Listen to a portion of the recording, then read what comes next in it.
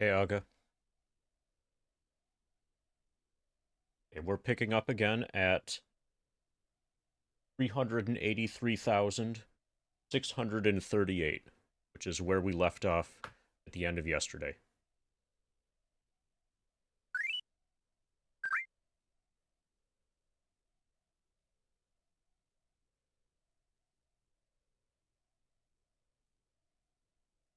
So, we finally get to show the giant Highland cow, the Highland Gamer cow wallpaper.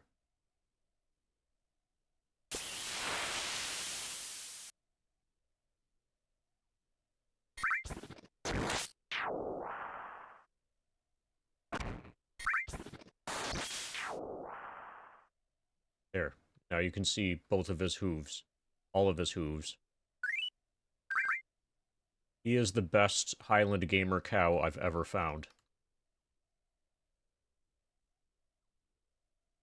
Very, very dedicated. Um, his front hooves aren't really on.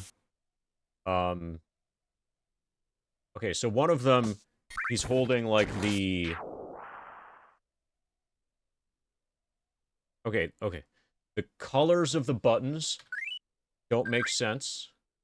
So that controller seems to be a fusion of Xbox and PlayStation. The thumbstick locations seem to be PlayStation, but the button colors are Xbox. It looks more like a PlayStation controller than an Xbox controller, but whatever. Um, where his paws are, where his hooves are, don't really make sense, given how intensely he appears to be gaming. No, this is an original Highland cow. You can tell by the tuft of hair at the top of his head. Or her head.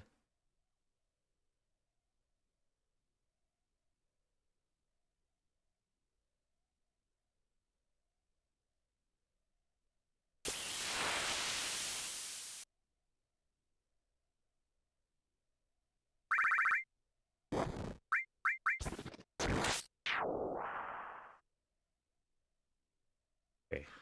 I've done some configuration for Wizardry.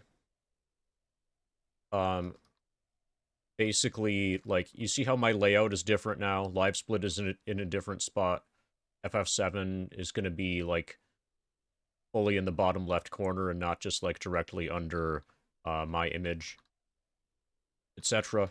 The screen real estate that has the Highland Cow, that's going to be all of the screen real estate for Wizardry.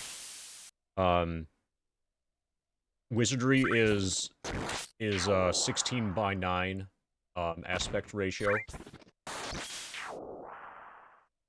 And so your options are to either like fill the screen and then cover over the gameplay with other stuff. Cover over the gameplay with like this and with the foot cam and whatever. Or to just make it small. And I'm doing the make it small option.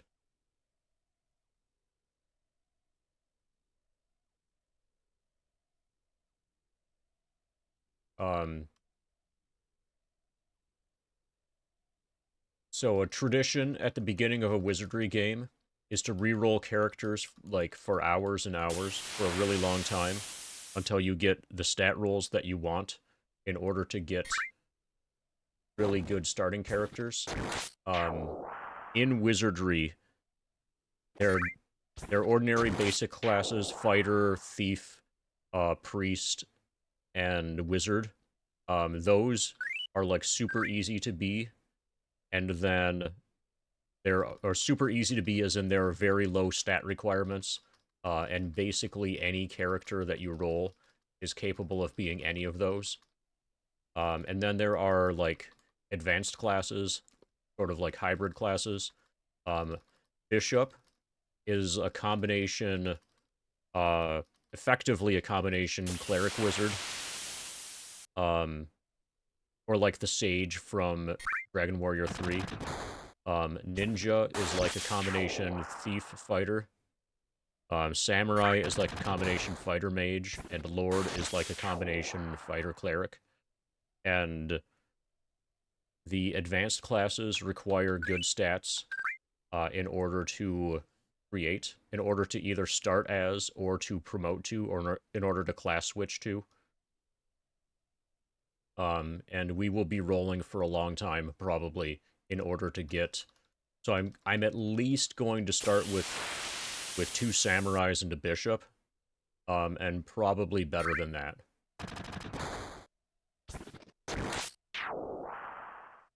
And it may take a while to get those rolled up.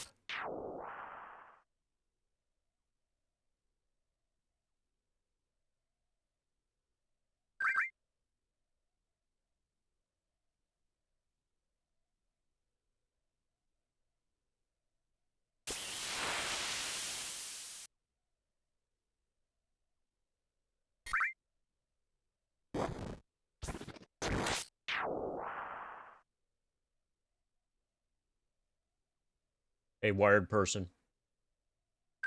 Have you seen Breaking Bad?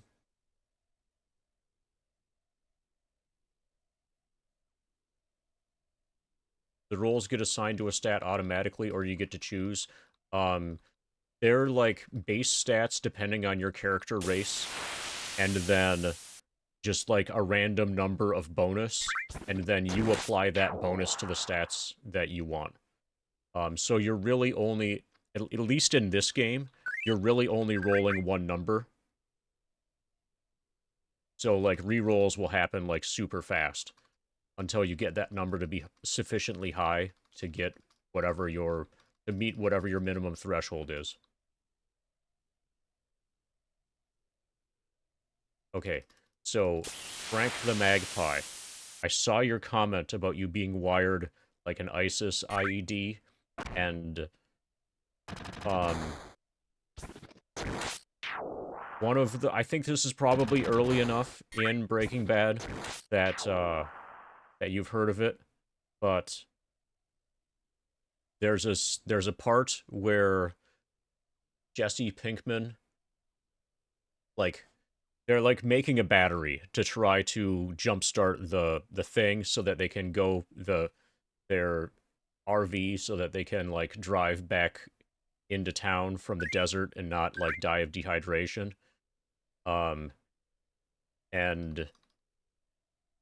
Walter is like hey, the next thing we need is copper, and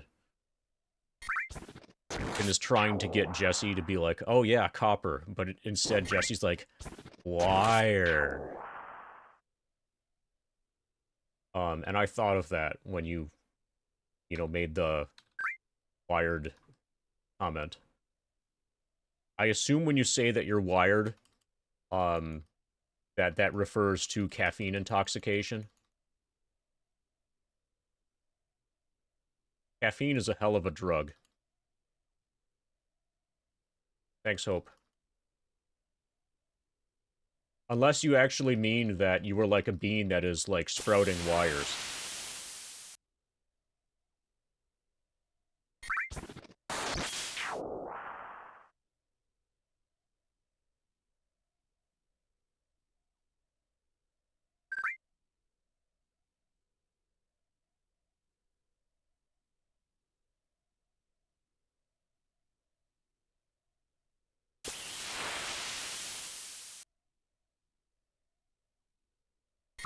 Oh, I need to start the timer. There. Now it's going.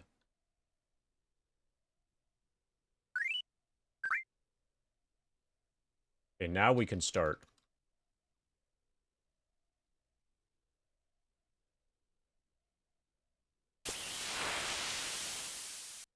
Baby had a sudden fever spike at like 8:30. I hope that's not degrees. Suspicious rash on his neck. Off to the hospital. Only fever to break about 45 minutes ago at 2 a.m. Yeah, if it's 830 degrees, that's real bad.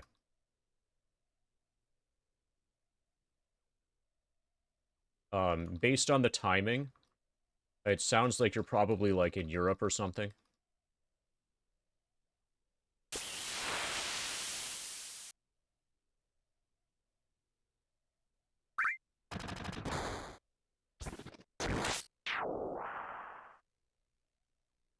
Do they even have beans in Hawaii?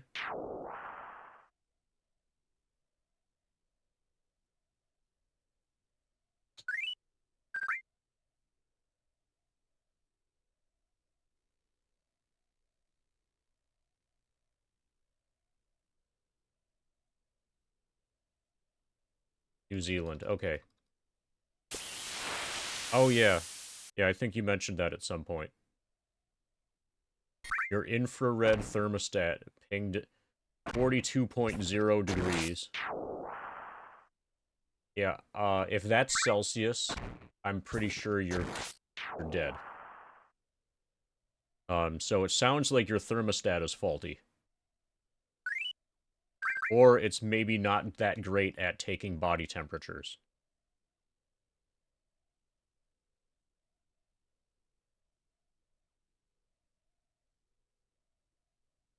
Okay, anyway, let's get started. This game has some sort of like auto mapping capabilities. I kind of have no idea to what extent I'm going to be mapping manually or taking notes or whatever. But I'm fully ready to map everything.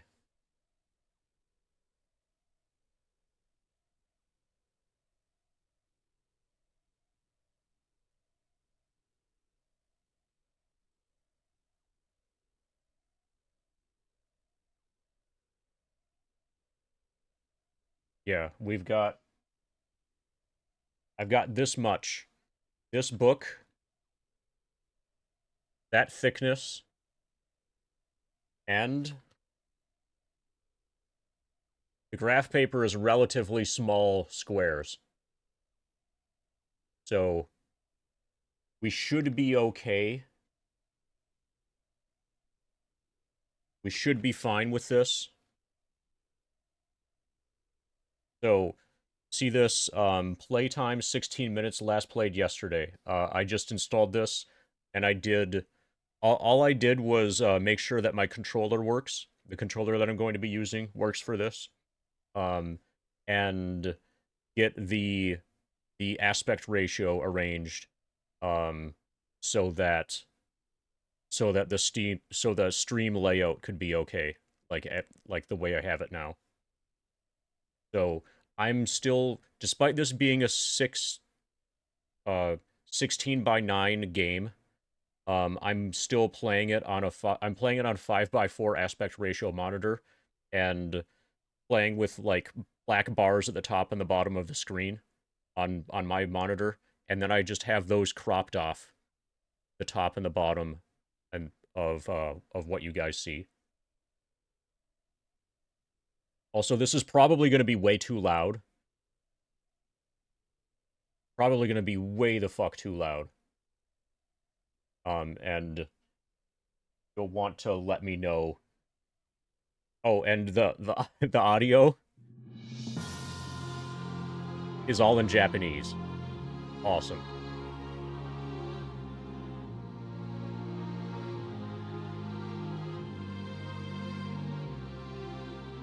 Avrul, god of creation, made the... Okay, I guess we're not getting the story. It's going away too fast. The Dragoon were arrogant people. After the disappearance of the Dragoon, just became... Okay, so allegedly there's a story somewhere. Okay, 3 factions. Dement, Kopati, and Hersant. Oh, okay, they're cooperating. And everybody's happy. Okay, then they're monsters.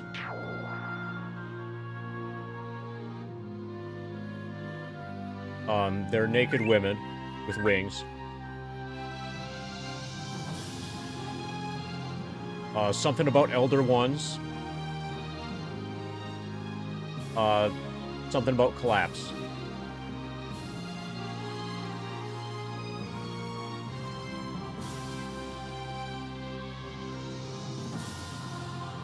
Okay, then they're heroes. That look totally, Japanese and stuff. Adventurers.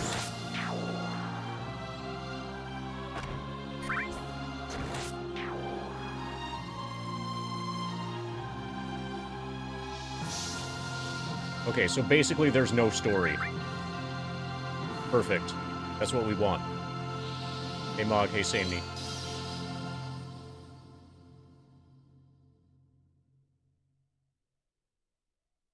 Wizardry Renaissance.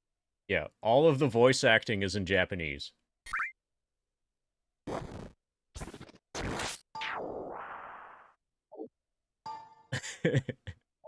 So we'll get used to that. I saw a negative review on Steam that said that whenever you whenever you run into a wall, it sounds like a Japanese porno.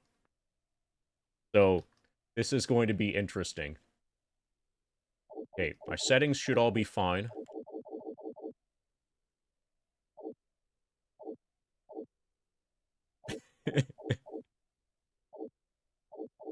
And then I watched a little bit of like some Let's Play stuff, and apparently combat sounds maybe similar to that as well.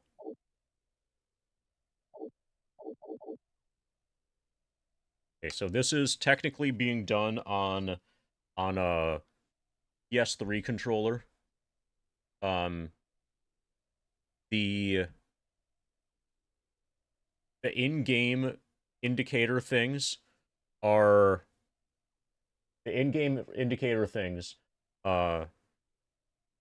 for like button layouts are for Xbox, but the Xbox D-pad is terrible, and D-pad is really gonna matter a lot when in this kind of game. So I'm using a PlayStation controller, good D-pad. Is it too loud? My guess is that it's way too loud.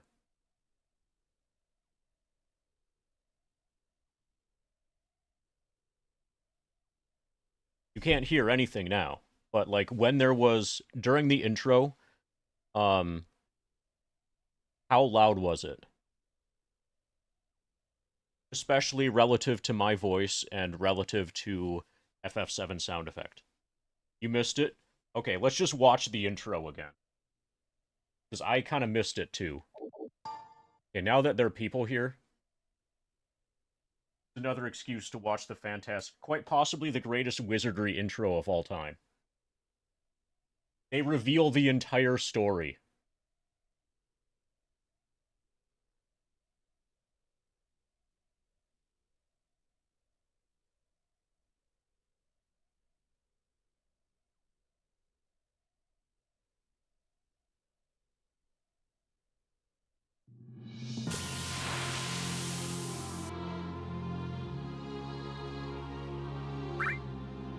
Yeah, you better be paying attention to this.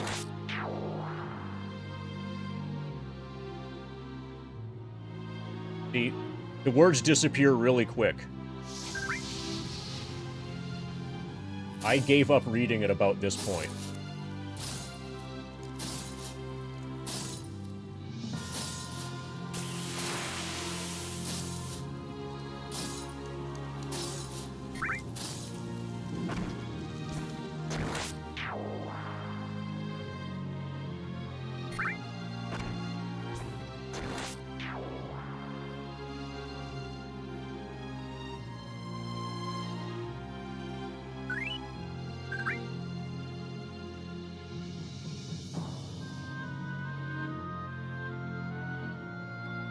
So all I can really do is just look at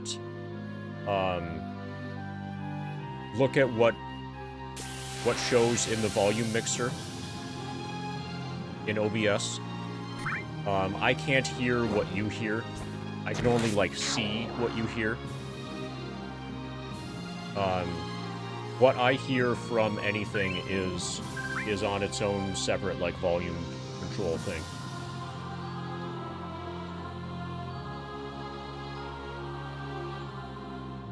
The only way for me to actually hear what you hear is for me to listen to a VOD.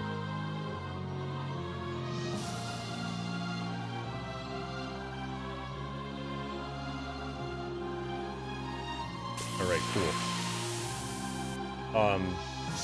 Based on OBS audio mixer, it seems like Wizardry is a little bit louder than FF7. Wizardry Renaissance. Okay, it's a different voice each time that says "Welcome to Wizardry Renaissance."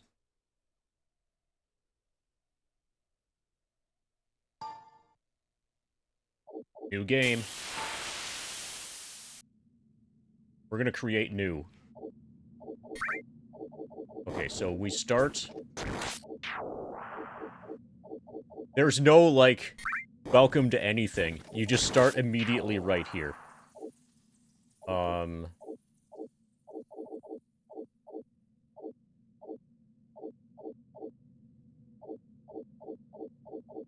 And they're in totally random order. I don't know what race I want to have for my fighter types. Well, we can just see. Well, I'm going to be throwing away, like, almost every character to begin with. Human should be fine as a lord. I think if you do all humans, you're basically okay. Orclu is probably the closest you can get to fairy. This is probably fairy/hobbit. This is probably the equivalent for, like, the thief characters. Yeah, Porclu is apparently a race. Porclu, gnome, dwarf, human, elf. That's it. Yeah, so Porclu has to be, like, so my ninja is going to be a Porclu, almost certainly. I probably am not going to have a dwarf. Gnomes are probably good for, like, generic, Okay, gnomes and elves are probably going to be good for, wizards and bishops.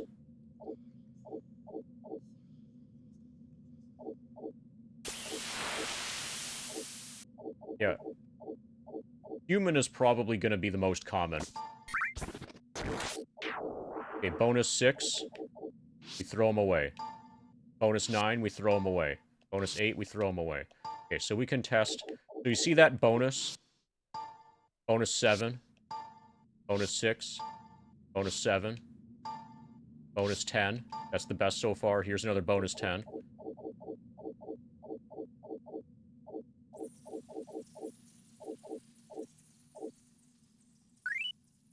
So we're gonna re-roll until that bonus number gets to be really high.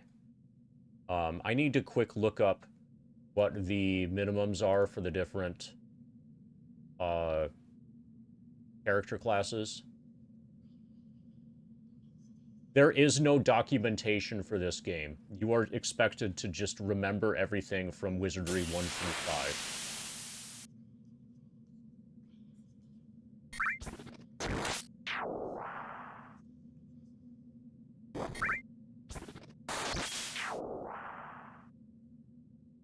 So for some basic mechanic stuff, you basically need to... You need to either just remember everything from Wizardry 1 through 5.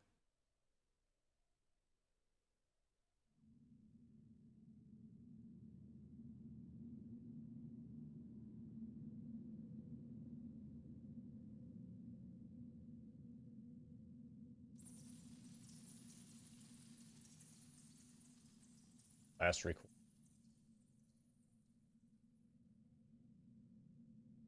Okay, so ninjas are 15s across the board.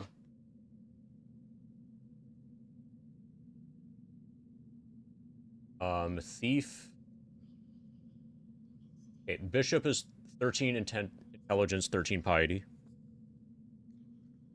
That's super easy.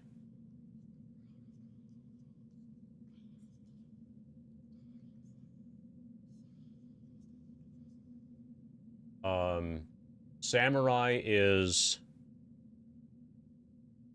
So, traditionally... Hey, Angry. Yeah, we'll see... Okay, so according to this...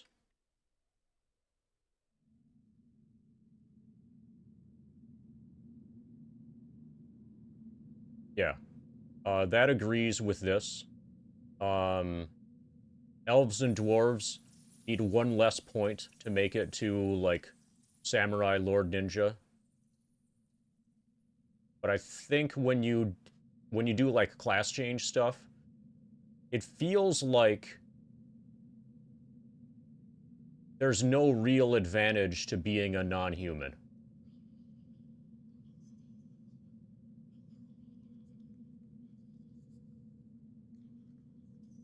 Other than, like, access to different character models that might look interesting.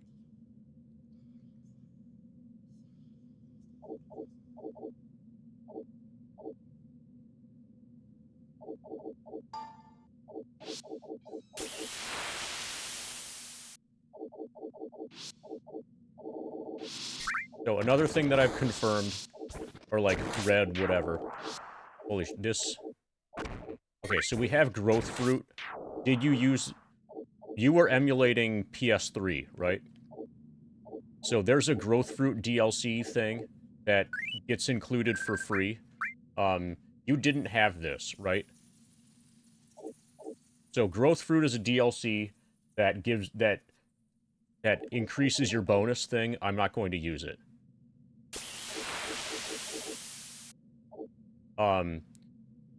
The numbers that you were saying before, yeah, I understand you get 5, but I'm getting 0. The numbers that you were using before when you said, okay, that's without fruit.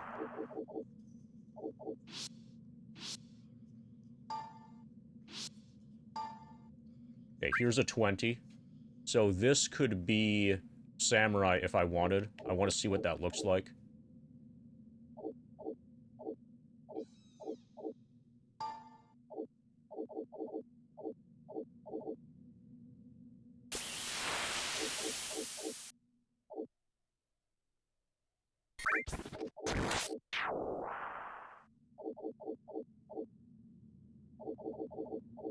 So I didn't play far enough into this while testing yesterday to know if I had the growth fruit DLC like at all.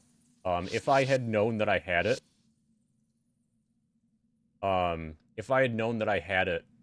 would have uninstalled it, or I would have figured out how to uninstall it. But as long as it's like optional, we can just not pick it, and we're okay. Another thing, Angry. It might not be this. This might not be the best. So if you look at my stream title and see like no spoilers / backseating, I imagine that other people are going to see what you say and then think that that's okay, and then do that themselves.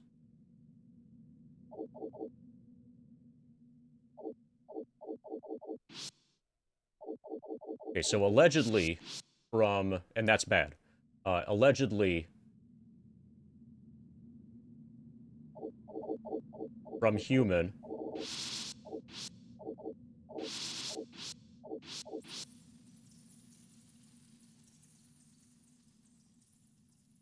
With bonus 20, we should be able to be a samurai.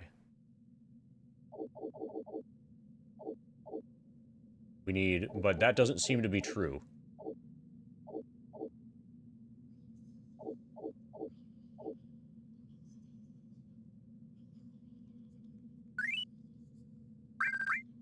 Porkloos they're probably hobbits, but with the attempt to avoid copyright infringement stuff.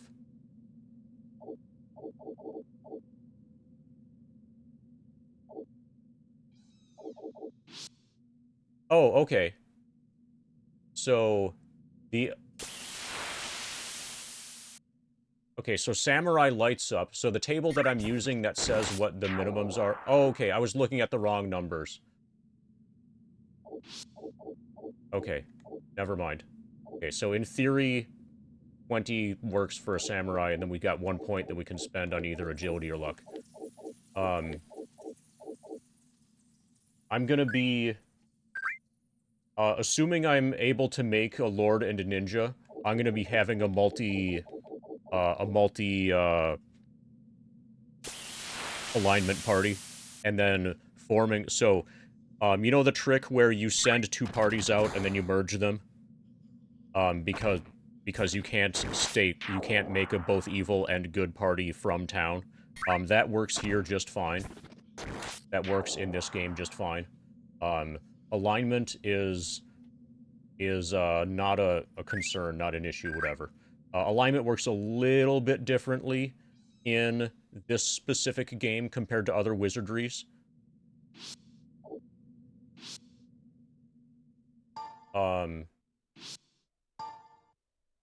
But basically, alignment's not an issue.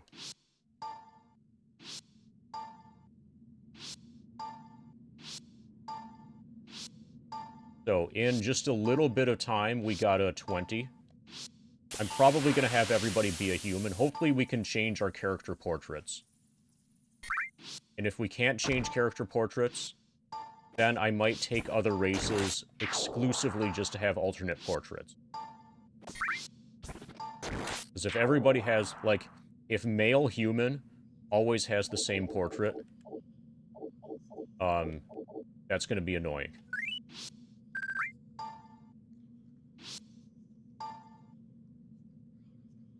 Is this like D&D where you get bonuses for even stats? You mean like bonuses at every other step point in a ladder? If that's your question, I believe the answer is no.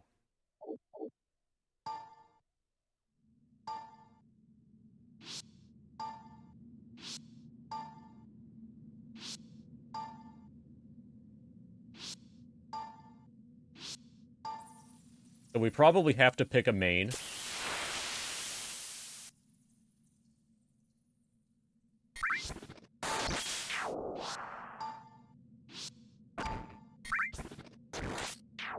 Like, it's unlikely that we can get into town without having a main. Like, I don't see a way to get into town. Yeah. Well, you know what I mean. A character needs to be created. So it sounds like you're suggesting that I make a bullshit character.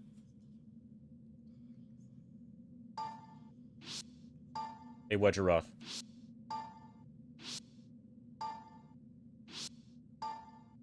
Alternating these 2 buttons is not hurting my soul.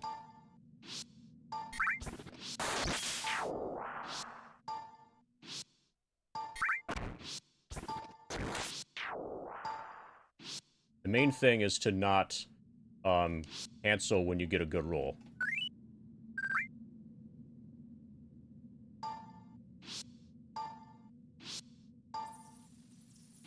So, I know some stuff about specific differences between the classic Wizardry games and this game that you probably aren't aware of.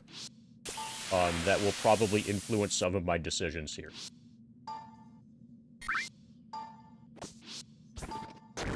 Okay, 26.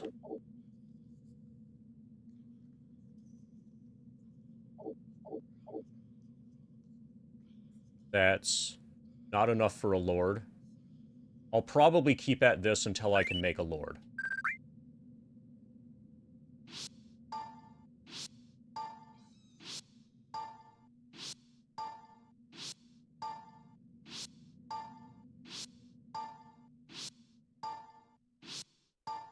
This is like swiping through Tinder.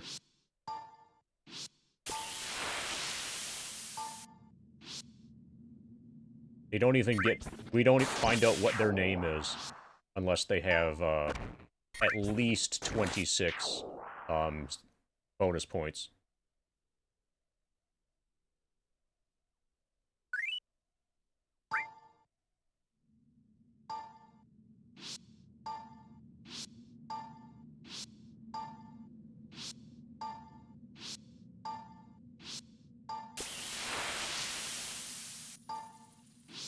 Okay, that was a 30. Okay, we need to not... So thankfully that wasn't 33. I need to do this slower. If that had been a 33 or better, that would have been bad to throw away.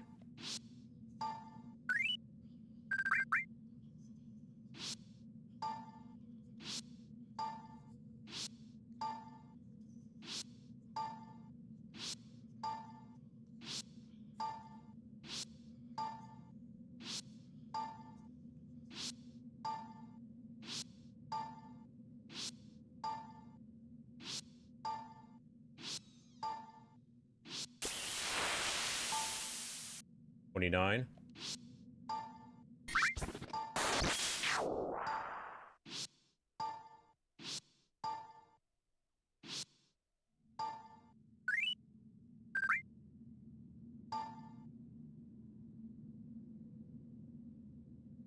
Okay, we got into naming somehow. Bad. Okay, I might need to use keyboard to get out of this.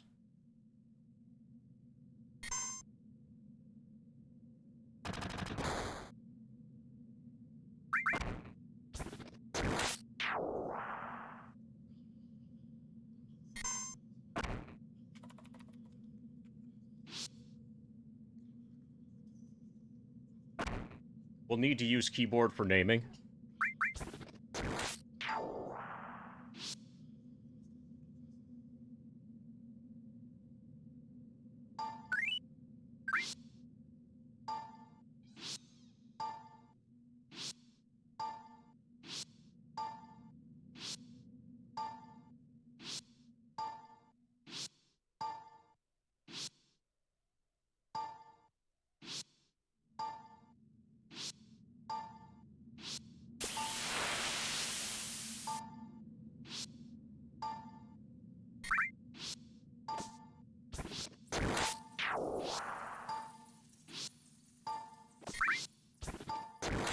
The category could be slots here.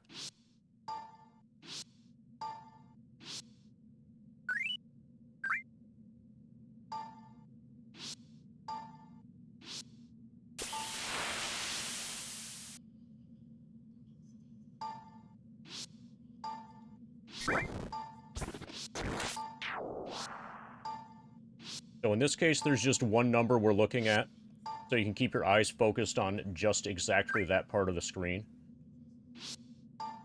The challenge is not backing out after you get a good roll. Yeah.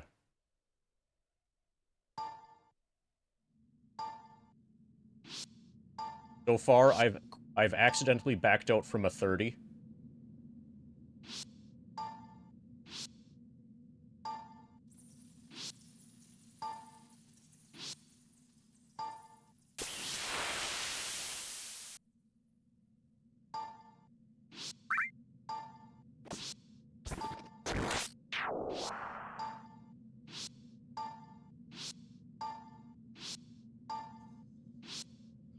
So, I will likely make a lord here, and then once I make a lord, proceed with that into the actual game to roll the rest of the party.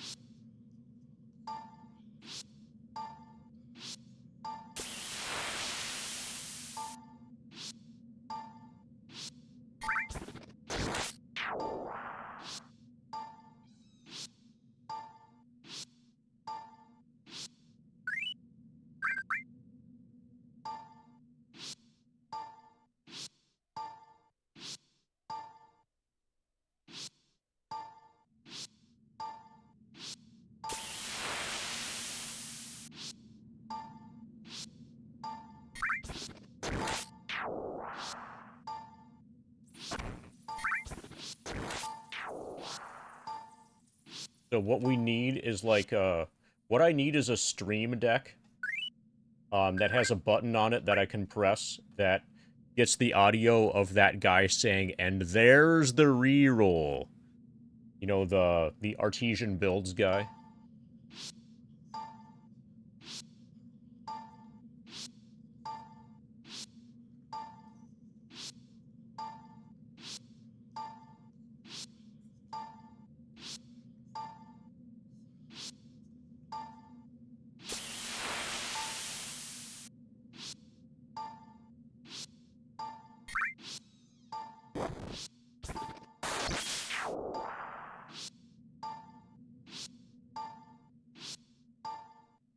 This is a lot like Minecraft speedrunning.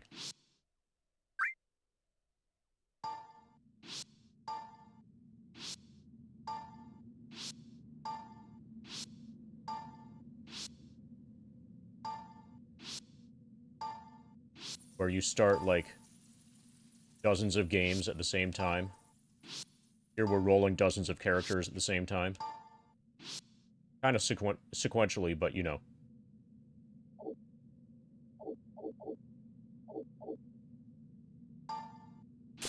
And throwing away almost everything instantaneously.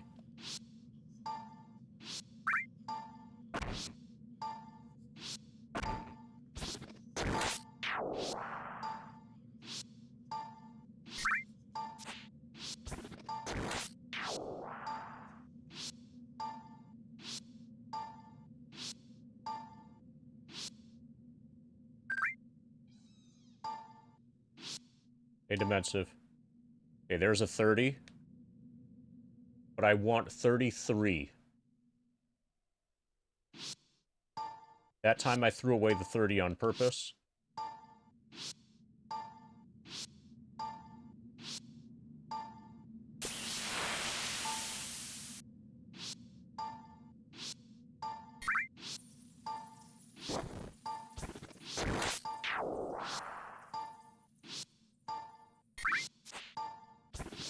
We're rolling our first character, Dimensive. We want a bonus of 33 or better. If we get a 40, the first character is going to be a ninja. If it's 33 or better, it'll be a lord. And okay, we're at 200 hours and 42 minutes. If it takes more than an hour, then I might accept 30. So if we... I'm willing to spend 1 hour on this particular character. A discard. Don't see many dungeon crawlers nowadays. This is a PC re-release of a PS3 game. Dina, it's a gas mask bomb. God, he was so smart. Thank you for the gas mask bong, Turtle.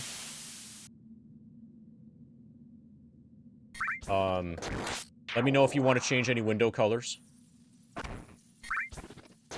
PC do a good job of it? I have no idea.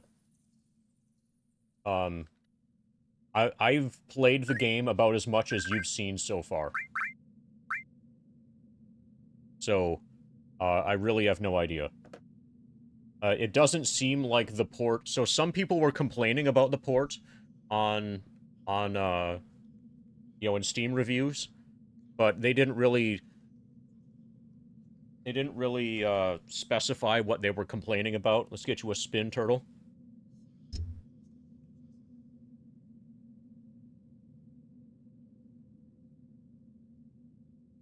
They just said that they didn't like it. So it's hard to take them particularly seriously. Bottom right black, okay.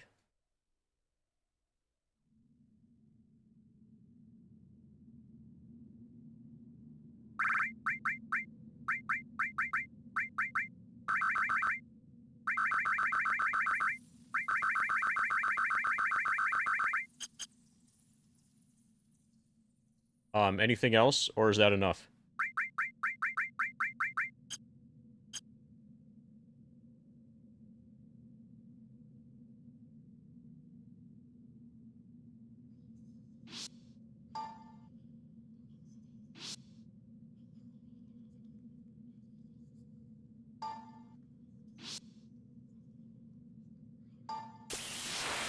Thank you for the 420, Turtle.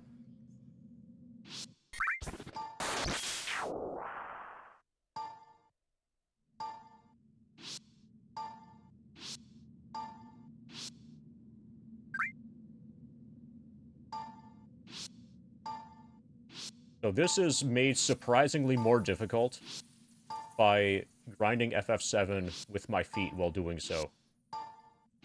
And basically what this indicates to me is that if I do a hundo while grinding, while doing the foot pedal grind, that duplicating speed source is going to be really hard. Like, super hard.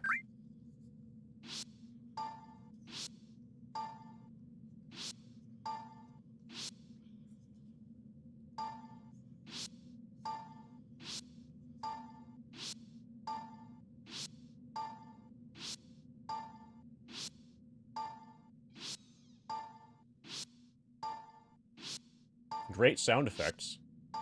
They ported the sound effects pretty well.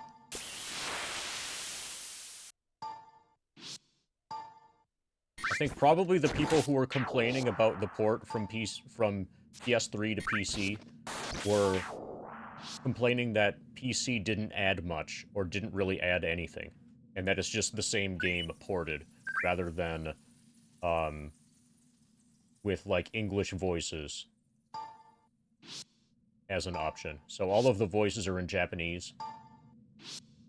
Because, but what do you expect? It's Wizardry.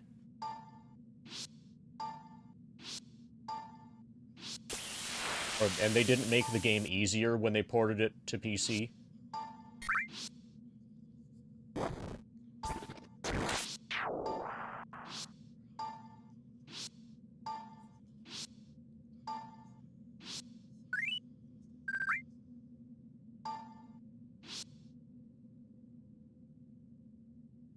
Yeah, they didn't add any bugs that make it more speed runnable or less speed runnable.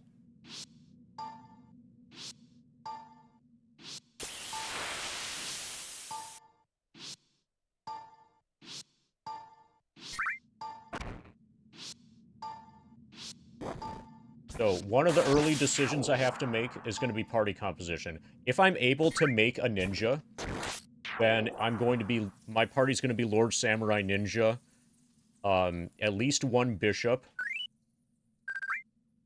and then the rest of the party I'm not as clear on. I might want two bishops, and if I do have two bishops, then I'm not sure. I'll probably drop the mage and keep the priest. Like priest, bishop, bishop, maybe. So the special, so each class, I think, in this particular Wizardry game has a unique ability unique to that class. Like Samurai has a special attack thing. Fighter has its own kind of special attack thing. What Bishop has is like a magic barrier spell thing. Like it's not a spell. It doesn't drain their casting ability in any way. And they can use it repeatedly, indefinitely. But it puts up like a defensive barrier. And allegedly, these stack. So if you have more than one bishop putting up the defensive barrier, you can be really, really well defended. So you basically always need a bishop, and it might be good to always have two of them. Hey, Toby. We are trying to roll our first character. We're trying to roll our first character in Wizardry Labyrinth of Lost Souls. Multi-bishop is good in chess, too, yeah. It's less good if you only have one bishop in chess.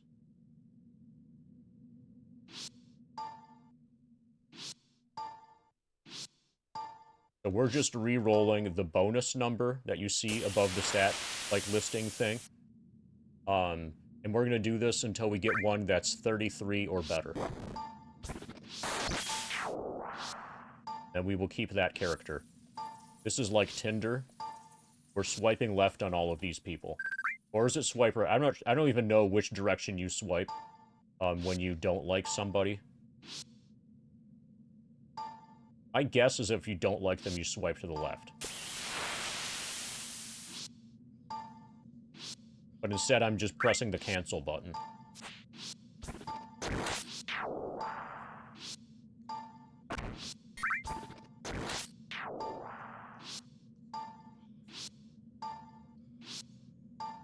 Maybe that's what people were complaining about in the Steam reviews about the PC port. Like, if they had a touchscreen, they probably wanted to swipe the characters that they didn't want to the left.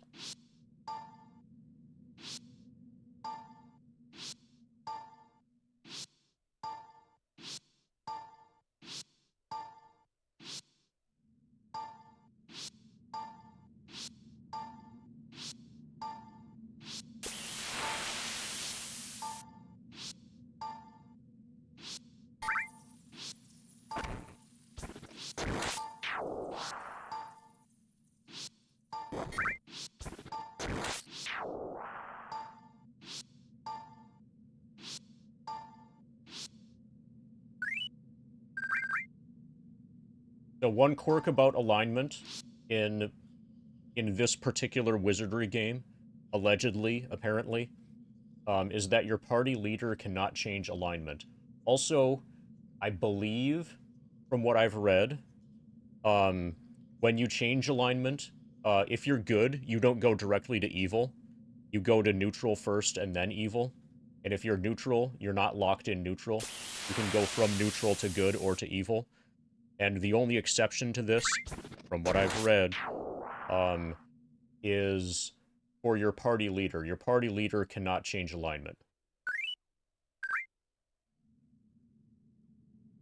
Yeah, I don't know if that's true either. But I've seen that reported. I've read from a number of different sources, like at least 3 different people that have made the claim about good to neutral and then neutral to evil, as opposed to from good directly to evil and vice versa. So that seems to be likely to be true. What I'm less certain about is the claim that your party leader cannot change alignment. And that raises the question as what is the definition of a party leader?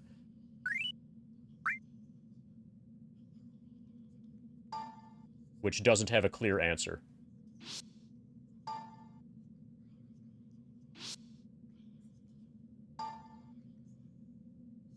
They just used a cartoon predator drone. Okay, that's like a cartoon military bombing drone.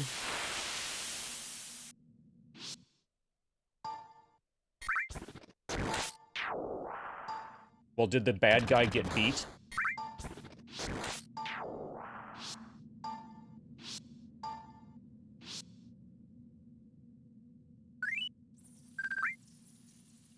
Just full-on murked him? Nice.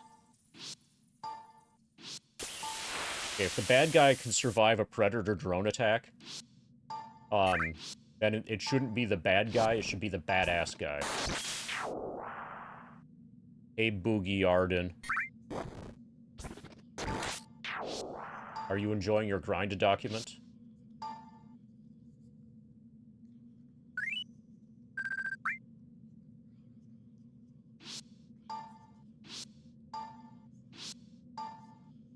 We are attempting to roll a lord. This might take a while.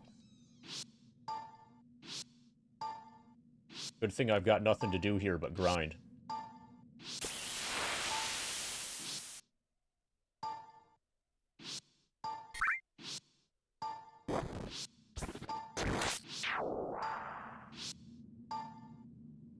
$29.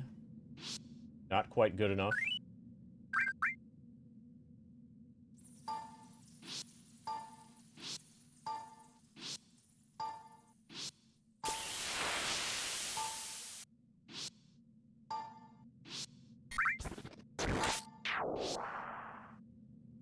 Whatever, yeah. Grinding is a sin.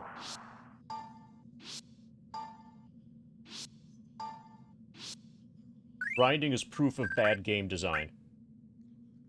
Hey, discard your time clock. We're discarding our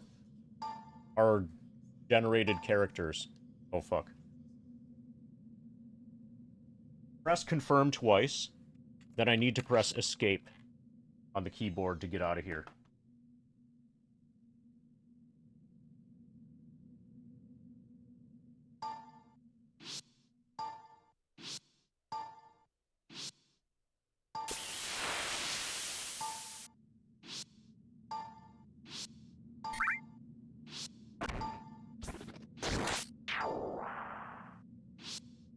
$17.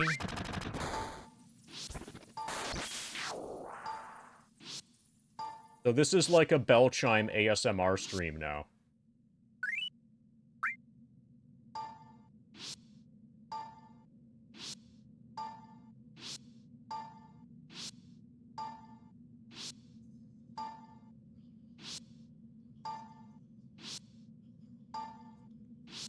Are you min-maxing?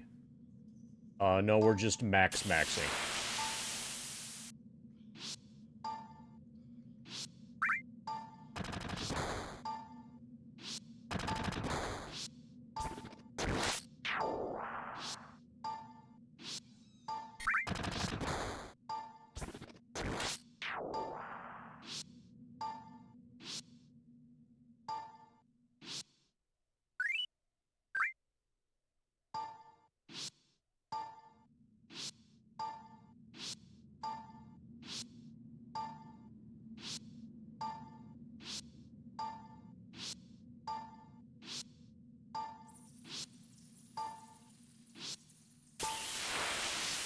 Are you suggesting a character name?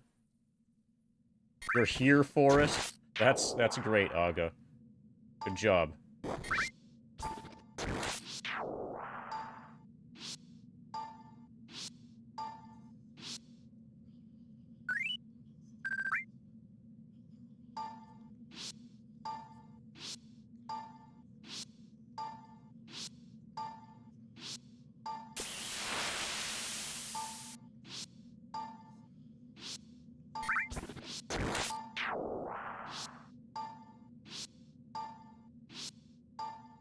We're gonna go through the entire population of the city. 28's not good enough. That's why there were the 3 kingdoms that I talked about in the intro. Because we need 3 kingdoms worth of individuals in order to find somebody that's good enough to be my starting character.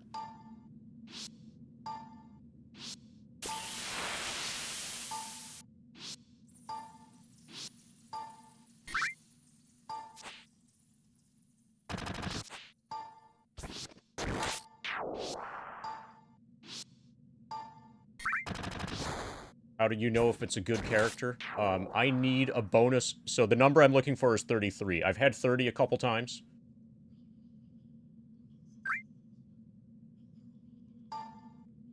The number I'm looking for specifically here is 33.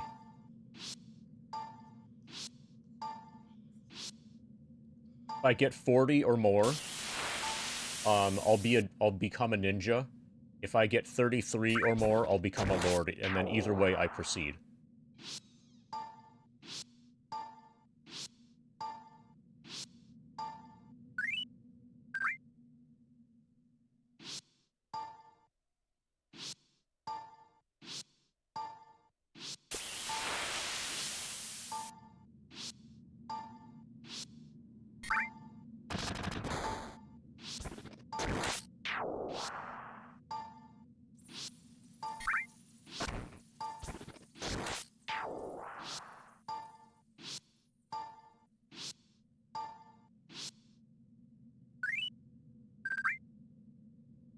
Yeah.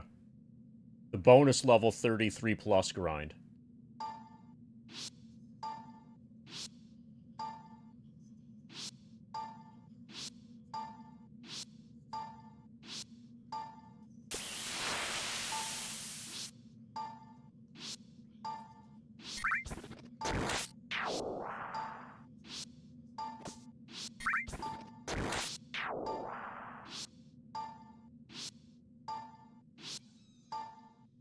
Okay, we've got a nice rhythm going between 9 and 7.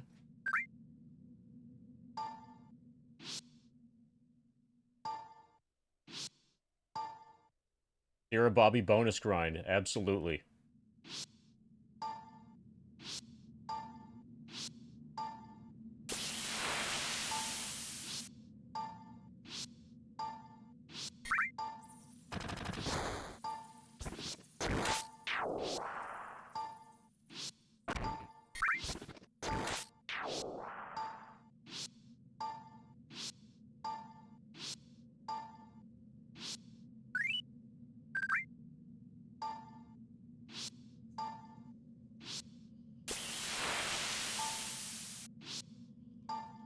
So this is just one character, the first character of 6.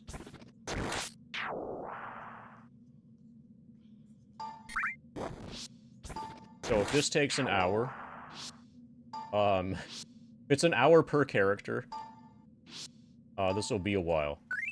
We might spend the entire first stream, just rolling a party. That would be cool, actually. We'll find out who the true viewers are.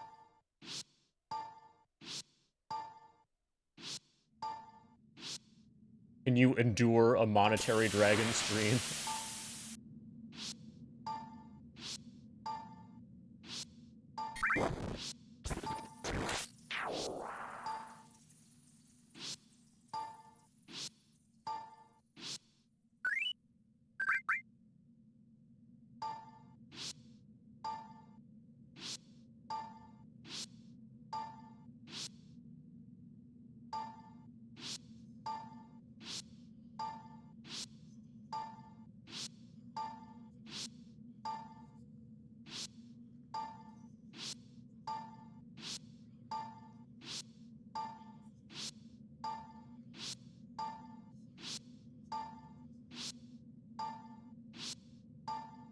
Any moment, we could get our roll. Then we're off to the races. Rolling up more characters. Oh, fuck.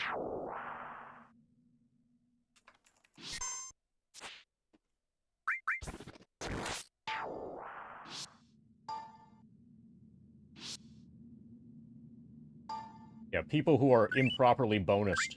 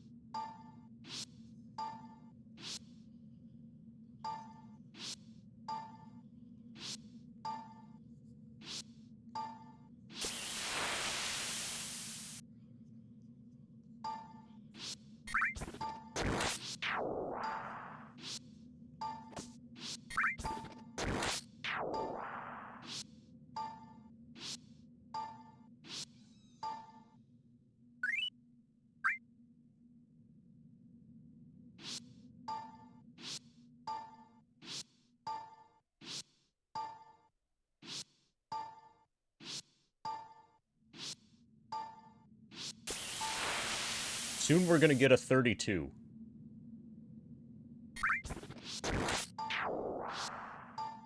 I could also take a 30, and then probably promote within, like, 2 or 3 levels.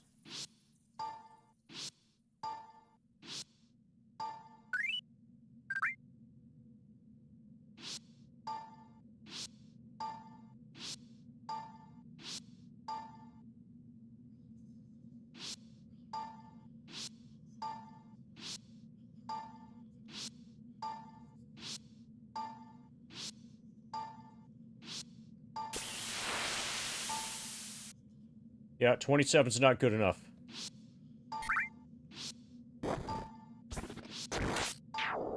We've had a number of 30s.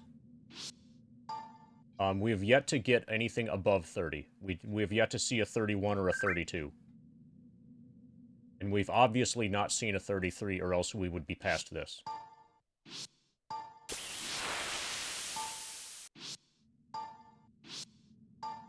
This is the best advertisement that anybody could possibly do for this game, right?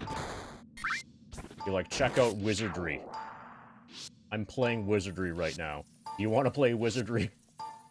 You can alternate between the yes and the no button for hours.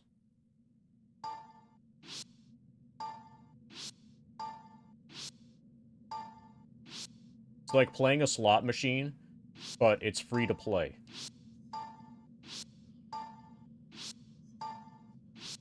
Like, the jackpot is real when you get it.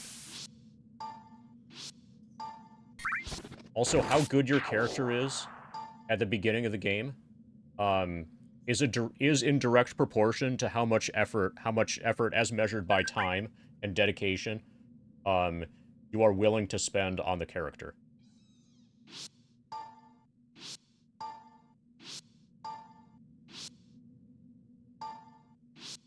The vast majority of people would have given up by now and taken something in the 20s or one of the 30 rolls.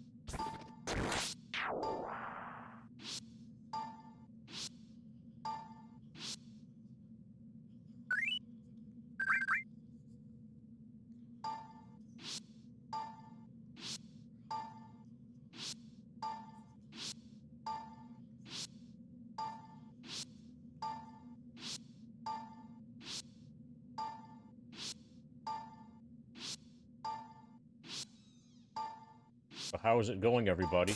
Are you enjoying Wizardry?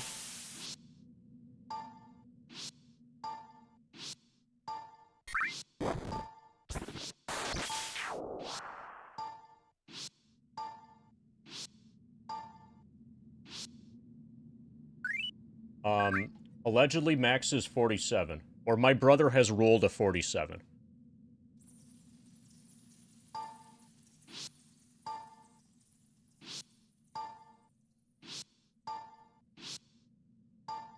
So unless he's, like, decompiled the game.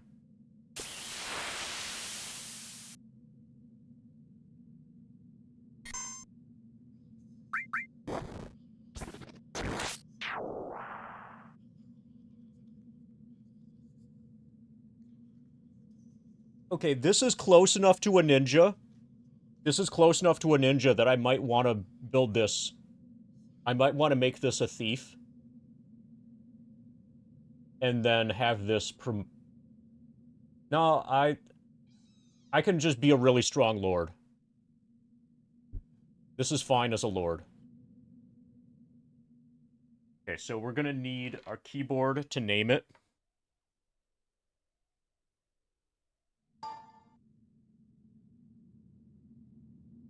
Hopefully we have enough letters for my... Okay, so you only get 6 characters.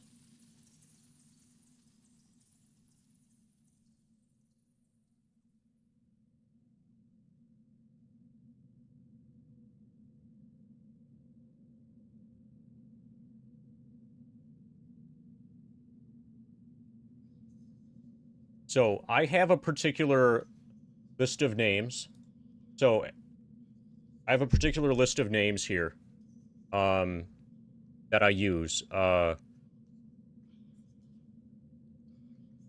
I can't use them because... So this is... My main character is supposed to be Catalyst.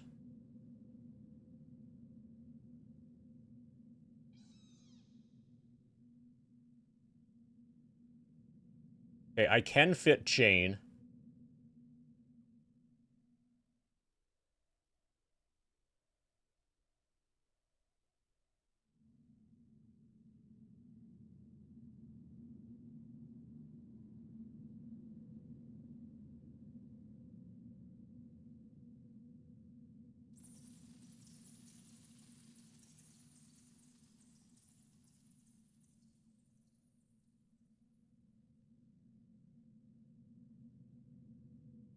So that's my party.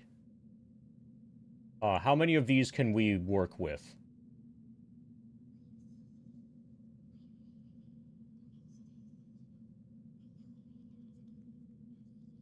Jane works.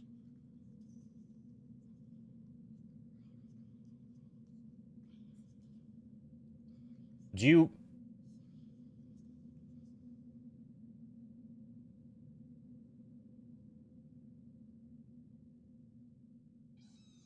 Finder works. Kalric works. Estuan works.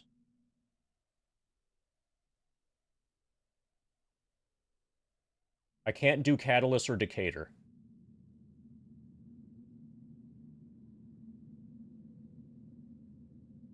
Okay, I'm gonna have this be Chain. So, alternatively, as, like, female names, for wizardries that have a Valkyrie, which is basically a female lord, a female-specific, like, gender-locked lord. I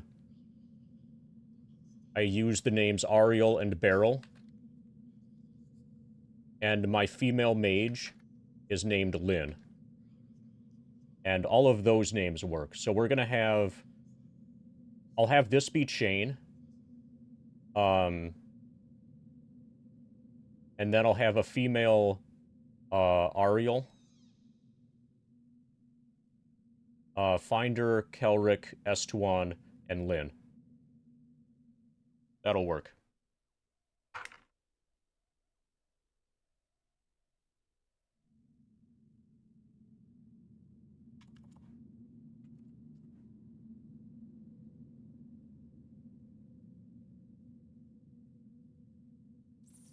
We have to hit enter. Probably.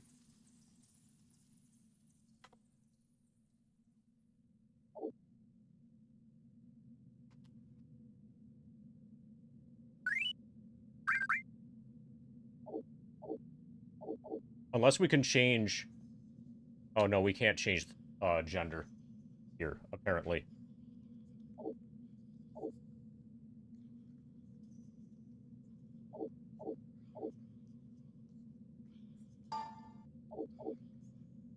Okay, so for Lord, we need Strength 15. Intelligence 12. Piety 12. Vitality 15. Agility 14. Luck 15. Lord is available.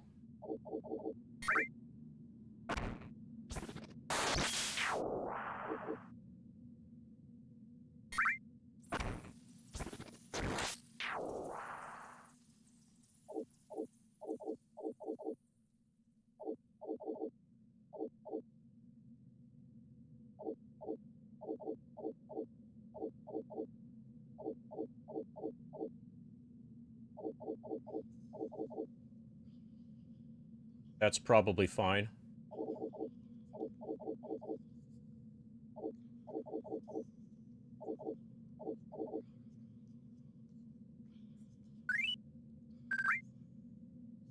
Yeah, that's 12 twelfths. That's an entire pie.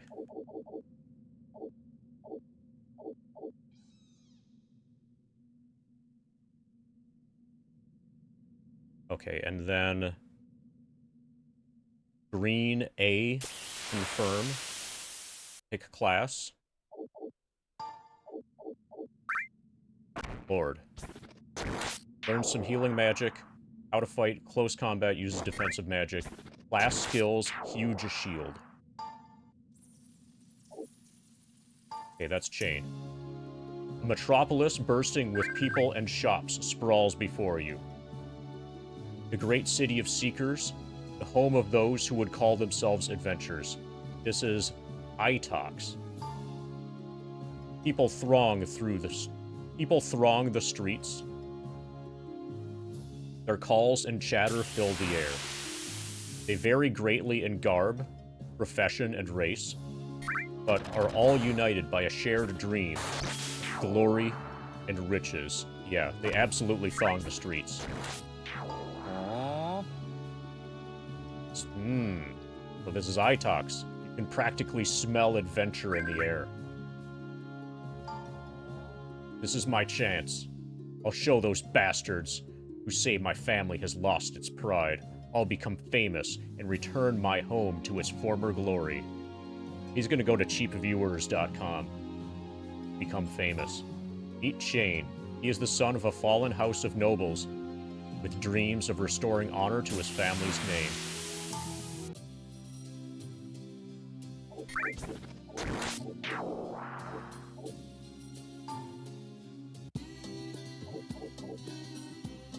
Register.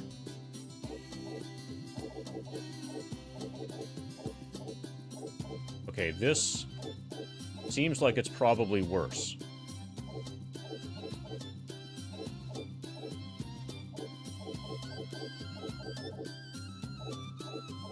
Because I might need to pick...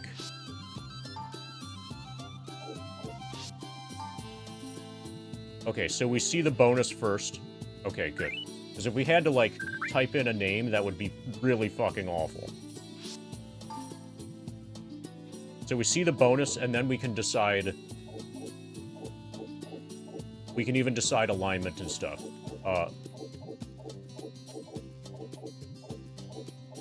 Okay.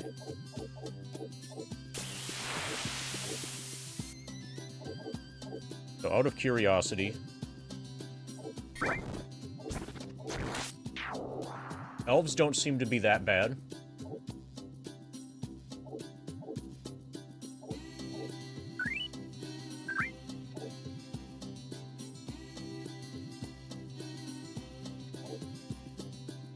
Okay, gnomes are super fucking low agility. Okay, gnomes basically need to be magic users. Orclus are garbage.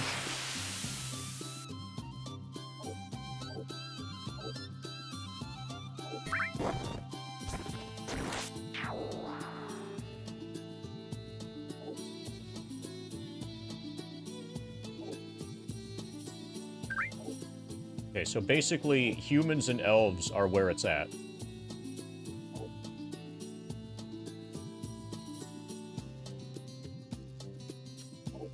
And in terms of total starting stats, starting base stats, gnomes and porclus are the worst, elves and dwarves are the best.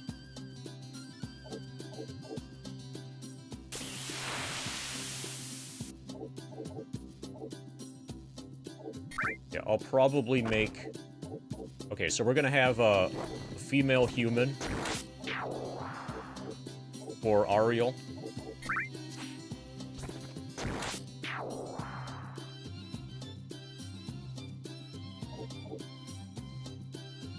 I'm thinking character portraits. I've seen from like people doing Let's Plays where they have like 6 of the same character portrait, and that's probably because they picked the simplest explanation for that, the least friction explanation for that, is that they have 6 of the same race-gender combo. And I don't want to have 6 identical character portraits.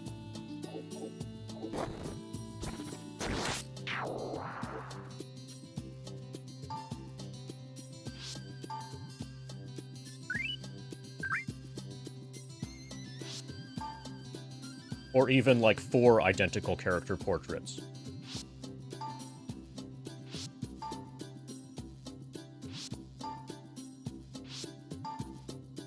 Hey, Hobbyman Mike.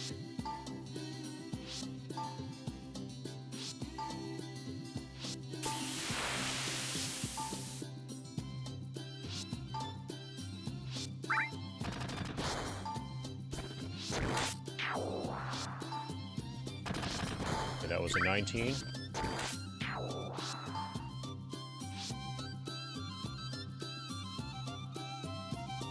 Well, that's because he is a badass. But having 5 other badasses that look exactly the same as him is less good. That makes him... That de-badassifies him significantly.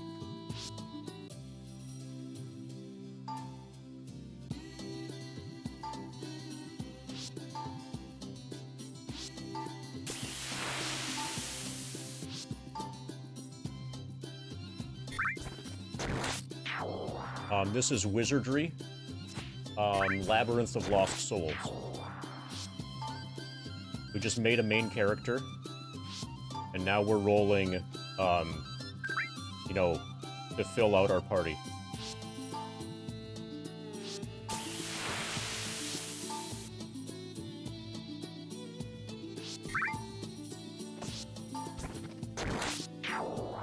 So we're going to register, and then looking at the number that says the number by bonus, and we're looking for that number to be big. Guess you can't re-roll these ones. Each time that I back out and go in again, that is a re-roll. See, this is bonus 8. Quit, go in. Bonus 8, quit, go in. Bonus 9. That was just 3 re-rolls. We're doing this re-rolling upstream of deciding any of the other information. So we just threw away a 16, a 17.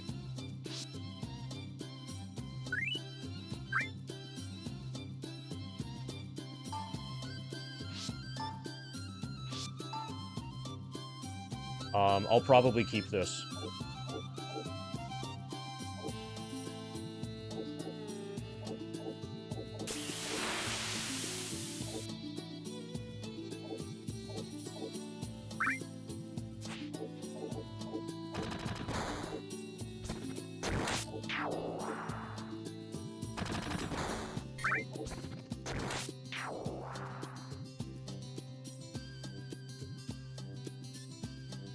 He'll be a samurai.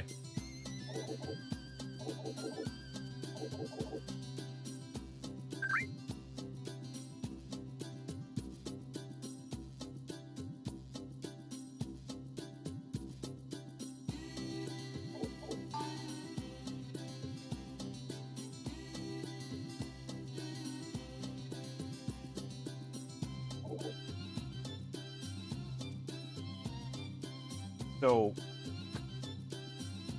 that's great, Angry.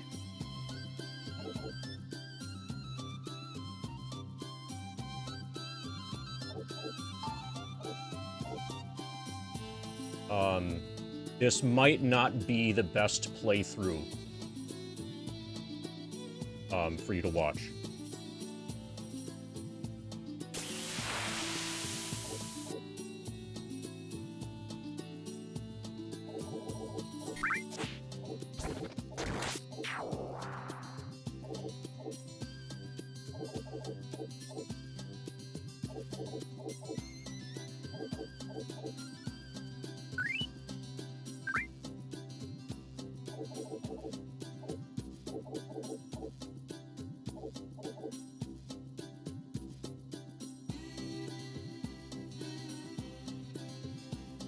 Okay, so if I make her so that she can become a lord and then make her a samurai, then I can convert to lord basically whenever.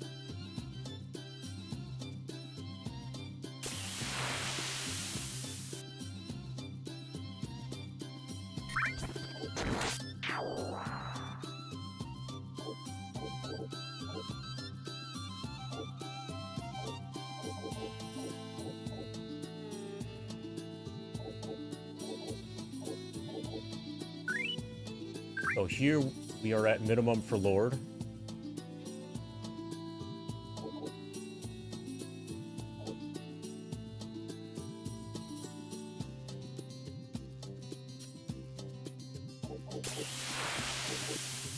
This is basically just a copy of the previous character.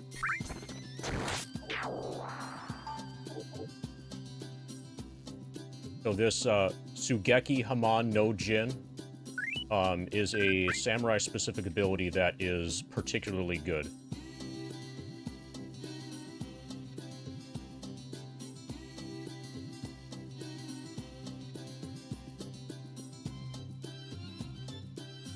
Particularly good in terms of offensive capability stuff.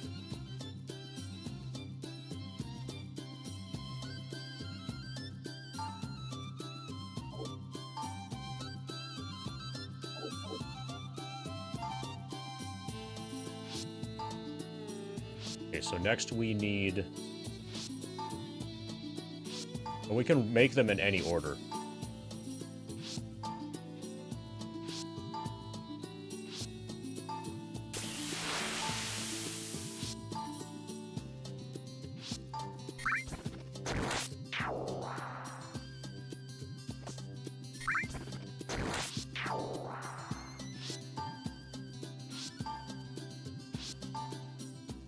I'm basically taking anything that's 30 plus. And if I get really close to 40, I might use that to make a thief that's about to become a ninja.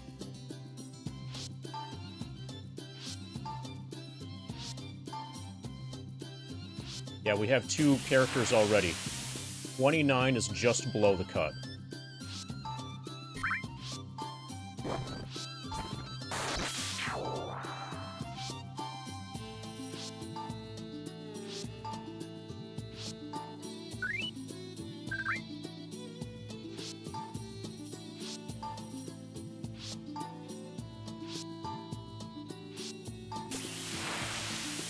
Also, hey, Scrabs.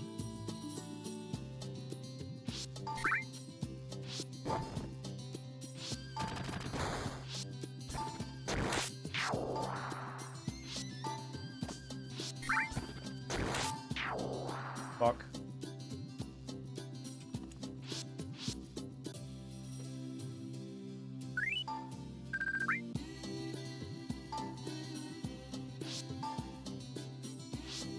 $16. 18.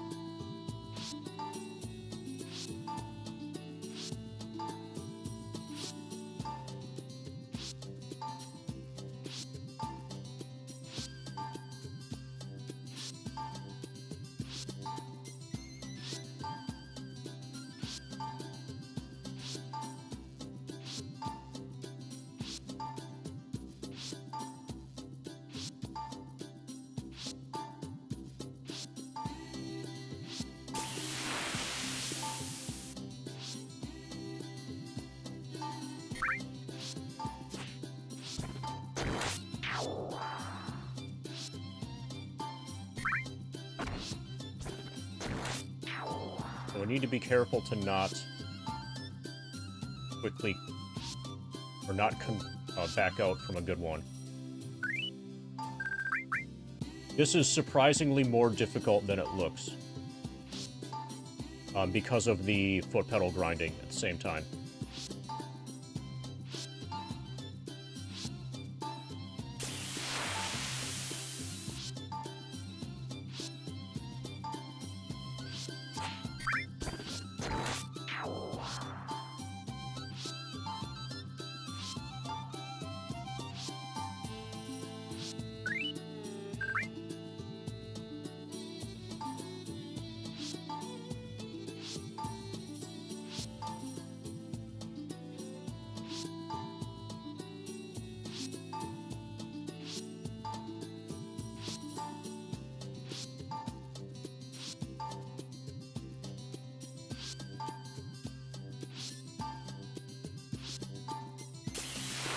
Oh, yeah, how is the audio volume for the background music in the Hall of Registration?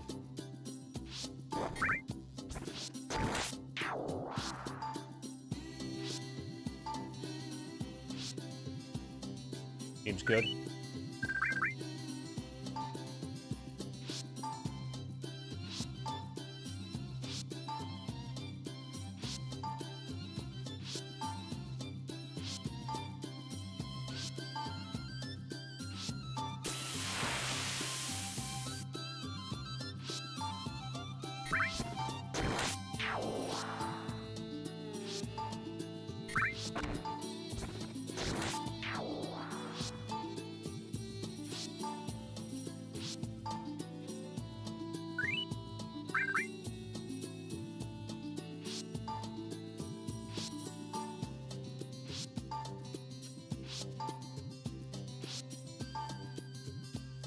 So almost everybody in the tavern is just a drunk.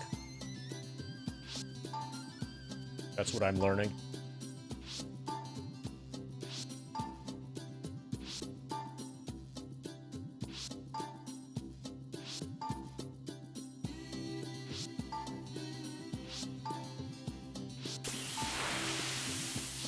guess that isn't surprising, considering I'm recruiting in a tavern.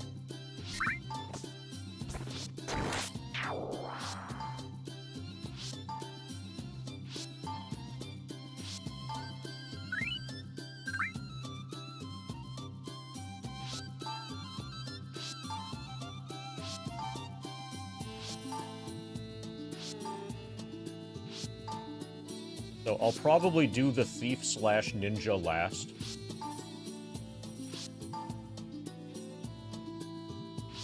That will give me the best chance to get a ninja, to get a 40 roll by the time that this is all over.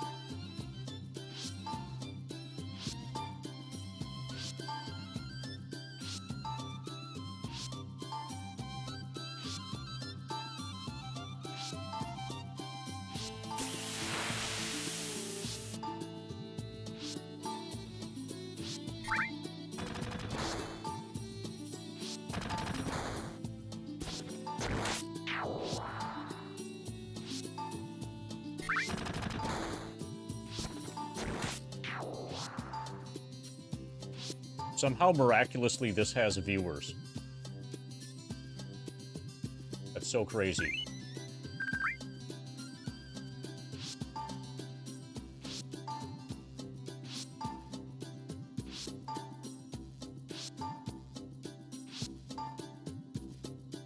I could see there being viewers, like, once we get into the game a little bit.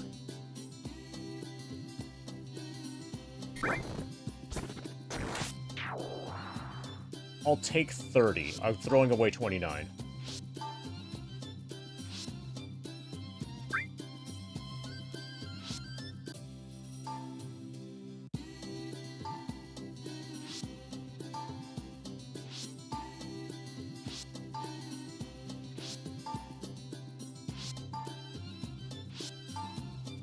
The backline people's stats don't matter nearly as much.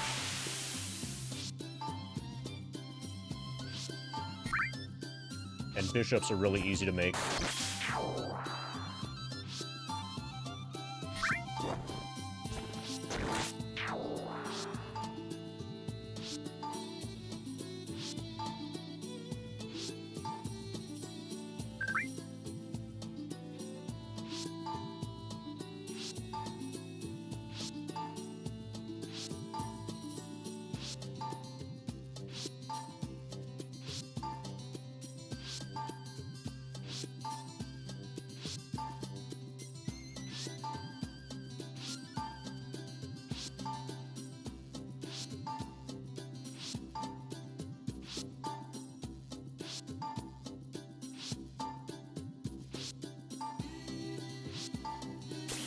The great thing about doing this during the FF7 grind is I'm not actually wasting any time whatsoever.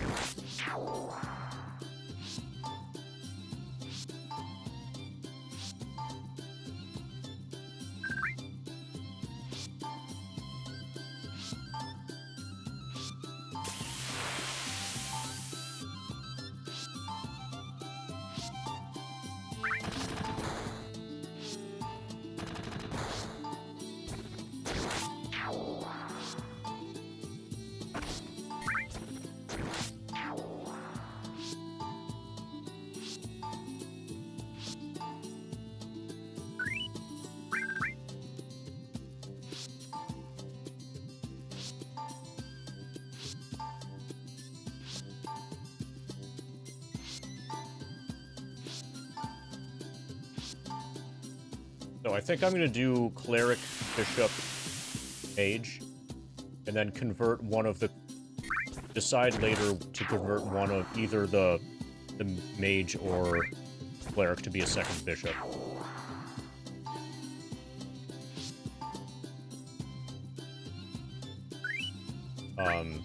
Once I either have all of the early mage spells that I like, or the early bishop spells that I like, or early priest spells that I like.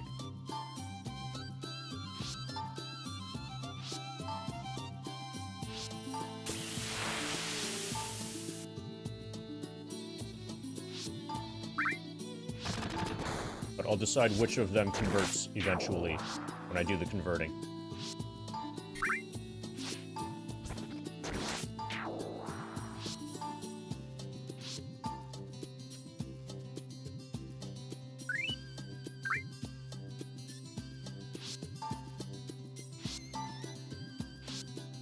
Okay, that was a 29 that I threw away by accident. Thankfully, it was below my threshold.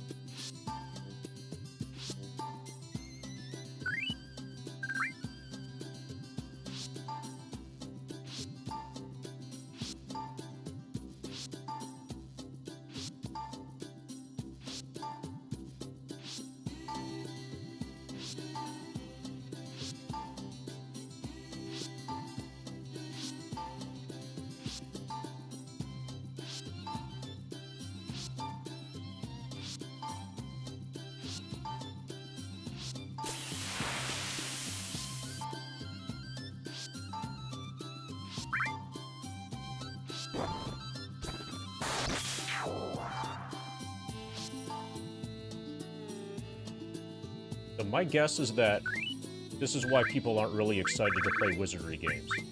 This is part of it.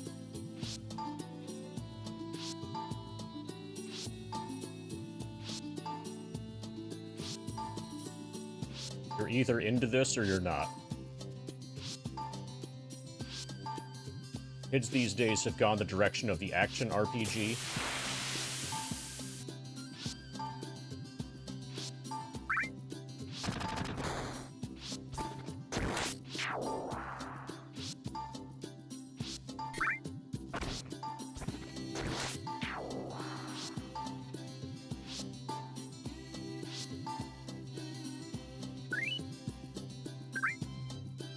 Yeah, this is a modern recreation of a classic, or a modern construal of a classic, but pretty well connected to the original classic roots.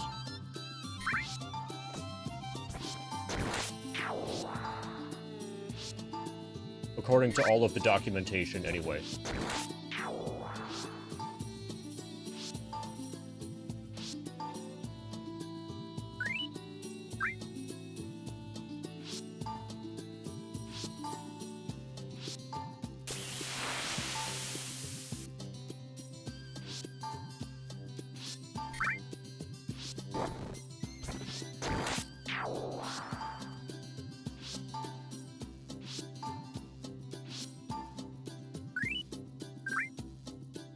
So, are we gonna have a party before we make to level 55?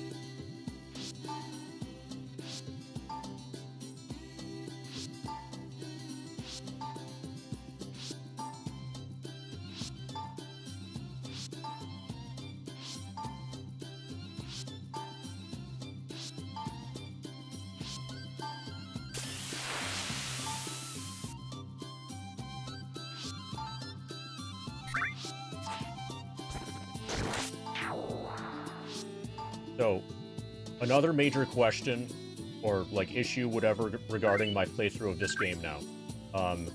I think that you can save whenever.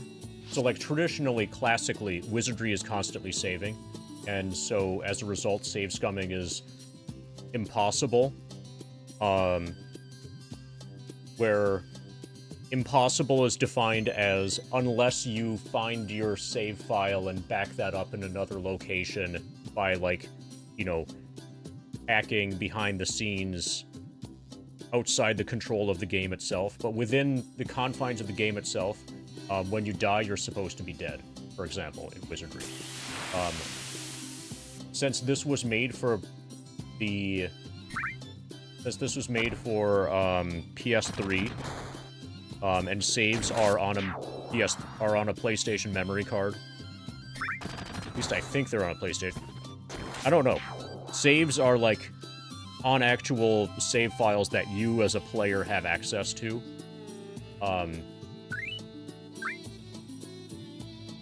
Because of that, save scumming becomes a possibility, and I think you might be able to save wherever, like save in the dungeon, or save like just before you open a treasure chest, or attempt to open a treasure chest, that sort of thing. That opens up the question of whether or not I'm going to save scum, to what extent I'm willing to tolerate that. I think I'm probably just going to, I'm going to only save while I am in the town, or in between sessions if I need to leave because of, like, an electrical storm.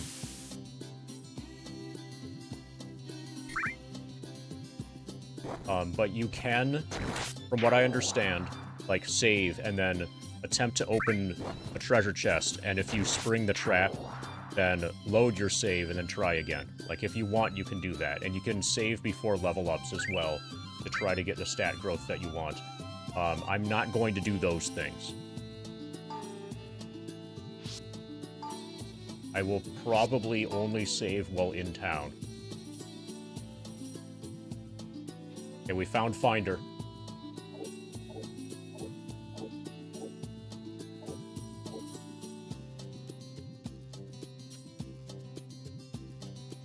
We have a ninja.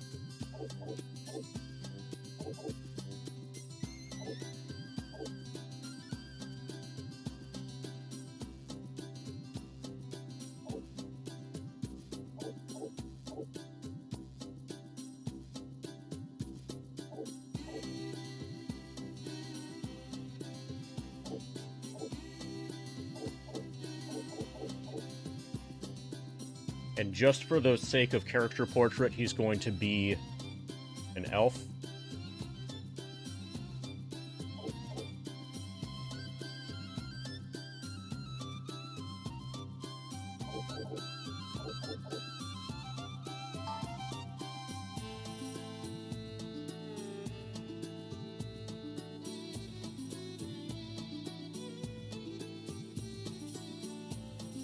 Thankfully, his name fits.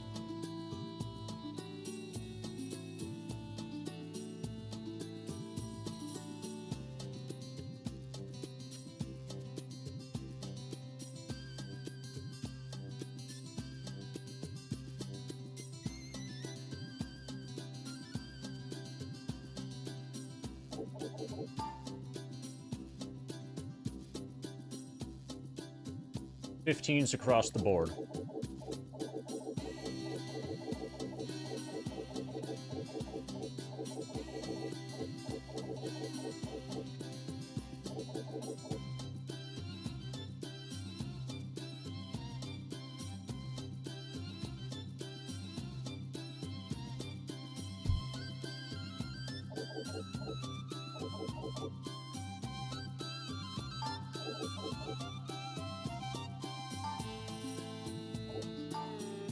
Fuck yeah.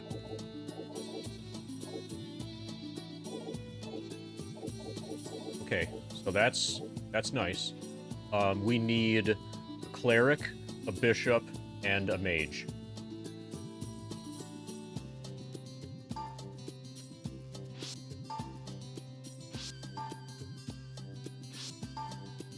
So, I'm not at all used to being able to start with a lord and a ninja.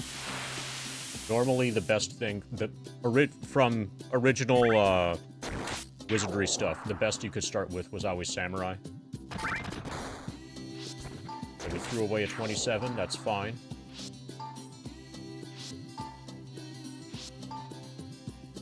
So I'm gonna want these characters to be all, like, interchangeable. Like, I want my back row mage people to all be able to class change to each other without any friction.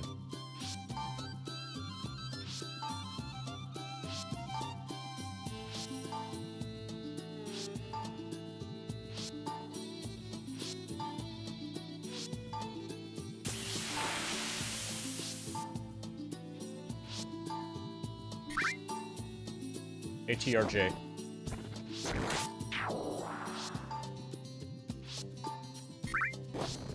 We're rolling up a party at the beginning of Wizardry, Labyrinth of Lost Souls.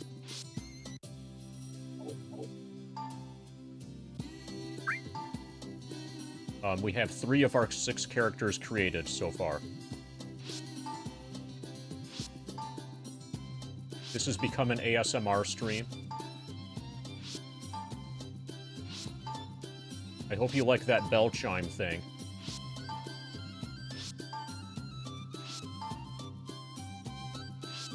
So what we're doing, see the bonus and then a number? Each time we roll, that number will be different, and we're trying to get that number to be as high as possible. We're throwing away the characters that don't have a bonus of at least 30.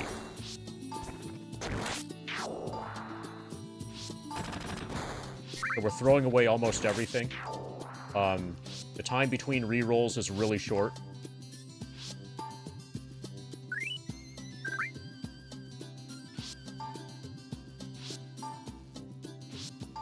So there we just got rid of a 17. A lot of people would be happy with a 17. But I'm going for minimum 30 here. The characters whose stats I care about the most, I've already made. The stats on the remaining characters don't matter as much, but I still am keeping 30 as a minimum threshold. It doesn't take that long to get a 30.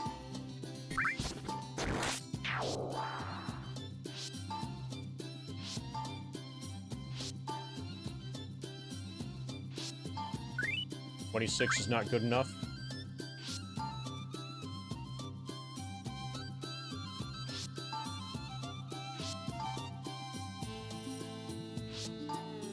No, I've thrown away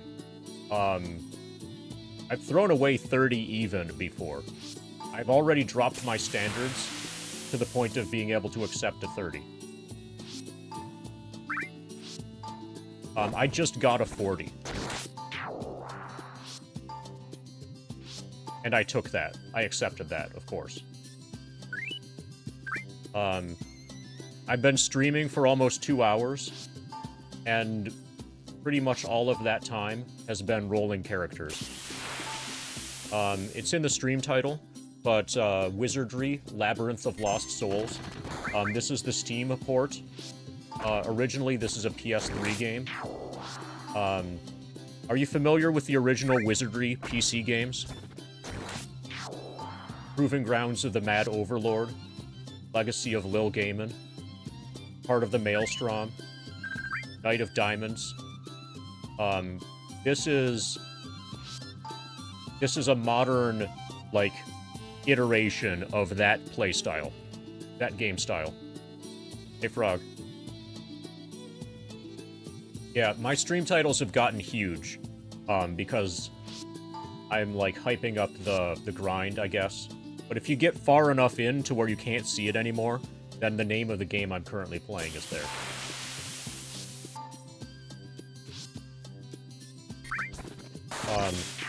Maybe I should have it in text. Like this toggle foot cam might be, like, the name of the game that could answer the questions about, what is the game.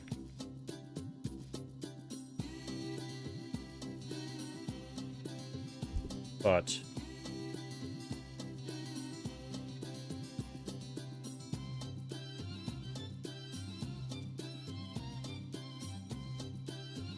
Can you read chat on mobile? Probably not.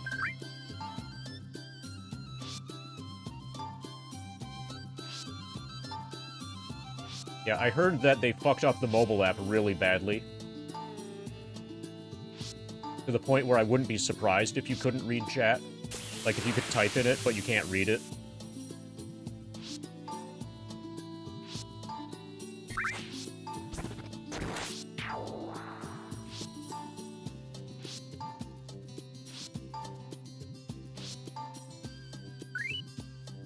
They tried to make it like TikTok.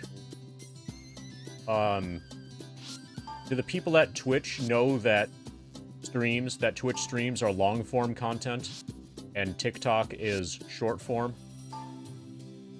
Do they know the difference between those? Probably not. They've probably never watched a Twitch stream at Twitch. Probably because they spend their all of day on TikTok.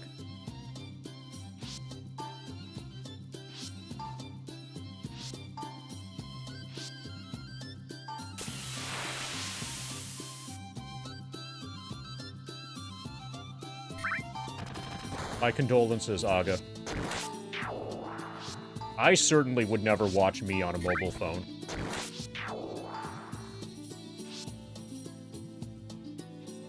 But apparently, a large fraction of the people who watch Twitch are watching it on mobile. Probably because they have no other option because they're at work. But why you would use mobile willingly, I have no idea. But there seem to be people who use mobile willingly. Like, not under duress. Yeah, samey. Do you use mobile willingly? Do we need an intervention?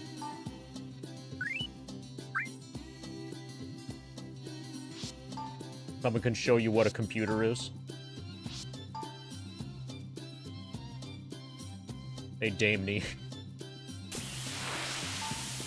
Okay, so an iPad at least has some real estate to it. Not a lot. Hey, first-time chatter person that starts with the letter A. Are you enjoying the grind document? It's a pretty cool grind document. So we've just we're about 200 hours into the time that somebody gave a projection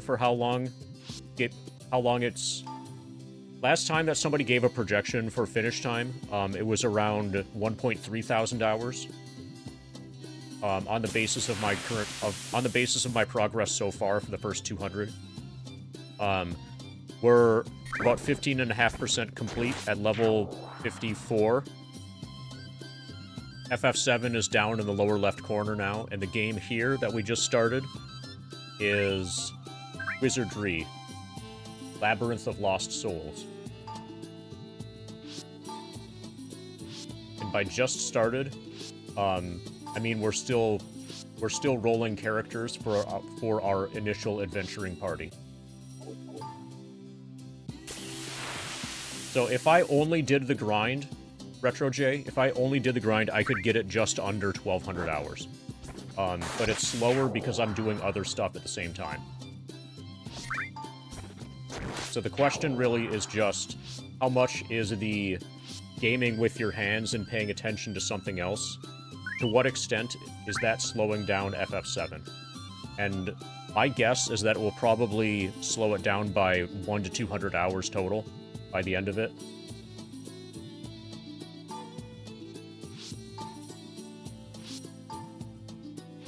And that being the case, we'll end somewhere around 1,300 to 1,400 hours. If I only did FF7, it would be 1,200. But it's way better to... So I would also go insane if I only did FF7. So it's better to do other stuff at the same time, even if it makes the total grind progression a little bit slower. It's absolutely worth it for, like, dozens of reasons.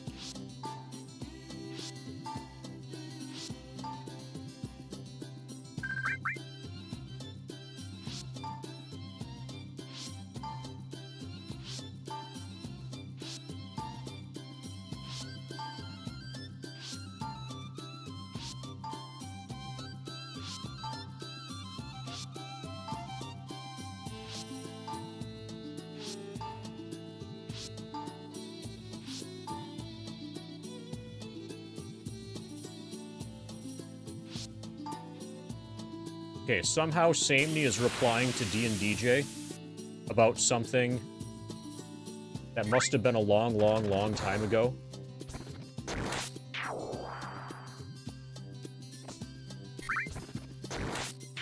Has D&DJ even been in chat at all today?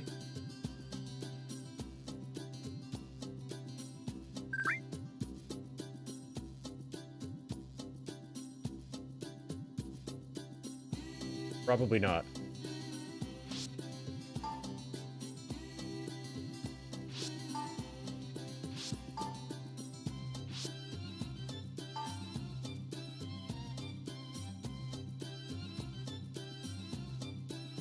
Oh, I wasn't aware of talking to a DJ. Okay. I was TRJ is my abbreviation for the Retro J. Yeah.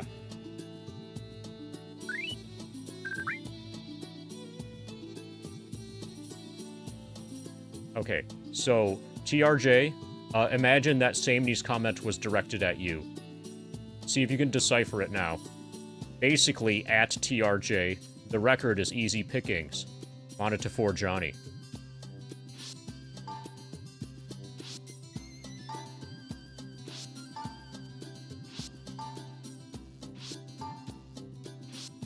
Okay, we threw away an 18.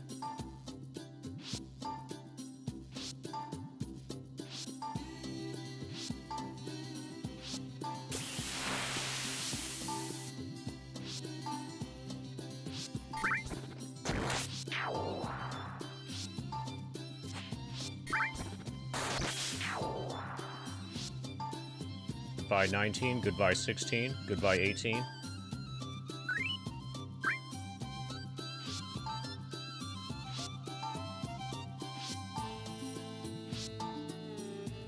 Goodbye 20.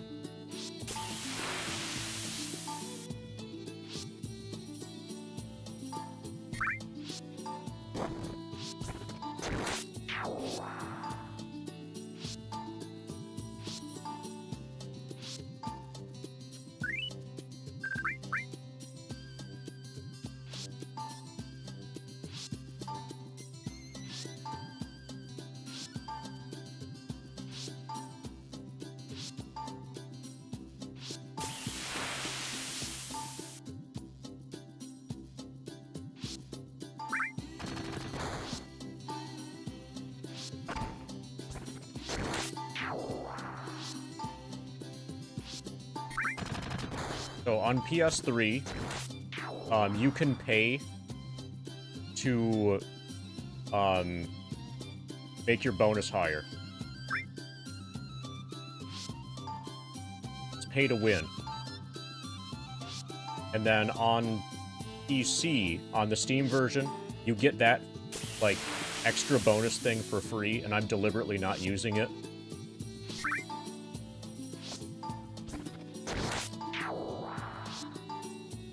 Hey, Mothra. We're almost done, Mothra. The characters that need high stats are already created. We only need low stat characters now. The remaining ones are going to be really easy. I could see us being here until level 55, but not level 60. Level 60 is like another, like, that's almost a full week.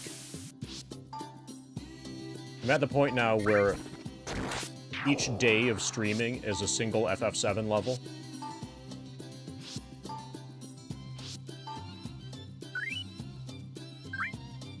Yeah, so, for example, we're going to accept this, even though it's garbage.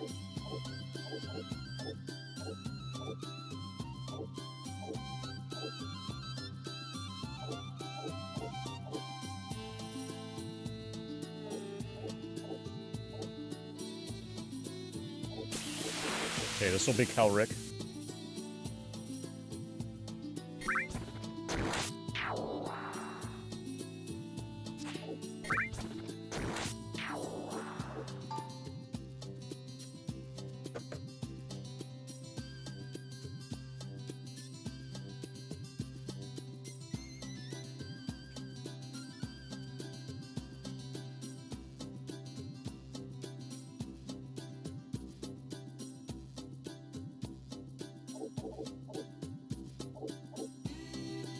Everybody's going to be good except for my ninja.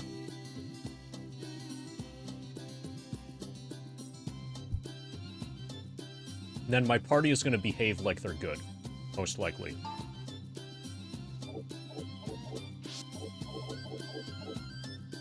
Okay, so minimums for Bishop are 10.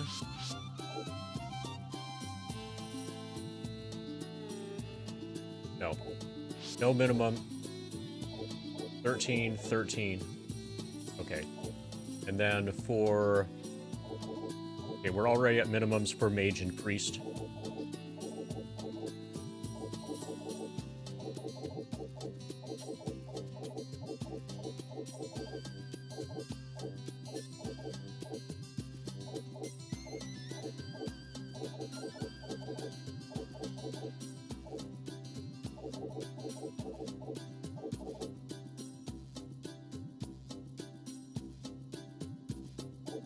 So really, the only reason... Okay, yeah. 11 strength as the minimum, that's fine.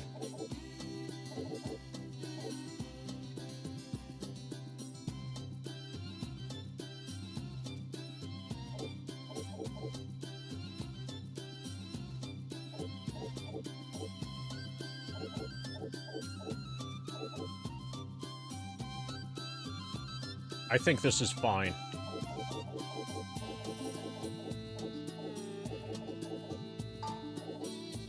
Priest, class skills, exercise. Elric is a cleric.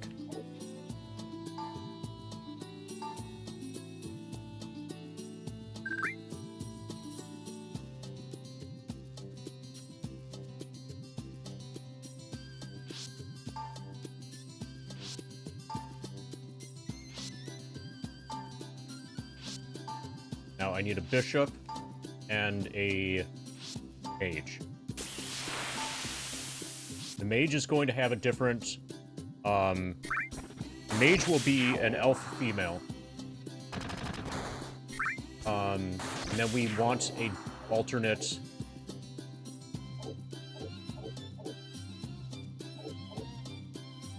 So the bishop might be a dwarf. Okay, let's see. Counter? No. That's like quest stuff. Change party. Okay, so they're pre-made characters.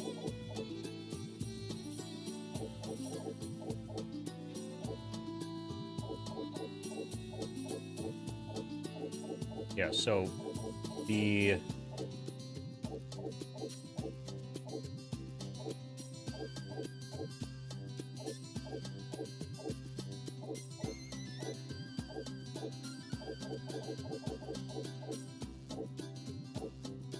Yeah, and apparently there's no way to change character portraits other than just be a different... Okay, so...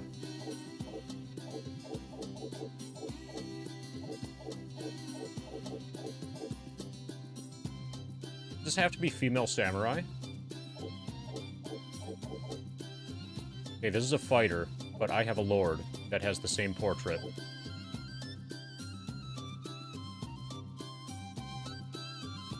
Okay, this is a female dwarf.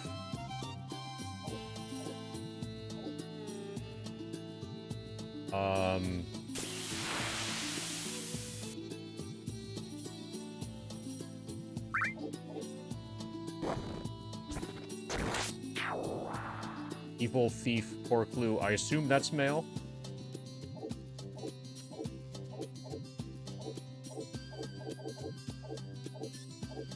Are we supposed to just figure out the gender from the image?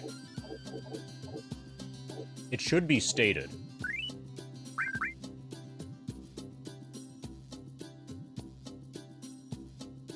So, Mothra, some character classes are locked according to alignment. Like, in order to become a lord, you need to be good. And in order to become a ninja, you need to be evil. If you have a... And then the party that you set out with from town, can't combine good and evil. It either has to be a mix of either all good or a mix of good and neutral, or all evil or a mix of neutral and evil, or all neutral. You can't have good and evil in the same party that's formed right here. But what you can do is send in a good party, and then, you know, quit back to town, and then send in an evil party, and have them emerge in the dungeon. And that's basically the workaround to get a combination good/evil party. And I will be doing that, because I have a good lord and an evil ninja, and I'm going to make everybody else be good. The ninja is only evil because he needs to be evil in order to become a ninja. I will try to eventually flip him to be good, so my entire party is good. That's the plan, anyway. Okay, so this is just like the generic female human.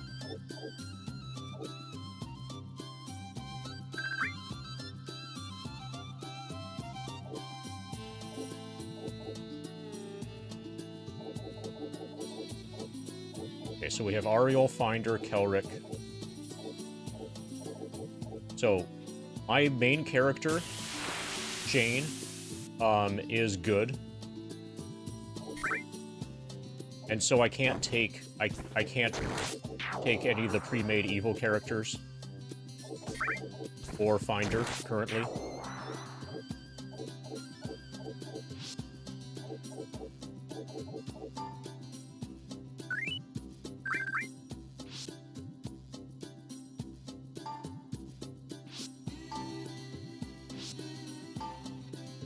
I should be able to make a neutral. So it might be that if I'm locked to chain, then that's a problem. That's a potentially big problem. I might need to restart from the beginning and make my main character neutral.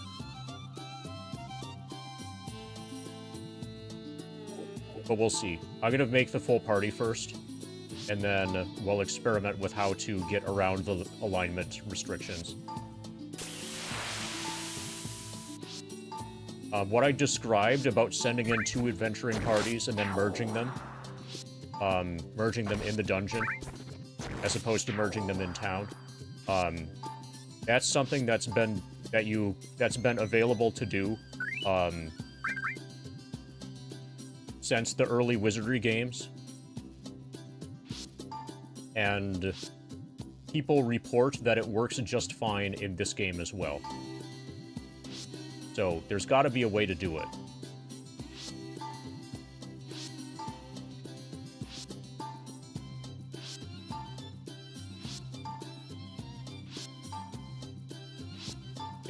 It would suck to be locked out of Ninja.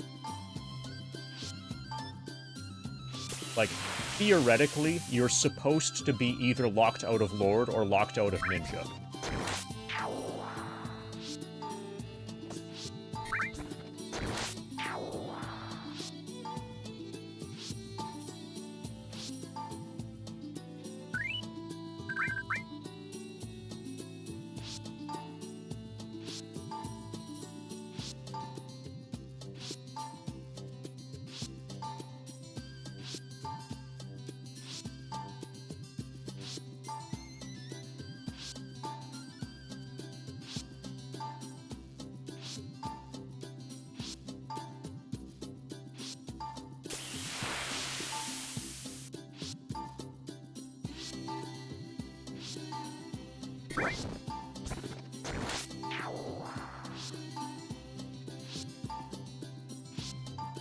There's some mechanics in this game that are unique to Labyrinth of Lost Souls that make the good alignment particularly good.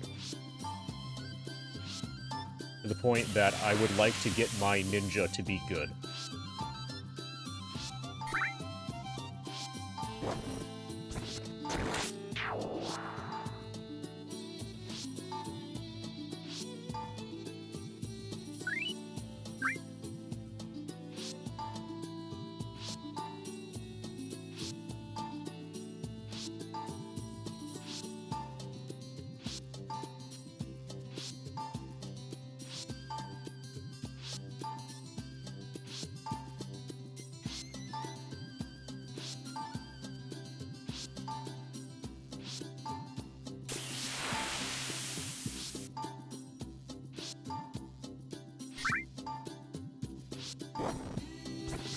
How is it going, everybody?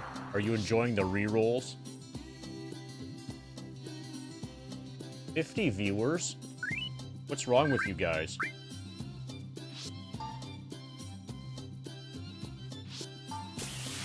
Seems like I ask that a lot.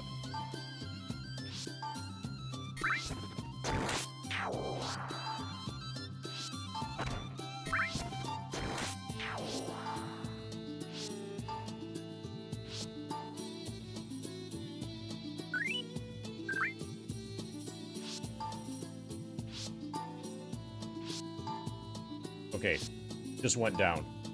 That's reassuring. Some of you just came to your senses.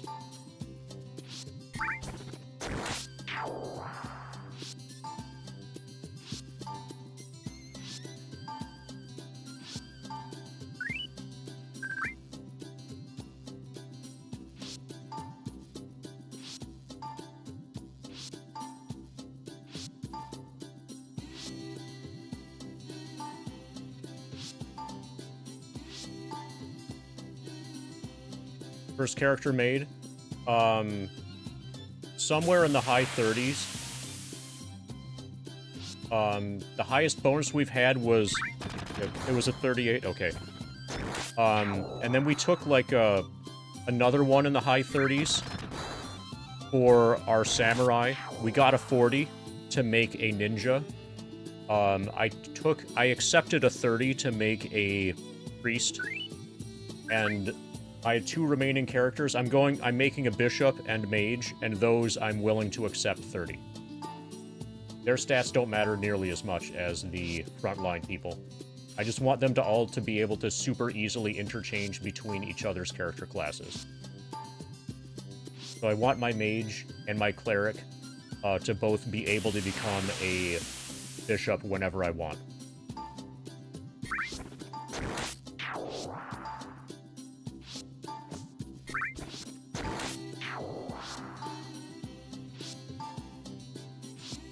But my front line is already made.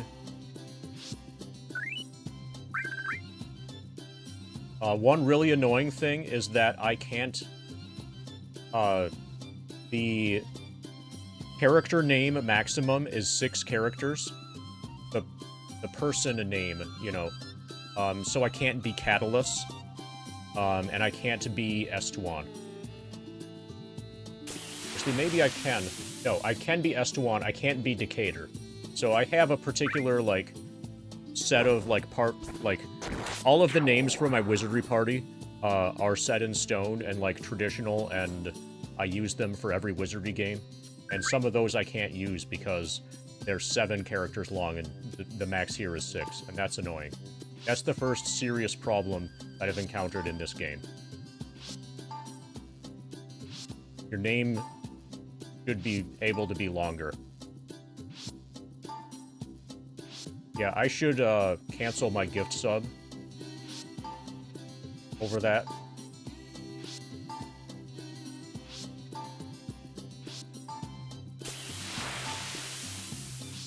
Oh, another issue? Another really big issue is that you don't have a choice of character portraits. The only way to change your character portrait is to change either your sex or change your sex and or your race. So there's only one possible character portrait for human male, only one for human female, and so forth. Thankfully, it seems like the races...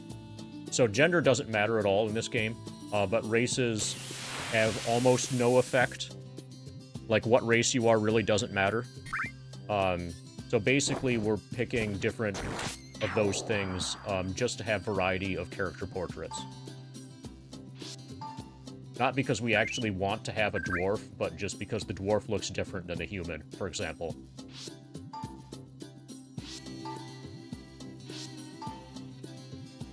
Although apparently all the dwarfs look the same, all the humans look the same.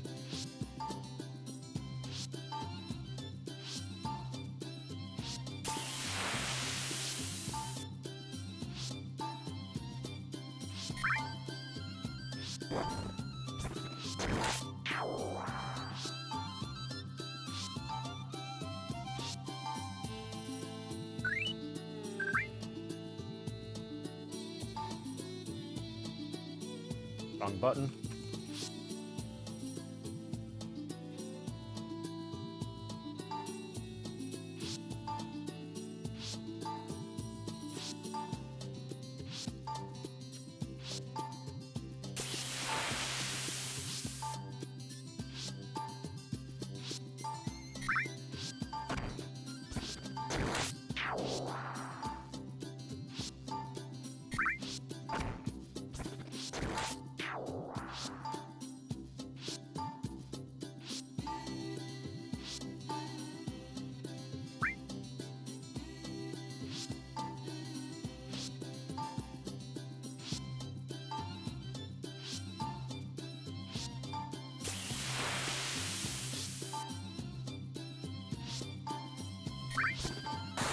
So I could do this all day, in large part because of the FF7 grind that's happening at the same time.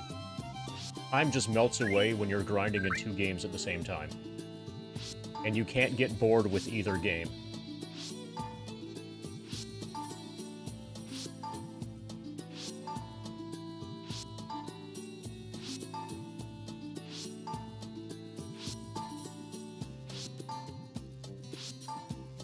Regardless of how monotonous and repetitive the things are that you're doing.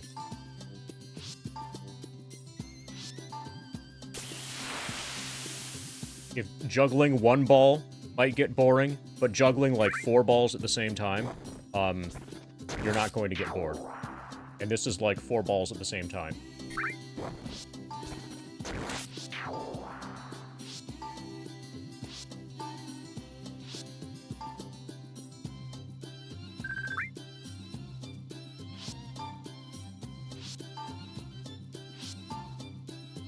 Oh, fuck, I threw... Oh, no, that's fine. I can toss the 27.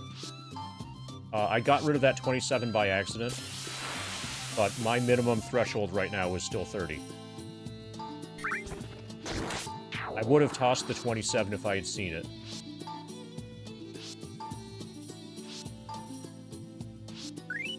I'm just glad I didn't toss the 40.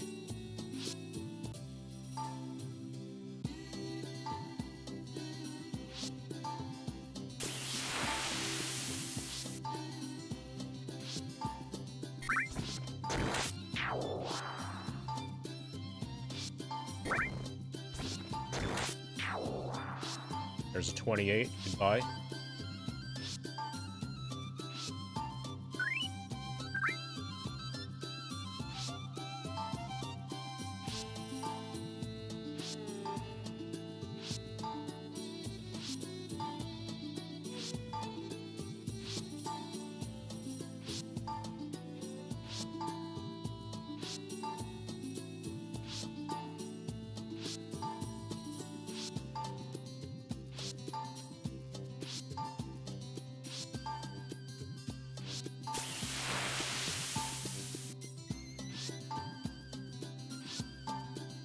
Quite possibly the greatest music ever made. Is lowest bonus 6? I think so. I don't think I've seen a 5 ever. So these are the bottom of the barrel. Oh, that was a 7. There's another 7.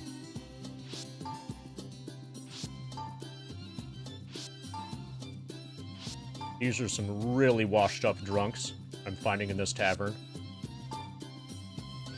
Instead of the tavern, I should be recruiting at the gym.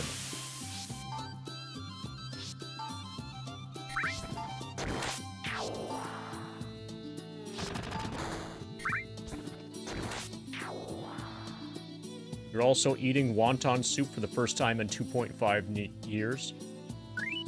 Vietnamese style. Not here yet. Tired and loopy. What country are you in now?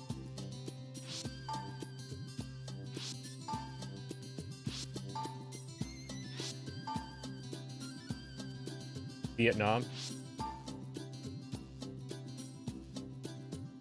That's not like...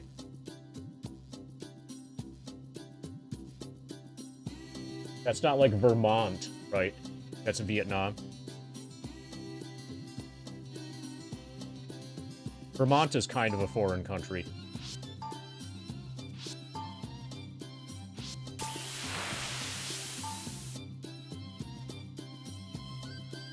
Asia's Vermont. Okay. You left Japan after visa expired. Well, technically, haha. So you're not an illegal overstay. Did you consider becoming an illegal immigrant?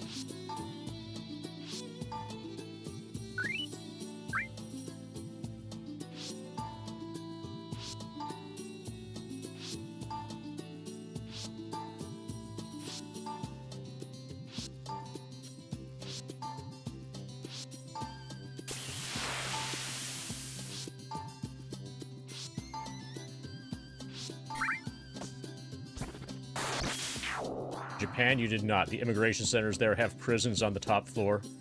Take you right upstairs and lock you up. Well, don't tell anybody. Certainly don't just, like, tell a bunch of random strangers on the internet.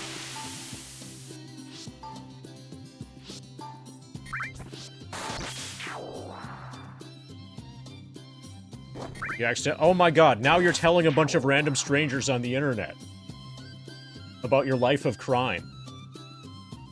Okay, you overstayed one of your Vermont visas by 1 day. You were scared of cockroach imprisonment, but thankfully it was just a small fine. They probably wanted you to overstay just so they could fine you.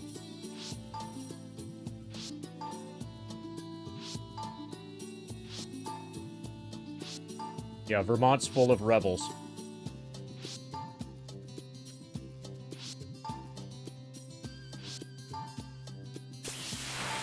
What would your brother say about your confession?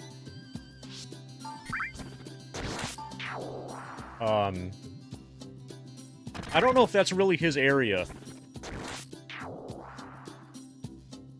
Isn't he more like, let's say somebody, like, crashed into you with a car, and you were on foot, and they were drunk, and now you get their money kind of lawyer?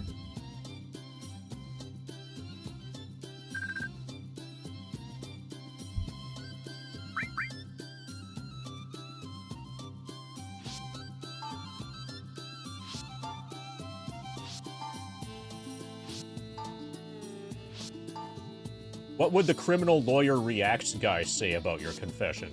Stop self-snitching. He would even say that while wearing a hat that said stop self-snitching.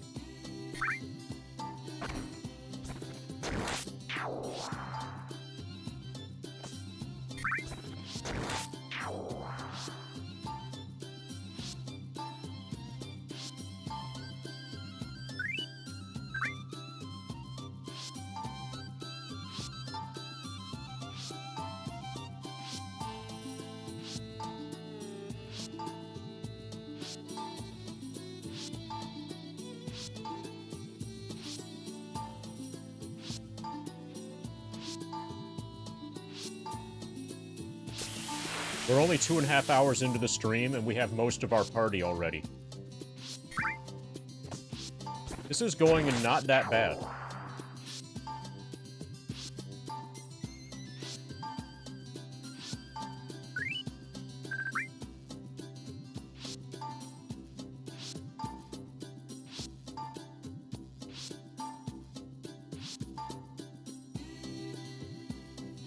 We're at viewer level 47.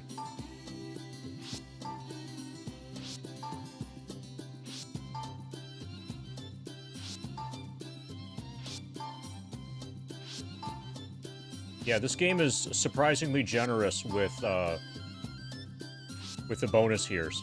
The bonus rolls here.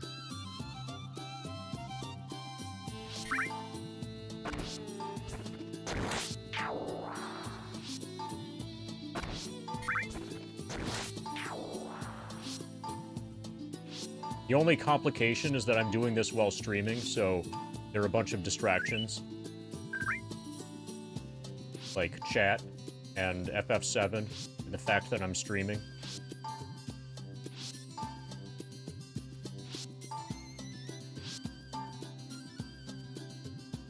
No, it's 2 Bulba Slippers. This is one of them. This is the other.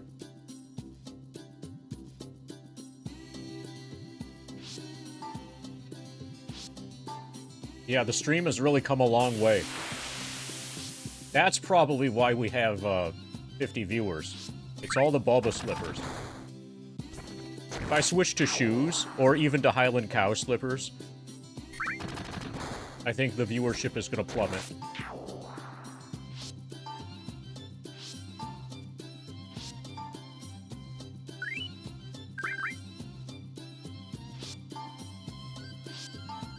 That or you guys really like the chime sound when I click register.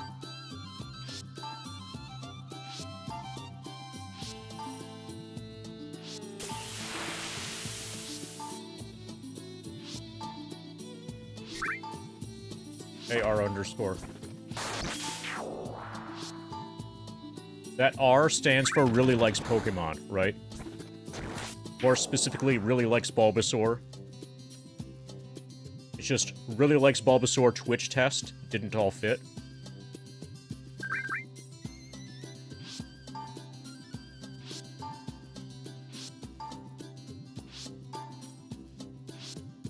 Okay, we dumped to 27.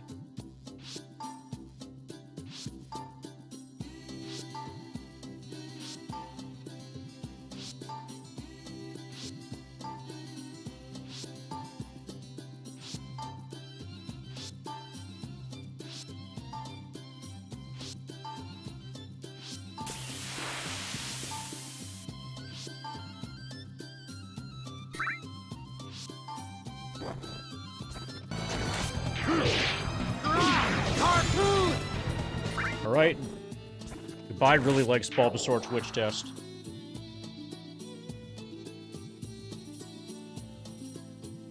It was nice knowing you.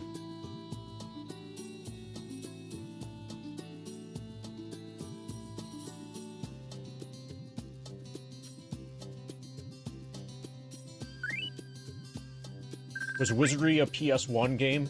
It's ported to like 15 or so different platforms. I don't know if Wizardry was the original Wizardry was ever on PS1. I mostly played it on NES. I played it on NES and the original PC. But Wizardry is from the era from before there was any standardization in the personal computer space.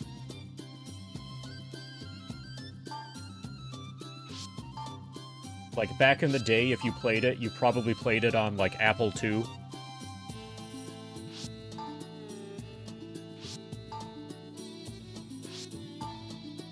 Like, this was back when the wall, like, the dungeon crawling was with wireframe walls, so the walls would be all black, and, like, each wall panel would just be 4 white lines.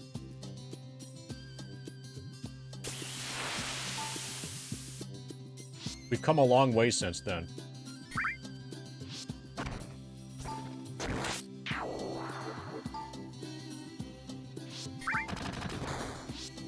That was a 26.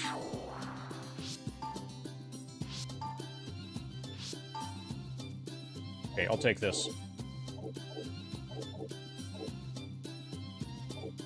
Okay, this is gonna be Lynn.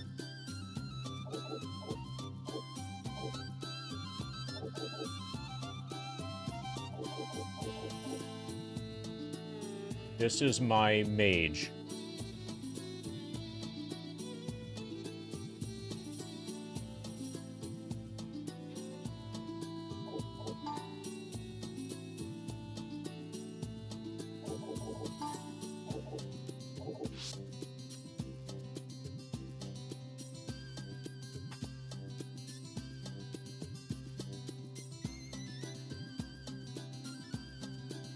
Okay, so minimums from Bishop are just 13-13.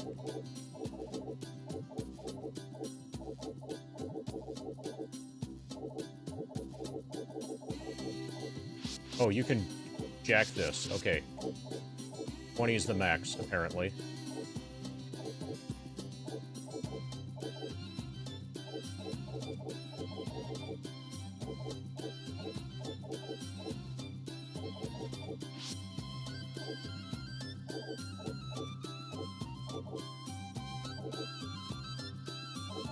That feels about right.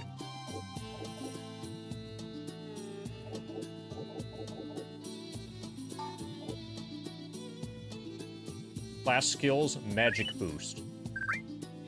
Learns combat magic, uses magic in combat.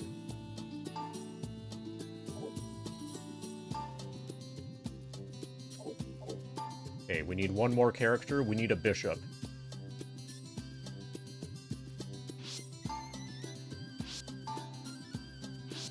$30 or better.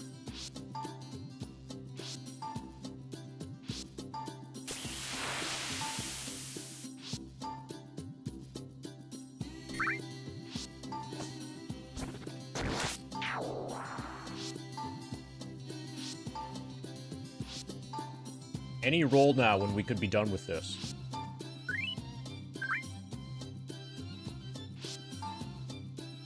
And then we can start exploring town. And see if we can figure out how to merge our thief with other people. Or merge our ninja, our evil ninja, with our good alternate non-ninja characters.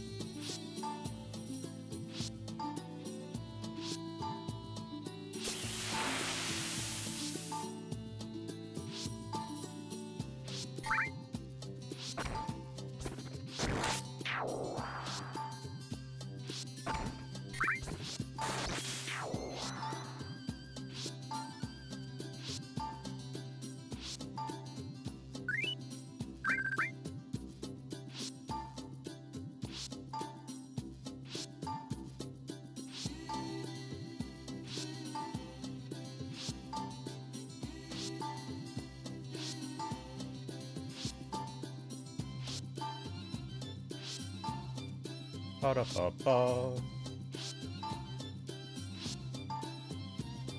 Vermontonian wontons are approaching. Right, everybody, frog is burping.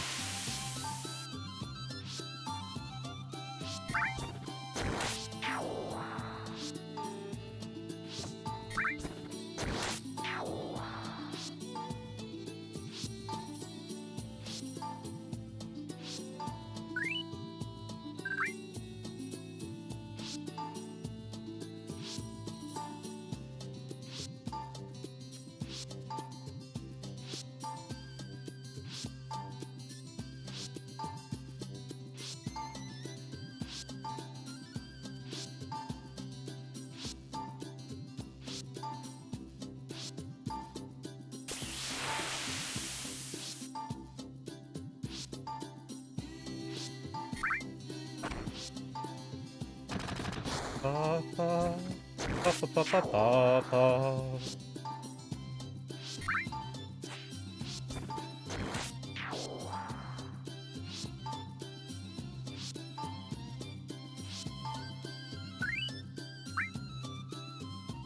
Boy.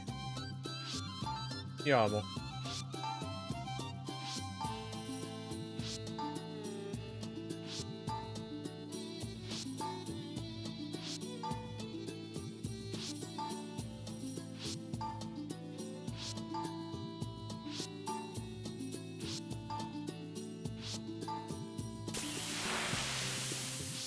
How are your head pats?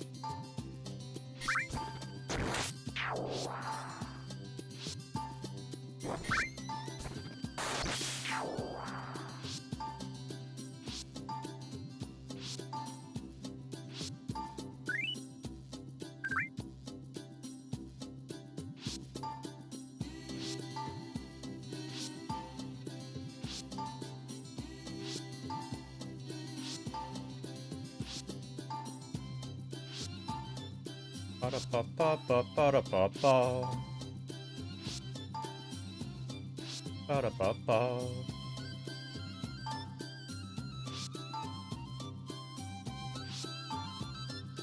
This is surprisingly good music. The original Wizardry had no music at all.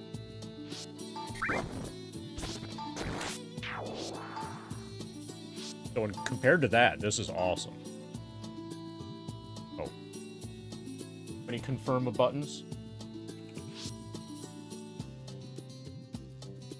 We're almost 10k away from the next level.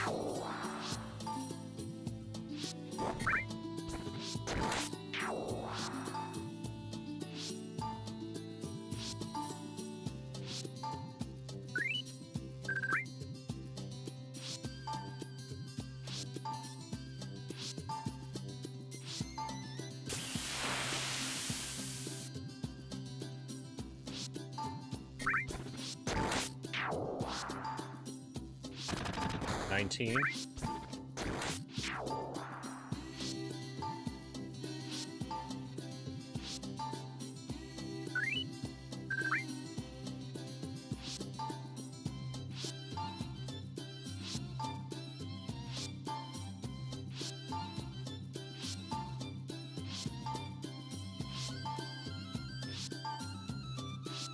$20.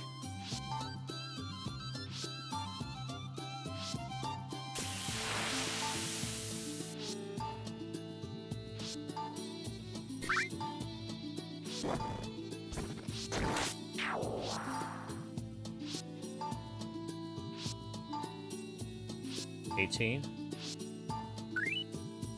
I am staying at the threshold of 30. 30s are relatively common.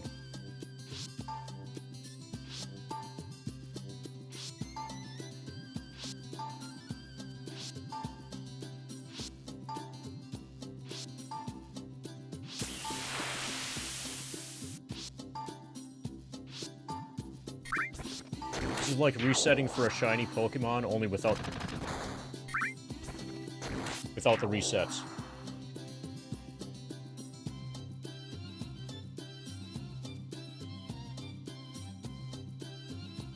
This is actually good enough that I might make this be a neutral thief. And then... Okay, if this is a neutral thief, then I can have a thief in my party at the beginning. And then if I just do evil behavior, I will eventually get it to be... No, I think we're fine. I think I just need to figure out whatever the workaround is. But yeah, if I take this as my bishop, then we're done. It's just, this is so good that maybe this should be better than a bishop.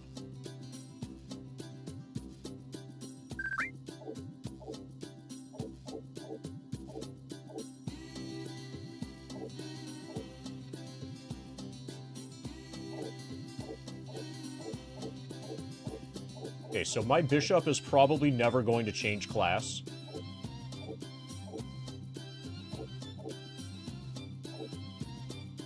And as a result of that, I can be like this. I can take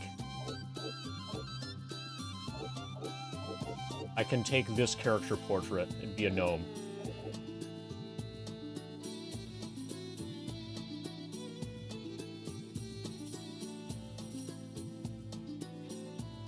Being a gnome is specifically... So it actually is a disadvantage to be a gnome.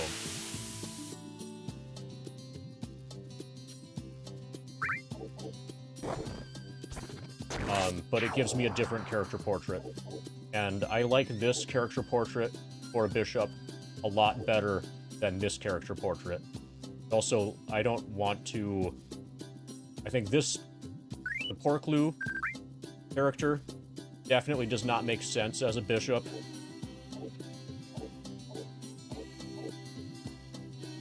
Yeah, we're gonna be a gnome. This is Estuan. Fun fact, Estuan's name, assuming it fits. Yeah. Estuan's name is from the beginning. It's a shortening of the first word of the One-Winged Angel song. Estance Intineris Ira Vehementi. That got abbreviated. The first word of that got abbreviated to Estuan to make it a name. So, it's like Latin for burning.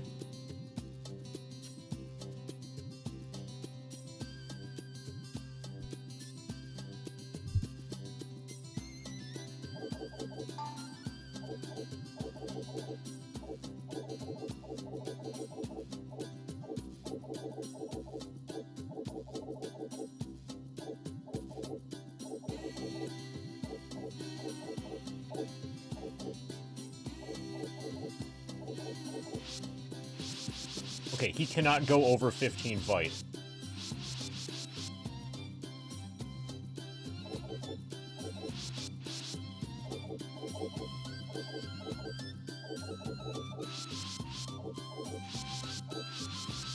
He cannot go over 15 strength either. I think that's still fine, though.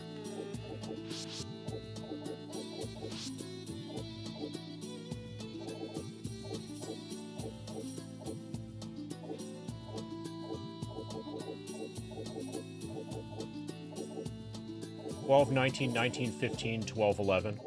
That's probably totally fine.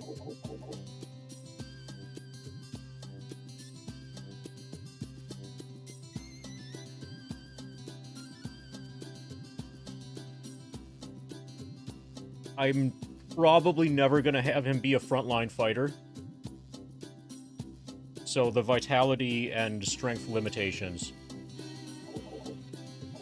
or the starting vitality and strength limitations, I think those aren't really... We should be completely fine here.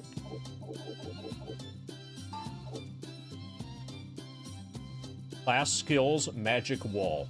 That's supposed to be really good.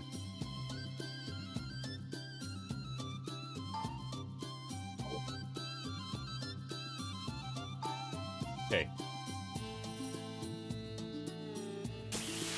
Oh, I need to find a way to turn off achievements, because that was really fucking annoying. There was just an achievement pop-up thing. Okay. So... change party. We can take...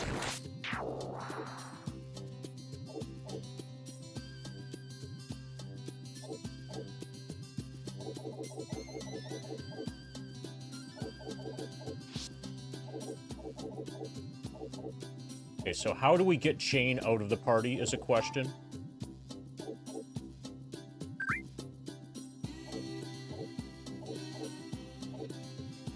Okay, so these are neutral people. We have a neutral fighter.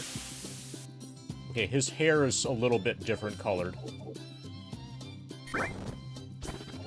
So the L in the lower right corner of Chain's, like, character portrait thing probably indicates leader.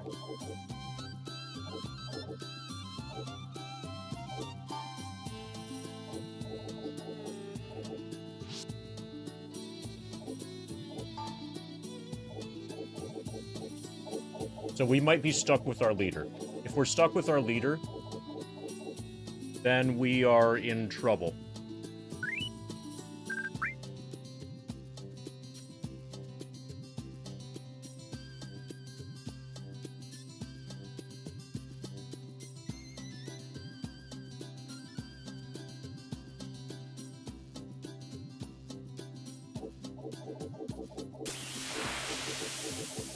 So this game has basically no documentation, no official documentation.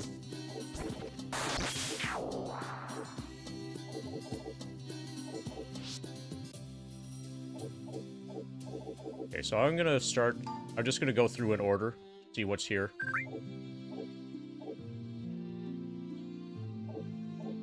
Change party.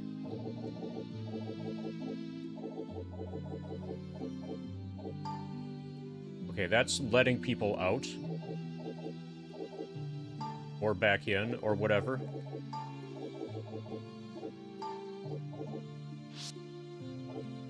Warehouse.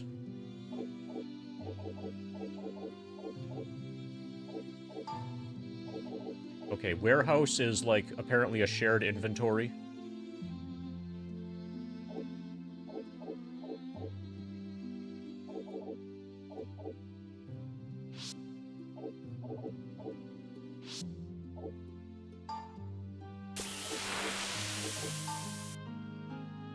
I might need to make a thief. A neutral thief.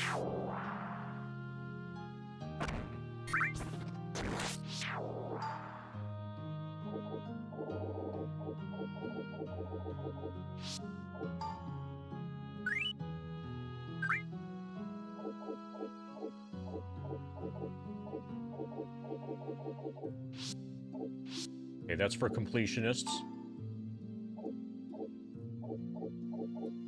Client none. Okay, we're gonna chat with Maria.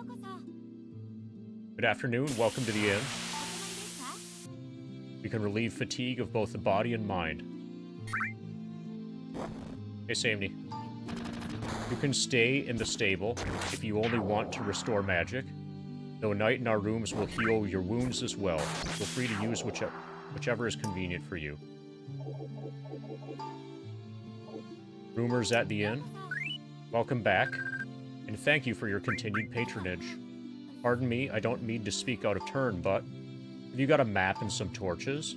Even the most seasoned warrior can become disoriented while traveling the labyrinthine depths, or so I've heard. Please be careful.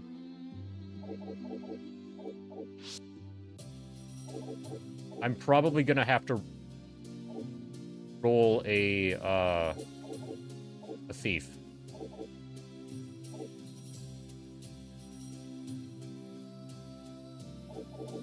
Unless I can find some way to make Chain no longer be party leader, or main character, or whatever it is. So in classic Wizardry, there is no party leader. You fill up your party roster, like, from scratch. From like, 0. But here, apparently, Chain is somehow, like, connected to the story. Item shop. We're gonna chat with Iron Hand. I don't recognize you. No need to tell me your names. If you survive more than a few days, I'm sure I'll remember you on my own. And if you don't, why would I bother? If you wish to buy something in my shop, I hope you have the capacity to find it yourself. Why the confused look? Don't just stand there like a fool. Oh, you want to know about equipment? Haven't you figured that out by yourself yet? Well, I don't have time to hold your hand and teach you everything. Why don't you think about it on your own, then? My kind of guy.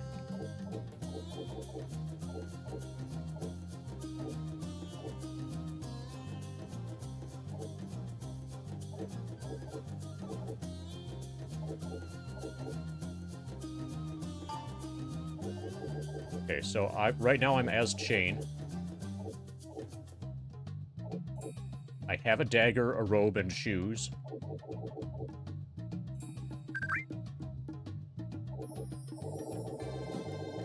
There's a ton of stuff here. A lot of it is really expensive.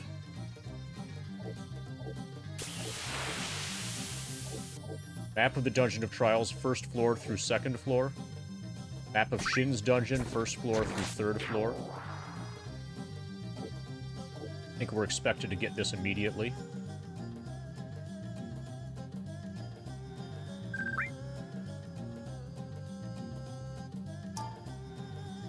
We're gonna buy one. Yep.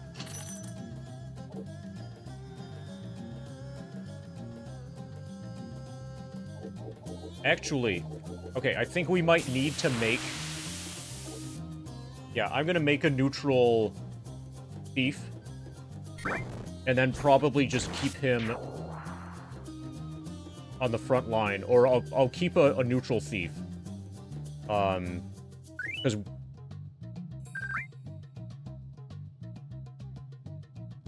Okay, so one of the unique things about this particular iteration of Wizardry that I've learned from reading, like, background information about it is that one of the ways that you can do class switching is by using items. Like, there's an item that if you use it on a character, then that character becomes a samurai. Or, like, the Book of Samurai, for example, might not be exactly called that, but something like that, can turn any character into a samurai.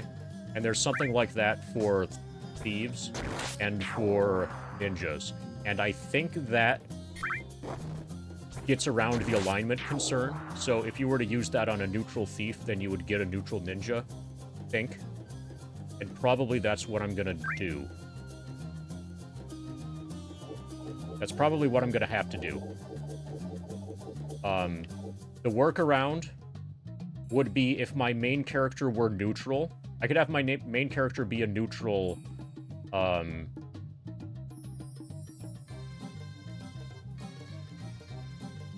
if my main character were not good, if I made my entire party evil, then I could recruit,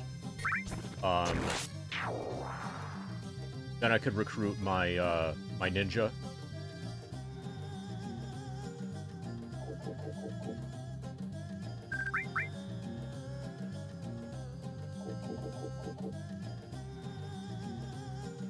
Broth slightly too thin and too sweet. Wanton filling made mainly from patty rat instead of pork. The Piper Lallet leaves didn't have very strong flavor. Sounds... Okay, quail eggs were good. This was sounding uniformly negative until I got to those quail eggs. Okay, so everything is expensive. AF.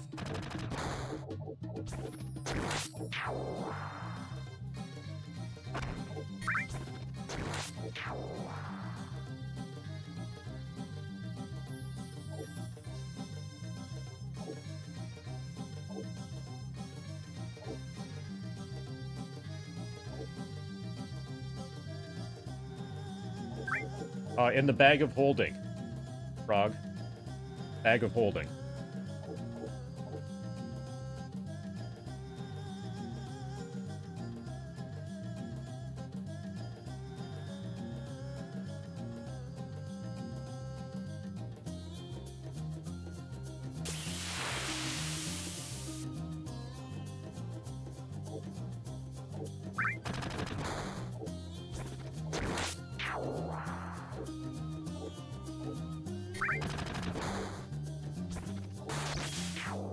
Okay, so Porkloos can't use plate mail.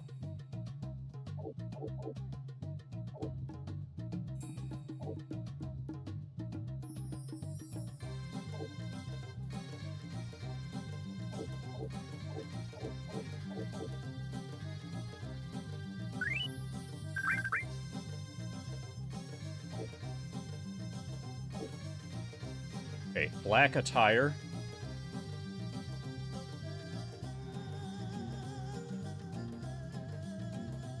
Magic defense plus. Special defense plus. Cannot be worn by people who are good. Samurai and ninja only.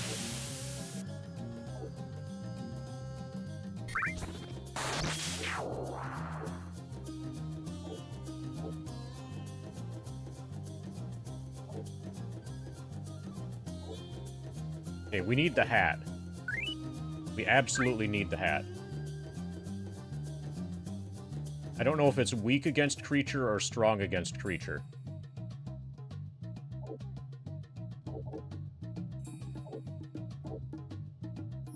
Magic torch. Probably that's important. Illuminates the dungeon for a while. Restores HP to one ally.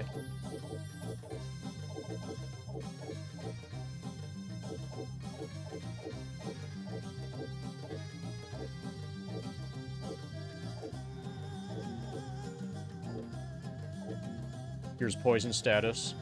Here's unconscious status. Restores a large amount of HP.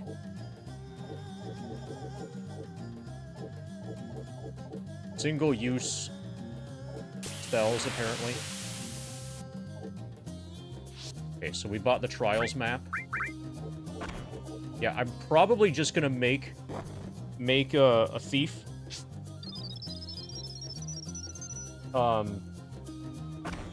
And then convert that to ninja with the item. Like, Book of Converting to Ninja. Or whatever. That's probably what I'll have to do. Either that, or I could start over from the beginning and have a main character that's neutral. Unless I find a way to remove Jane from the party and replace him with somebody that's neutral that can, or just like have my ninja work independently.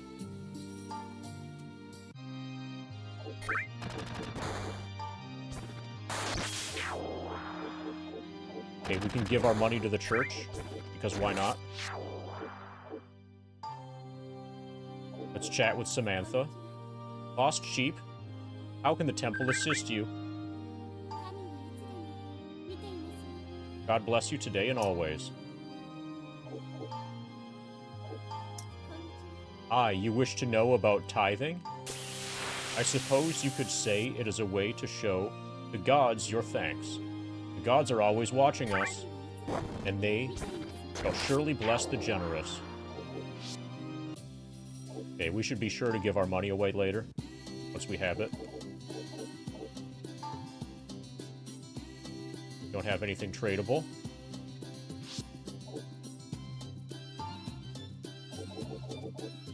Okay, I'm gonna quick make a thief.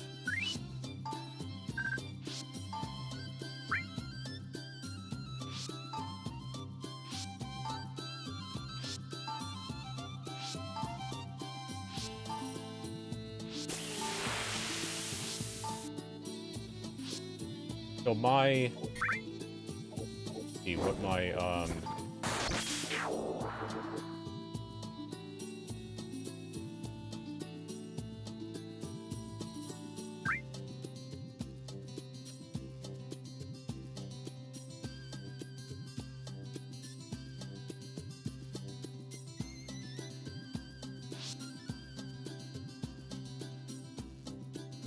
wonder.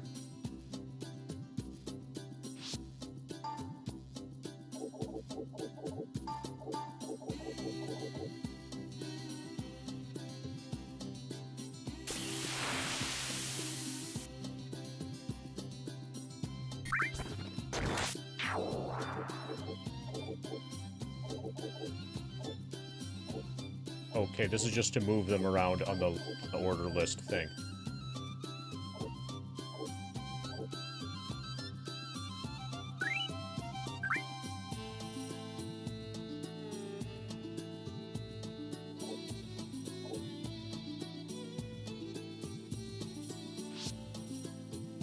Okay, I guess I'm making a thief. And I guess it's gonna have the same name.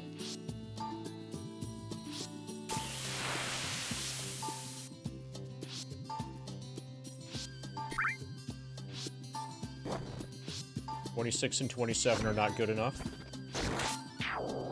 We're gonna have two people named Finder. One's gonna be a ninja, the other's a thief. If I can figure out how to use the ninja, I will. Otherwise, we're using the thief, and we'll make it into a ninja using a book that turns you into a ninja. And the thief is going to be neutral, or at least start at neutral.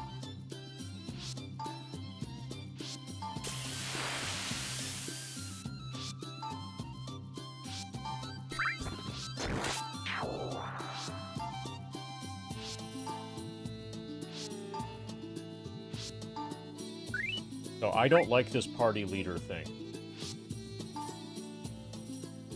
The main character mechanic. The fact that I'm stuck with chain. I'm chained to chain here.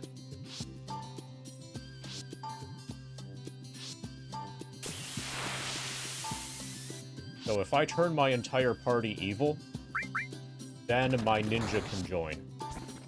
That's one way to do it.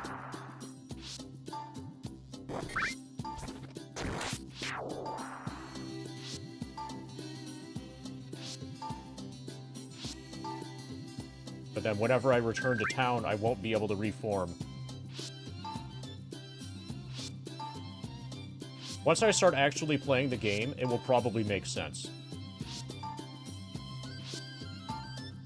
The game really knows that I'm setting a reasonable threshold here. The game wants to give me 27s, 28s, 29s.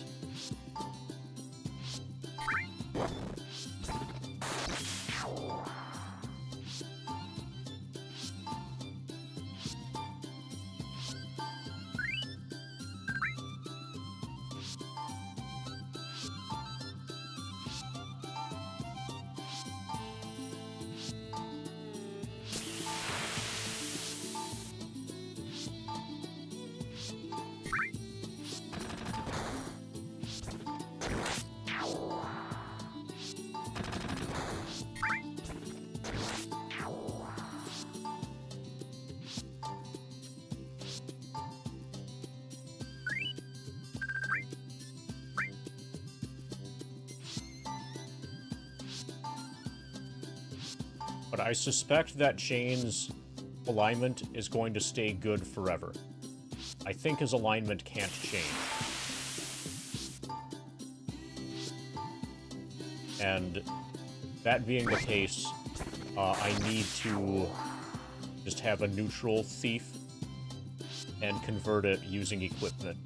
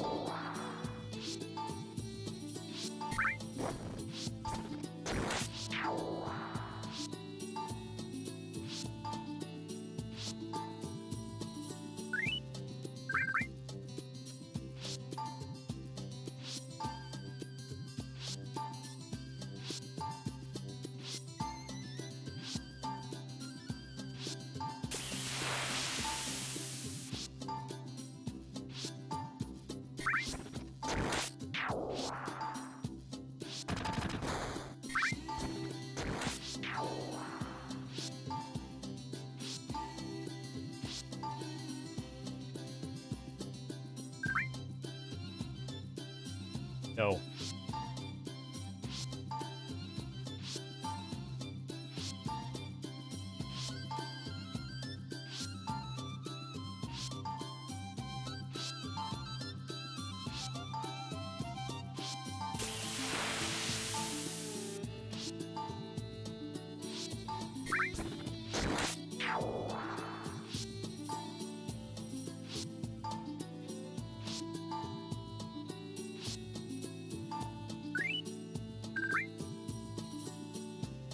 Do I work from home? Yeah.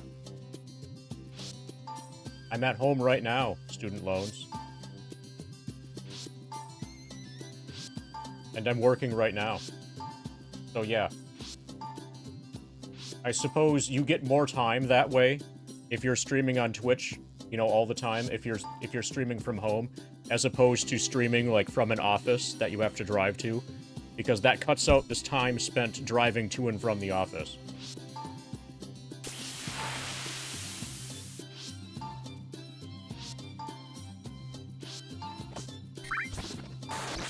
The streaming room and the bedroom are, like, really close to each other. I'm also right next to a bathroom, which is awesome.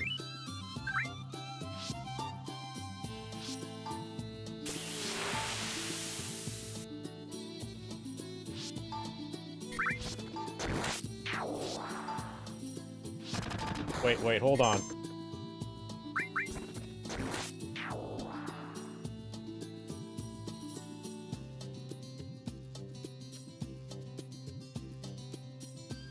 I'm one step ahead of you.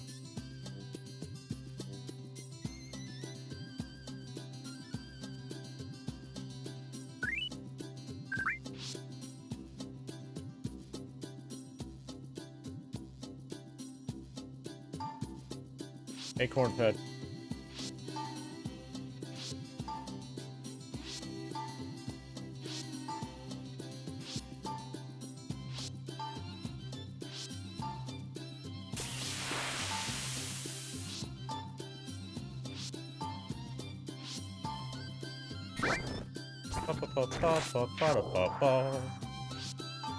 How's the grind? Alright, we're 3 hours in today. We're in close calls. Close calls with what? Rolling characters? We're trying to make what's probably our last death in the grind? No.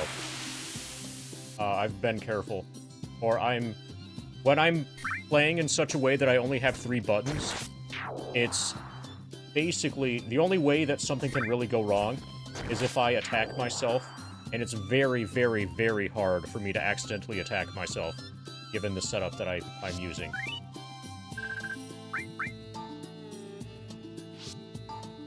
I have yet to come anywhere close to accidentally attacking myself, and I keep my hit points high enough that if I were to accidentally attack myself and crit myself, that it would be completely fine.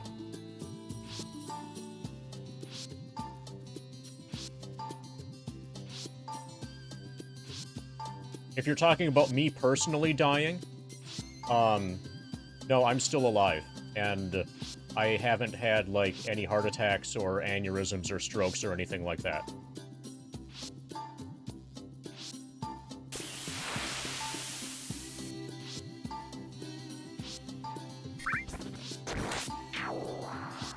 I thought I gave up the ghost of my student loans. But apparently not. They're still here haunting me in chat.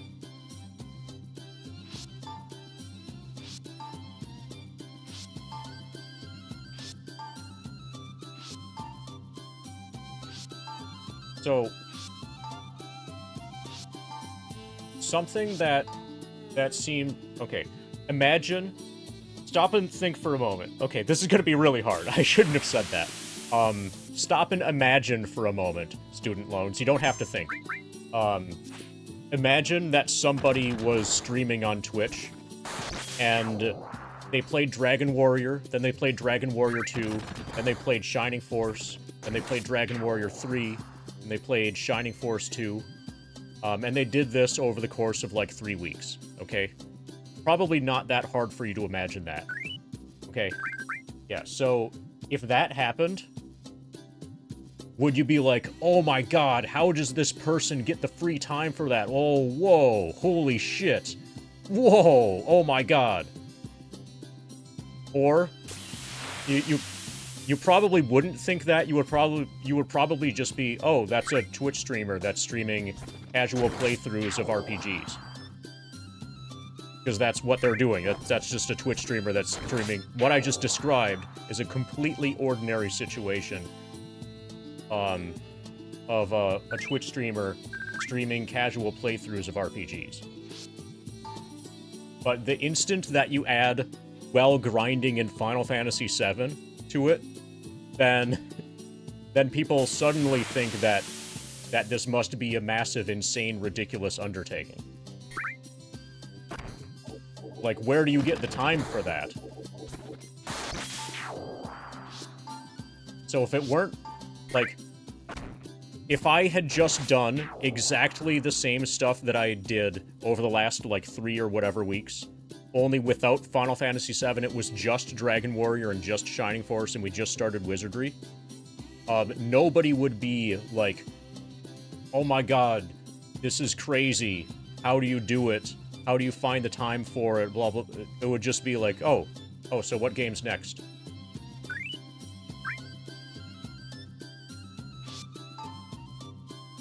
Oh, sorry. I didn't mean to break your bubble. Yeah, I'm the most badass gamer. Nobody can do this but me. Yeah, bubble restored.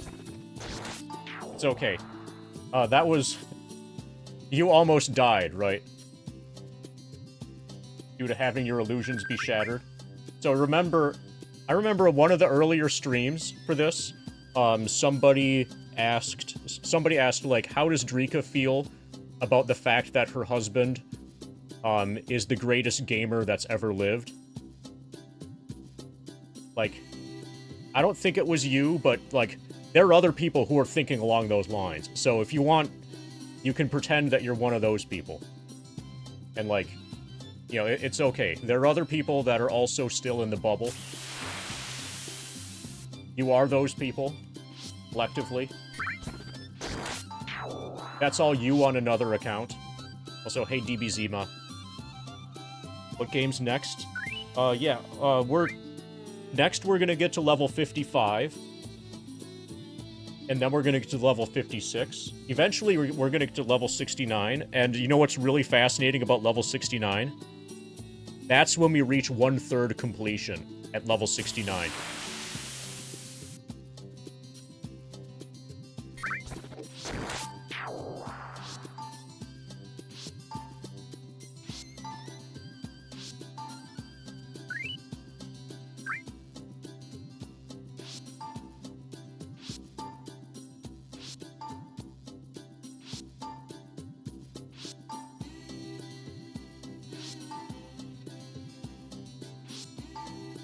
Usually get 100% completion.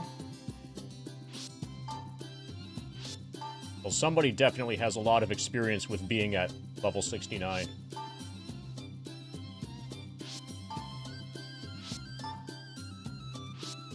See, when I reach level 69, I can still go at it and do that same thing 2 more times before I'm done.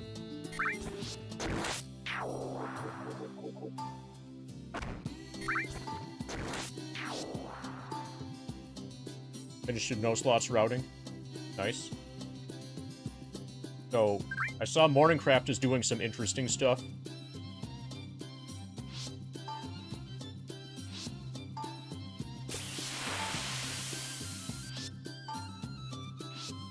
Morningcraft is doing some interesting stuff where he starts out with the RJ route and then does some battle skips in order to advance formations, specifically to in order to get back onto the Luzbel, original Luzbel route for mid and late game.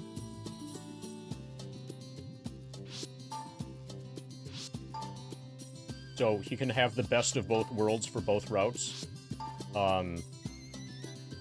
with better Midgar formations and also better late game formations. And the trick is that he needs to nail, I think, at least one battle skip. That's difficult to do, so it's like really high risk. A lot of runs die on the way to a lot of runs die on the way to Gold Saucer.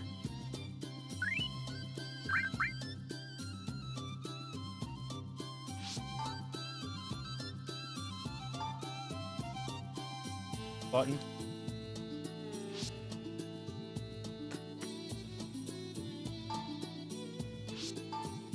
So I'm just looking for a 30 or better here. How long does it take to get to level 99? In Final Fantasy VII, you mean, I assume? Just underscore. So we made this thing called the grind document that's going to address that and many other questions that you may have. I just linked to it in chat using the command !grind.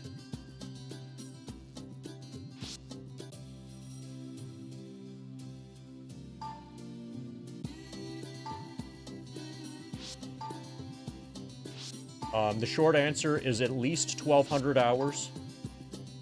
Probably more like 1,300. But where it ends up, what the number ends up being exactly is going to depend a lot on, so grind efficiency goes down in FF7 when I need to pay more attention to this. So the more mindless this is, the more efficient FF7 is. And it's hard to predict. Like, so far, when just, like, rolling a party, FF7 has been fine, but once we're actually, like, exploring the dungeon in Wizardry, FF7 might slow down a bit.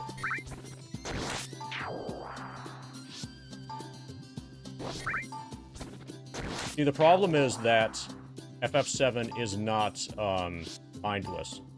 It's like 1.5 years? No, it isn't. Are you, like, are you self-imposing, like, a 6 hours per day maximum to get to 1.5 years?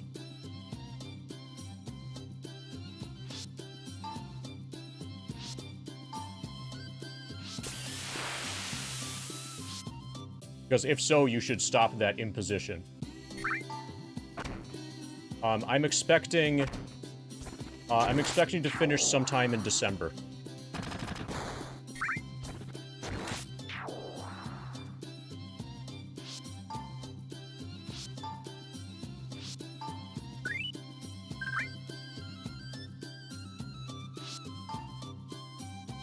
New Mad Stairs route NMS.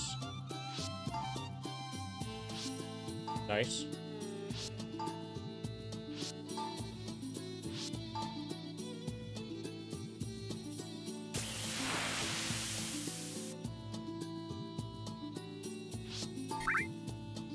Yeah, depending on your efficiency,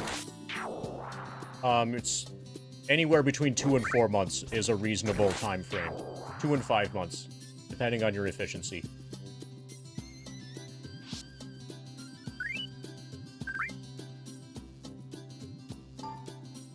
Like, finishing within this calendar year is totally possible.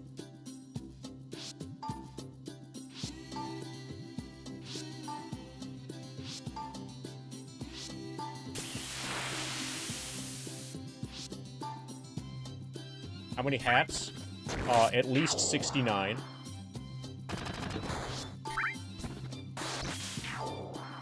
Oh, actually, DBZ Ma.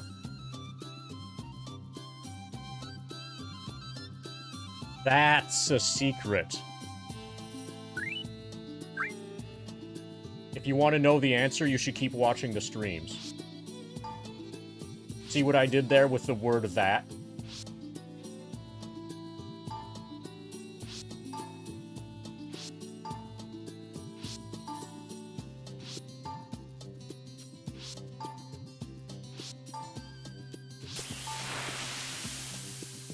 Maybe I'll take this. Nope, fuck it.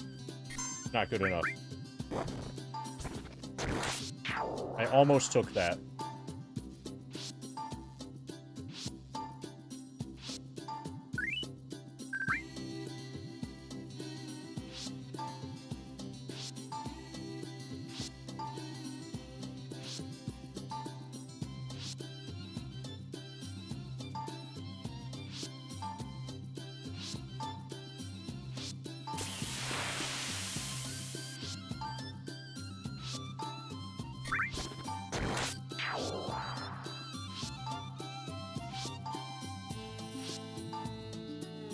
Fuck. Alright, I need to slow down. That was the first good roll that I gave away.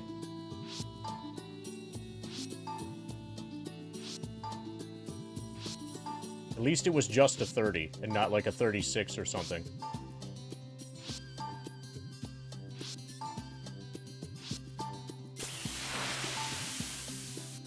Okay, are we going to make it to level 55 before I make another thief? Before I make a thief?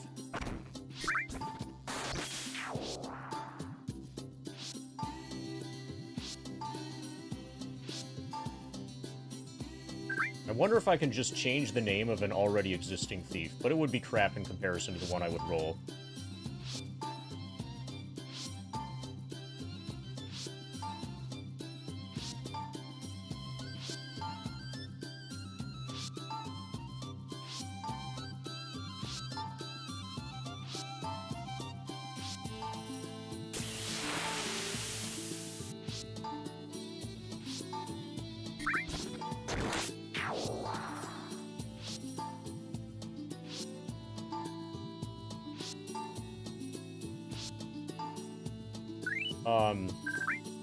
From this method here, it's either 40 or 47.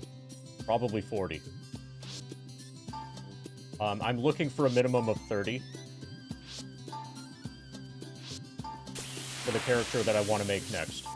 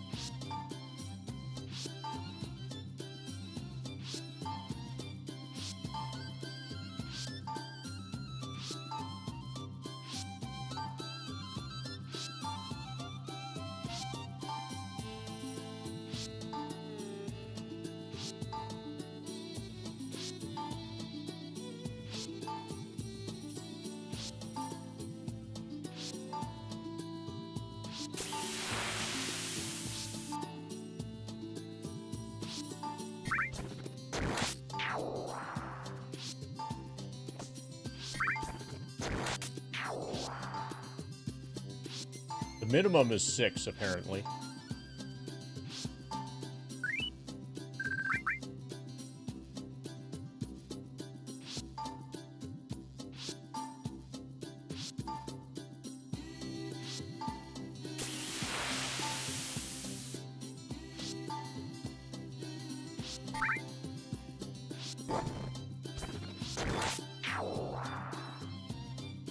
Okay, this one is going to be convertible whenever.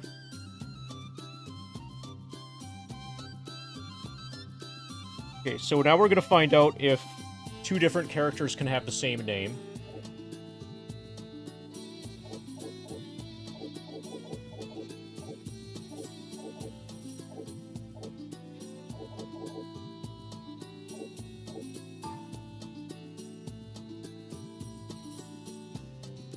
I'm gonna have two finders. I could have two.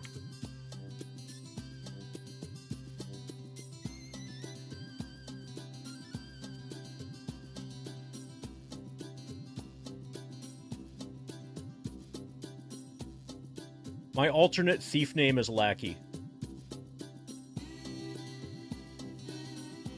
Because he's good when you lack a key. Get it? Ha ha ha ha. So, in a playthrough, I had Finder die, in, like, permadeath dead, and then did a full playthrough of one of the earlier, Wizardries with my alternate Thief Ninja as Lackey, and I think that's appropriate here.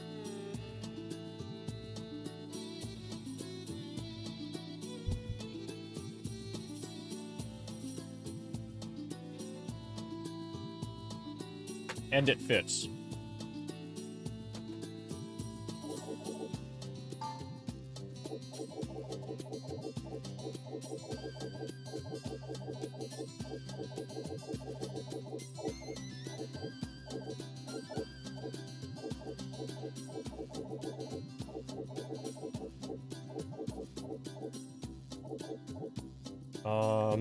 Vitality.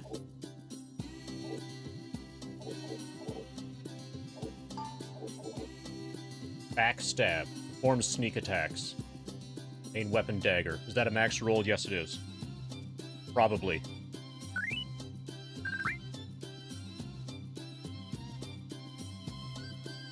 So if he were evil, he could be a ninja.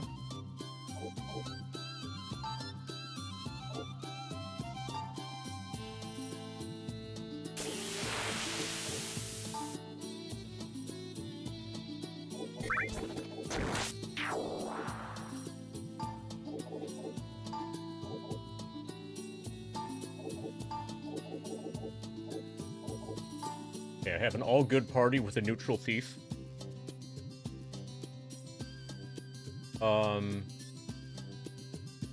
Okay, that's 21 hit points for Lackey.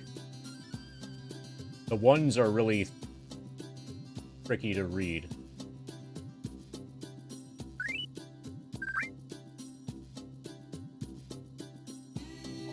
And I have an evil ninja, but until I figure out how to get him in the party, I can't use him. Lackey is my temporary substitute.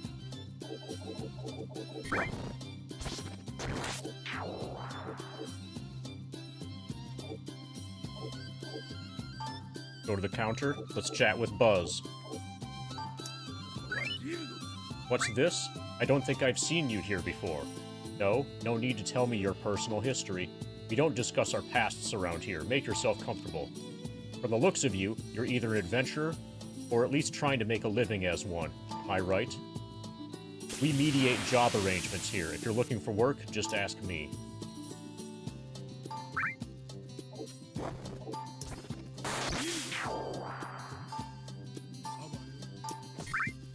Okay, same. The deepest levels on Earth. Hey there, adventurers, making some good money? Why so quiet? Either you're raking in the gold, or maybe you're just too embarrassed to say how bad you're doing. Ha ha ha. You newbies never cease to amaze me. Anyway, listen up. I've got some good info for you if you're looking to improve your reputation and cash flow. A recent excavation opened a new entrance into Shin's dungeon. Thing is, it leads to a completely different area in the labyrinth. The sound of things is a lot worse down there, too. Like a nightmare, even. Man, the youth of today, blind with greed, leaving only pain and misery in their wake. The kingdom's keeping away anyone without guild permission. Huh? What's the problem? You didn't head straight there and get blown off by the door guard already, did you? Ha ha ha. Chain? You should have no problem at all. Well, here's an entry permit. Buzz hands an entry permit to Chain. Chain puts it carefully away. The entry permit is now stashed in your pocket. Do your best and bring honor to the guild. We're counting on you. Go ahead and explore a bit while you're at it, too. I'd like to know why that section was walled off.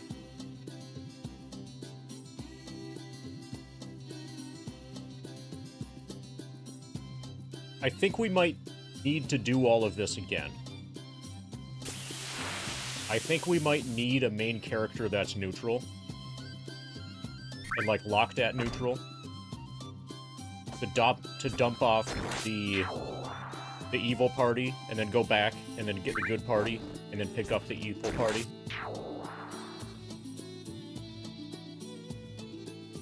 Having a main character that's either good or evil. So, or I can just, like, tough it out, and eventually convert using an item. Which, let's see if that...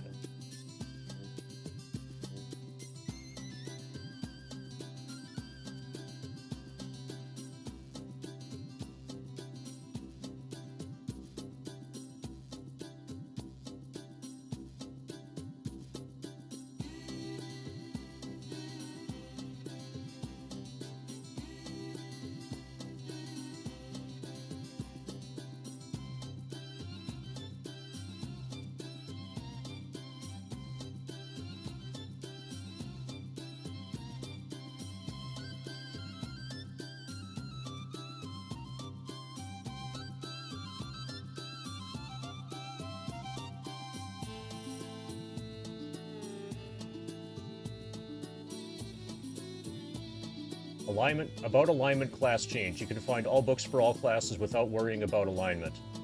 These are rare but dropped by certain enemy types. For example, Samurai enemy can drop Samurai book. If I'm not mistaken, you can make Evil Lord with a book.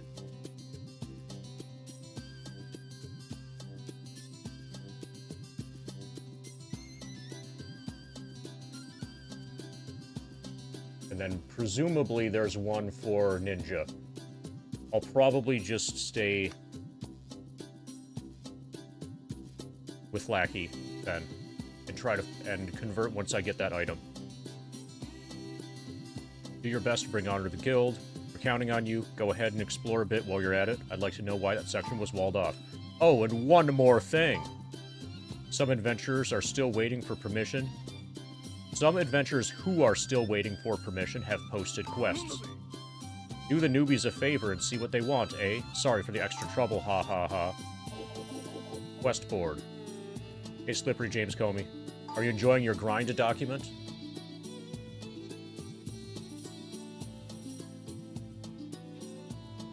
Quest level 1. Defeat the monsters.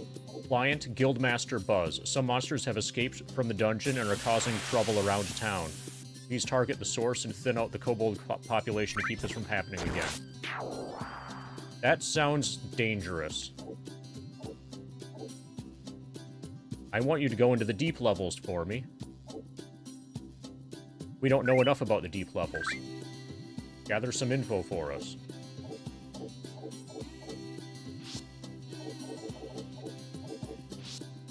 I want to find a place to save. Alice?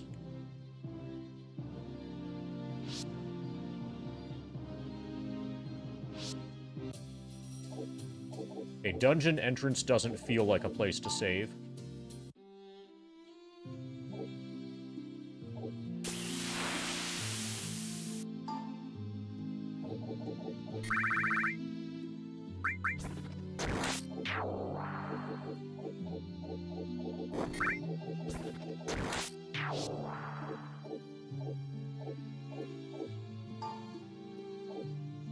Rumors at the inn. Map and some torches. Okay, allegedly I have a map. I should get some torches.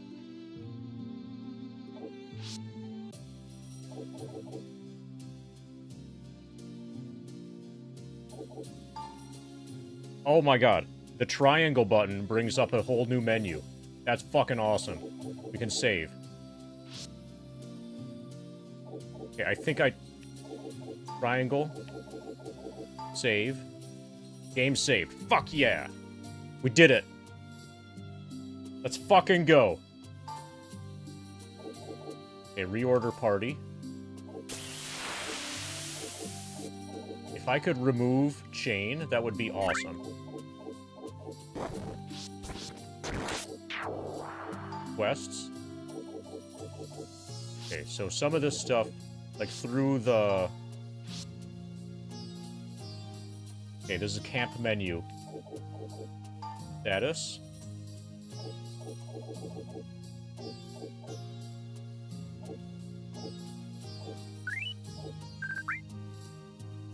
Okay, now that we've saved, then we can start grinding. Lackey has thief skills. Everybody has a dagger, robe, and shoes. The people in back probably should get slings, like as soon as they can afford them.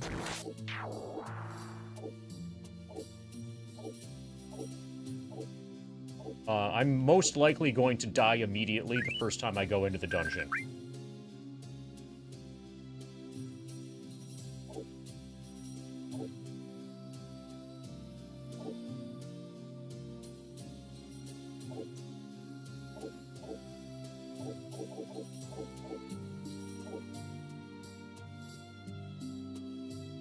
Augments thief skills, such as lockpicking and trap removal.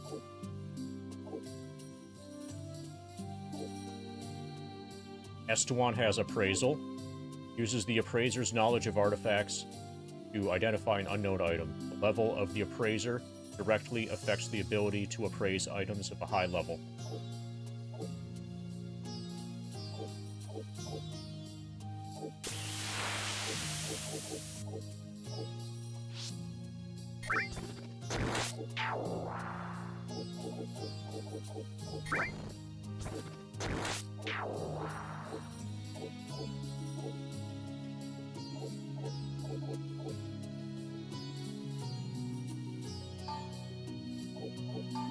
Use the... Okay, no effect when I use the Trials top. Map of Dungeon of Trials, 1 first and second floor.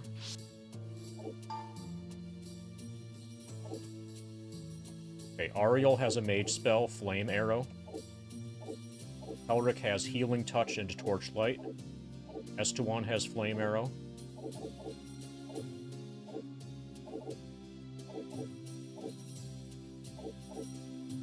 Lynn has Flame Arrow and Sleep Field.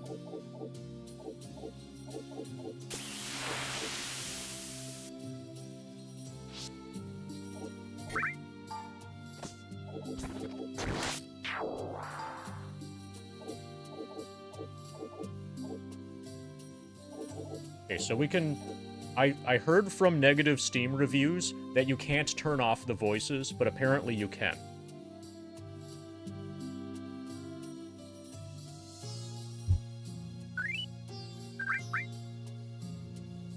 I'm gonna leave everything as is for now.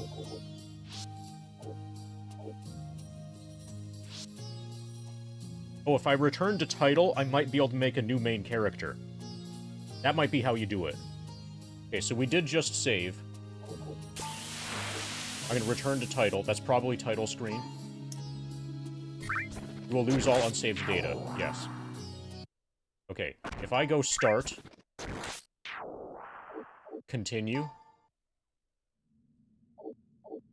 Yeah, I think we make a new character.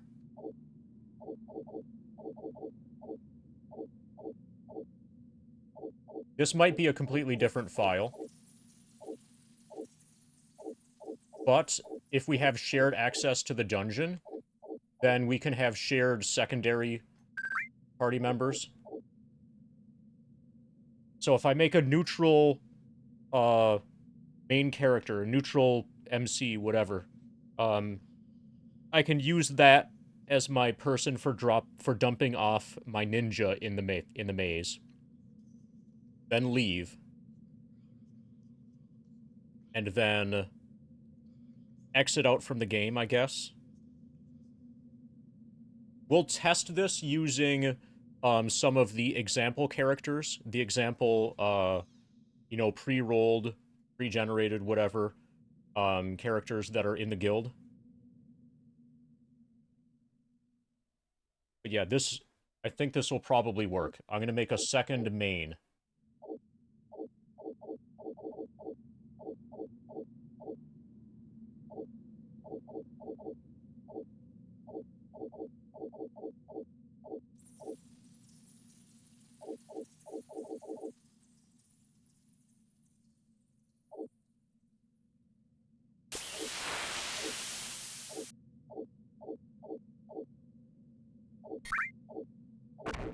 It'll be Barrel.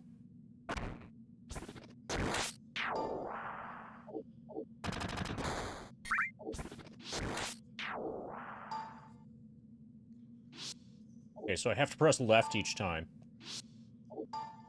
Since there's a possibility that I'll actually use this main, I want to get a good roll on it. And I have to press left before confirm in order to set it to be a female human each time. And it's going to be a neutral female human. Samurai. And I'm looking for at least 30.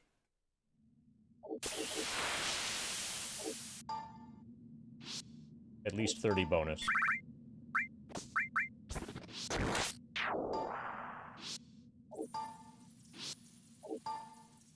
And my hope is that I can recruit my ninja with her, go into the dungeon, have her leave my ninja, you know, separate ninja from party, and then she goes back to town, log out, so to speak, and then with my lord with Chain as the main character, go into the dungeon and then pick up the ninja. If that works, then we're good. Then we can start with a ninja at the beginning of the game and not have to use Lackey.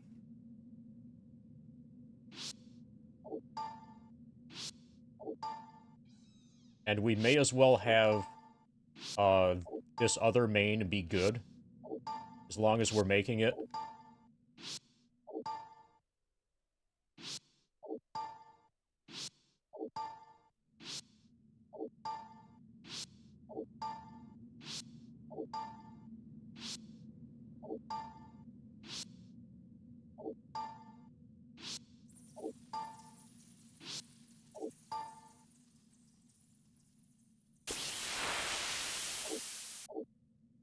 I hope that I'm not accidentally overwriting this. That would be horrible. Okay, I need to Google something.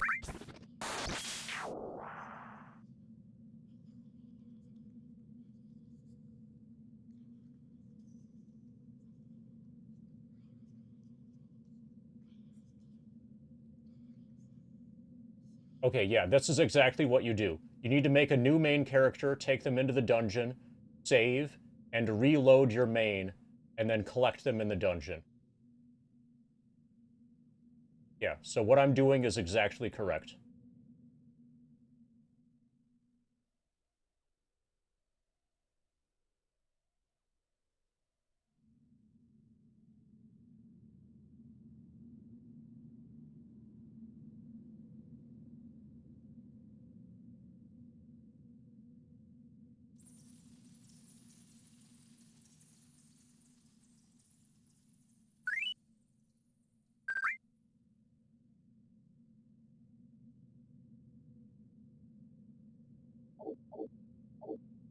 So what's concerning here is that apparently you can only have a single main of each gender race combo, each sex race combo. So I can't have multiple mains that are both human male. So that means a total of 10 possible mains that you can have simultaneously.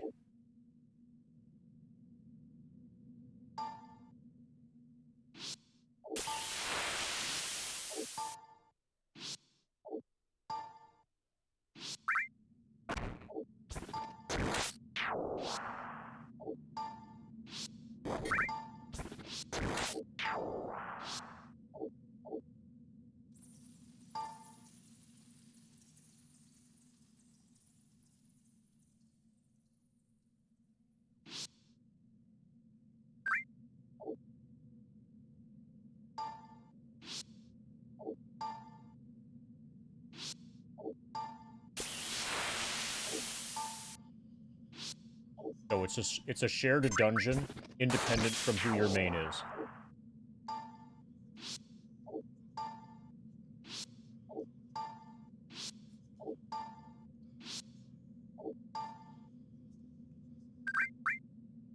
Oh, is 29 good enough? No.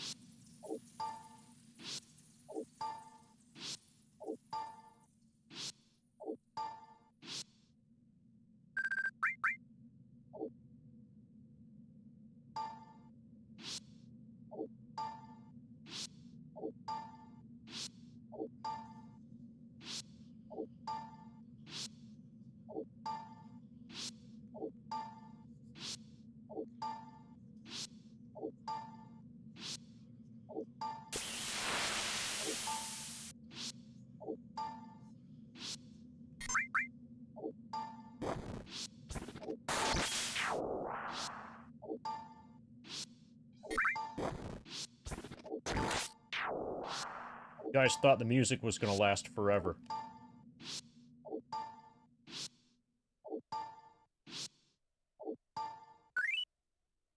We need 6 characters, and I've made 7 so far.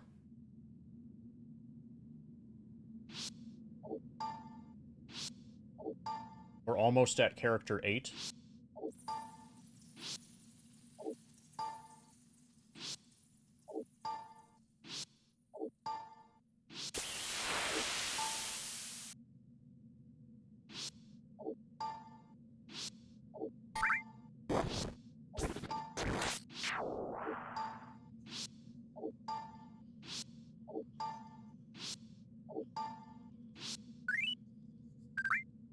We might actually make it to level 55 in FF7 before we have our party complete.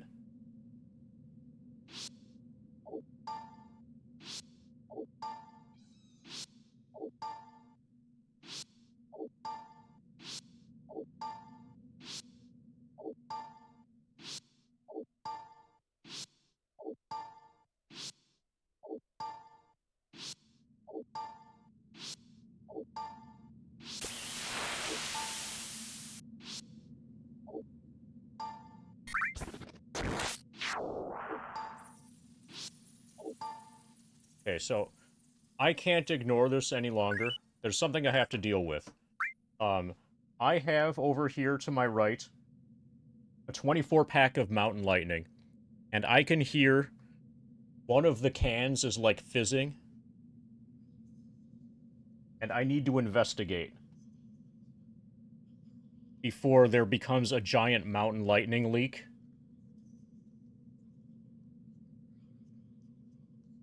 My sense of hearing's really good.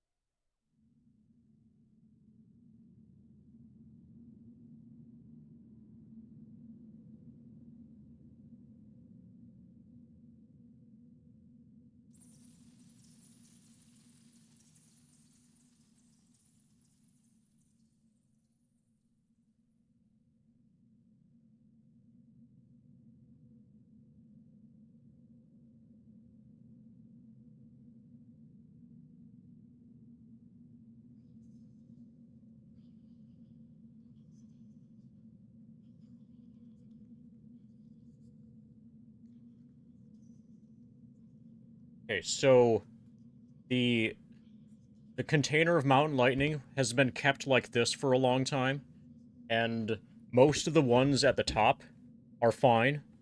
And about half of the ones that are like in the bottom half of this, um, have a very slight like leakage, whatever. My feel from having manually listened to all of them is that the ones that are leaking are probably still fine. I just need to consume those first.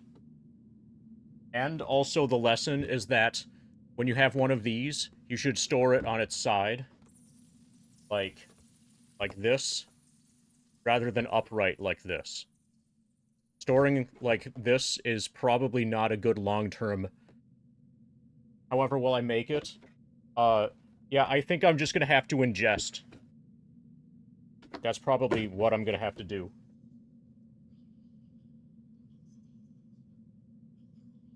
But there are 6 of them that I've separated out as being like a little bit leaky. So if you just listen, you can hear that, right? I can.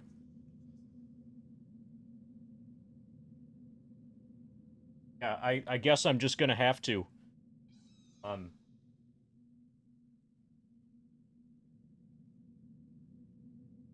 I guess I have no choice but to immediately drink 6 cans of Mountain Lightning.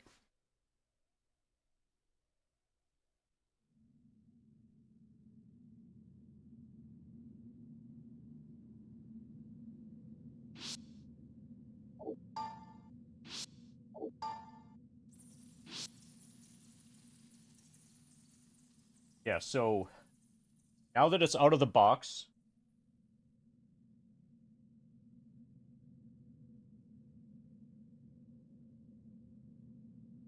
I can identify which can is exactly the problem by triangulating different cans around me.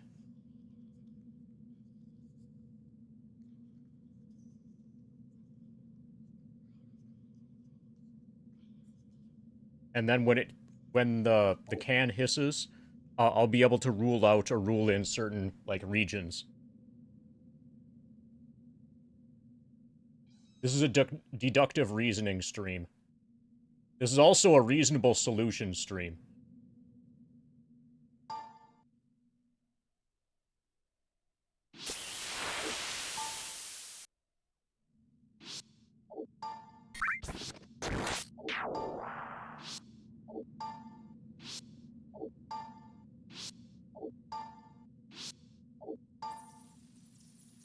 Okay, it's not any of these 3. These 3 are marked safe. These 3 can go on Facebook and mark themselves as safe from the Mountain Lightning Apocalypse.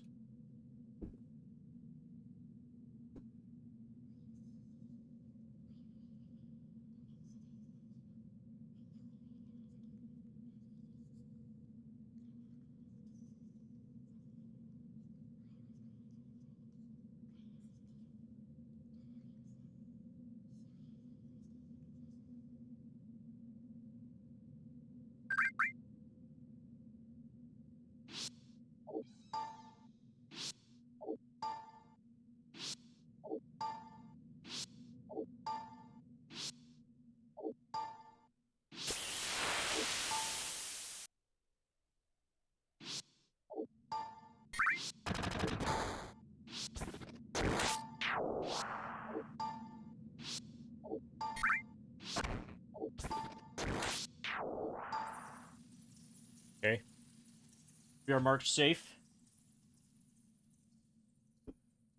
It feels like one of them's going to explode.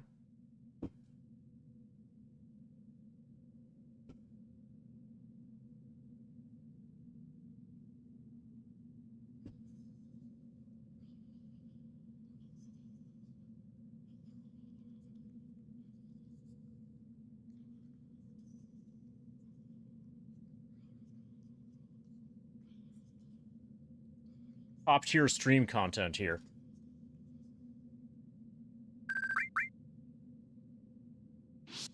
Testing Mountain Lightning cans by way of 3D triangulation.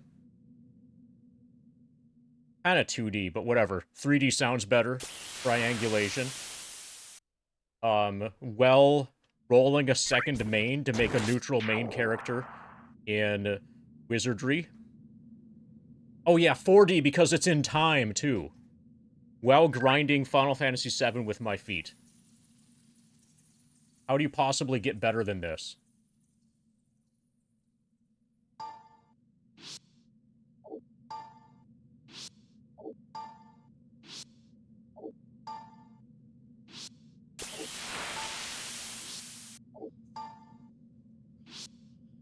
Oh, speaking of retirement, apparently now is a good time to buy stock. Stock went on sale. 26 is not good enough.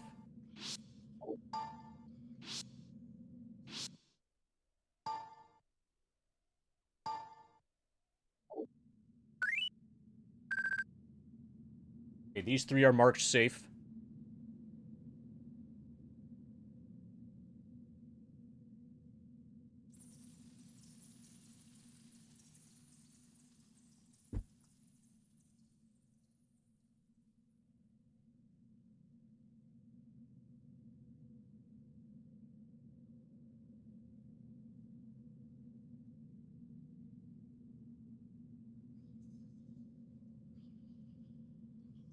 On sale, lol. Do you not think that stock is on sale? Intel stock is definitely on sale.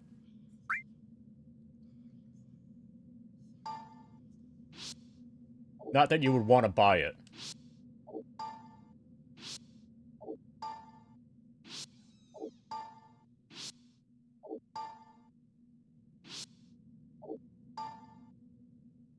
Hear that Boeing stock might be getting cheaper soon?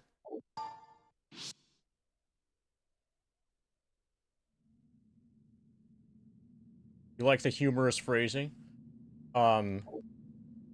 That's not a particularly novel way of describing stock pricing. Okay, we marked these 3 safe. Like, you know that guy that everybody quotes and pretends to be, Warren Buffett? He uses the same, like, you know, way of describing stock pricing after market corrections.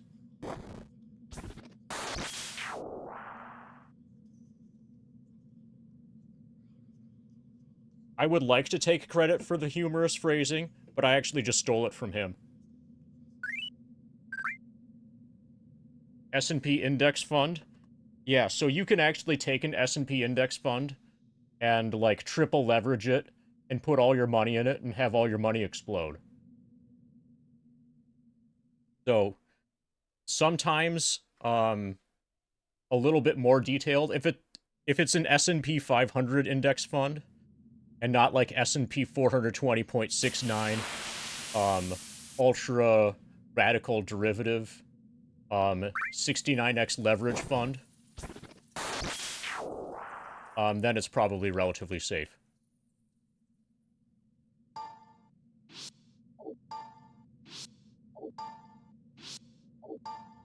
Okay, these ones are not... Oh, yeah, that's what you have, right, Frank the Magpie? You've got the 69x leverage version?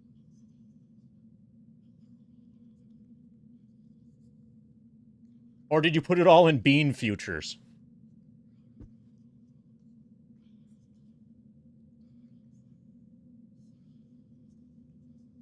You did? Did you put it in physical beans?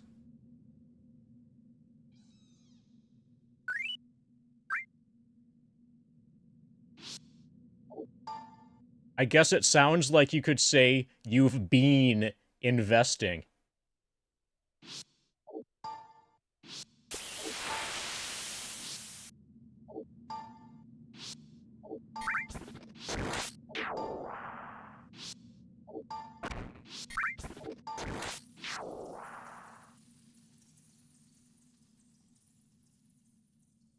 Okay, still not one of these. We will find the errant can soon. You only have 6 cans left to test.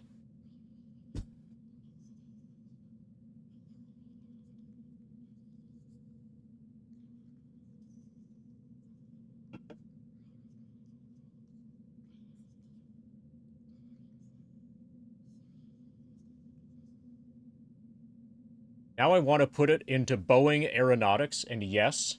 Wait. Did you misspell Bean Aeronautics?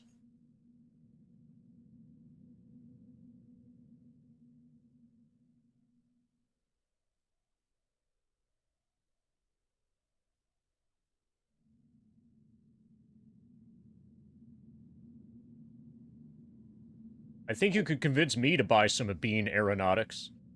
You remortgaged the house through 3 different countries. Okay, we're down to our last 3 cans. Not one of these. This is a surprising result.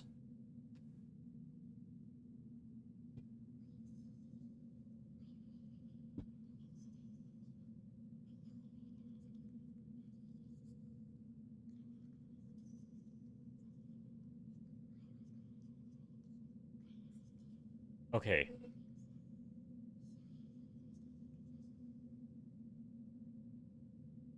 And if the sound still comes from that direction after all of the cans are in front of me or to my left, then it's something completely independent from the cans.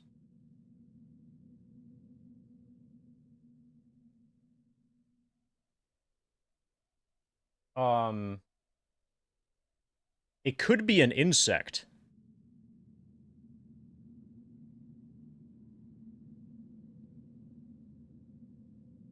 I have an idea. Yeah, it could be an insect. Apparently the cans are all fine.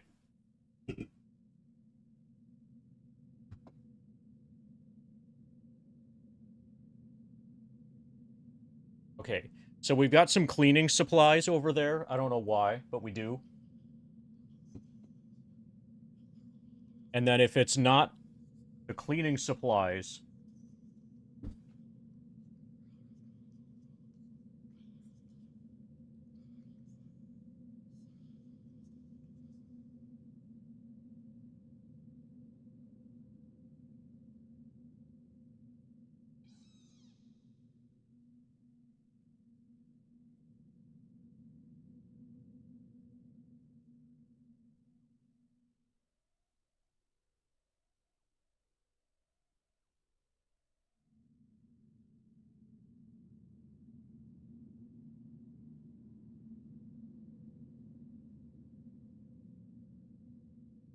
it's unlikely to be the game because it's not coming from the game speakers.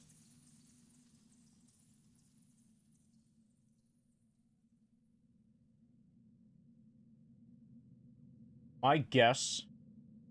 Yeah, so it's not the mountain lightning. My best guess... So it happens for a short period of time, then goes away, then happens for a short period of time and goes away. There's a type of insect that has taken over Pittsburgh. It's like the spotted lanternfly.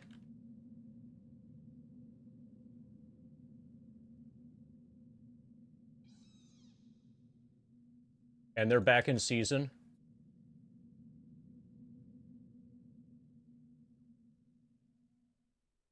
And it's possible that we have one... It's possible that there's one in, like, in the house. Well, they crawl all over. They end up, like, everywhere.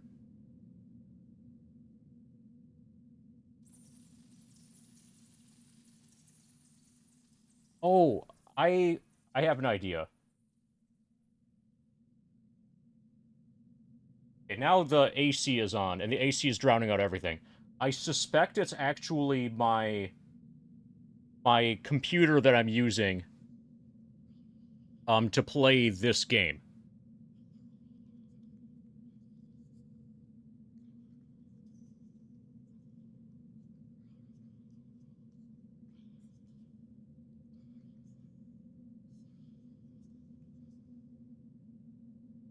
Alright, I'll check out the clip later. I suspect now that it's the computer. That normally wouldn't be on, but it's on now because I'm playing Wizardry, Labyrinth of Lost Souls, whatever. It's like a fan grinding against something or whatever. You know how computers can make sounds?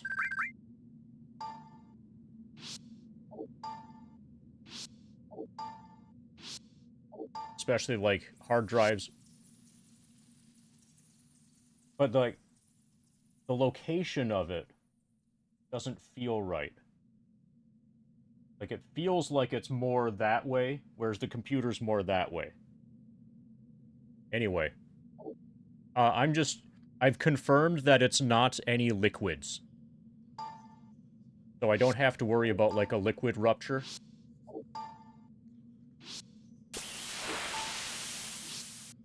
I don't have to worry about the loss of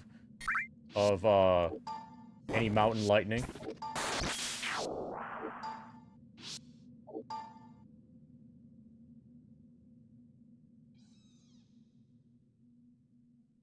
Yeah, rip. Put it in the Discord.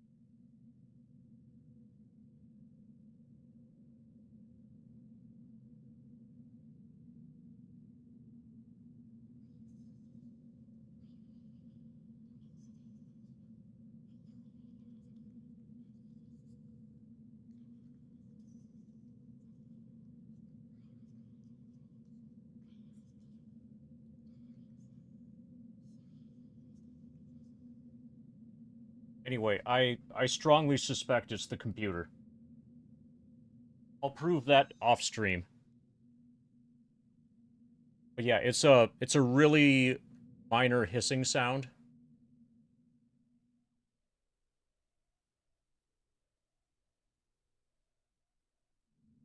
And it'll be present for like 2 or 3 seconds and then go away for a while and then return on an interval. Like, it's on an interval, like a regular interval. Like, it just happened. I don't have a fridge here. I don't have a refrigerator. I don't have a mini fridge or anything like that in this room.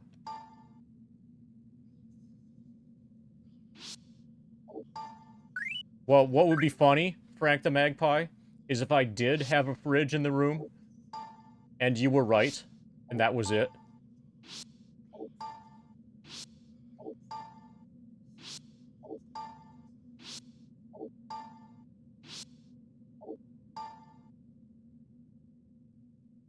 Interference from the AC. The AC is central air.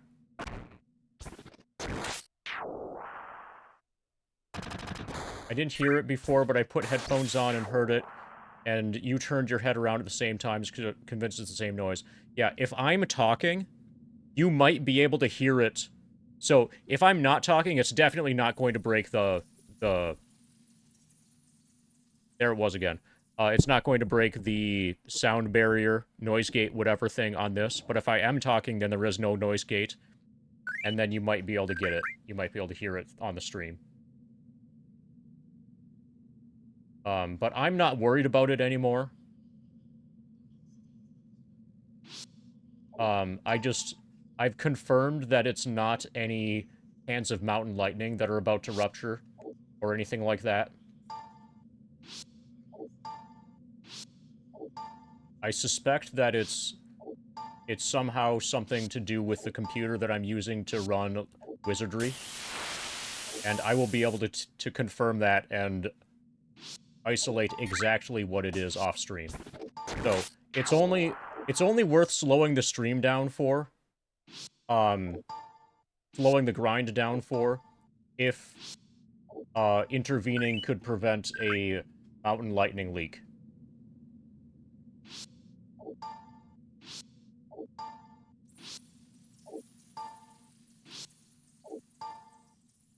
But since I know now, but it's just loud enough that I can't possibly ignore it.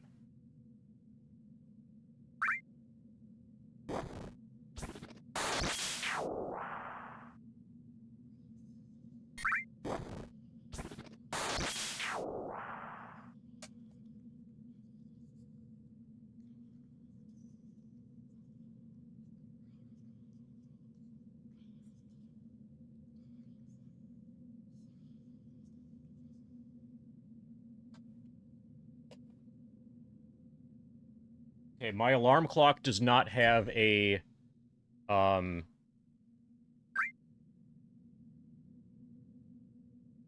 yeah, it's consistent, or at least it feels like it's consistent. It could be a bug that has a mating pattern that, where it gets more babies, if it makes its noise and then is quiet for a certain specific defined amount of time.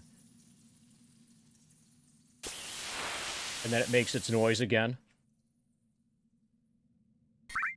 If that happens to be a successful mating strategy. So that would make it a very horny bug. Not necessarily intelligent.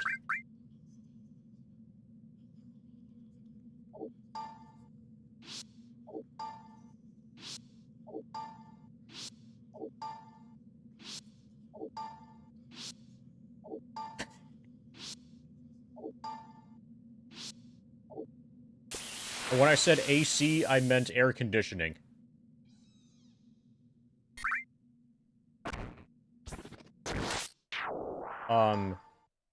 Do...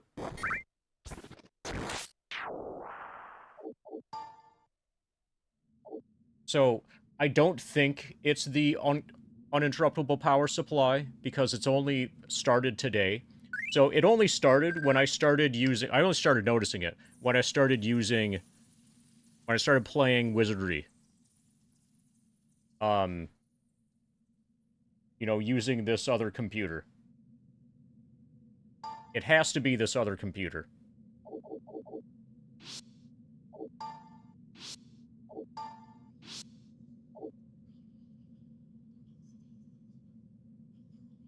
It sounds like a hiss.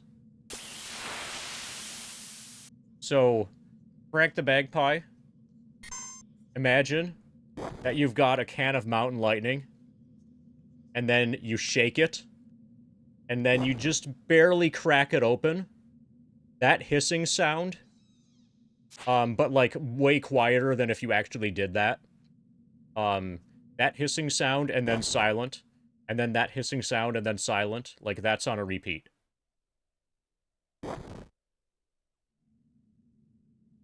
When it's present for like 2 to 2.5 full seconds.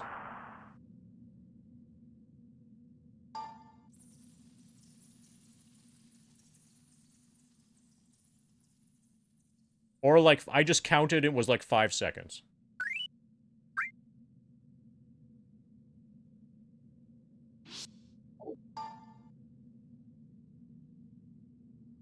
Okay, I'm gonna look at the Discord and see if you've captured it.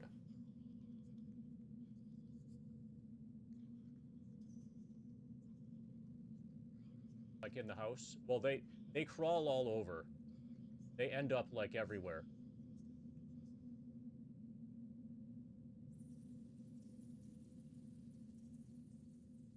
Oh, I have an idea. Okay, I didn't hear it. At what second specifically?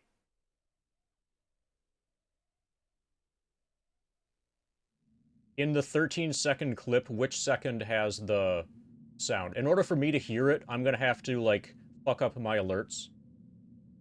I'm probably gonna have to just listen to that later.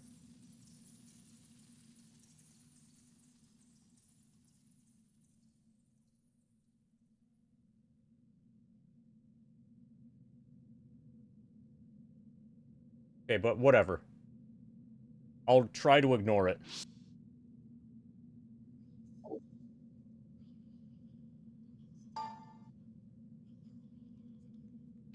Okay, yeah. In the... Yeah, I have a mixer, but it's not coming from the mixer. The mixer is...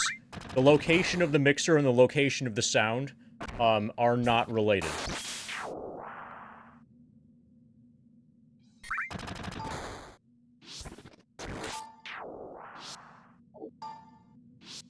Or, okay, they are related in the fact that they're not the same.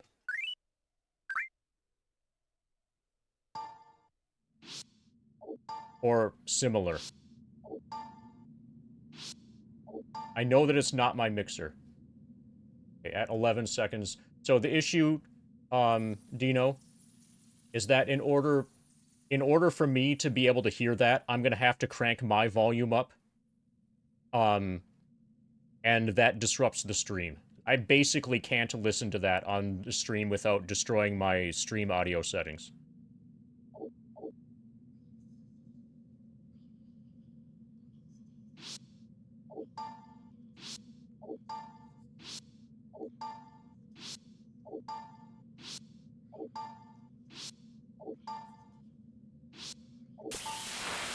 But I'll listen to that later to see if you've captured it. Thank you.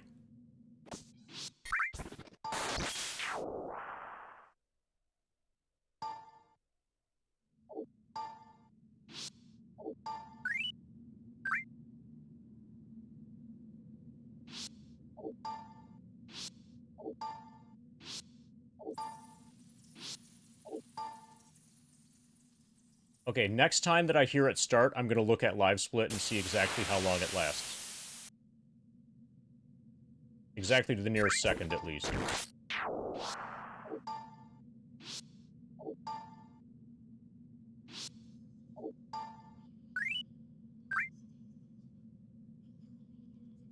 Things will get better once I'm doing stuff that has sound in it. This is like a completely musicless combination of games.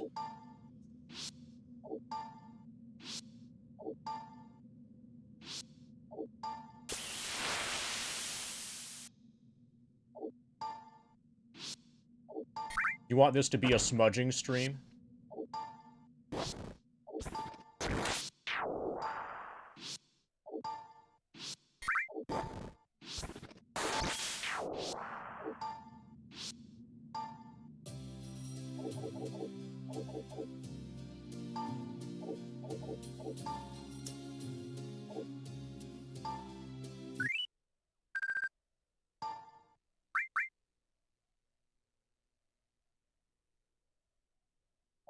Surely I can do one more thing. Yes, I can. I can respond to your question about whether I can do whether or not I can do one more thing, but that's it. That's the last thing.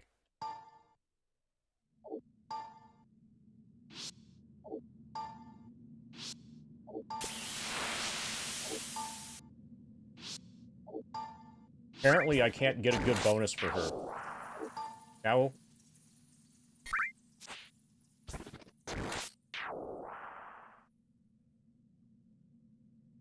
Okay, that was 4 seconds long. Last time that somebody calculated out or projected out how long it would take, their projection was 1.3 thousand. So, I think the short answer is yes, I'm on track. I'll be really happy with 1,400 or less.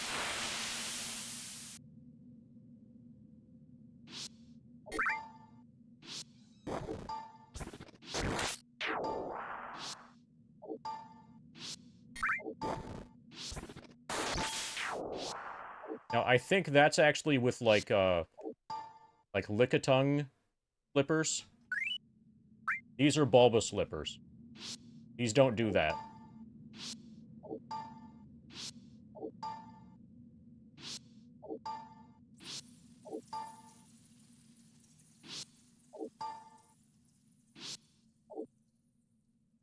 Okay, that was 5 seconds long.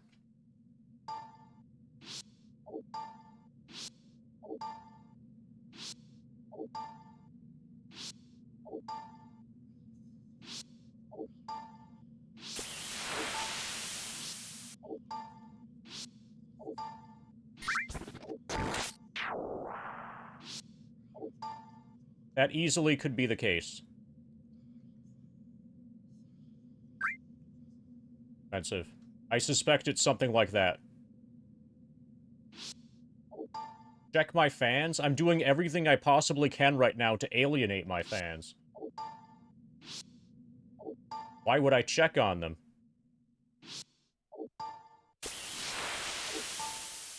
And it's not working. We have 50 viewers still. Have to try harder, yeah.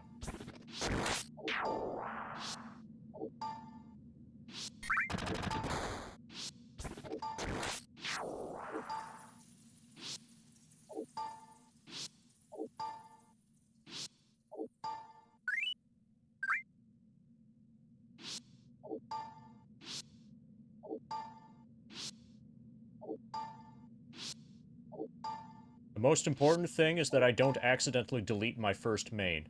My main.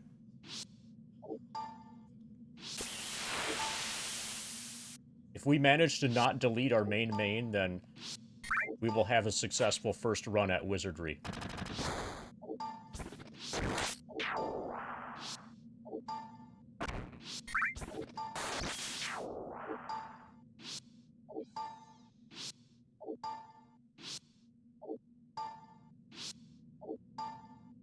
Yeah, it would be horrible to reject a 42.0.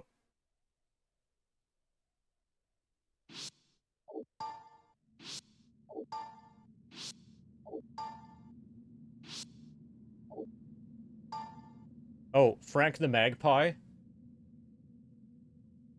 I invite you to peruse the grind document.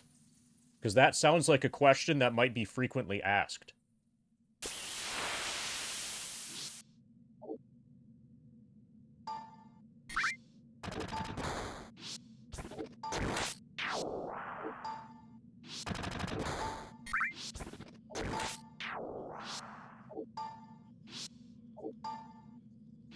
But yeah, it'll be a 100% speed run. Fuck yeah! It'll be a 100% speed run. Okay, we're taking this.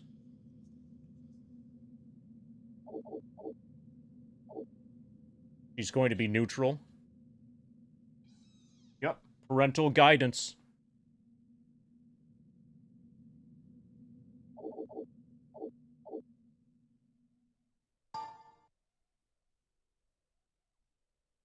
Okay, this is going to be Beryl.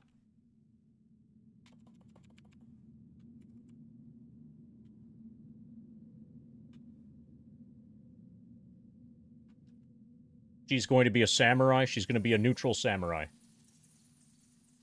And I suspect that she's locked at neutral for the entire game. She might be my actual... She might end up being my actual main. I don't know if you can mix mains. If you can, then she might be my actual samurai. I might use Beryl instead of Ariel.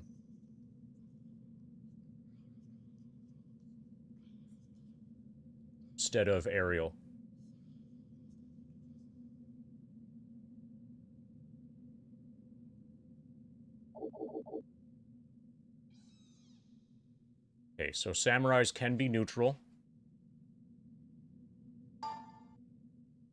Minimum for samurai is 15, 11, 10, 14, 10, and she's there already with that. Okay, so we got 21 left over. I suspect she's probably going to just stay. Yeah, I made a thief. I have a neutral thief, but what I'm doing now is probably a workaround, so I'm going to be able to use... I'm probably not going to need to use the thief. I'm probably going to be able to use, the ninja from the beginning. But I need to make a neutral party leader to deposit the ninja, and then go back, and then log out, and then log in with the Lord, and then pick up the ninja. Like, you need to have 2 mains in order to make it work. So, and this is my other main. And if you can have 2 mains in the same party at the same time, then I might actually, I might use I might use Beryl as a replacement for Ariel. We'll see. There are a lot of options now available.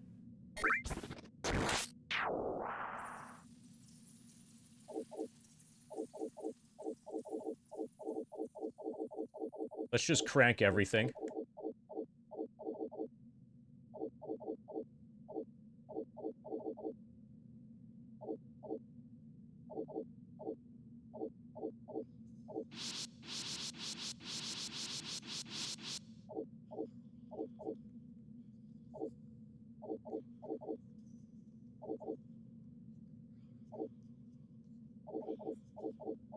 That feels fine.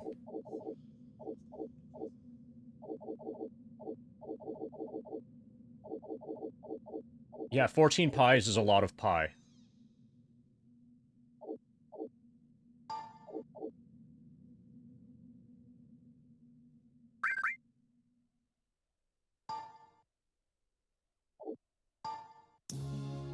Metropolis bursting with people and shops sprawls before you. The great city of seekers, the home of those who would call themselves adventurers. This is Itox. People throng the streets. Their calls and chatter fill the air. They vary greatly in garb, profession, and race, but all are united by a shared dream of rolling a 40. This might be a good place to set up shop someday, but first I need a patron, and to get one of those, I'll have to find some work that gets me noticed with the nobility. Maybe I'll even catch the eye of some handsome prince. Ah, no, I have a plan already. I need to focus on my goal. Stay focused. Meet Beryl. In search of celebrity and wealth, she has begun a life of adventuring. This exact energy, can I have, like, plus or minus 6.9%? Because that makes it way easier than trying to get a specific... Yes? Okay, thanks, KRD.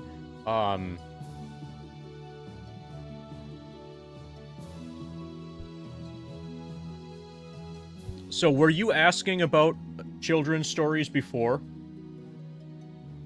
And then I said I've already, like, somebody asked me if I've ever read a children's book on stream, and I said, yeah. Not before? Okay, then it was somebody else.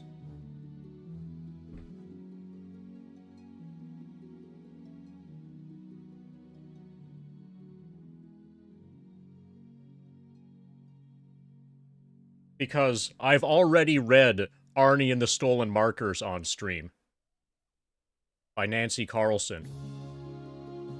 So, you see that emote that KRD just used?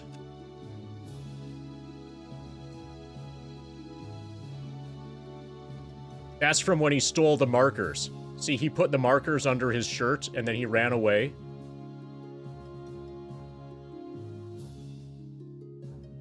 Without thinking, Arnie hid the marker set under his shirt and ran out the door.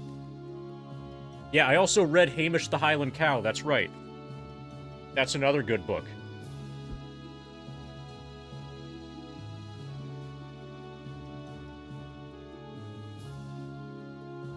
Yeah. Yeah, I read this book also. You've missed everything.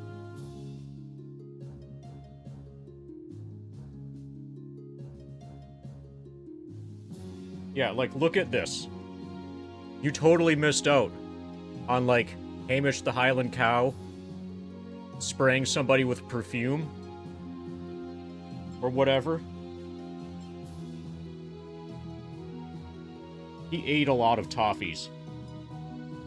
Now, Hamish loved surprises.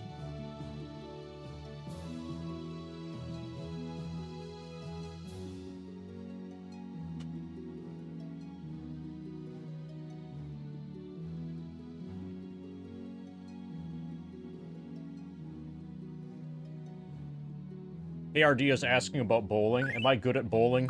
Absolutely not. Meet Beryl. In search of celebrity and wealth, she has begun a life of adventuring. Okay. Okay, since I have the other people in my party...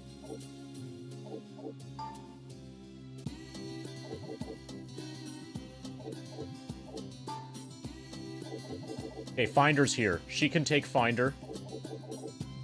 And then some other people for security. Deposit Finder. Log out.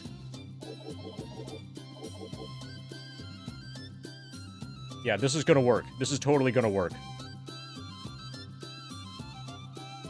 His baby book at the 21st. Son, you are now a disappointment. Because I realize I missed MD reading Hamish the Highland Cow, and it was kind of your fault.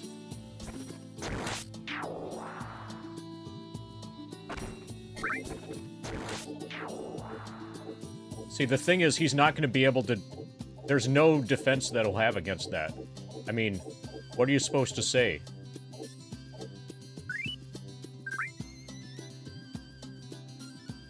Just like, I'm sorry. I mean, it's unfortunate that you missed MD reading Hamish the Highland Cow. He could try reading Hamish the Highland Cow for you, but that would probably just make it worse. Okay, so everything works now.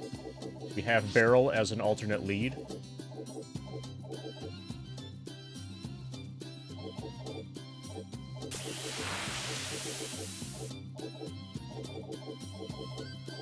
Okay, we're gonna back out. She's there with an empty party. Actually, no, I'm gonna fill up the party.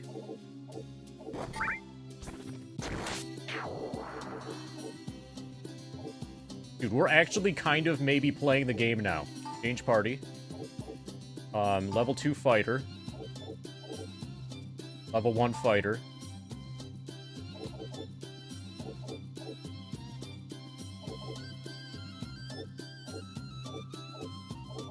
They should probably have a healer.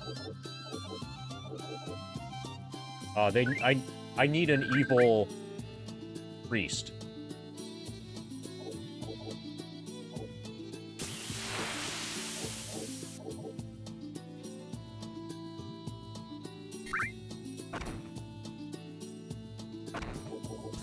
You love them to bits? By that, you mean you love to sell them in exchange for bits that you can cheer on Twitch when MD is reading Hamish the Highland Cow, right?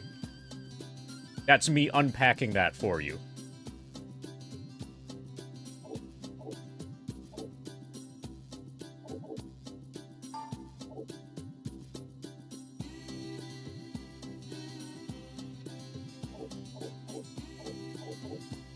Fighter, mage, samurai, ninja. Okay. So all that's left is Suke and Kate. Oh, they should probably take a thief.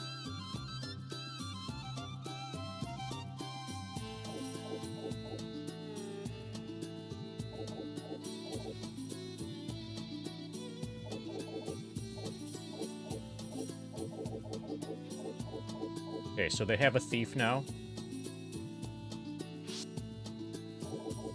And they have Finder.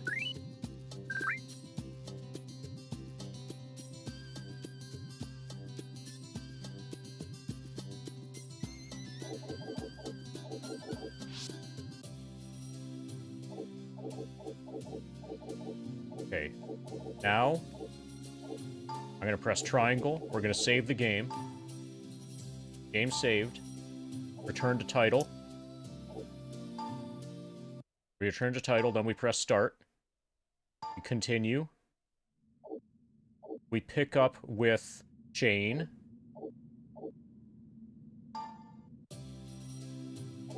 Go back into the guild, and it should just be a couple people. Yeah, so these people are in the party now. Kate and Gons are available.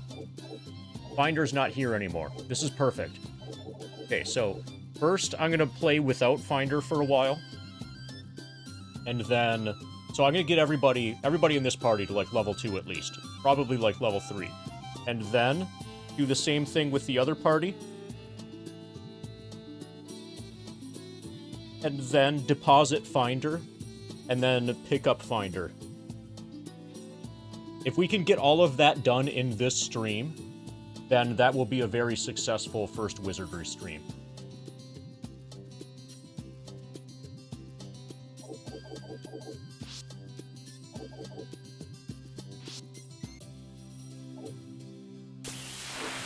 Okay. In. Front desk. I don't have a client. Rumors at the inn. Welcome back and thank you for your continued patronage. I don't mean to speak out of turn. Have you got a map and some torches? Okay, let's get some torches. Okay, we are about to go. We're about to do stuff. We have a good party with a good lord main character. We have 2 main characters. We have an alternate neutral main character.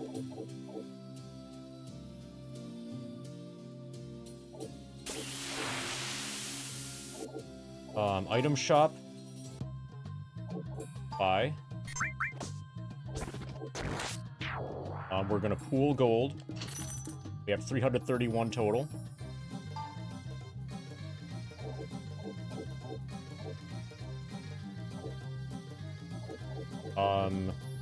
Okay, slings are way more expensive than I would have estimated. Priests and bishops can use them.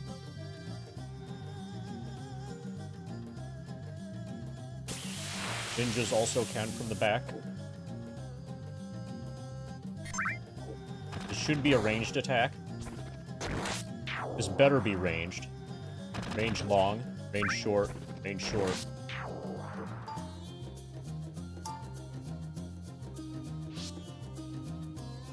Range short. Range short.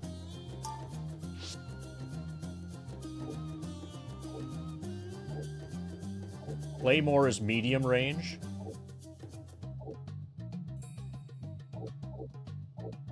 And massive damage.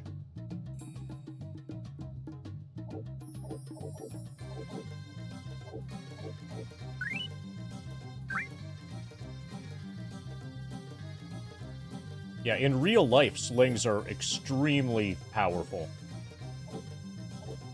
In real life, slings are OP. In video games, they're almost never anywhere near as OP as real life.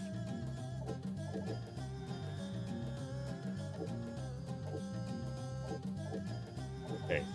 Tool. The only kind of torch appears to be a magic torch.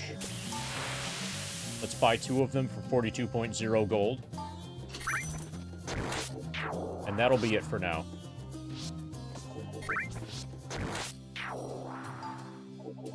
Save. Apparently you can save whenever you're camped. I'm not gonna do... So there's a quest that's available at level 1 that mentions, like, kobolds in town. I'm not going to do that until I've reached at least level 2 or 3 from doing, like, 1 fight at a time in the dungeon. Elric. Elric has 2 casts of Healing Touch. I'm gonna do the thing where Kelric is the only one who sleeps. And our HP restoration is going to be through healing spells. Almost entirely.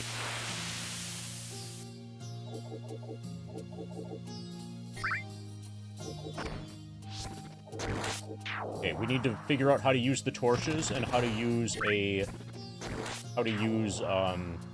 map that we bought. Dungeon entrance, explore. Dungeon of Trials, Jin's dungeon, and deep levels. Dungeon of Trials is the baby dungeon.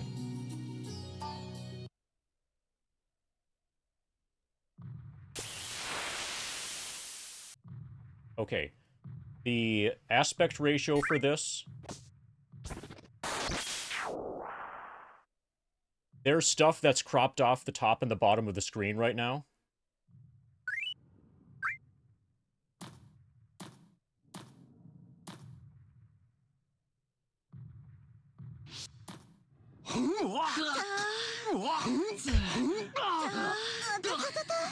So, at some point earlier in the stream, I mentioned that one of the negative comments on Steam was that when you bonk a wall, it sounds like a Japanese porno.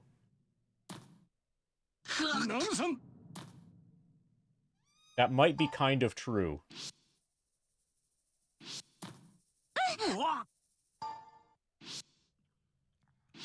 Okay, so that's a wall. That's a wall.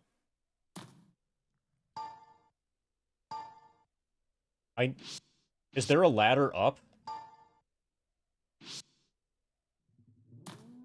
I should be able to go up.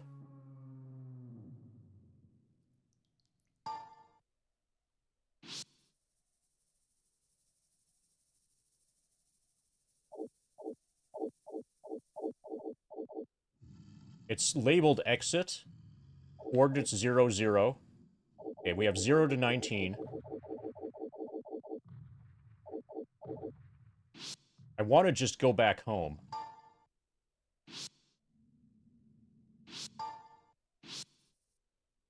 Search. Search for allies. So if I search, leave the dungeon. Okay, how am I supposed to know that the exit is here? Explore. Dungeon of Trials. It would be nice if there was some sort of indication on screen.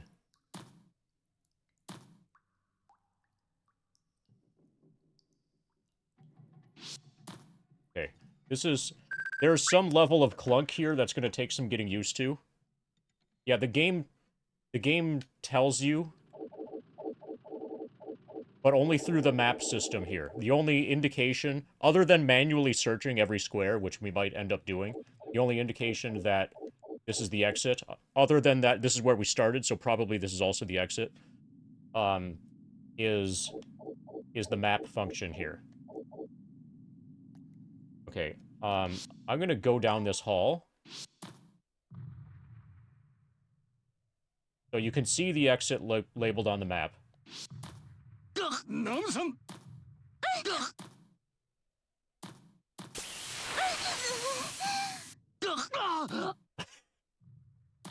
So we have to push against all the walls.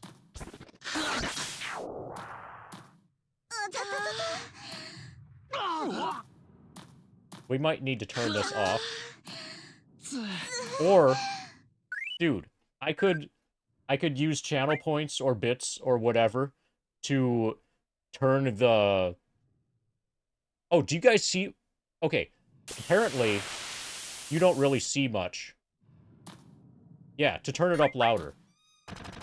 Or to turn it off. Because some people are probably going to want to have it off.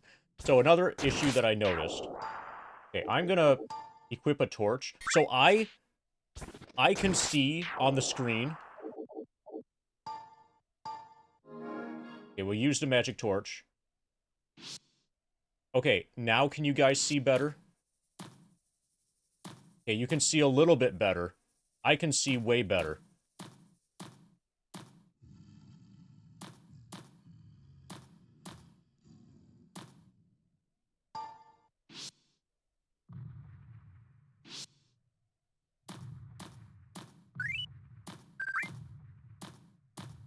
Oh, okay. With the magic torch, then I can see this. Oh, and if you step away... Yeah, so there's the stairs. That's the stairs icon equivalent. Okay, so we've been to the north. 9 steps. Something appeared. Okay, we've got level unknown creeping coins.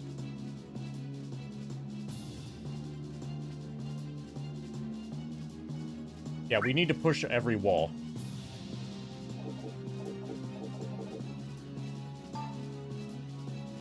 Fight. Fight. Fight. Elric, do you have any kind of special? So samurais are supposed to have like a special thing they can do.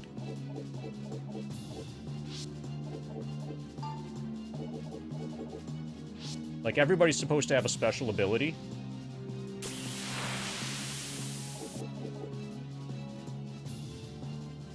So, I suspect that I might need to, zoom out from, like, what you guys see for the next stream. So, you guys can see, like, the top and bottom of the screen are cropped off from what you guys can see, but it actually is showing here. It's not cropped off in town, but it's cropped off in the dungeon. What store carries Mountain Lightning? Walmart and only Walmart. Oh, unless you know, like, unless you've got, like, a hookup somewhere. But aside from, like, knowing somebody on the black market, it's Walmart. It's the Walmart brand. Okay, so I'm gonna have to figure out how to use the samurai ability. And how to use...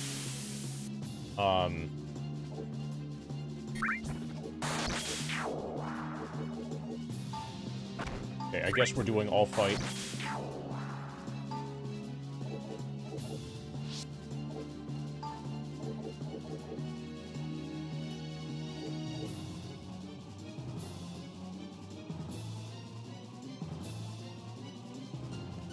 Okay, I can make the border disappear. Okay, I like it a little bit better without.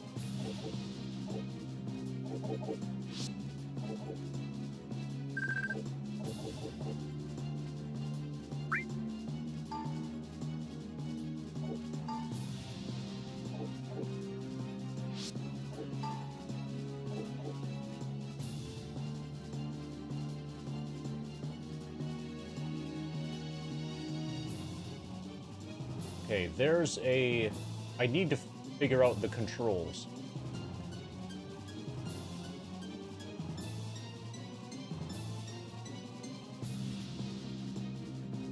Samurai special ability. Free hit on an entire group, usable in anti-magic zones, and more powerful than most spells.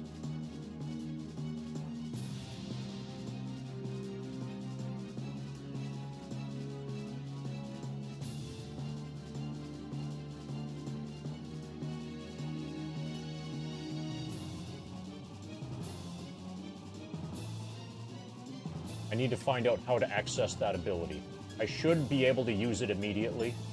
There is no, like, instruction manual for this game.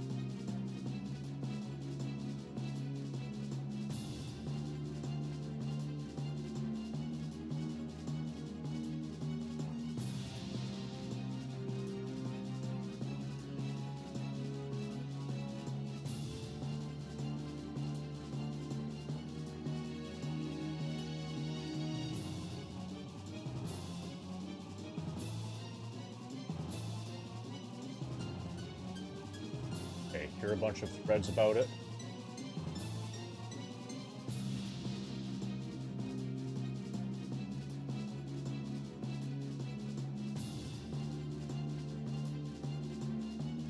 I might just not have them unlocked yet, for whatever reason, somehow.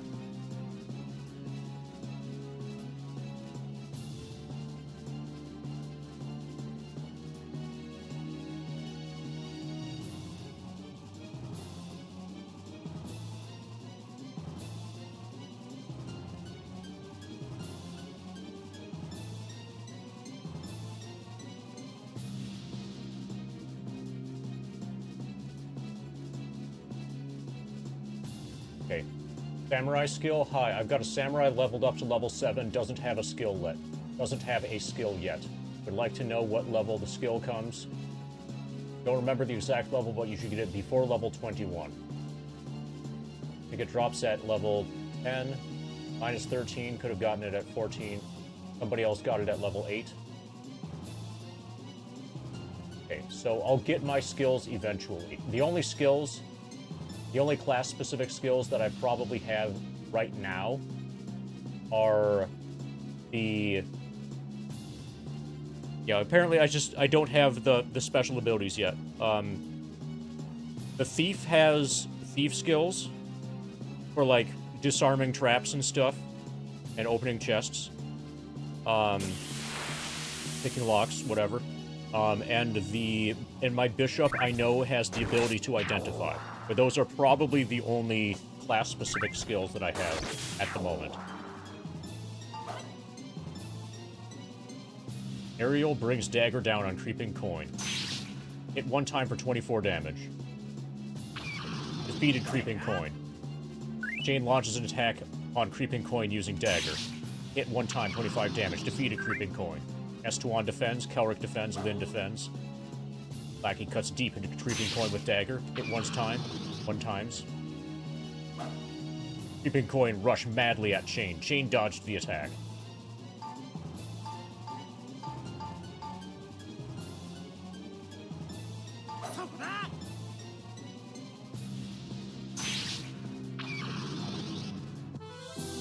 $56 experience points, 3 gold.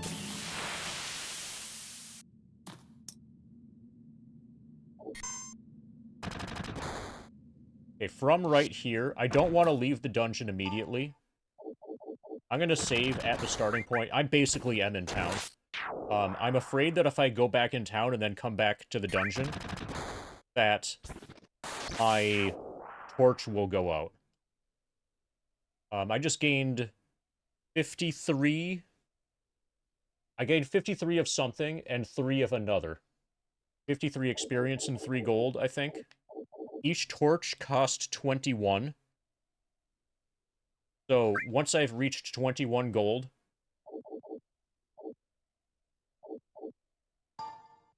then I've broken even on my torch. Oh, so each party member gains 3, so it's actually 18 gold that I gained. Every individual party member gained 3 gold. So that's good. Okay, I'm gonna save here. I'm basically at town.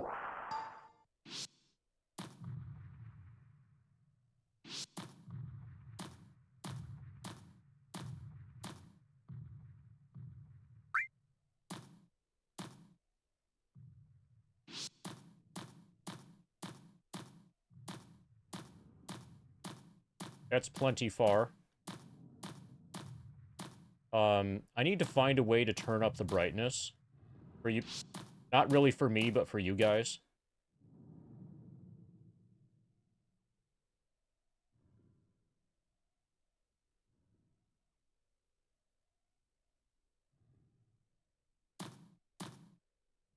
Okay, so if I just stand still, that comes up. Okay.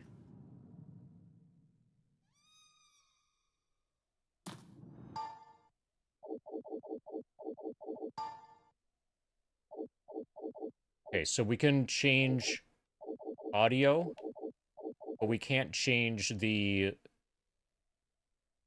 video or the video brightness. So I'm concerned that what you guys see here is too dark for it to be meaningful. Hey, Marquise. We just had our first fight. We killed 4 creeping coins. We took no damage. I'm trying to just get to level 2 in the first, like, hallway. And learn the controls, kind of.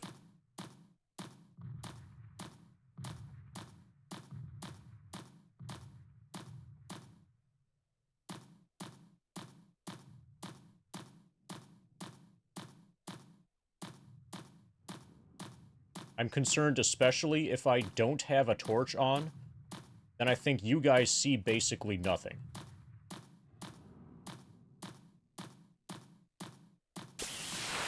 We need more enemies.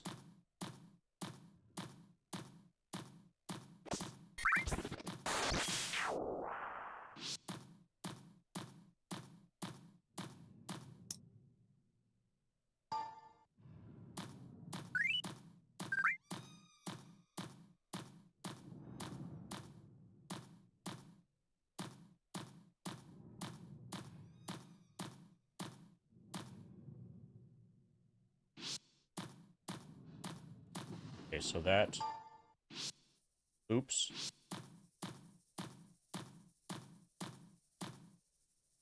Okay, I'm definitely not going to go in there yet. Something appeared. Level unknown. Unknowns. There are 4 of them.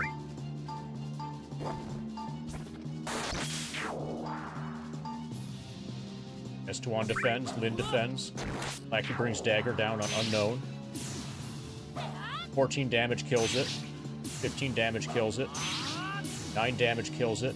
Elric defends. It tried to hit Lackey. Lackey dodged. Perfect.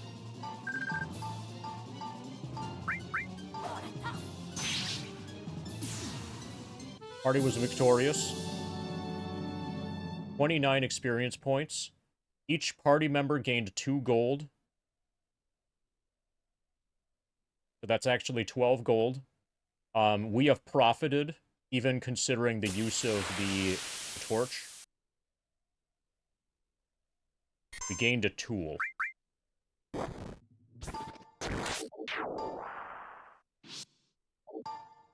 Okay, so item. Somebody has a tool. Chain has a tool. We're going to give that to Estuan.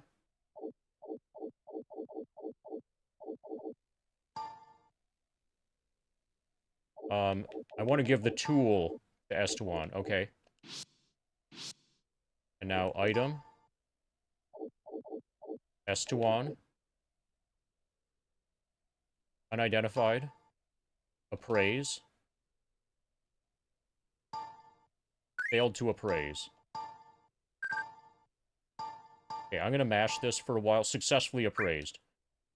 So you can fail, and then just keep trying. Here's unconscious status. We have a tonic.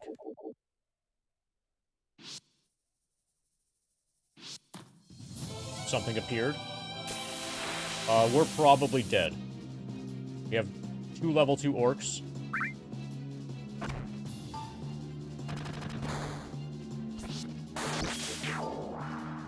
Okay, the kobolds are apparently in front. I can only target the kobolds first.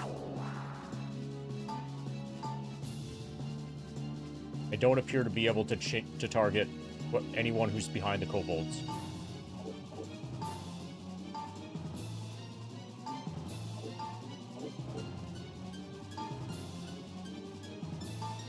Okay, I'm gonna flame arrow an orc. I'm going to flame arrow whatever this is.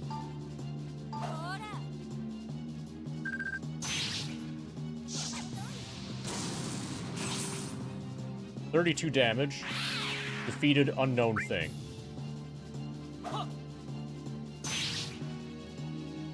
Kobold has fainted.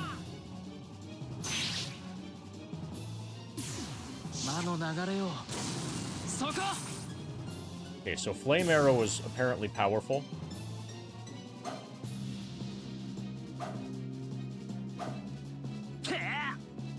Okay, I took a damage. These are level 4 kobolds.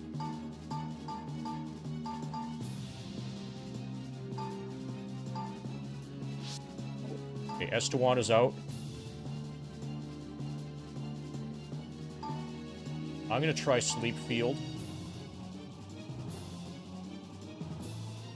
Okay, you can kind of see that. Magically hypnotizes a group of opponents, disrupting their thoughts and putting them into a sleeping state.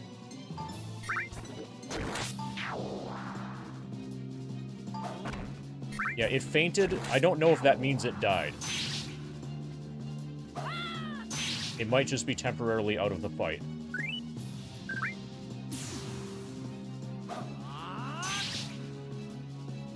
Anyway, we're going back into town after this. Then cast Sleeping Field. Kobold has fallen asleep. Orc defends. I can still only attack kobolds.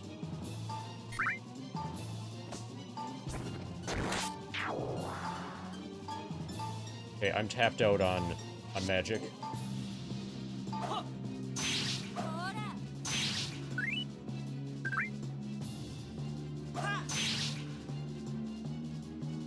$21 damage. That was me applying to them, I think. So far, I've only taken 1.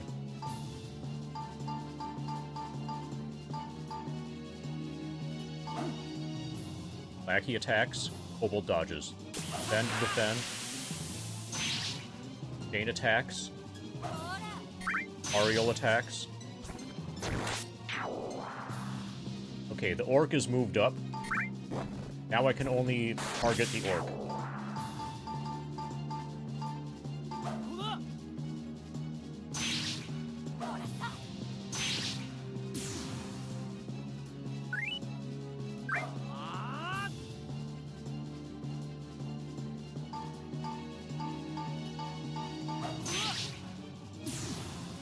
Party was victorious. 178 experience points.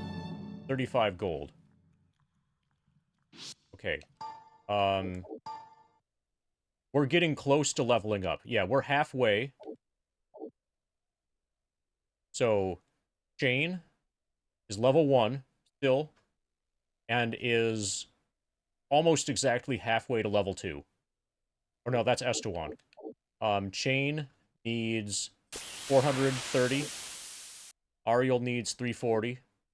Lackey 220.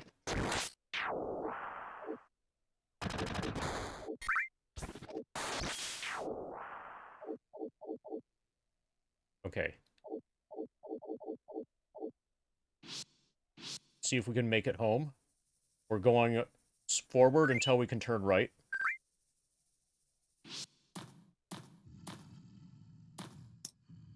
Something's written on the floor. If you turn to the right, the message ends abruptly.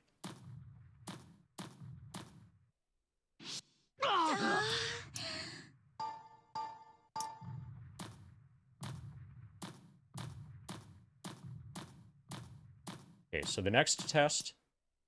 Leave the dungeon? Yes. The next test is, does our torch go out? Dungeon entrance, we're gonna go right back in. Dungeon of Trials. Yeah, our torch goes out. Something appeared. Okay, we can only target what's in front. There are 4 of them. I probably should have saved while I was back at town.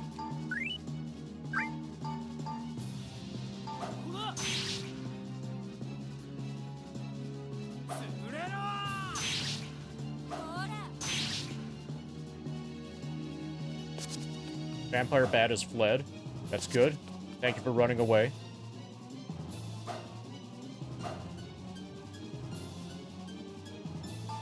It'll take a while before my grind efficiency gets, like, at all okay during this. It'll take a while for me to get into the rhythm.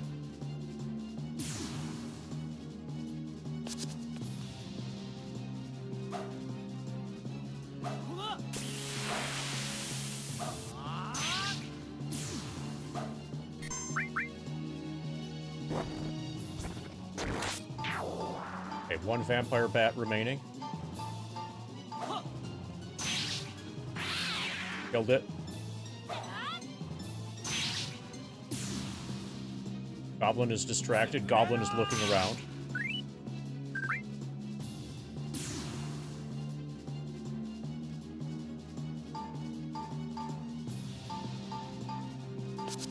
Goblin has fled.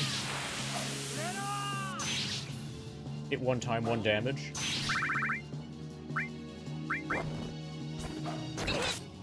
Okay, Ariel took damage. Again.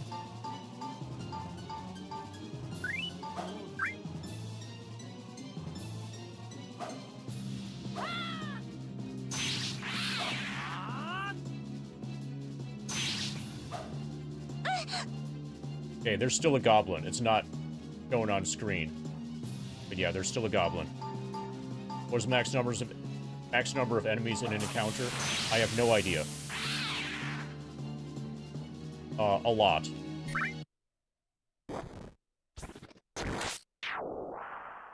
$67 experience points. Got a staff. 22 gold in the treasure chest. Investigate. Lackey. Desperate strike. Desperate strike. Remove trap. Lackey. Desperate strike. Yes, successfully disarmed. We got a tool. Okay, we got 2 things.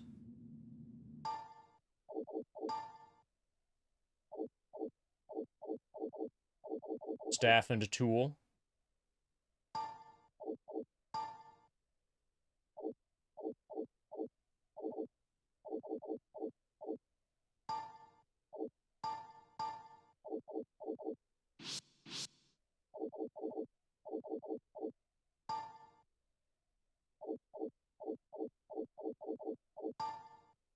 Praise.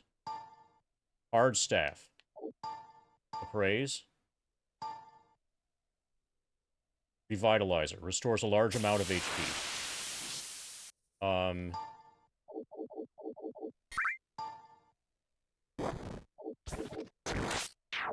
Hard staff attacks twice. Attack 10 to 16.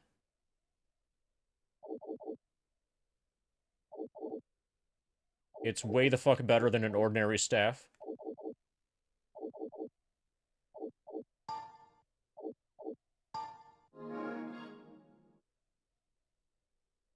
I used it and it shattered into pieces. I wanted to equip it.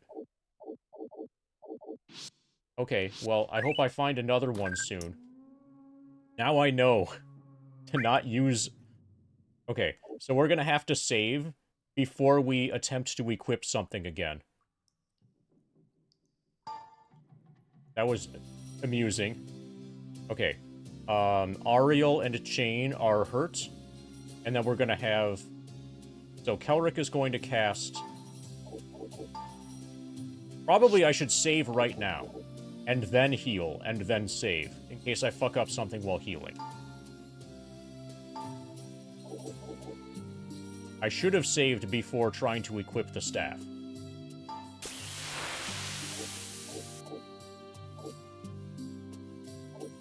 Okay, so Kelric has 2 casts of Healing Touch.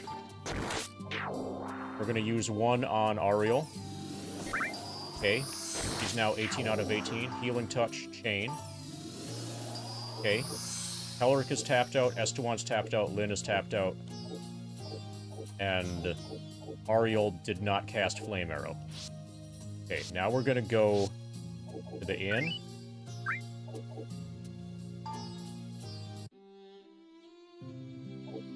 We're gonna rest. Kelric is gonna stay at the stable. 119 EXP required to reach the next level. I think you need to stay at the inn to level up. Estewan stays at the stable. Lyn stays at the stable.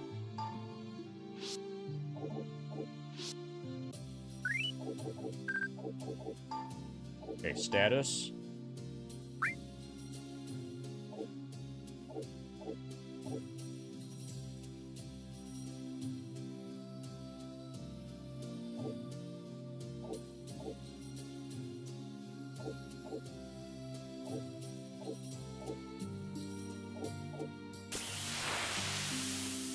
I want to see what the thing that heals a large amount of HP sells for. I'm gonna save, since I think I successfully healed. Okay, item shop. Sell. Okay, we have tonic. And revitalizer. Revitalizer sells for 250.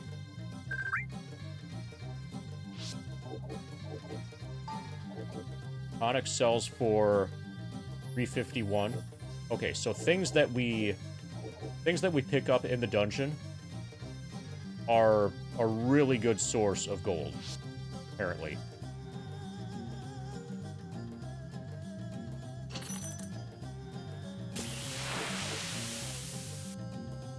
Also, just killing enemies is a pretty good source of gold.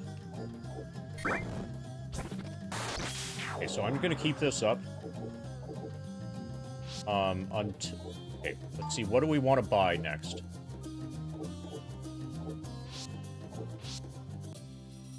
Okay, item shop is also weapon shop. Apparently.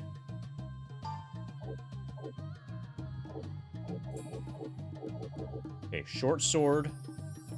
We can almost afford this. We're like halfway to being able to get a short sword.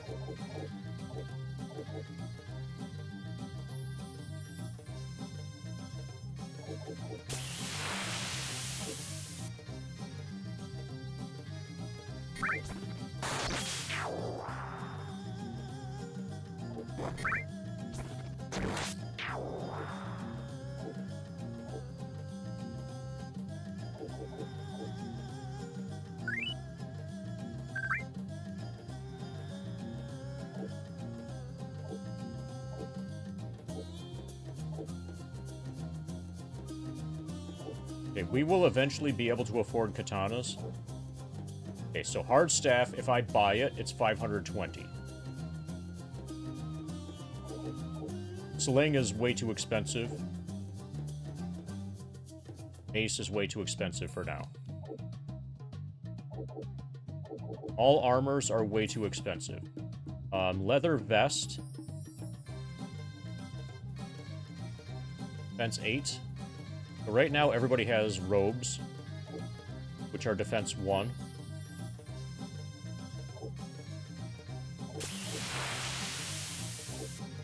Okay.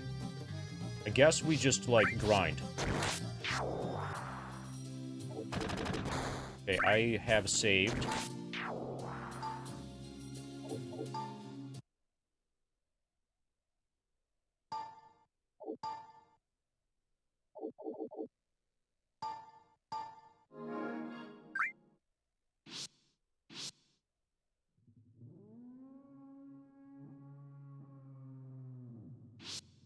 Okay, so I'm gonna fill out the map, kind of. And then basically just go back home whenever there's any trouble. Any sign of trouble at all. Level 4 Orc. Based on our previous experience, we should be able to handle this. Okay, 16 damage does not kill. 17 damage does not kill. 6 damage does not kill. Chain dodges. Everybody's fine.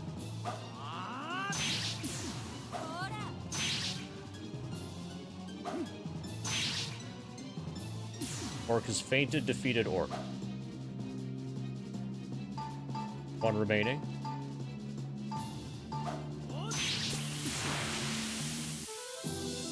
That was a beautiful fight.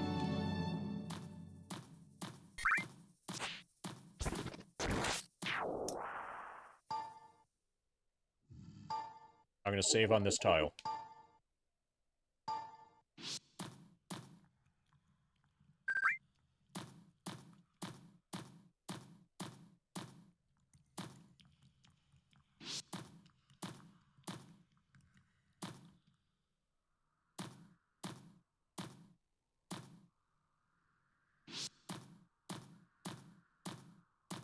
Can you guys see at all what's happening? Something appeared. Got were-rats. 3 level 1 were-rats. Okay. 9 damage kills it. 4 damage does not. 12 damage kills it. Elric, Lyn, and Estewan defend. Chain dodge to the attack.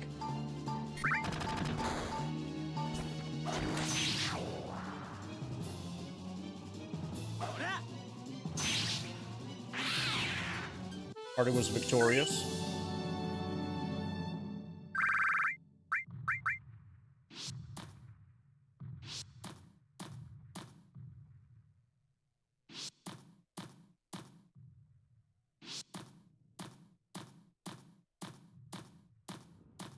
Okay, I'm gonna try running this path. This loop.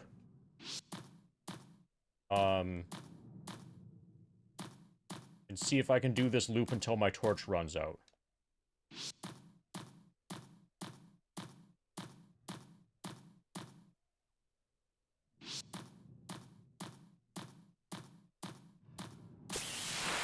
And then from the VOD, even if I have to, I can probably calculate how many steps you can take, holy fuck, before your torch runs out. Okay, so whatever is in the middle is level 1.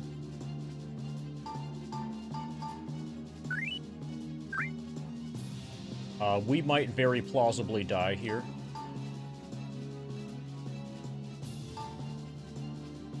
I should probably dump all of my magic.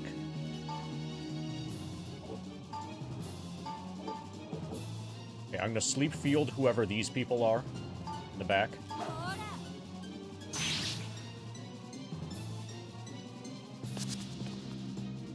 Okay, some things are running.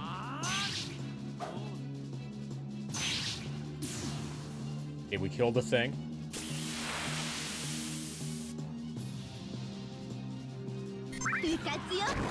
Then cast Sleep Field. Okay, we put almost all of those to sleep, whatever they are.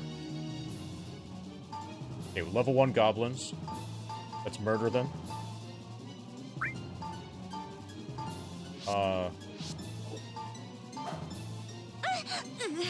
Okay. Ariel is unconscious, and she took 1 damage. Okay, Ariel just took 12 damage. We're focusing her because she's unconscious. Okay, she's now in the back row. Kelric is up front.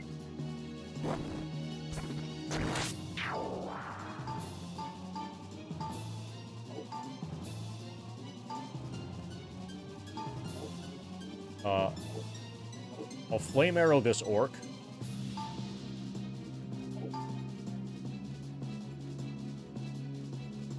She's gonna wait.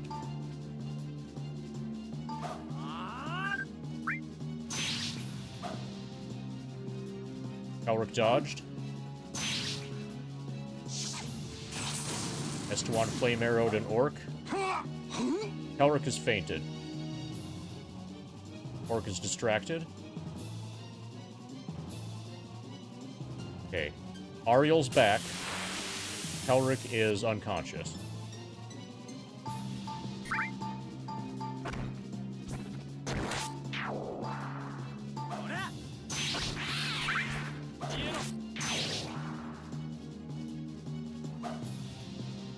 Goblins start charging at Ariel. Ariel dodges.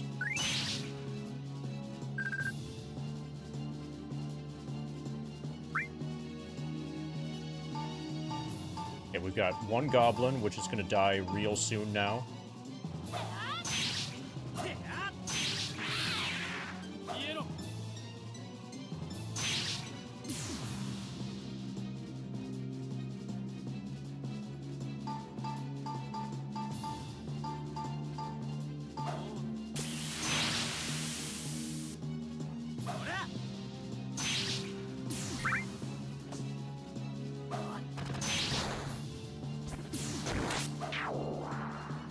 So when I see a number, I don't immediately know if it's damage that I've done or damage done to me. I basically am just looking at my party's hit points, which are not really displayed that well. Okay, so everybody has a life meter, but, like, what really matters is the, you know, the HP number. So, like, Ariel is 5 out of 18 right now. Kelric is 17 out of 18. Everybody else is max.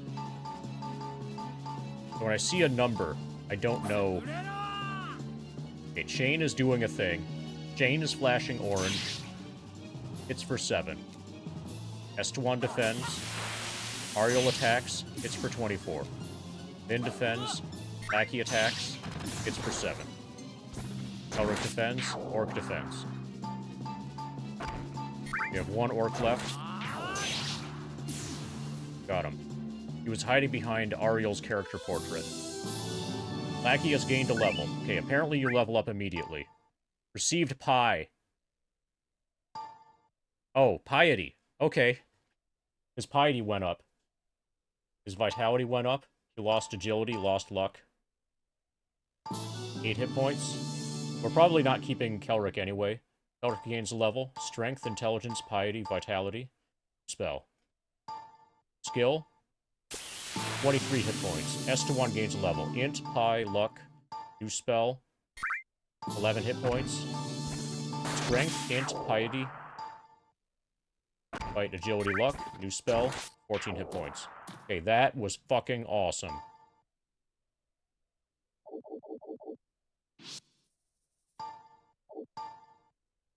Okay, a party at level 2 is ridiculously, absurdly better than a party at level 1. That does not appear to be true. Kelric had 1 damage. So the new hit points that you gain at full. But, so you see how Kelric is at 40 out of 41? And he just leveled up? Before that, he was at, like, 17 out of 18. So you don't go to max, but the new hit points that you gain at, as, like, full. You know what I mean? Like, let's say your max HP goes up by 25. Your current HP also goes up by 25. But that doesn't mean you're full health. That won't bring you to full health. So, my only damaged people are Ariel and Kelric. My only people who are not level 2 are Chain and Ariel. She needs 68, Chain needs 148.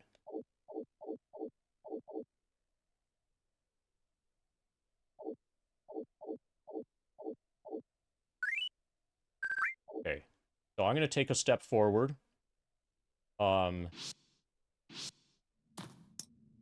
See the dungeon? Yes. Okay, I'm going to buy a bunch of torches. First, we're going to save. Game saved.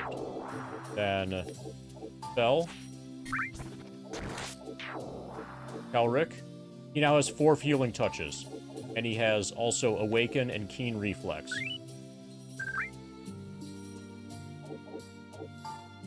Healing Touch, Ariel. Now she's full. Healing Touch, Self.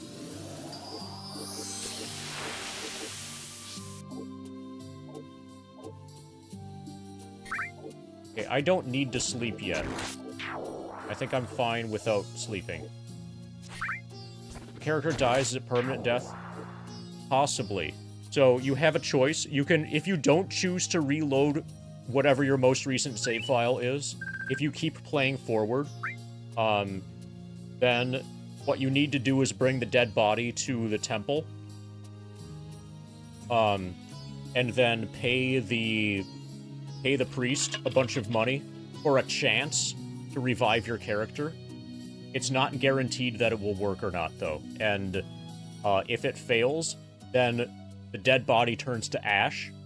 And then if you pay a bunch more money, you can try to revive from ash. And if that fails, then the character is permanently deleted.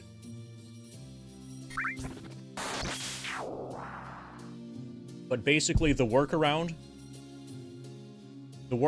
is to just reload your most recent save file.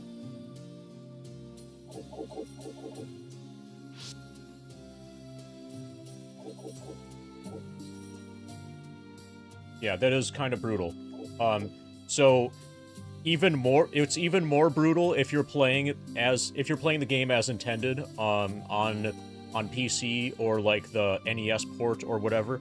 On NES, everything that happened, so the game was constantly saving. There was no save file. There was no like you go and choose to save and then manually reload. Like that didn't exist.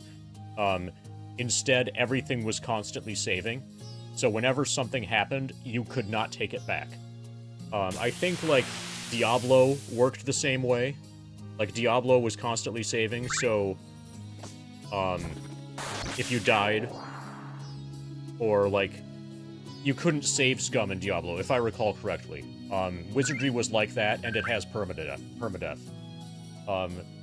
This is kind of a softcore.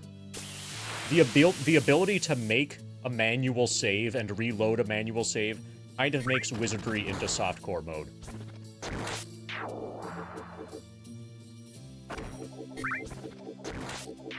But you can argue that it's intended to be played with no reloading of any save at all, ever. That's how it was originally built to be played. Okay, so we need... I'll save again, because why not? Item shop. I need to buy a bunch of torches so that I'm not going to run out.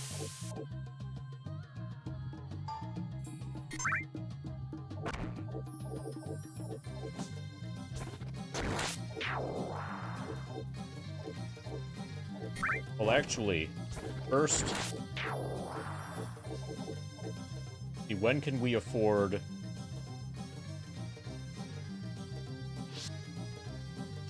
If I pool my gold, I've got 900.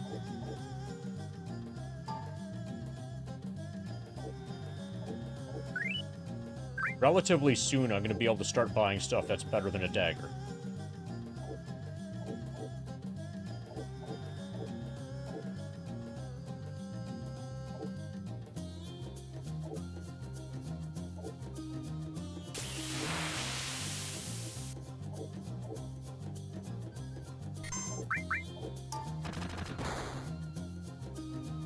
Buy 4 of those.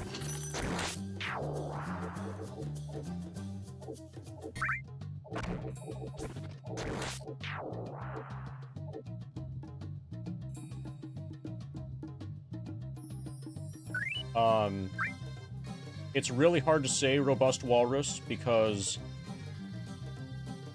I have difficulty comparing across genres, or like saying which one is better or which one I like more, whatever. Comparing a strategy RPG with a classic JRPG. But either Shining Force... And yeah, and it's hard to compare even Shining Force 1 and 2. They're both awesome. Shining Force 1, 2, and Dragon Warrior 3 are all probably in a multi-way tie. And then this is way too early for me to have an opinion on it. This has the potential to be awesome.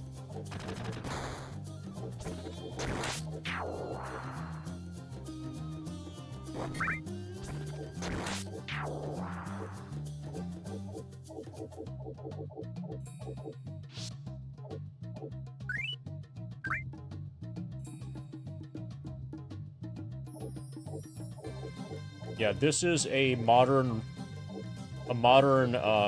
you know, adaptation of an actual, like, classic, you know, early 90s, true RPG. Oh yeah, have you heard the wall bump yet? We're gonna hump a wall.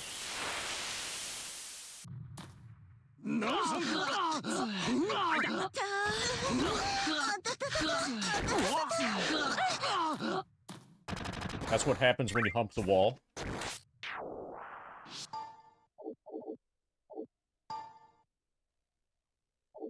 Oh, you didn't hear it? I'll hump the wall again, so you can hear it. Okay, pay attention this time.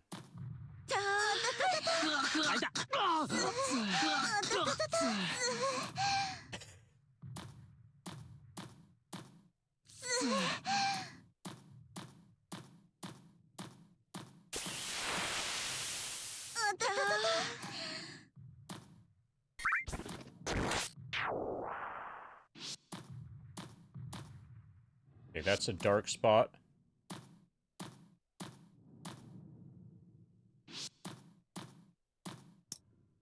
Something's written on the floor.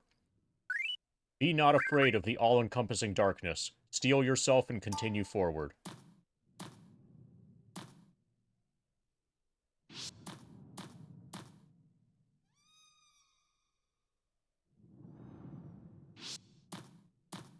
No.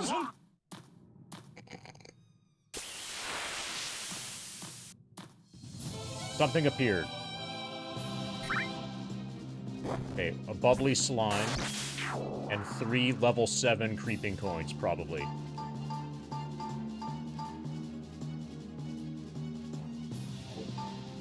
I'm gonna flame arrow. Oh, actually, let's see what our other spells are. We might have good spells now. Oh, we have... Okay. Elric learned exercise. That's like turn undead. Okay, so we now have... Oh, we can even cast Torchlight. Okay, so I don't need to use torches anymore. I can.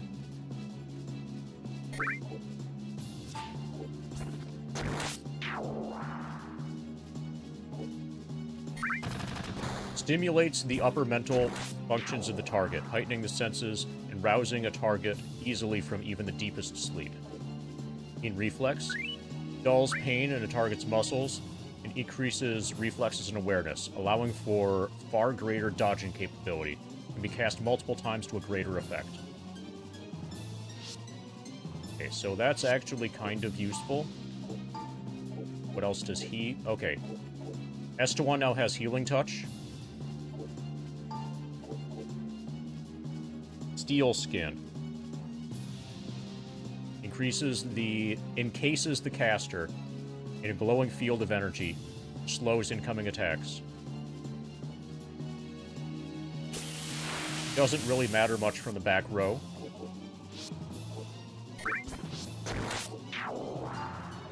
I'm gonna have him Flame Arrow. And have her...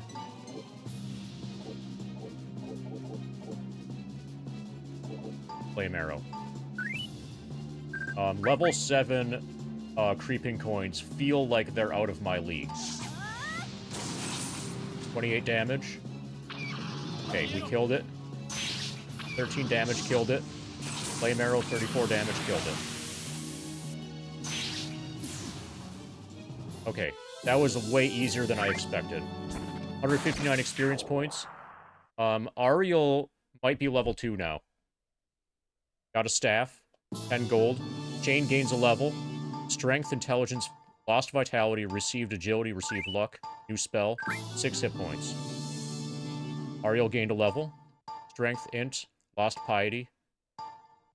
Received other things. Okay, so we just got a staff.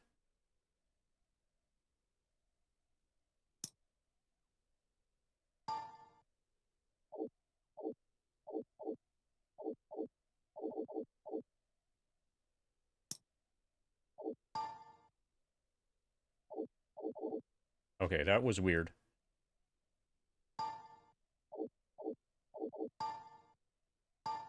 Okay, so I don't need to move it into Estewan's equipment to appraise it. I can appraise it directly from within Chain's inventory.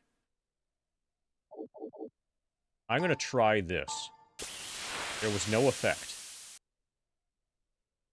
Oh, okay, I think maybe the auto map might only work if I have this in my inventory.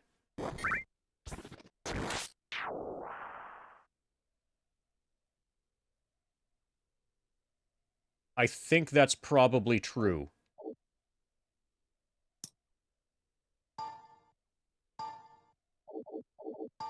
So if I got rid of this... Yeah. So you can't buy a map that just, like, gives you information. I think the map makes it so that the game does the mapping for you. The game is able to do the mapping for you. Okay. There are only 2 of these, so regardless of what level they are, we should be fine. And Ariel... No, Ariel level... Everybody's level 2.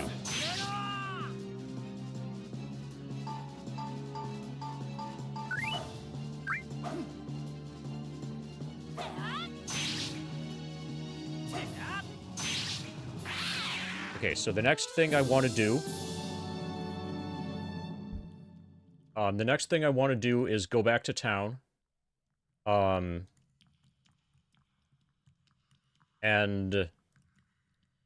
ban this person. Ban this bot. Bring... Finder... No, yeah, bring Finder into the dungeon. Leave him there. And then...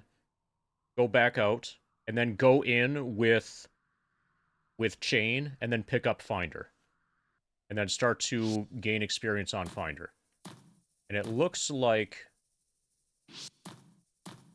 Looks like my torch has run out. Yeah, you guys can see basically nothing now. I think.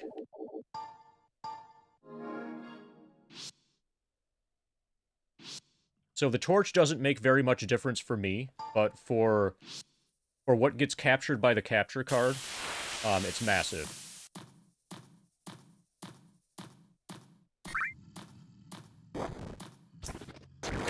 So we're going to leave the dungeon. Yes. Okay, everybody's full health. Everybody has reasonably enough magic, I think.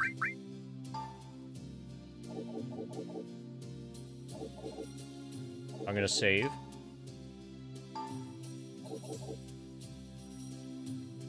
And then return to title.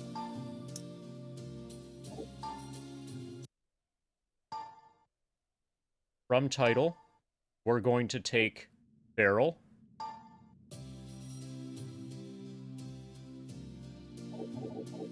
She's going to go to the dungeon entrance. Dungeon of Trials. I'm going to take one step forward. Reorder party.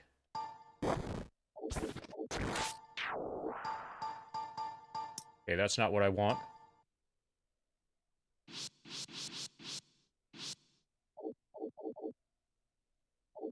I want to deposit Finder.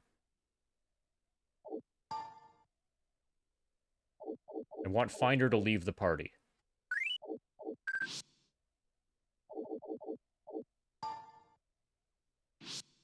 Feels like that should be within reorder party.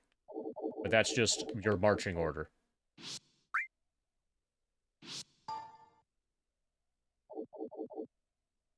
I could just return to title.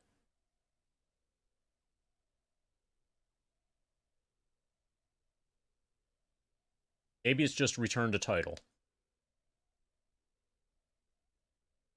I should save, then return to title. Take them into the dungeon, save, and reload your main. Okay, we'll save. I took one step forward. Oh, yeah. Yeah, so this party does not have the map item. And because of that, I don't have the auto map. Okay. So we saved. We want to reload our other main. So return to title. Start button. Continue. Chain. Guild. Change party. We're getting rid of Lackey.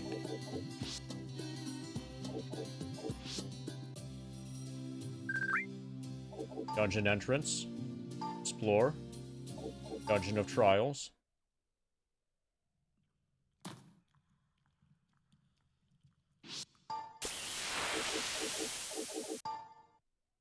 Okay, now I need to search. I'm on top of another part. Both of my parties are in the same spot right now.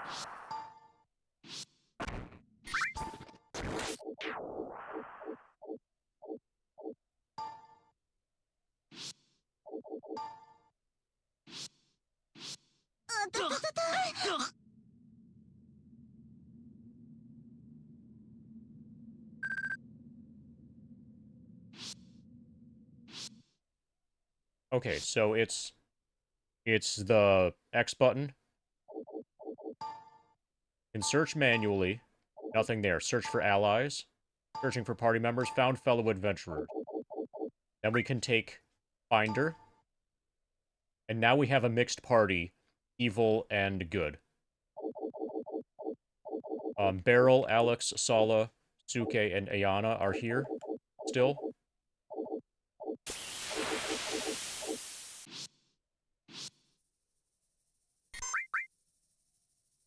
Yeah, we just created the party now. Okay, Chain, Ariel, Finder, Estuan, Kelric, Estuan, Lin. Are you sure? Yes. So my ninja is level 1. I got everybody else to level 2 before doing the trick to get the ninja into the party.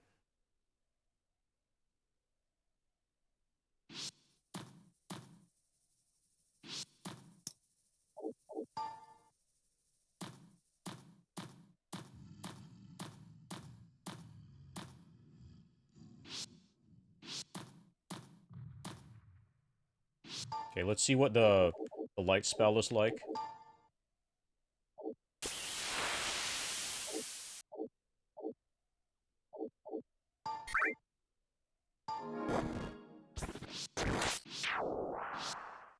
Okay, it seems to me to be identical to having a torch.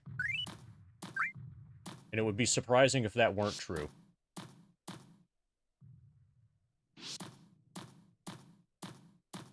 Yeah, so basically, I'm still kind of learning the controls.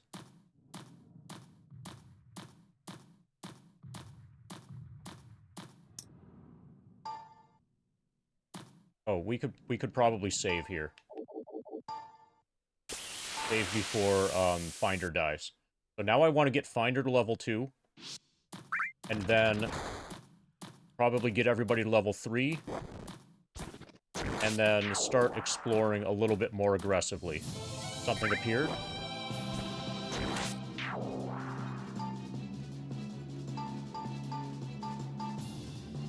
Compared to the original Wizardry stuff, this is actually pretty watered down. And I'm not going to complain about that now.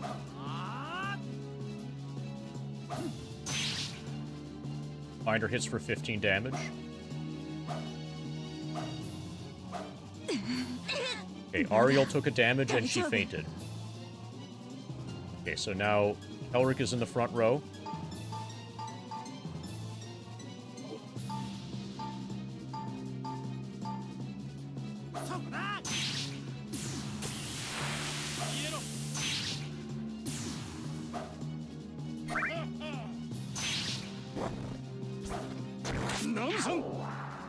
Okay, Kelric has taken damage as well.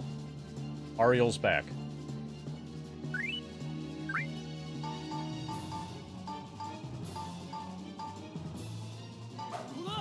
Oh yeah, you missed something really big.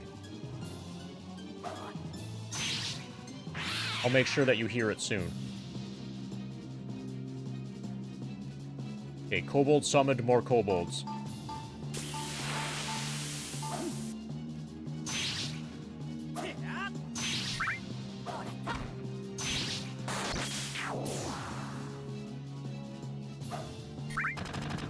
Finder dodges. So, the vocabulary that's used by the game, it's like Kobold hit Finder. Finder dodges the attack. Those are not congruent with each other. If he hit him, then he didn't dodge it. Hit Finder means attacked Finder.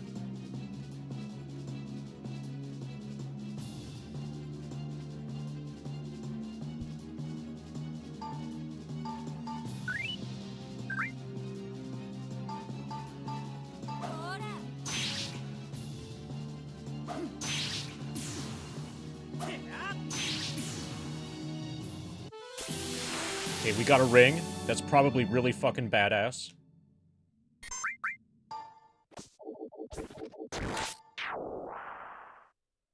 Okay, I'm fine with my hit points. Finder needs 630 to reach level 2. And at that point, my other people are going to start reaching... my priest and mage are going to start reaching level 3.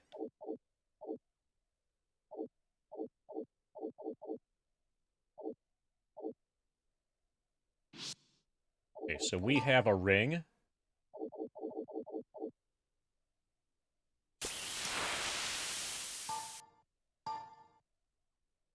Appraise.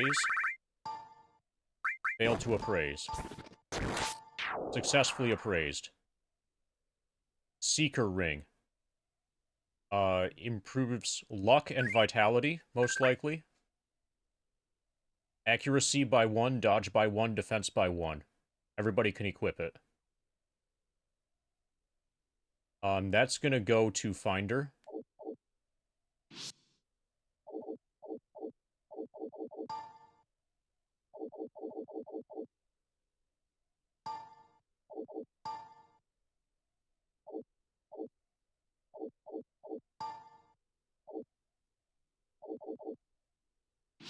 Okay. I don't know how to equip anything. And last time I tried to equip something, I broke it by accident. So I should probably go back to the start before attempting to equip that. Item slot accessory.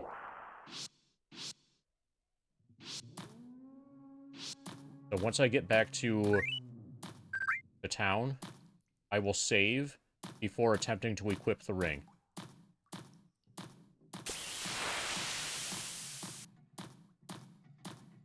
Okay, we made it. Save. Game saved. Oh, equip is an option. Okay, this better not break when I equip it. Okay, defense 1, accuracy 1, dodge 1. Can I see what my... Okay, accuracy 11, dodge 17. I'm gonna unequip the ring.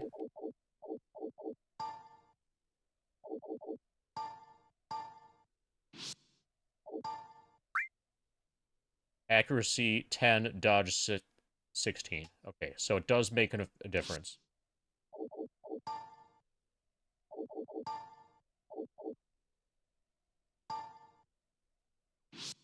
Okay, so that's how you equip. Apparently. If you select use, then you might just break the item by attempting to use it instead of equipping it.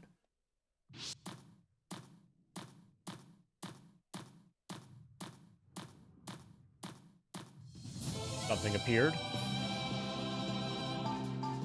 4 orcs, unknown level.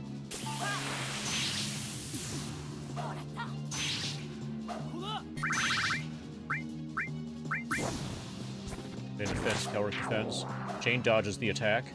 Chain dodges the attack.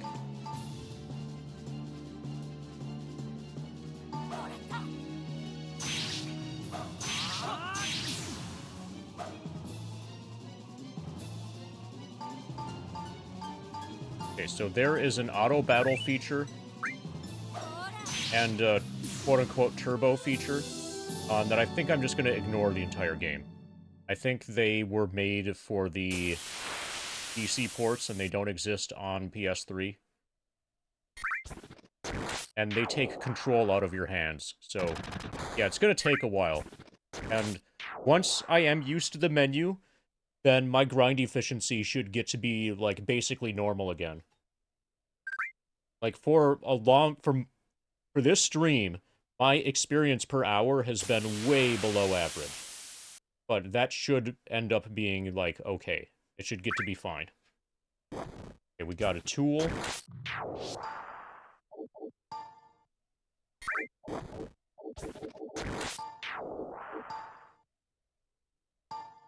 Successfully appraised. Okay, tonics sell for a lot.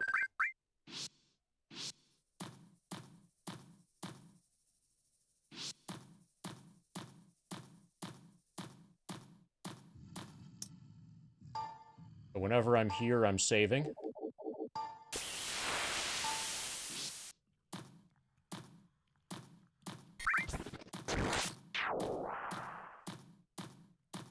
So I'm only saving either in town or at town.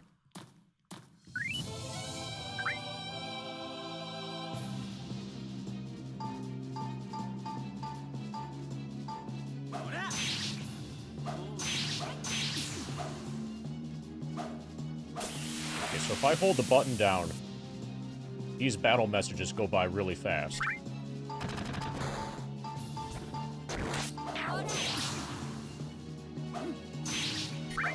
Like, fast enough that I don't know what's happening.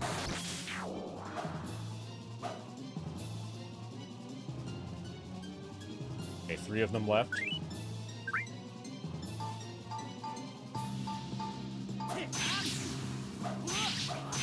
This is me just holding the button.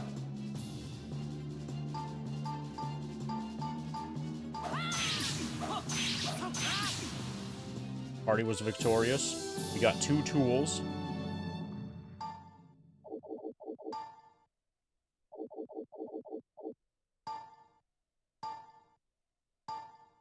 Successfully appraised. We have 4 tonics now. We can sell those for a lot. And actually, if I... How do I... There's got to be a way for me to pool my gold in the dungeon.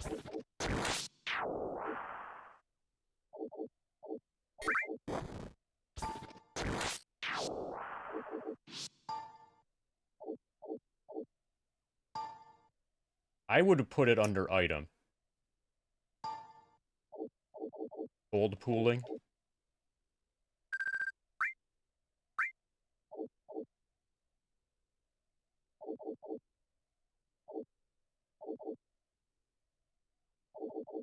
You transfer items between parties? I don't know. I think we can only pick up... I don't believe so. Not directly. I think we can only pick up members out of a party that exists. If you happen to be on the same tile as the party. So, like, you can make it happen, but I don't think there's an option to do it directly.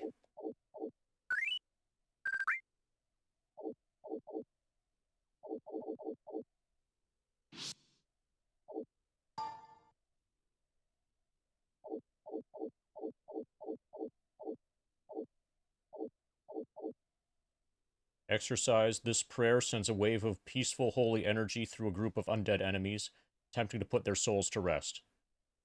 Turned undead enemies provide only half experience for defeat.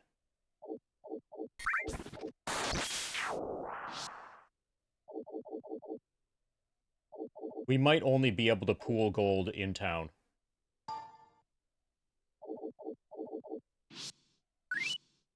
That's a little bit annoying because it makes it difficult to tell how much total gold you have while you were in the dungeon.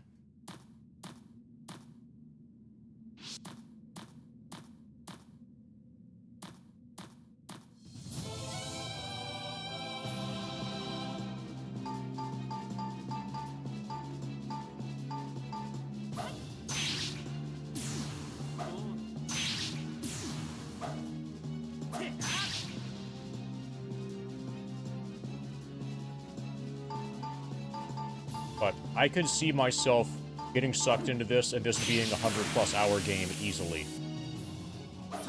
This game definitely has promise.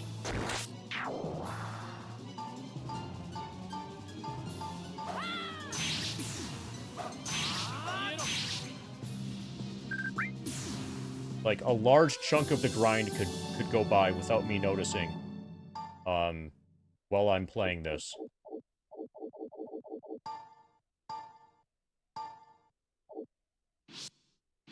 Lots of tonics.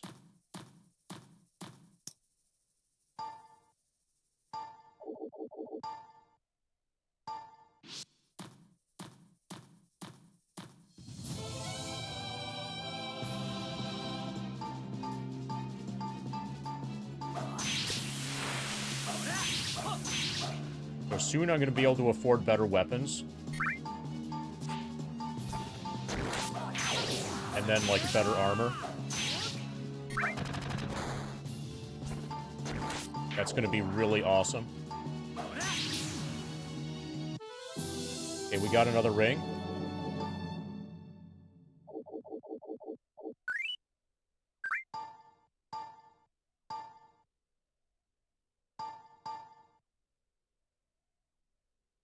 Okay. Estewan became frightened. We got a status effect from failing to raise the ring.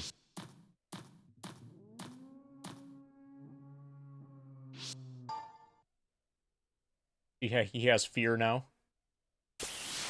Hopefully...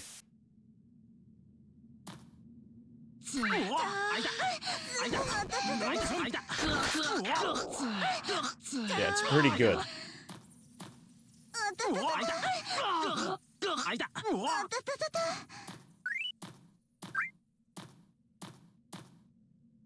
They're highly accurate bonks. Quite possibly the greatest bonk ever made. When you bonk in Wizardry, Labyrinth of Lost Souls, you truly are bonking. Something appeared. Okay, so Estewan doesn't look scared anymore.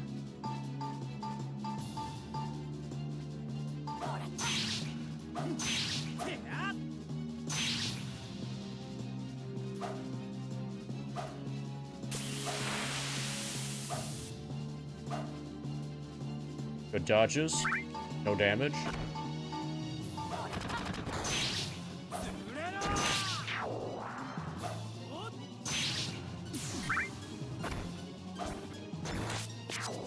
Orc fled. 2 orcs remaining.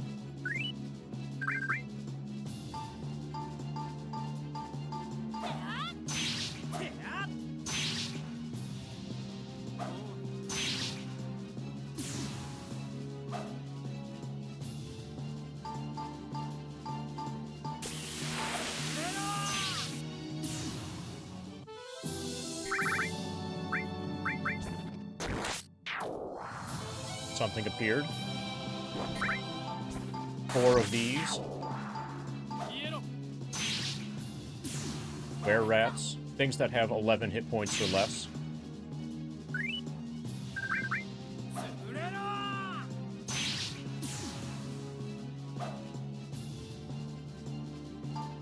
Kobolds.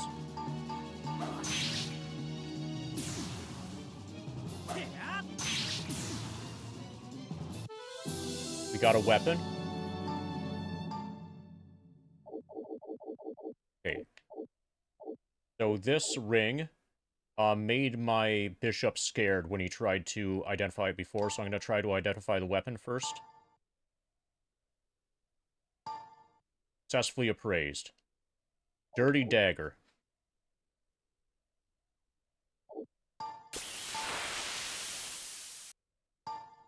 Successfully appraised. Seeker ring. Okay, so we're probably going to get a seeker ring for everybody soonish.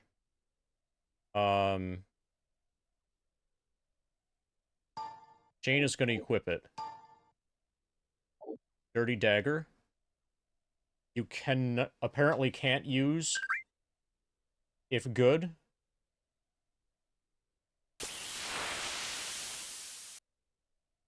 Additional effect. So, I'll look up what the colors mean.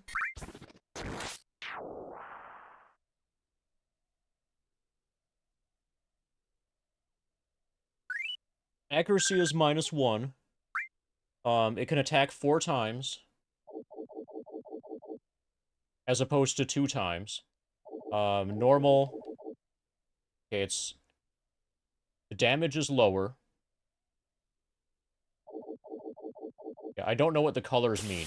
So grayed out means... So in requirements, grayed out means you can't use it. A priest cannot use a dagger, for example. So every class can use it. One of the alignments either can't use it, or there's something special about it. I would guess that good characters can't use it, or if they use it, they have a penalty. And then it's either... Then on the versus monster, I would guess that there's a penalty if you use it against fairy, dragon, or monster, and a bonus if you use it against creature. That's what makes the most sense.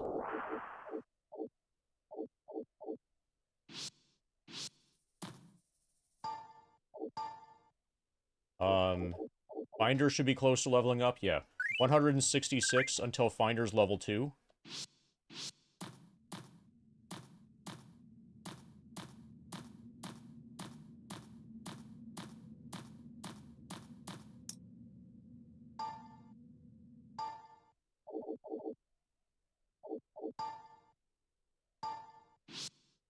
Saving every loop.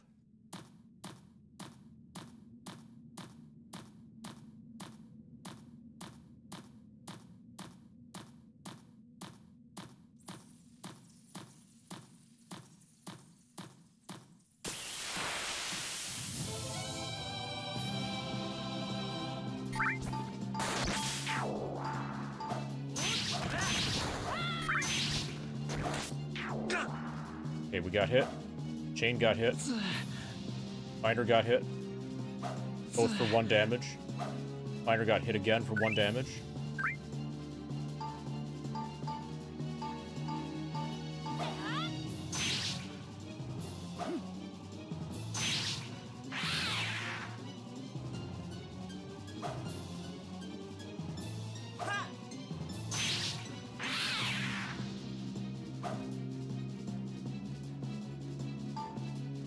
Level 2 goblins.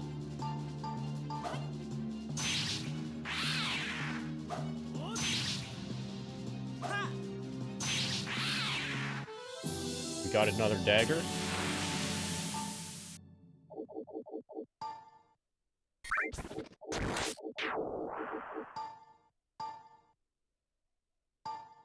Successfully appraised. We got a short sword. Fuck yeah. Okay. That saves me from buying one short sword. I think it's weak against legend and creature.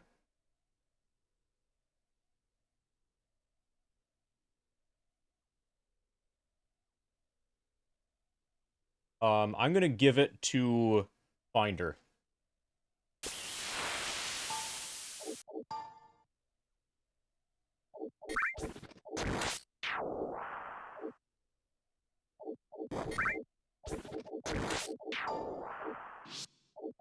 Now, with Finder, short sword, equip. It can be either a main or a sub-weapon. Apparently, you can do two-handed. That'll be main. And then I think... sub. Yeah. Finder is dual-wielding. Short sword and a dagger. Okay, this might be awesome.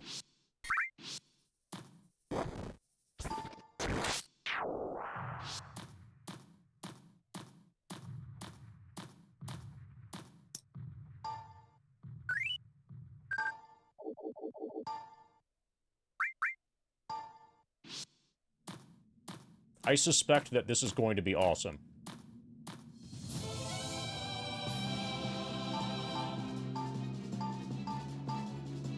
Oh, I need to change my party order. I need to swap Lynn and Estewan. Ariel attacks Kobold with dagger, hits for 14. Chain attacks, hits for 3. Finder attacks with short sword, hits for 16. Also hits with dagger for 4. So Finder has 2 attacks per turn now. One of them runs away, one of them shows up.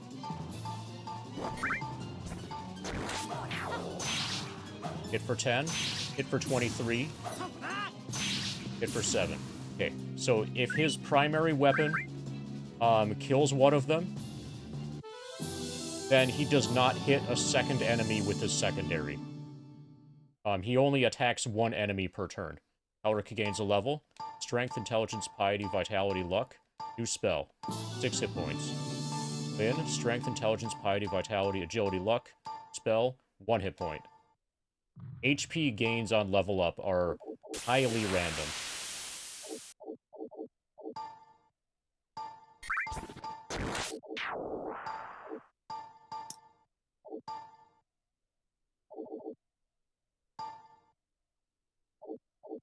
Okay, Finder only needs 12 to reach level 2.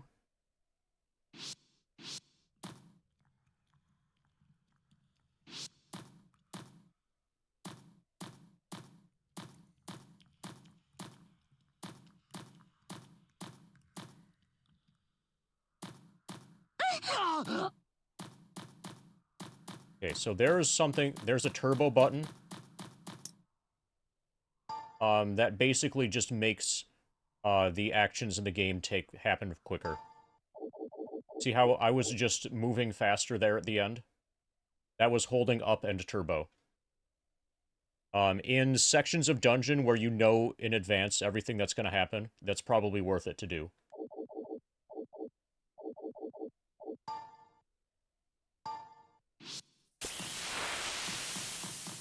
Like, that was turbo forward.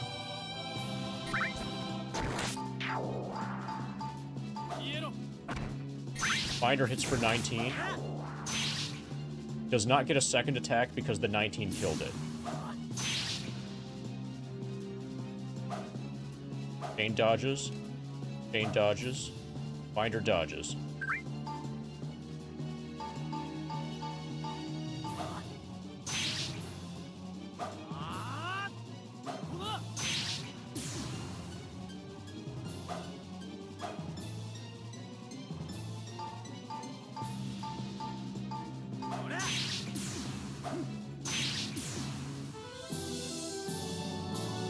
Finder gains a level. Lost strength. Gained a piety. Gained vitality. Gained luck. Skill. 5 hit points.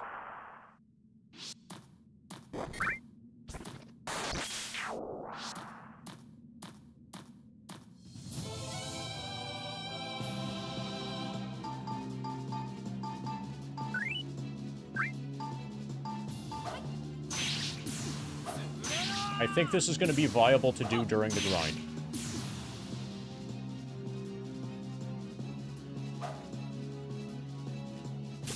So, combat in this, as anticipated, is completely turn-based, which is what we need. Yeah, this game is probably perfect for the grind, for the level 99 grind.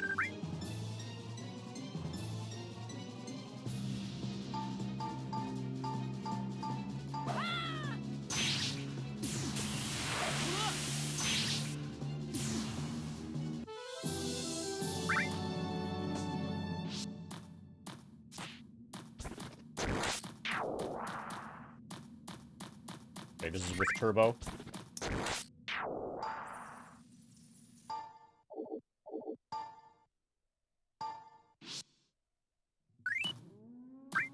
Okay, torch burned out.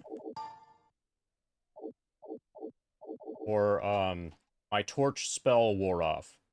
Or, more accurately.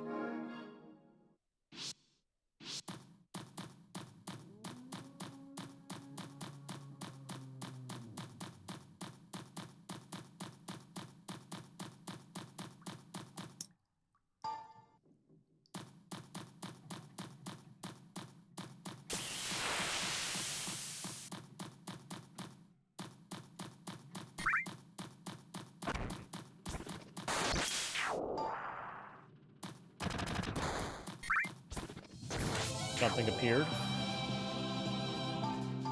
3 vampire bats.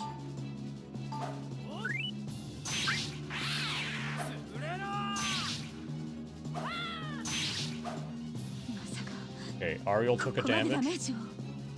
Finder dodged.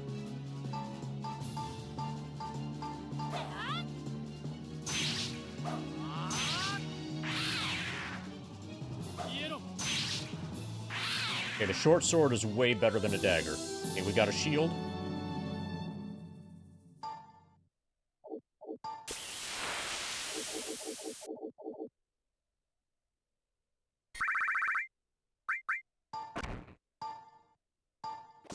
Successfully appraised. Moon Buckler. Okay, can be used by anybody but a bishop or ninja.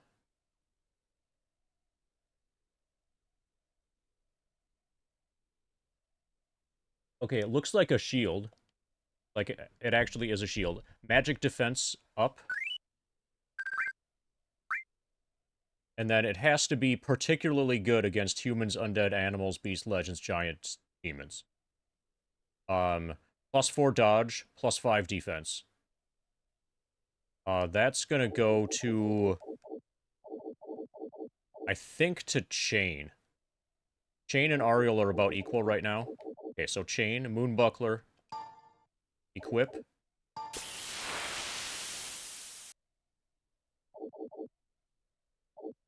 And then the Seeker Ring, I'm gonna unequip and give to Ariel.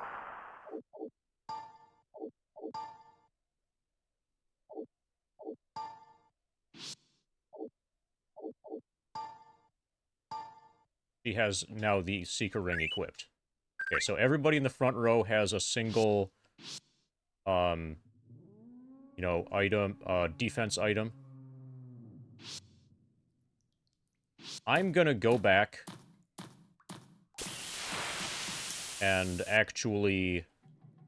Okay, so let's save. No, let's go up. Leave the dungeon, yes. Save. Game saved. Okay. We're gonna do inventory and items and whatever. Elric, Chain, Ariel, and Finder need to heal. Estewan and Lynn are both not at max spells. So basically everybody needs to sleep.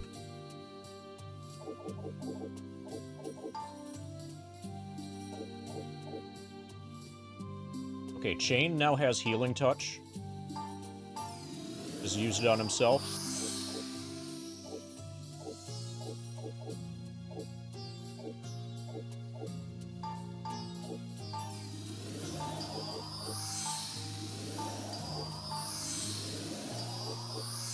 I think everybody can heal, or everybody can sleep now, except for Finder.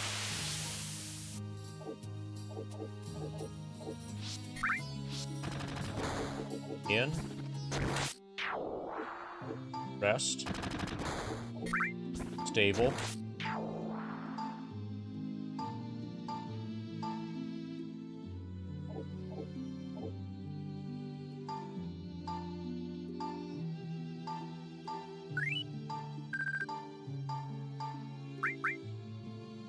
We're pooling gold. We have 1976 gold. Item shop? Yeah, that's right. Oh, it's nice. Apparently, we can go into town and then go back into the dungeon without our party getting split up. So, we don't have to keep doing... So, the workaround to get Finder into the party... apparently is not something we have to do a lot. We probably have to do that, like, once per play session.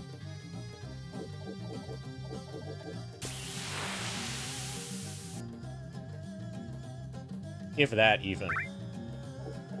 Okay, so we're gonna sell this extra staff.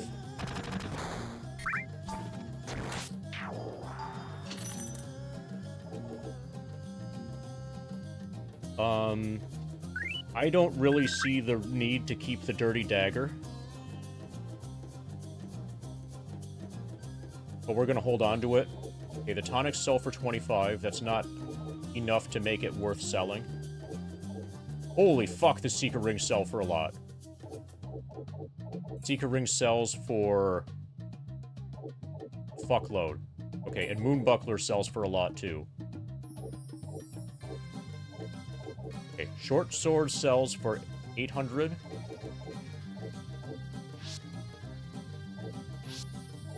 Okay, buy.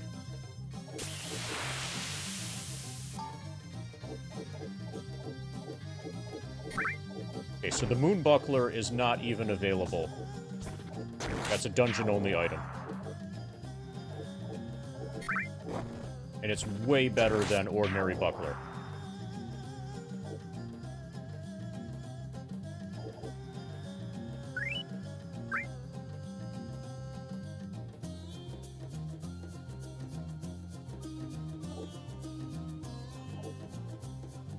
Okay, the ninja is gonna want this soon. But it's gonna be a while before I can afford it.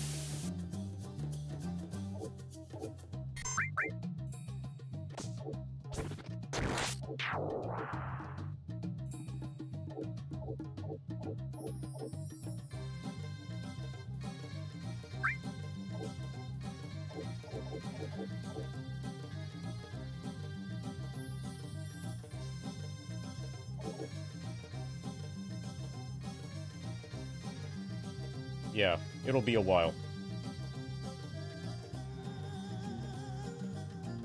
I might want to get one short sword and then hold on for a long sword. Then once I'm at long sword, then I kind of want to hold on for a bastard sword. A short sword, 16 to 32.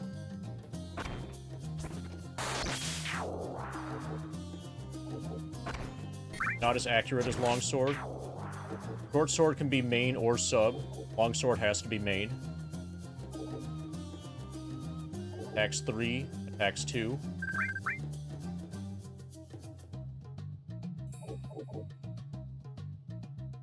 Claymore is two-handed. Bastard sword is main or sub. Attacks 4. Bastard sword is way better than long sword. I think objectively better.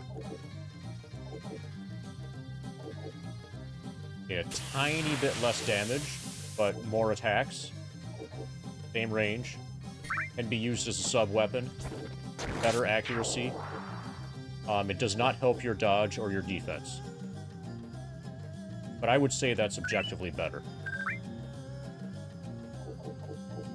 We could reasonably get a bastard sword today.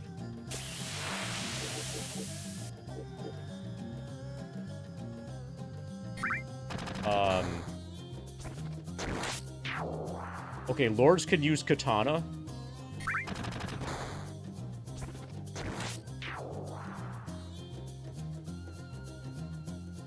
That's interesting. I'm not surprised about ninjas or samurais, but...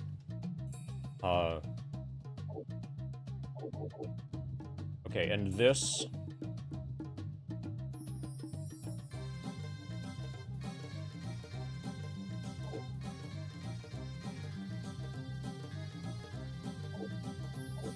Having slings would be really fucking good.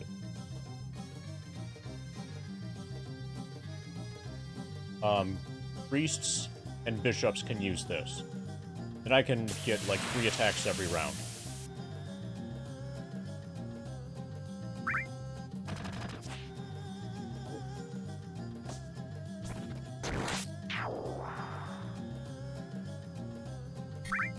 Okay, I think I just keep accumulating gold. There are too many good things.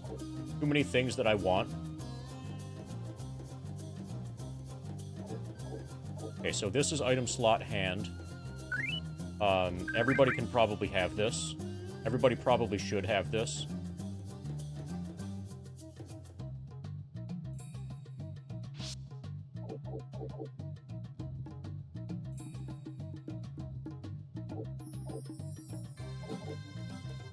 Okay, so we're just gonna keep... Okay, item shop, I want to buy... some torches.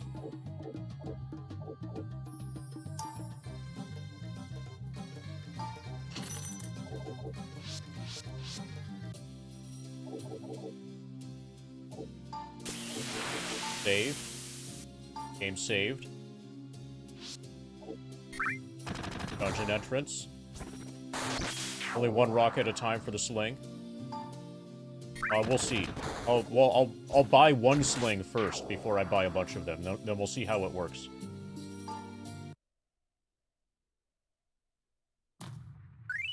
But what I mean is that the people in the back row will not be doing nothing when I have the sling. Because they'll be able to attack.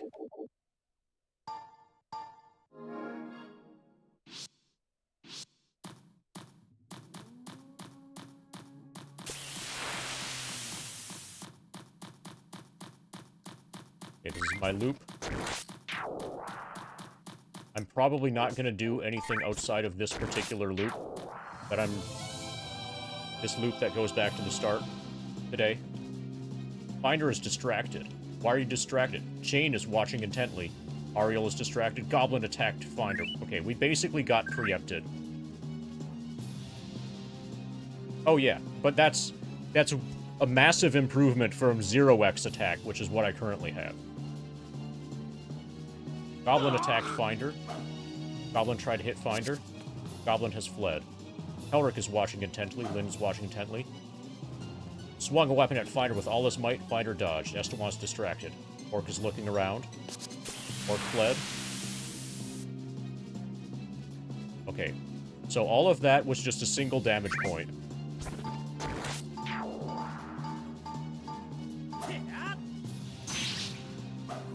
I hit for 1 damage, I hit for 25. I hit for 11 damage. So against the very beginning of the game enemies, a dagger seems to be acceptable.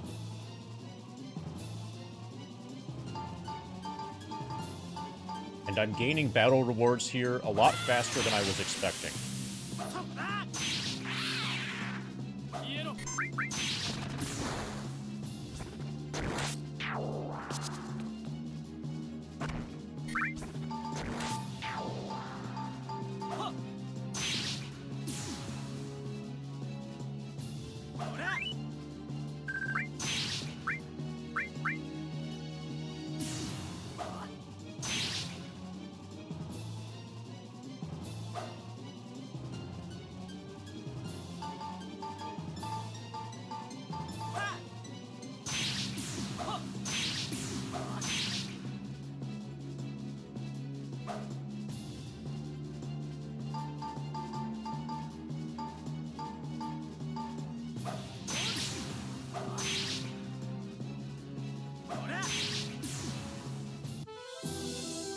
112 experience points. Somebody's about to level up. Yeah, Escalon.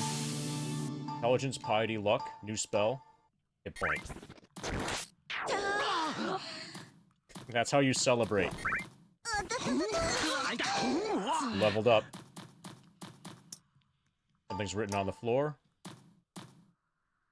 I took a wrong way.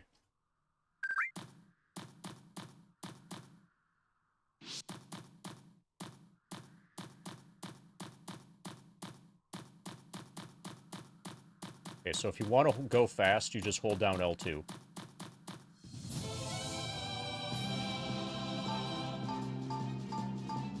3 kobolds. Good fight. You got a tool.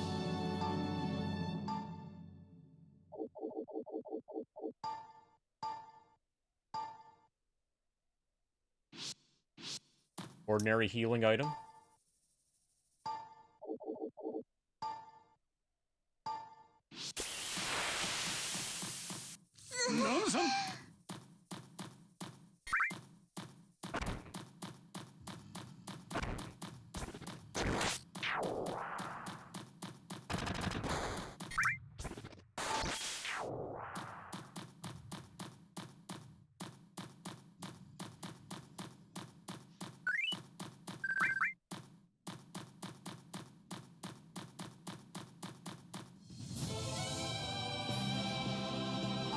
Level 1 kobolds, no problem.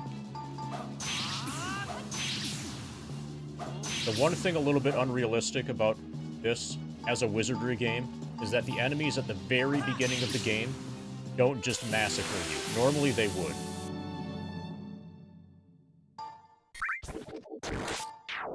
Especially when you're at level 1. Okay, another dirty dagger. Yeah, I can start selling my dirty daggers, I think.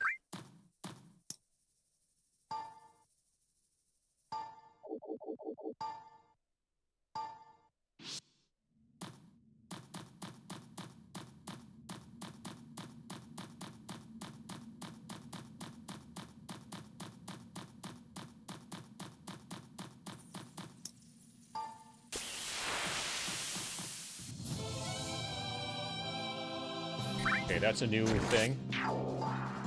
You have 5 of this.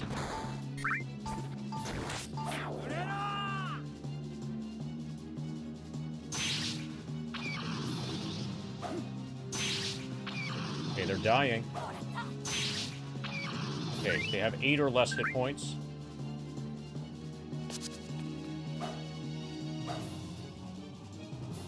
Okay, no damage. Evil Eye.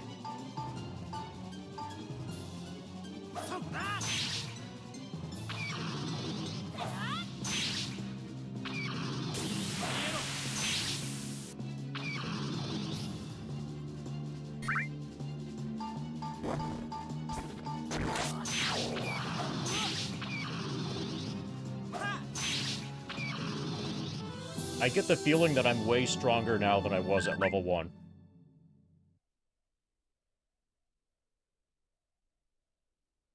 3 gold in a treasure chest.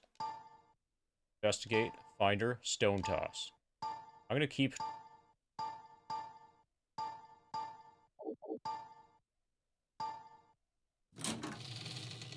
Trap was successfully disarmed.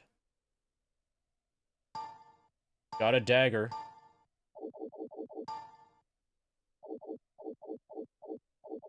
Probably another dirty dagger. Dagger +1. Fuck yeah. Okay.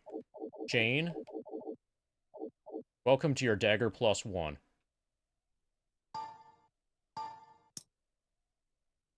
You're equipping that as your main.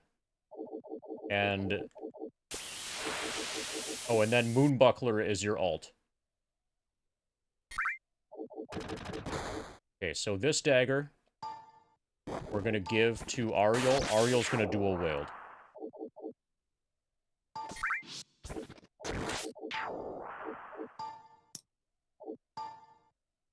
Okay, Ariel is dual wielding daggers. Finder's dual wielding, short sword and a dagger. Chain has a shield and a dagger +1. And I'm gonna go back here and immediately save. So I don't want to put that dagger +1 at risk.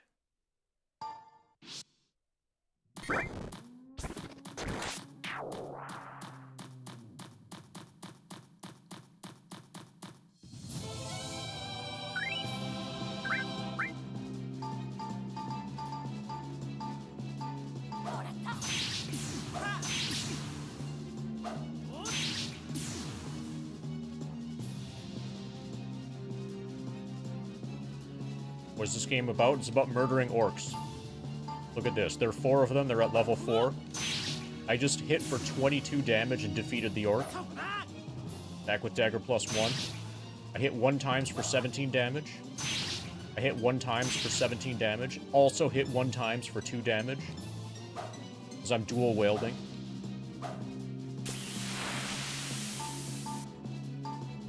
Have you ever played a dungeon crawler?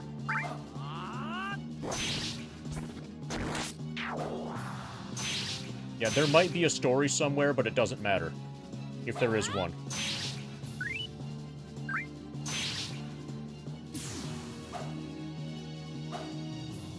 But there's probably just no story.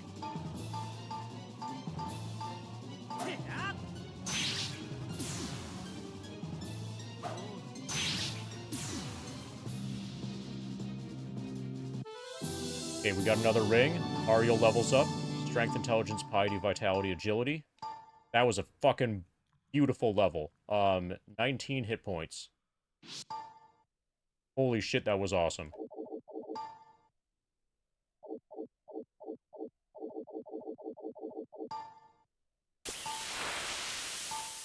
Successfully appraised. Everybody's got a Seeker ring. Whip.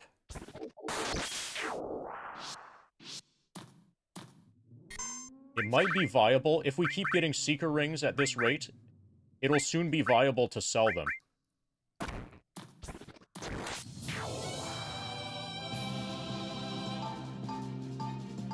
Oh yeah, before you knew it, we were running around in the dungeon. We didn't have to spend any time on character creation. Also, if you watch the VOD and, like, freeze individual frames of it, you'll probably be able to read the story. But the story is presented in words, and then the words disappear before you can read them. At least I think that's what happened. The TLDR is that there appears to be a story.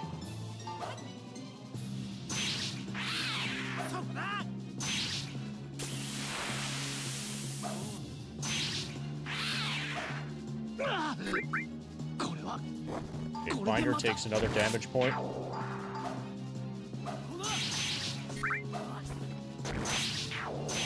Okay, so goblins are pretty tanky, apparently. Okay, we got another dagger.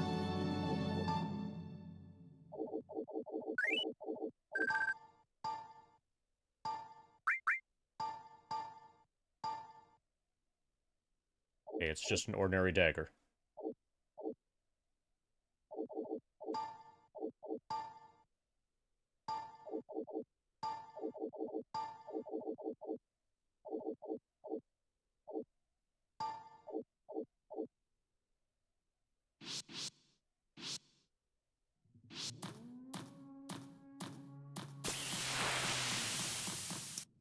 Hey, discard.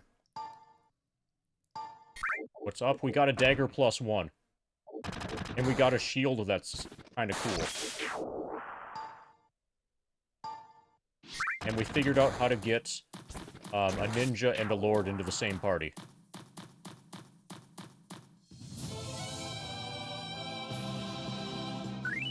Okay, we've got 10 enemies here.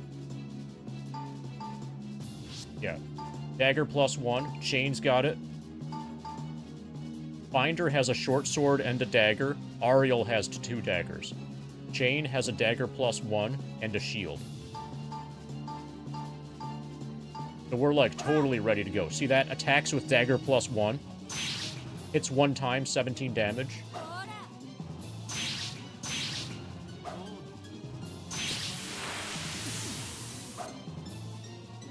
Finder dodges the attack. Finder dodges the attack. Chain dodged the attack. Chain dodged the attack. Enemy is distracted. Okay, these are level 3 kobolds.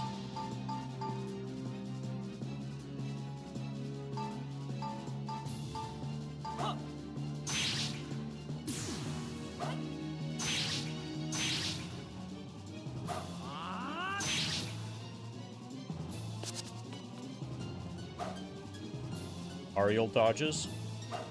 Ariel dodges.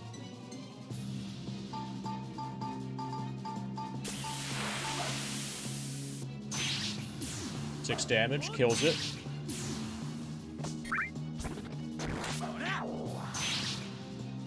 Orc is fainted. Orc is looking around.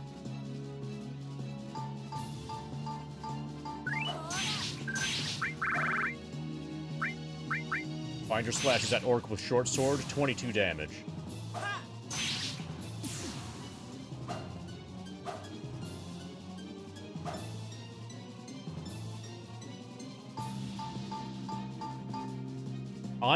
I'm extremely dodgy, so that's good. I don't mind the enemies being dodgy if I'm more dodgy than they are.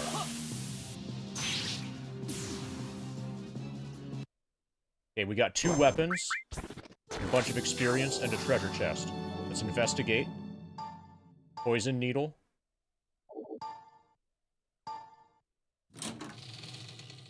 Trap was successfully disarmed. Nothing inside.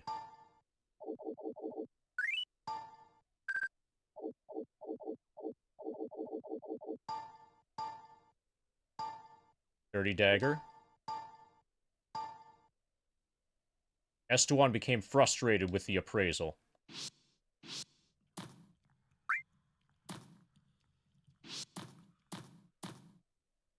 So it'll be a while before he can appraise again.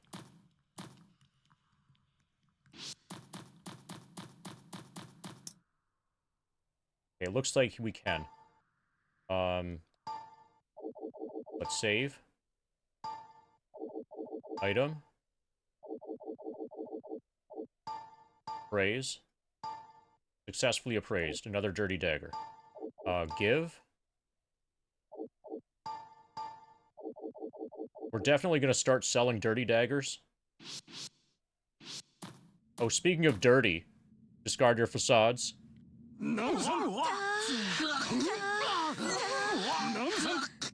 That's what happens when you bonk the wall.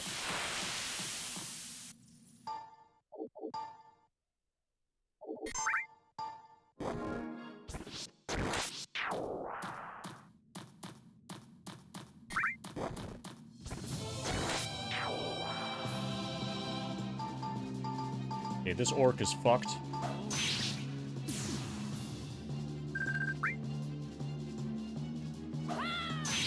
Yeah, they call it bonking for a reason. The wall is bricked up.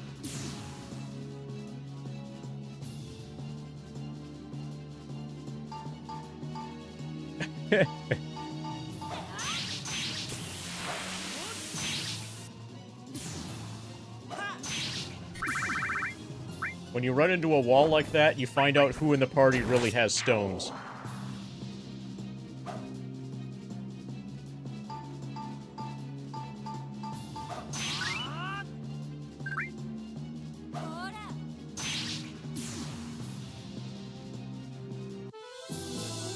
Jane gains a level. Lost strength. Gained other things. New spell. 23 fucking hit points. Fuck yeah.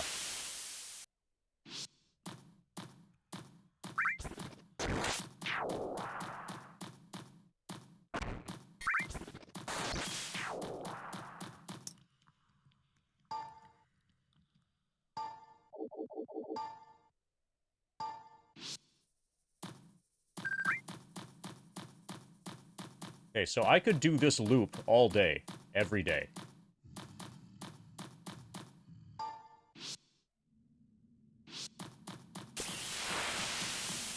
We're gaining good experience, we're gaining good gold, We're building towards being able to buy cool stuff, and we're getting good, item drops.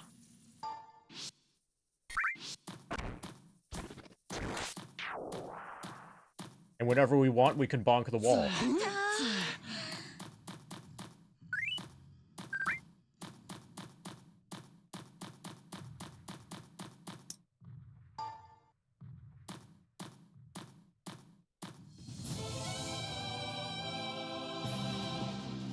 Opponent has not noticed you yet.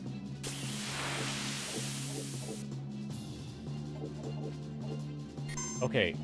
I need... So if I attack here, I think I'm at risk of turning evil.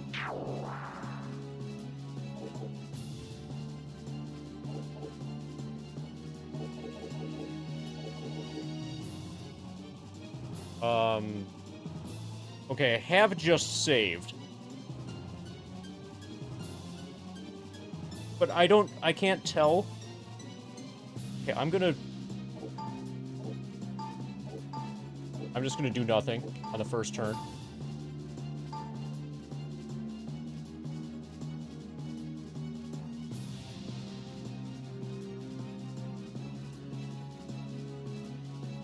Okay, yeah, they're doing nothing. So far.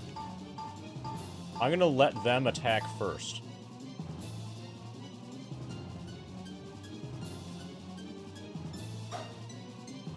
Okay, they attacked. Okay, now we'll fight. I'm playing as a good party. As good as possible. And I would like to turn Finder to be good, so I don't have to do the weird thing. Yeah.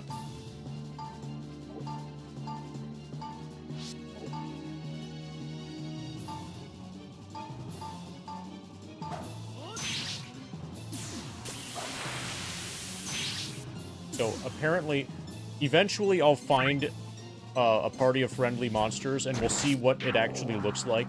That might not have been... That probably was not friendly monsters. That probably was just monsters that were hostile that I got a preempt attack on. And then I gave up the preempt attack because of the possibility that they might have been friendly.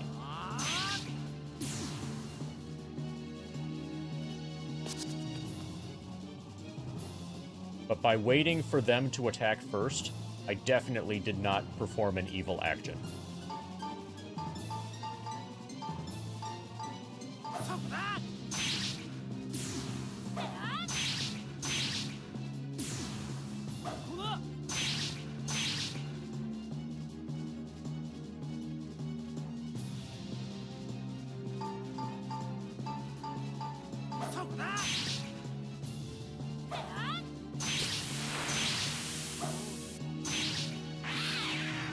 Okay, these were-rats have a lot of hit points.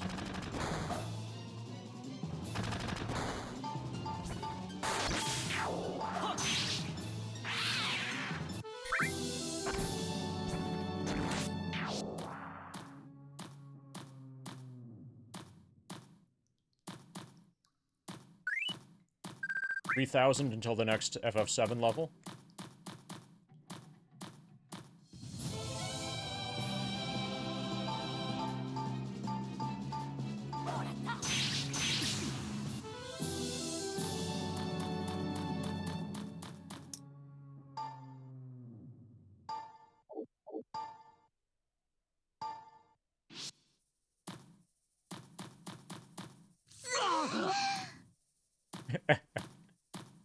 Went a little bit too far there.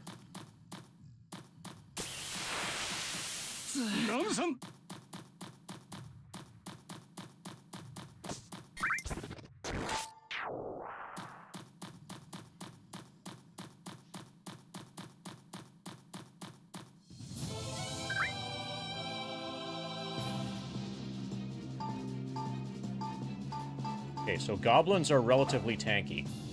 Goblin started charging at Finder, 1 damage. Ariel hits 5, then 4. Defeated Goblin. 11, then 1. Goblin still alive. 8, defeated Goblin.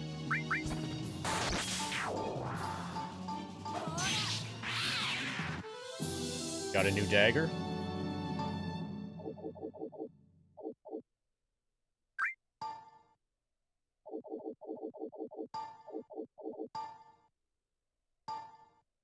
Successfully appraised ordinary dagger. So since Esteban is back...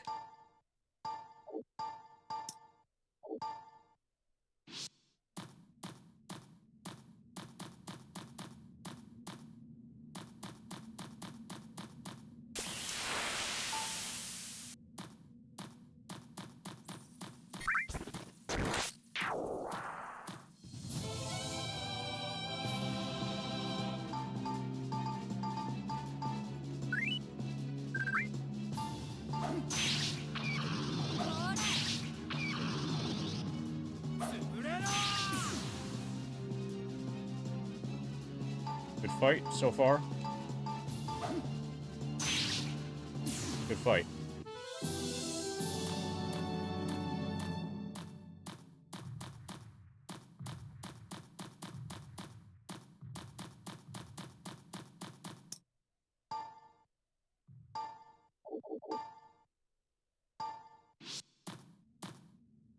Wonder what level I am. 3. Ninja's still level 2. Nobody's level 4 yet. Ninja turns 3 in 700 experience, and around the same time, Mage and Priest will reach level 4. And then I'm probably going to be able to start branching out. I've got to make some kind of decision as to how I want to handle mapping.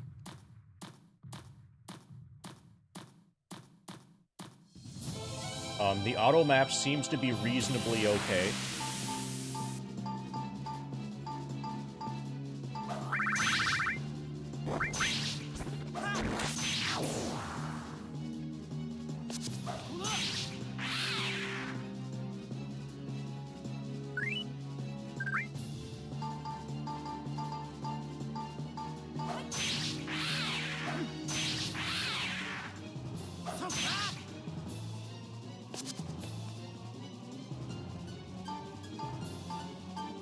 I think once everybody's level 4, I'll start exploring deeper into the dungeon and actually start mapping, kind of. Okay, we got a tool.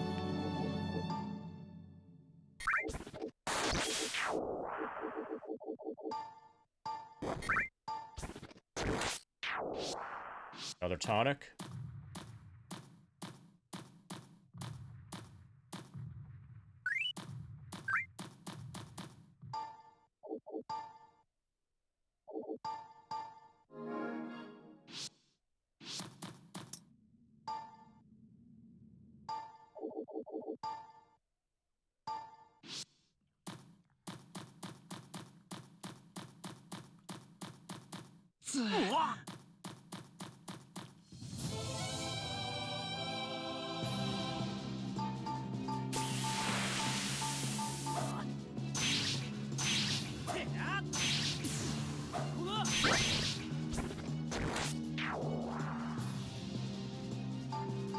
Three orcs.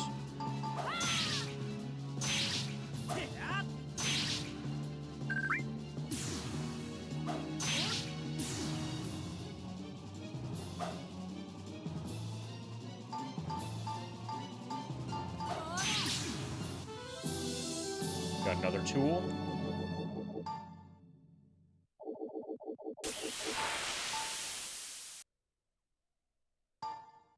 Successfully appraised. Eventually we'll sell the tonics, I guess.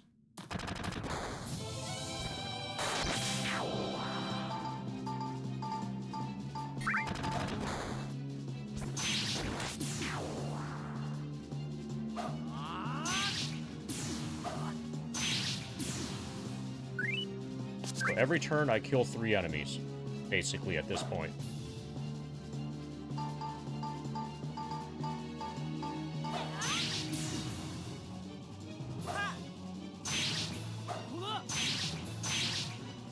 Were-rats are stronger. Or these were-rats, at least, are strong. Oh, they're level 5. Okay. That makes sense.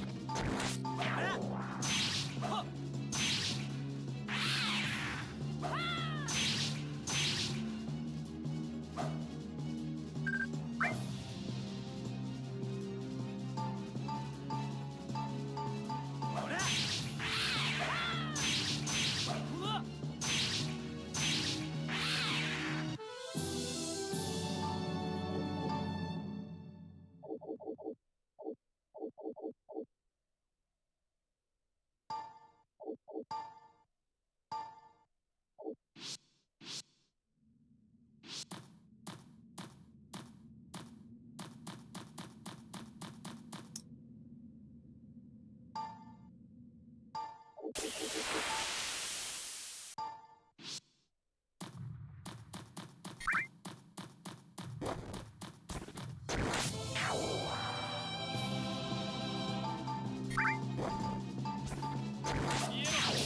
how is it going, everybody? Are you enjoying Wizardry? The stream seems to be just as popular right now as when I was, like, rolling characters for some reason.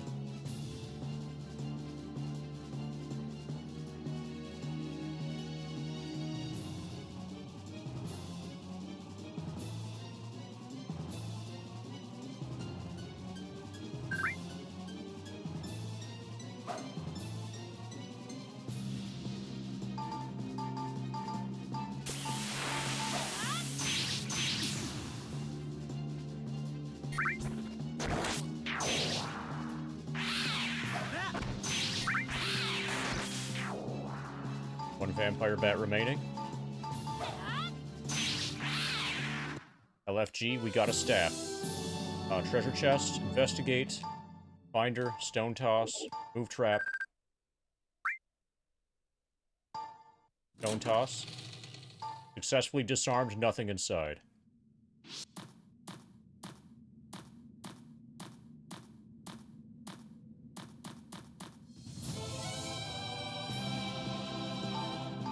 Oh, we got a staff that I have not identified.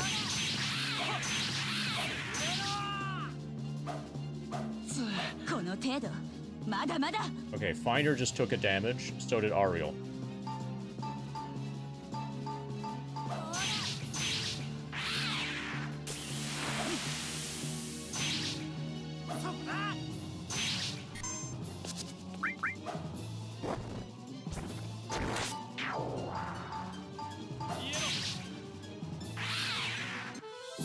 Okay, we have 2 staves now.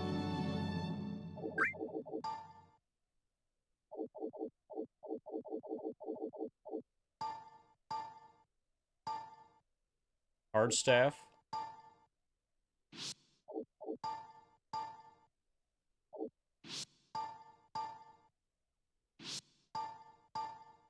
Eventually, Estewan is going to be unhappy. All of these, Okay. Alright, so... Hard staff cannot be used by... Bishop, Samurai, Lord, or Thief.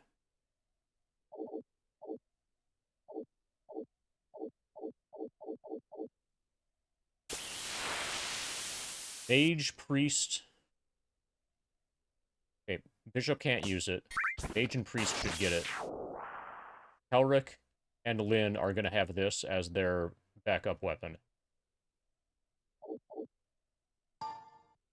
Okay, so here, I'm in Chain's menu thing, and you see how there's no option to equip? The reason there's no option to equip is because Chain is a Lord, and Lords cannot equip the hard staff.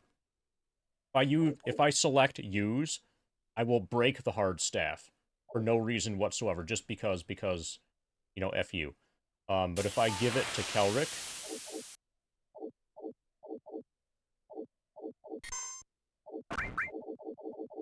he'll be able to equip it. If I give the other to Lynn, he'll be able to equip it. And while I'm here,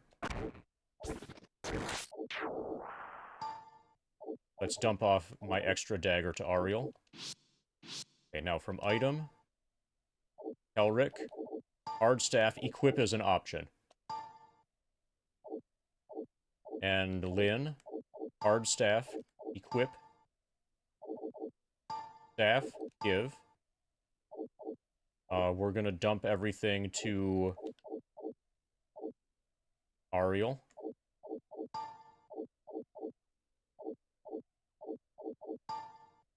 Okay, Ariel's inventory is full with stuff that's going to get sold.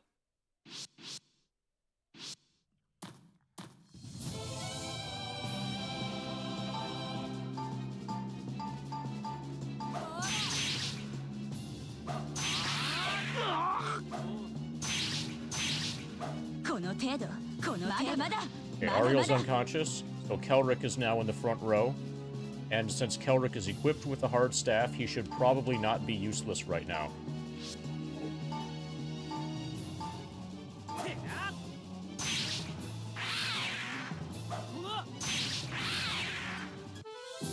Okay, but we won before Kelric could fight for real. Get a dagger.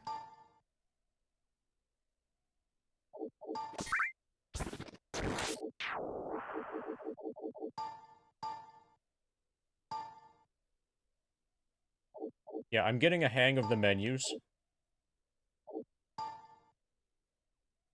It's a little bit wonky, but it works.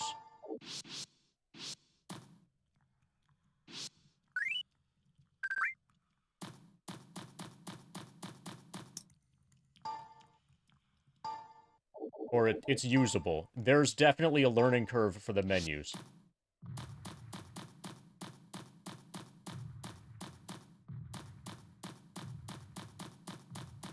I think that's also one of the things that people complained about in the Steam reviews. Like, they couldn't figure out how to do things. Okay, so these guys are only taking 1 damage, basically. Okay, Finder was able to break through with his short sword, hitting for 20. Every other hit that I did hit for 1 in that round.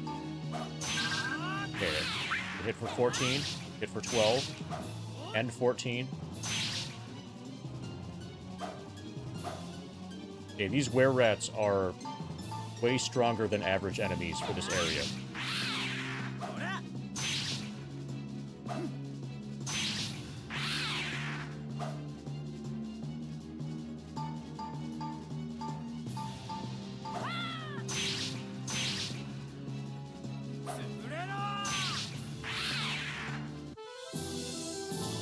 Finder gains a level. Strength, Intelligence, Piety, Lost Vite, gained Agility, Luck, 6 hit points. Kelric levels up, Strength, Piety, Vitality, Luck. New spell, 12 hit points. Lost Strength, gained Piety, Vite, Agility, Luck. Gained a hit point.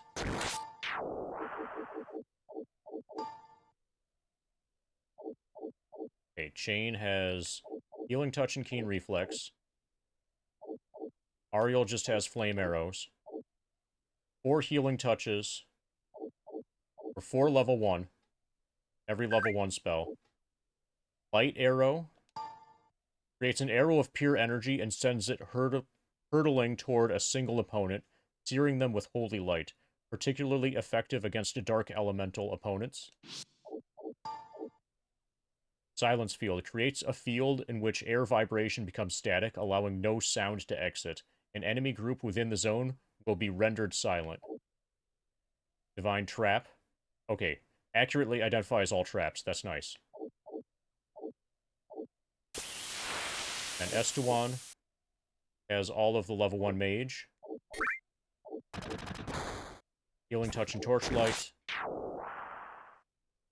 So far. Growple Hail draws out moisture from the very air to form sharp hailstones, which are propelled quickly at the enemy, particularly effective against fire elemental opponents. And then Flame Field superheats the air surrounding a group of opponents, causing severe burns and igniting flammable materials, particularly effective against earth elemental opponents. And then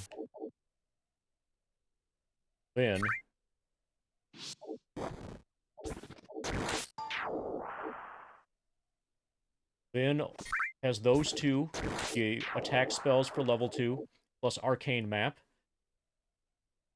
Creates a Duober, which scries the surrounding area as the caster travels, creating a shimmering map image of the dungeon, and be negated in anti-spell zones. So that's probably like having a map. That might turn on the auto map in the absence of you having the map item. That's what makes the most sense. And then Levitation loosens the ties of gravity on the caster and their allies, allowing them to hover inches above the ground. While active, the party will not trigger most traps and can traverse pits.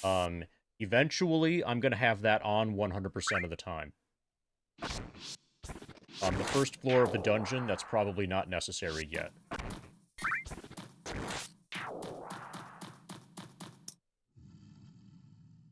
Leave the dungeon? Not yet.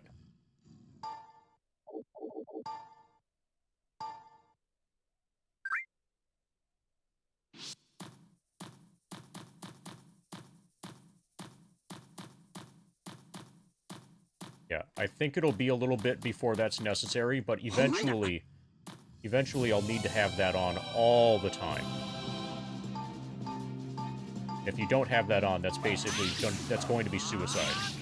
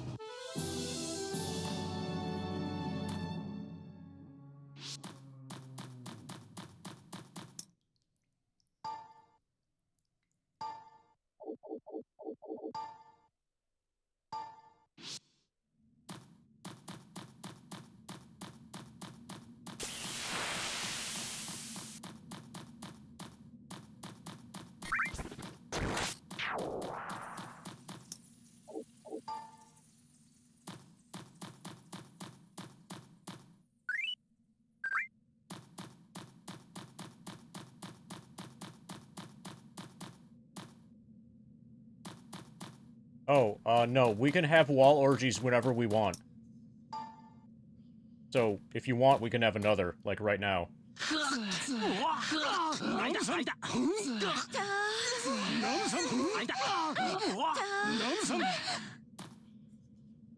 Like, there you go.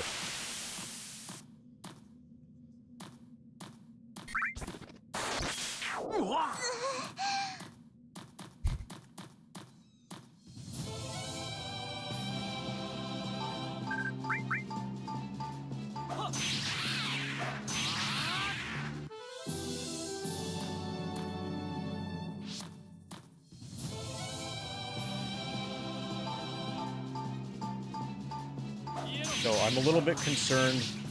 So my ninja's HP is lagging a bit. And he just took damage. Okay,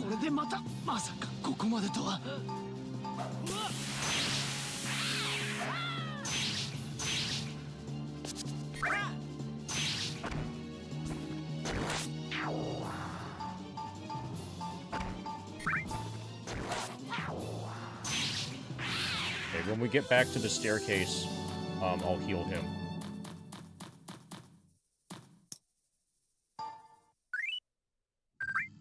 About 2,000 to the next FF7 level.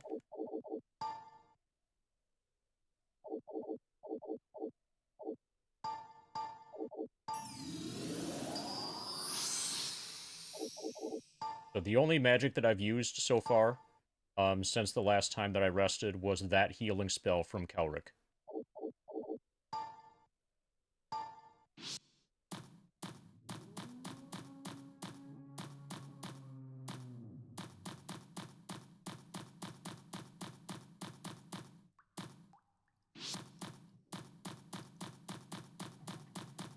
This is what the dungeon's like when you don't have a light on.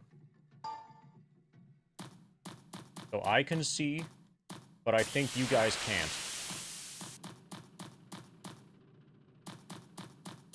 So if I were doing this alone, I would not have the light on.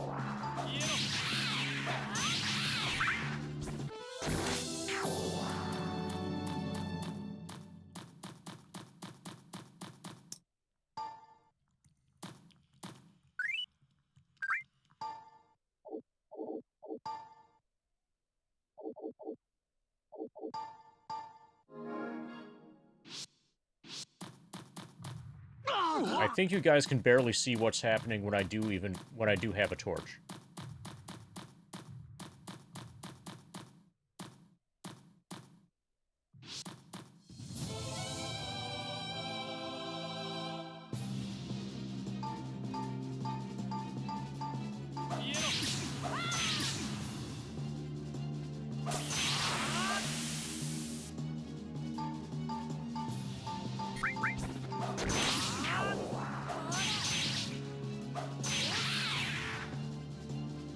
We're getting to where we can safely just hold the button down during combat.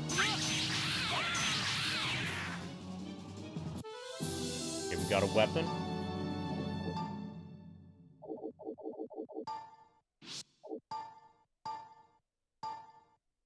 Failed to appraise.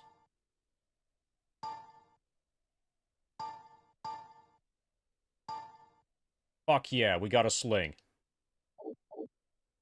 Okay. Give. Okay, so who can use the sling?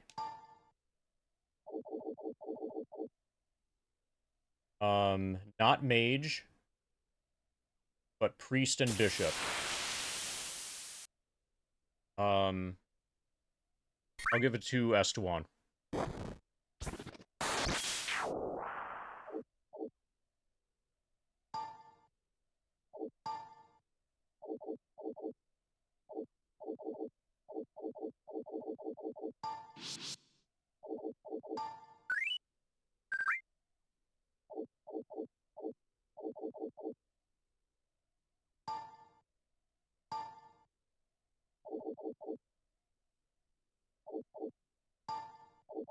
Okay, I'm done with this staff then.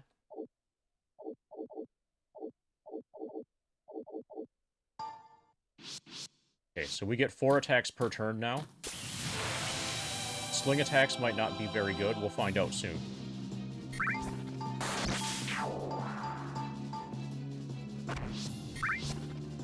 Defense. Fight. Fight. Fight. Fight. Defense. Fight. Oh, he can even target, further back people. That's nice. He's not forced to hit front row. But, just for comparison's sake, he's going to target the same enemies for now. Defense.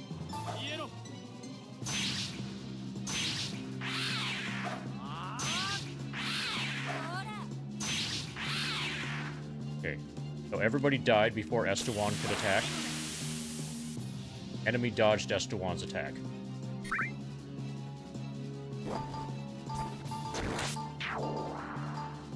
Level 3 goblins, these should be relatively tanky. Yeah, so it just withstood the short sword attack. The double dagger attack. Finder dodged. Dane dodged. Estewan just hit for 22 damage. It's still alive, though. Finder's hit. And the goblins are hiding. I'm gonna attack Goblin with Estewan.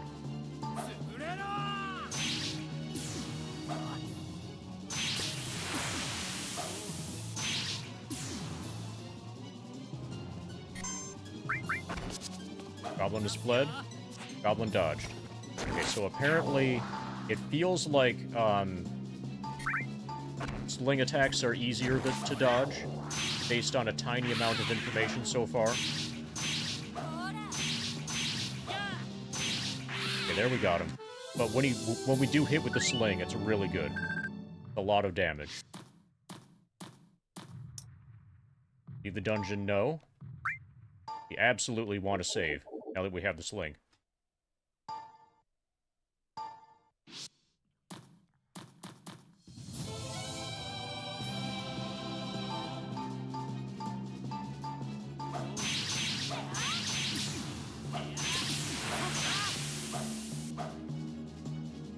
Yeah, Estewan hits harder than my frontline people now, when he hits.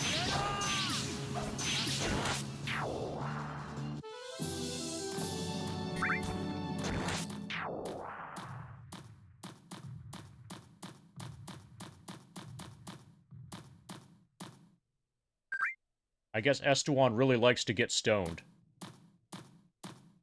Level 99 yet? No, we're on our way to level 69, though.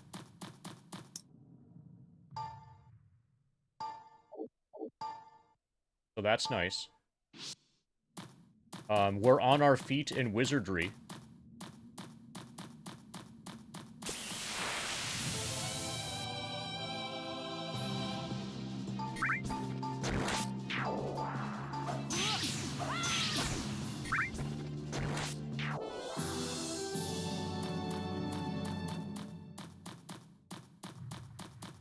Are you considering all levels? Are you expecting all levels to be equal?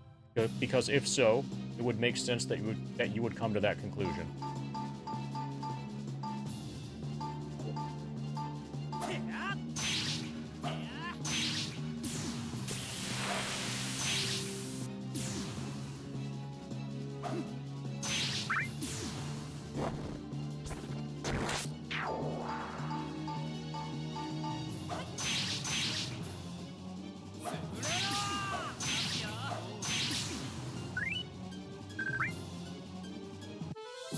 Okay, we got another weapon.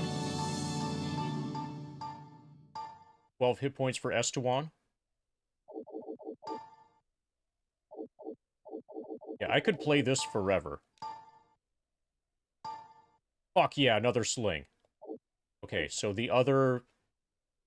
mages cannot use it, so Kelric gets it. Priests can. Okay, that's really awesome.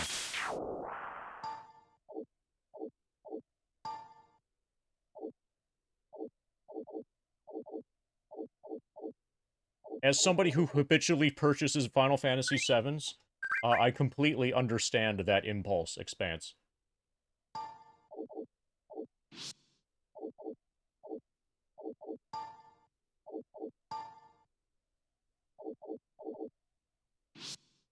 Okay, I'm not going to sell the hard staff.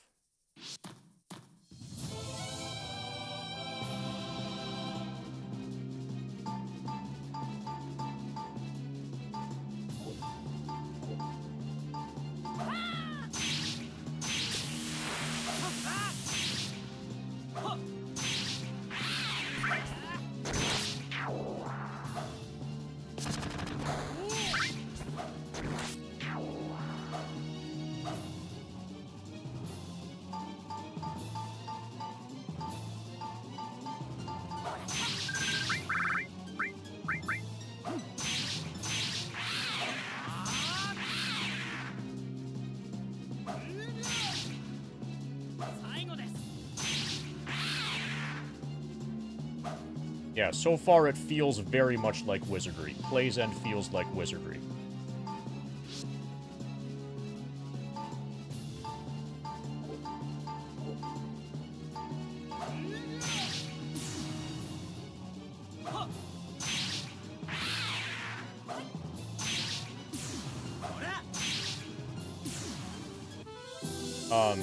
The main complaint, the main way in which it deviates from Wizardry is the beginning of the game is too easy.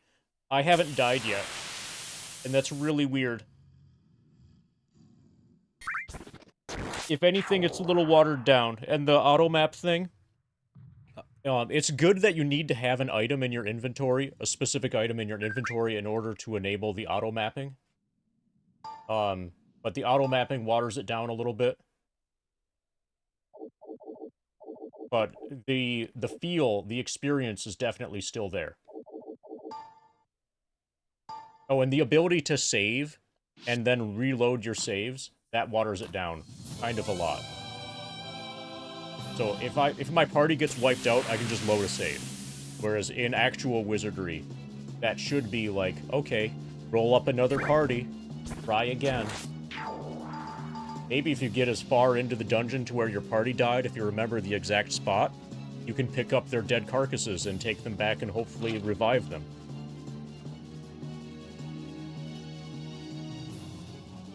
Like, that's the actual Wizardry experience.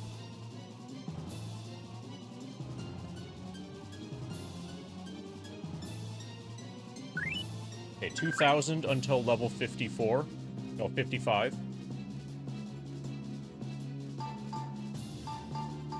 Okay, so I'm just gonna attack everything front row.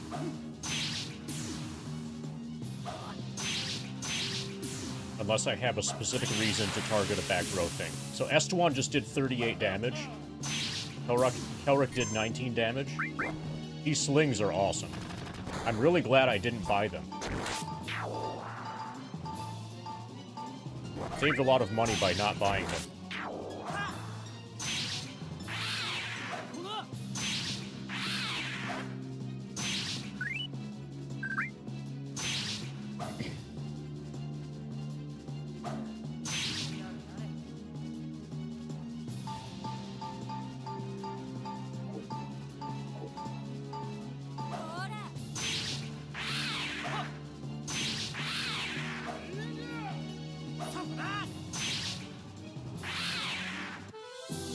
Get another weapon.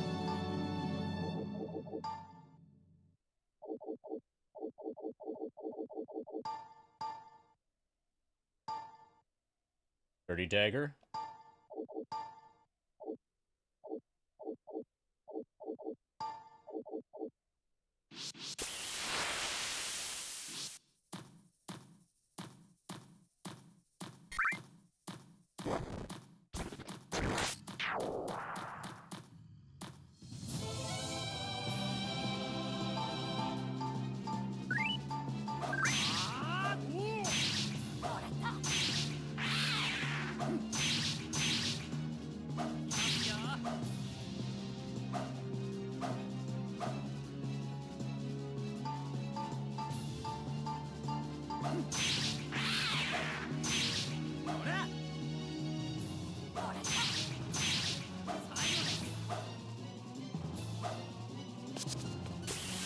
Your rat has fled. Don't run away. I need the experience from killing you.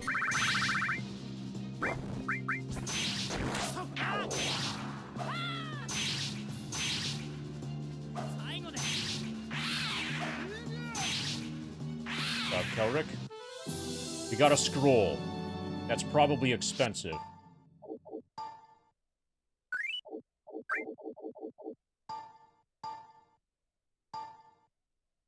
Trials mid. Okay. We can auto-map on floors 1 through 5 now.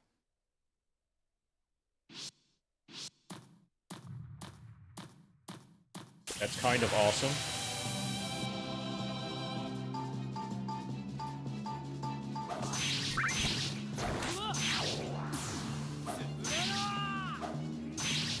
I'm gaining strength way faster than I expected. Okay, we got another weapon.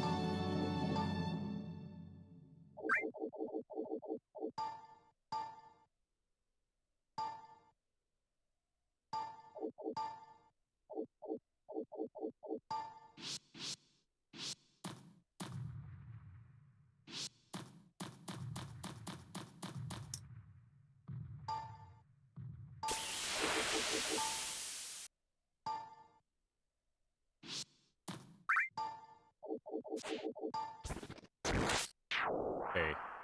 Jane levels up in 600. Ariel in 20. Okay, once those have both leveled up, we'll go back to town and sell things. And then when we come back, and then we'll evaluate equipment and stuff and possibly buy some things. Like, everybody can probably be equipped with gloves. And, like, hats, maybe.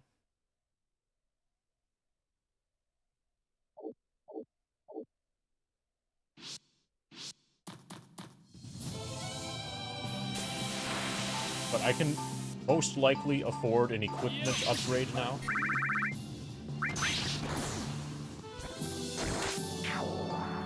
Okay, I can... So Divine Trap is given as an option immediately.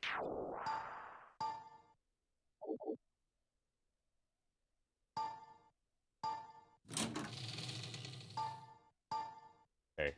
The last 3 chests have had nothing. Yeah, you get plenty of rewards. So, but it's spaced out, so sometimes you get a massive reward, and usually you get very little reward. But like right here, this ring is probably another Seeker ring, which I could sell for like 3.7 thousand, or improve the stats on another character that's in the back row. Ariel levels up. New spell, 22 hit points. Okay, Ariel's becoming a tank. My main issue now is that Finder is not a tank.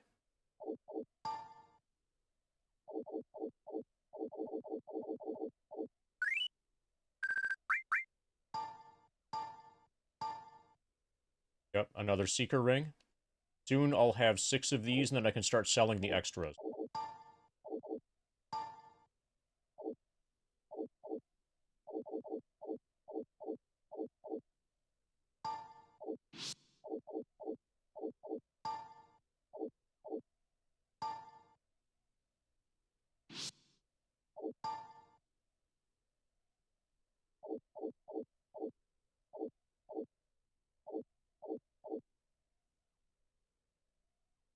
Okay, 550 until my lord levels up.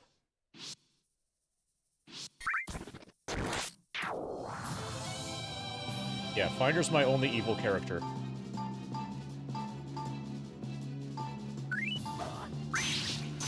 And I'm gonna behave as a good party. I would like to turn him good, rather than turning the rest of my party evil.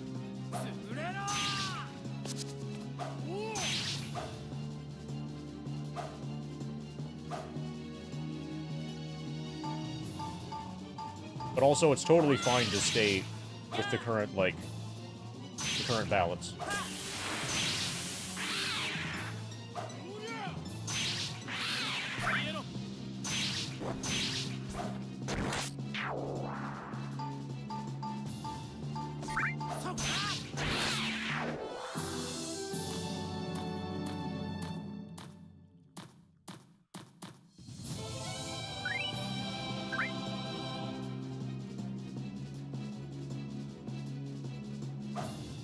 Okay, they attacked. I was surprised there. So, I know something about the mechanics for this game. Where playing as a good party is actually really, like, there's some specific to this Wizardry game, advantages to playing as a good party. That don't apply to other Wizardries. And because I'm kind of aware of those, or I'm aware of that, then I'm biased towards doing a good playthrough. Or having a mostly good party.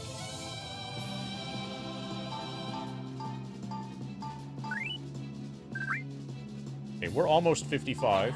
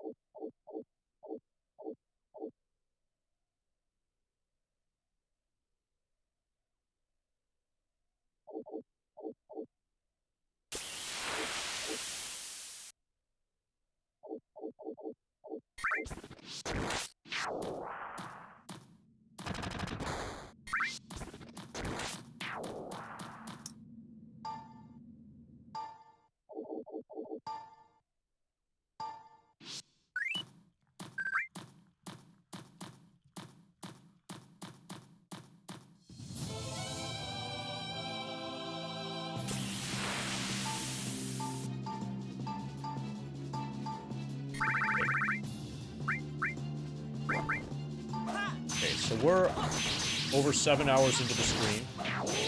I'm curious how efficient this has been so far. After this fight, I want to see what we're at for... And I'll blow it up for you. 397, and I'll recalculate the percentage. I'm kind of curious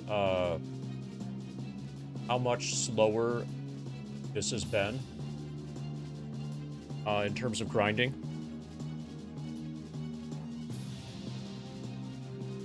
Although my grind efficiency should get good again, you know, now-ish. It's just like the first couple hours figuring out the game. Okay, we're at 16.21%. We did another percentage.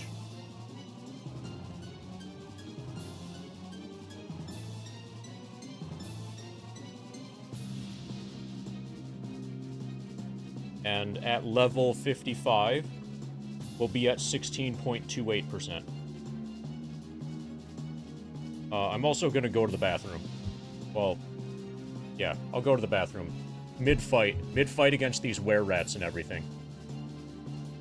I'll run an ad. See you guys later.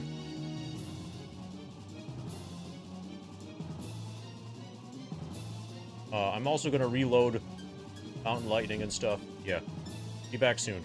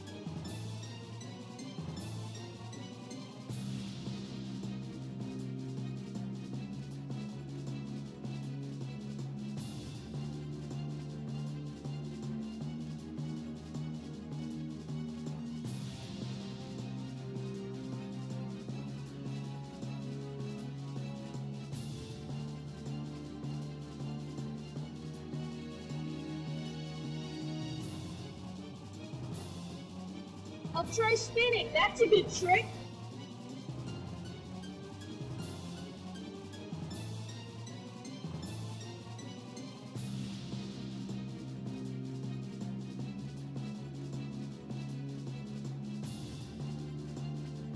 I think I heard somebody spin.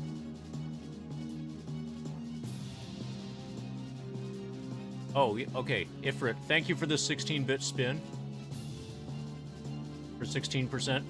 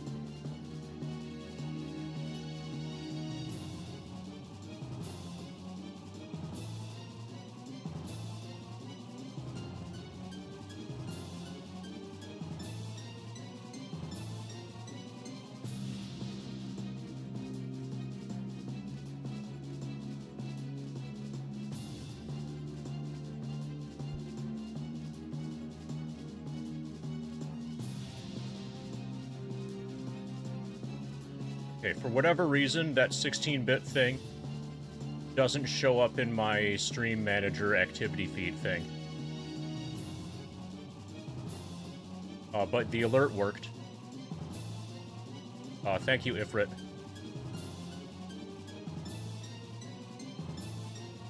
Get you a spin.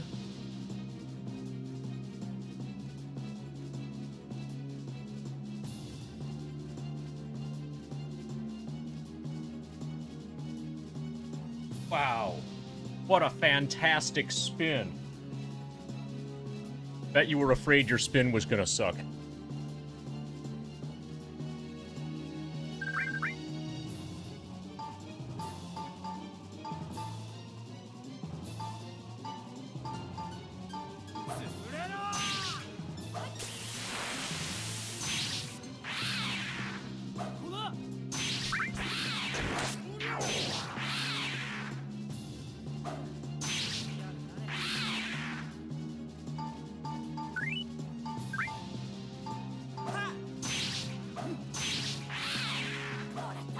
Be nice if Lynn could use a sling.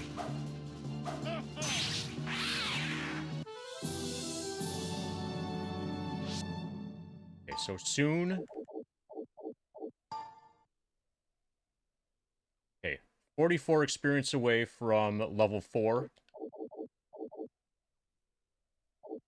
And then relatively soon after that, Finder's gonna level up again.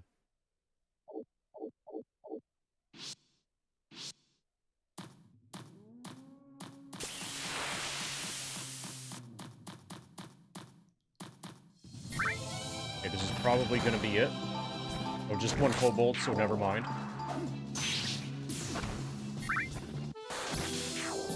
Investigate. Finder. No trap. Move trap. I'm gonna guess poison needle. There was no trap. Nothing inside. Okay, totally a scam chest.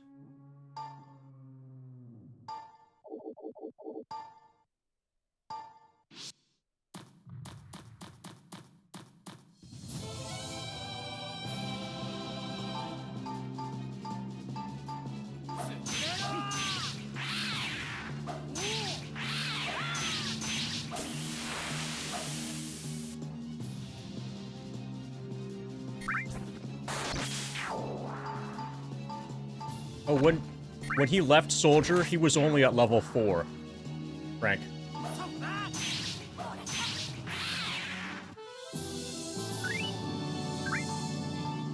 He hadn't begun grinding yet. Okay, 9 hit points. I think that's alright. For Chain.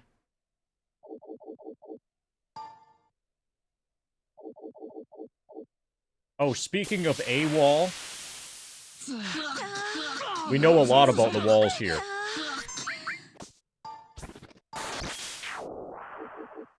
We're gonna have to investigate AWOL.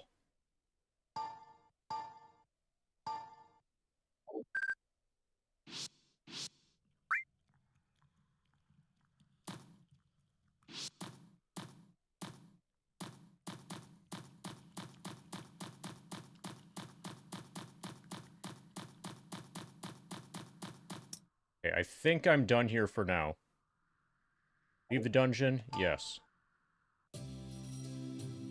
Oh, and when we save and quit between sessions, I can actually just... So the fact that your party does not disperse when you get to town is really awesome. Like, Finder seems to be with me pretty much permanently now.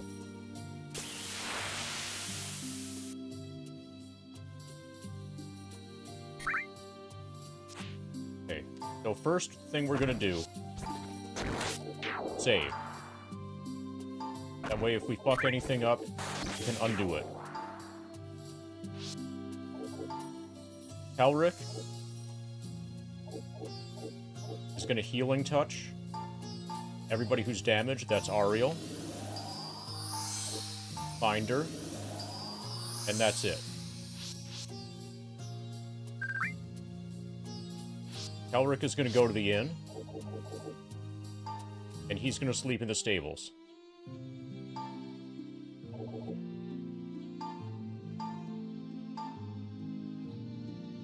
Okay, he's got his magic back. Nobody else used magic.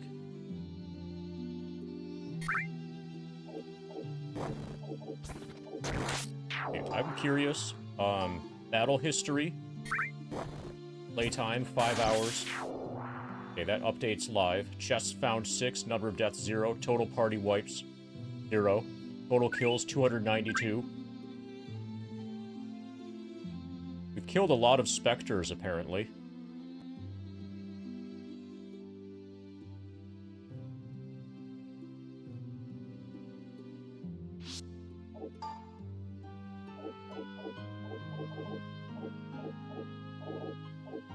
So no daemons. A bubbly slime. It's water elemental.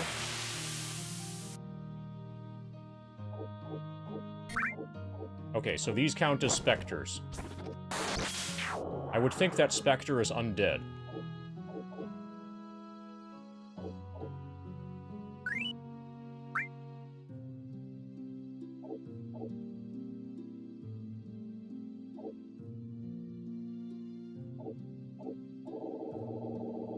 No humans.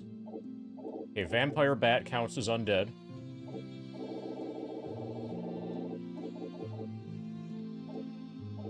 And their element is dark. Were-rat is beast. No legends, no dragons, no giants, no spirits. Reaping coins and evil eyes count as creatures. Item collection. We found 10% of the items.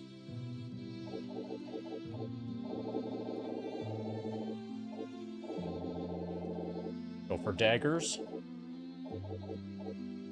Okay, so +1 doesn't... Or like, we have a dagger +1, but that doesn't seem to count for anything.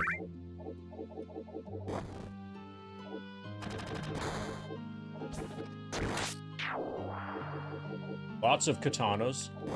Lots of staves.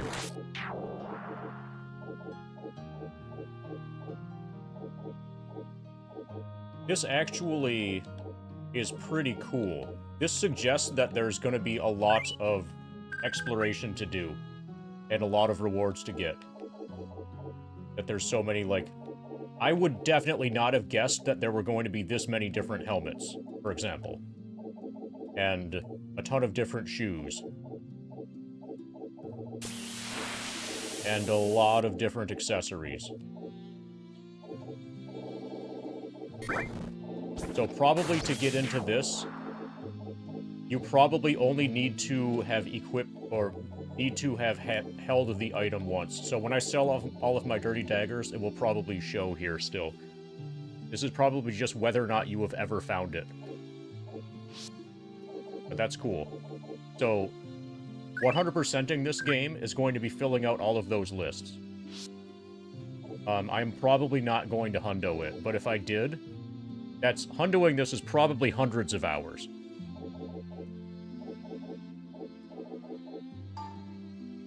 Rumors at the inn. Welcome back. Thank you for your continued patronage. I don't mean to speak out of turn, but have you got a map and some torches? Please be careful. Oh, what I should do... Okay, we're doing the shopping stuff. Sell. Ariel's got a bunch of stuff to get rid of. Dirty daggers. Extra daggers. Extra staves.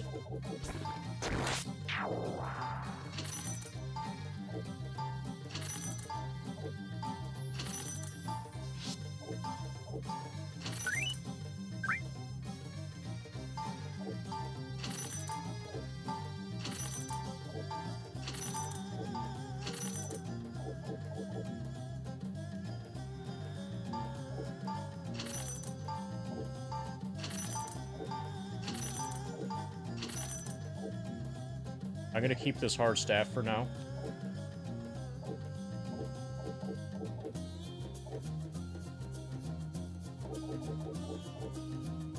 Okay, I need to buy more magic torches. I'm gonna pool gold on him. 7,000. Okay, let's get some cool shit.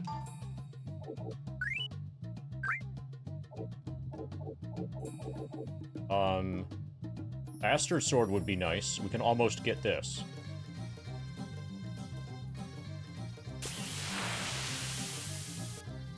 And it works as both a main and a sub-weapon.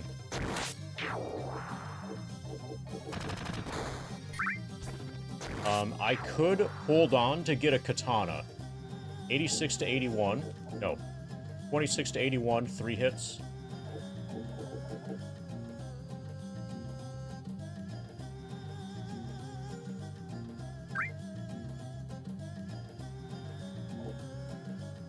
I might hold out for this.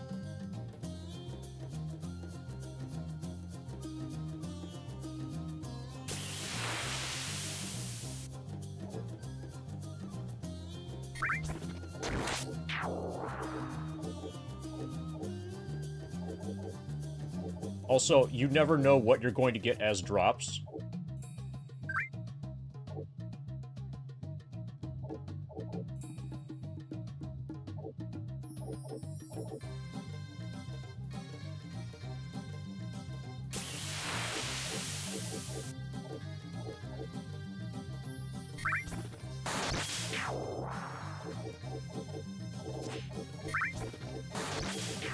Fire scroll. Act with fire damage to one enemy. And then these are for groups.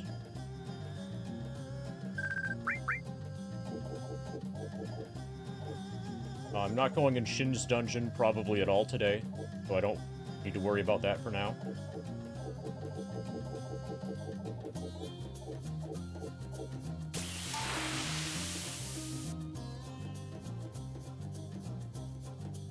$89. Okay, there's a limited number of magic torches available that you can buy. Eventually, the salesperson runs out. So there are 99 of each of these, but there are only 2 tonics to purchase. Good thing I get tonics. Okay, there are 99 revitalizers. 3 of these, each of these scrolls. These scripts, there's just one of.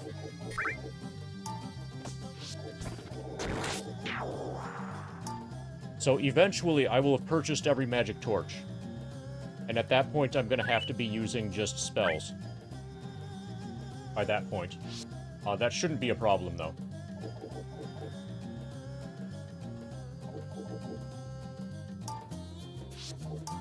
Okay, so these I can buy infinite of.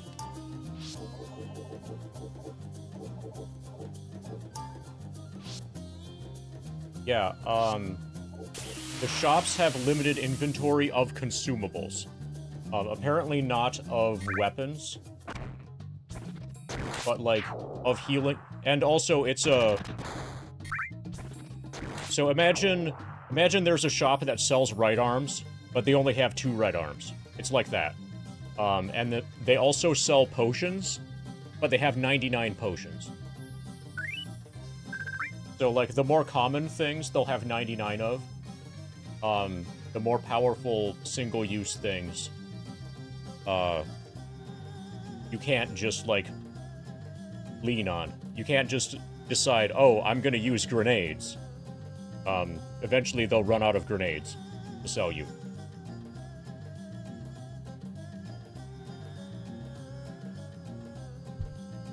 And I actually kind of like that.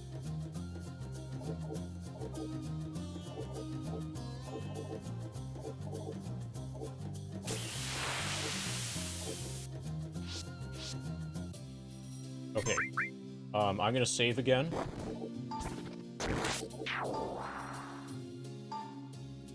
I did not buy anything other than torches. Quests. There was a quest here. Quest level 1, defeat the monsters. Client, Guildmaster Buzz. Some monsters have escaped from the dungeon and are causing trouble around town. Please target the source and thin out the kobold population to keep this from happening again. I think we're totally ready to do this.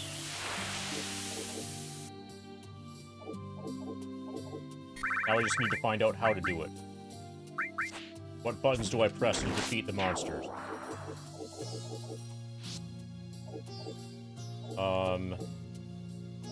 Guild. Quest board. Defeat the monsters. Would you like to accept this quest? Heck yes, I would. Let's start with a simple test, just to see what you're made of. I want you to take care of some kobolds. They're cowards, but recently they've started coming out of the dungeons. We're doing our best to take care of the stragglers that come out, but they can be hard to hunt down in the open. The plan is to target the problem at the source and thin out the population in the Dungeon of Trials.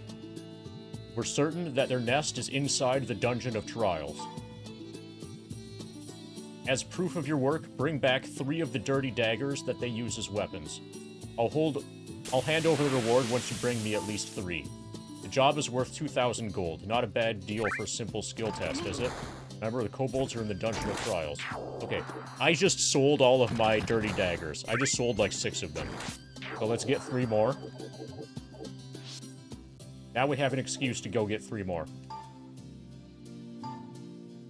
I have no problem with this whatsoever.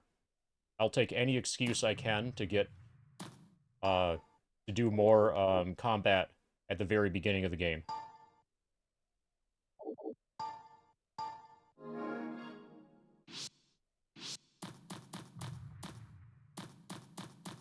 Yeah, so now you know I'm not using a guide.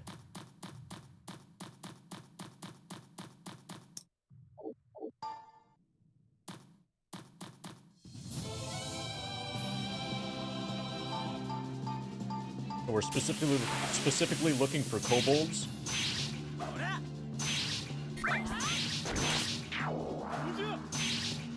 Also, hopefully now... Okay, Finder got hit. Hopefully Finder will level up and gain a lot of hit... Oh, fuck. He just got hit for 5. Yeah, Finder is not a tank. I need Finder to gain a lot of HP on his next level up. Or, like, level him up a couple more times.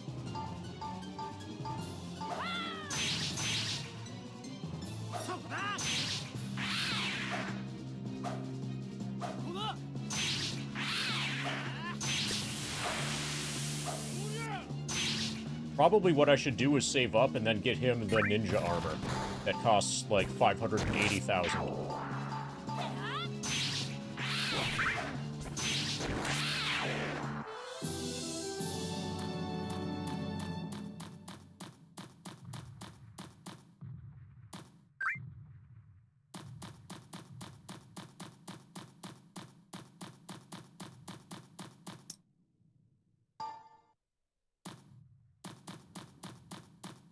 Or it's like grinding gold at the beginning of the game to try to get the villa.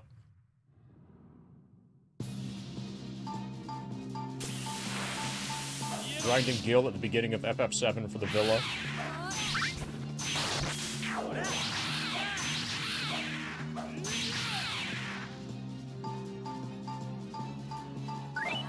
So I might actually do that. During the grind, during the level 99 grind now, one of the things you can do, one of the things that's been discussed in FF7 but not actually done yet, is the hundo as soon as you can do, which is a 100% speed run of Final Fantasy VII. But at each thing that you can get, you get as early as you possibly can. So no waiting until... So, for the villa, for example, as soon as you arrive at Costa del Sol, before you advance from Costa del Sol to the next area, you need to have purchased the villa, for example. When you get to any place where you can buy stuff, you need to purchase all of those things, at least one of everything that's available before you can proceed. That's a potential, like, FF7 100% gimmick challenge thing that I could theoretically just do as part of this grind. Okay, kobolds. We might get a dirty dagger. We got a weapon. Probably a dirty dagger.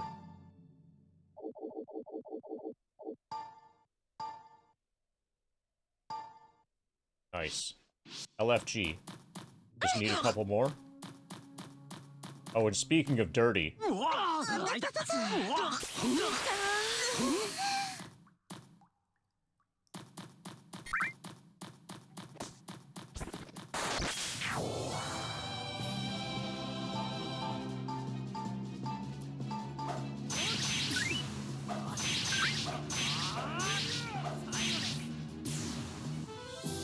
Hey, we got a plate. If this is plate mail, that's insanely fucking awesome.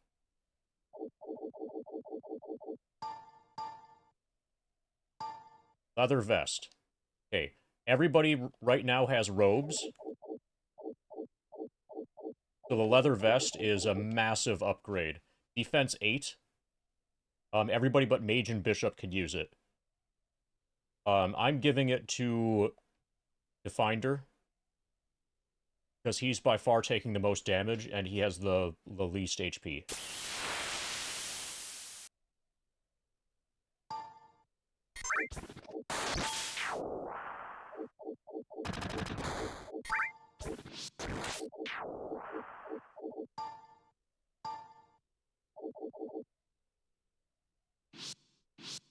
Okay, that's awesome.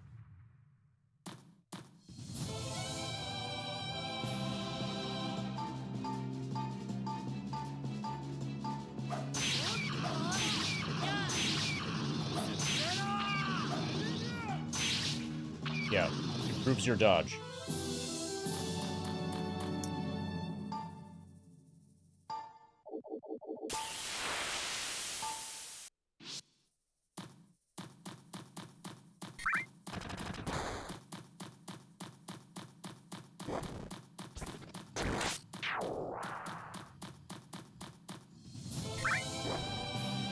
Okay. Fight with just kobolds.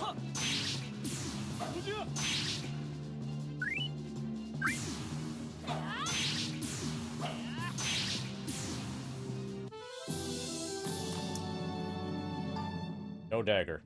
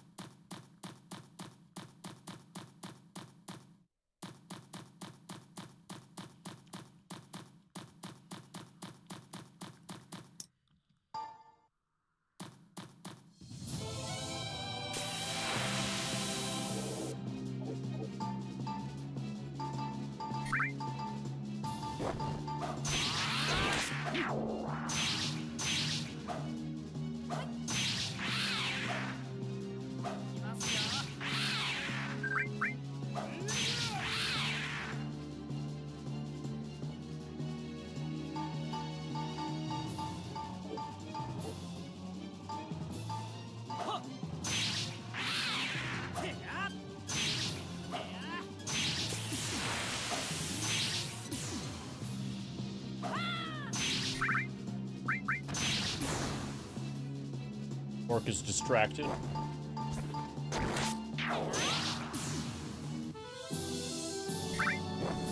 Something appeared.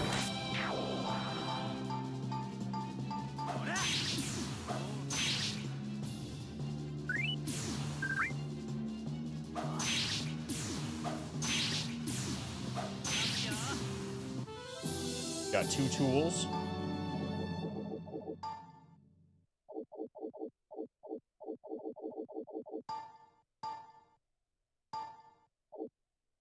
Eleven tonics.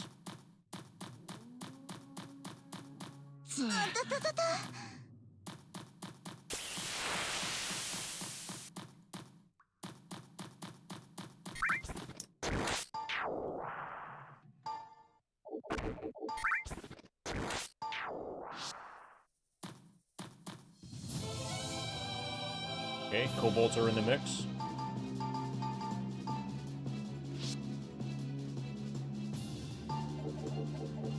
Okay, I can't hit. Kobolds are too far back.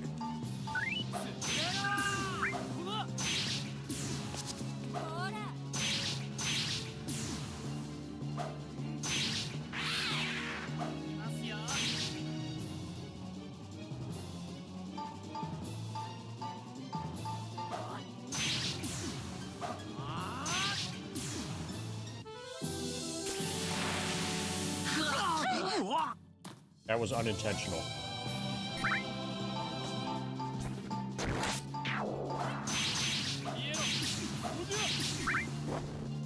Good fight.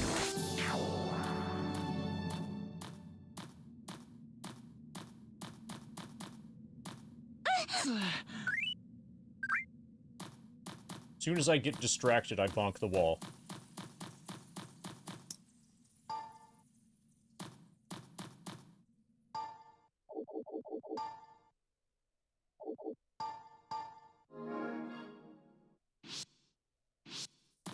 So that quest explains what the dirty daggers are for, finally. Why enemies would drop something that is worse than our starting weapon. Okay, Kobold, you have a dirty dagger, right? Got a weapon.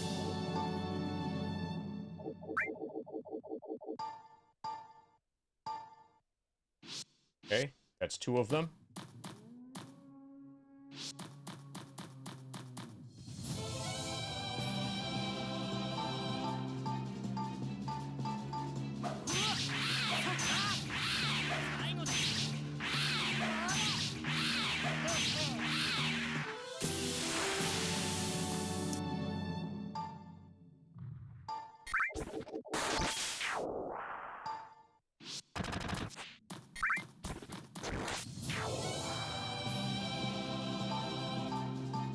These are a rare enemy.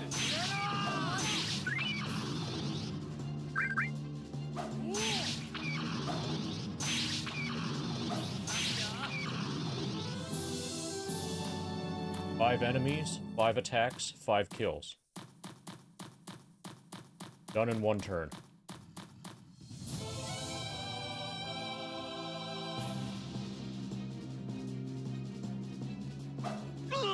Okay, they preempted me, and I'm gonna heal Finder after this fight.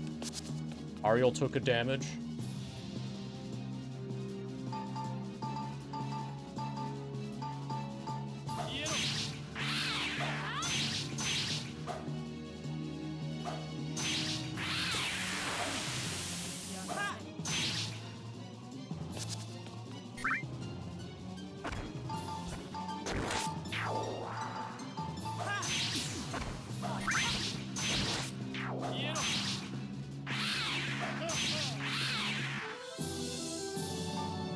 Got a tool.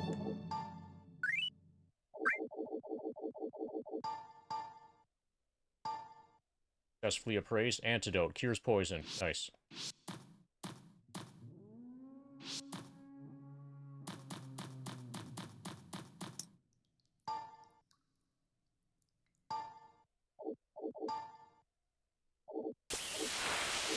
Elric, Healing Touch, Finder.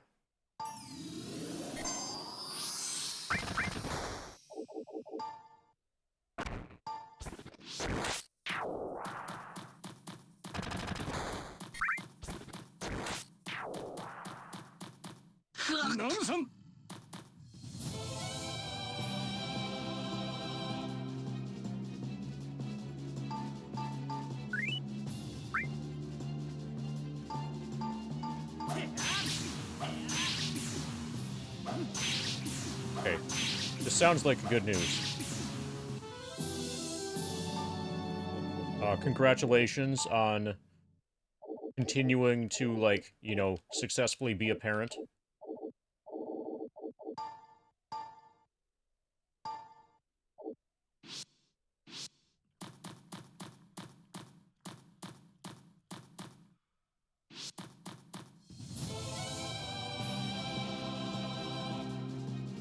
Oh, yeah.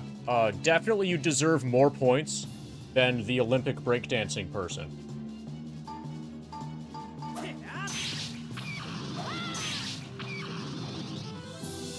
Okay, we got a staff. Kelric levels up. Lyn levels up. Okay, Lyn only gained 1 hit point. Kelric looks like he gained a ton.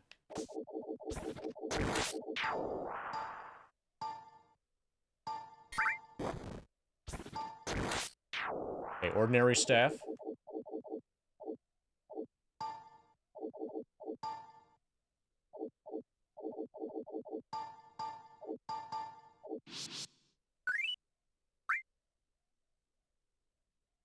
So, what we need, what everybody needs, is to see the entire full 3 things. So she did 3 dances, and we need to see all of them in their entirety, and not just, like, highlight reel things.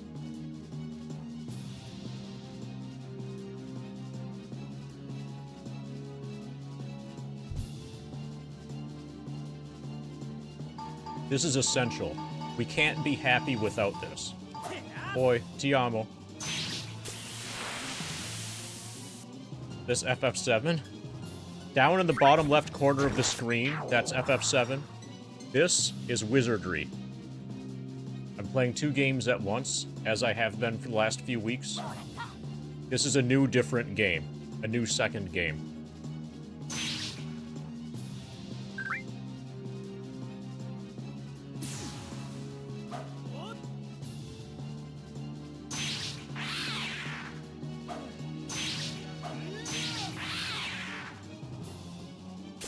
How? Okay, do you see my feet, Rika? Are you watching the stream? Or actually, if you want, you could come in here and I could show you.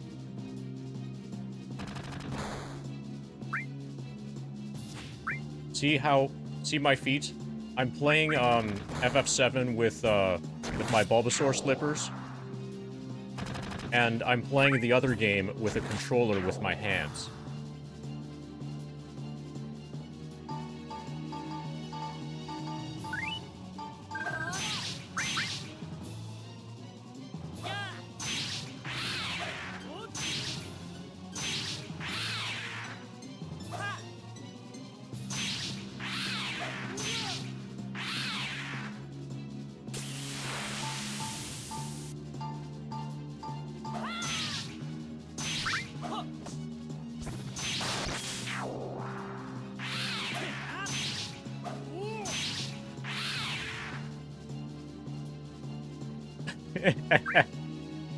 Yeah, exactly. So now I'm wasting half as much time. Or I'm wasting time twice as fast. Or both. Depends on how you look at it. I'm probably just wasting time twice as fast.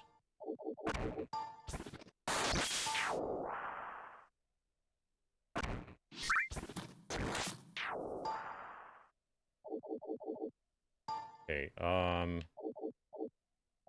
that was an ordinary staff.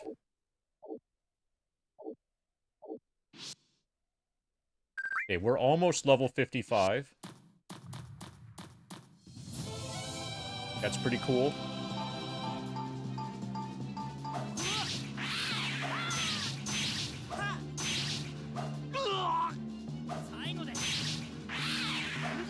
Binder is good at getting hit.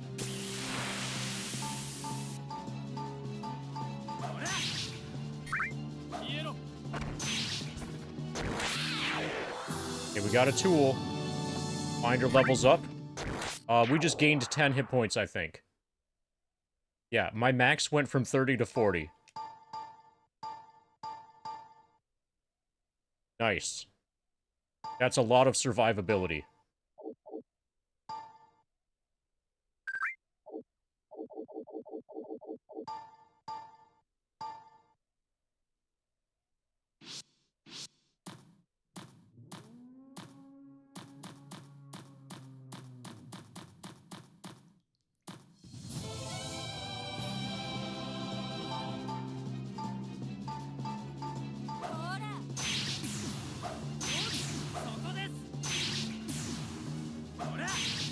I have a feeling we're gonna get the dagger here. Is a fight with just kobolds? Nope.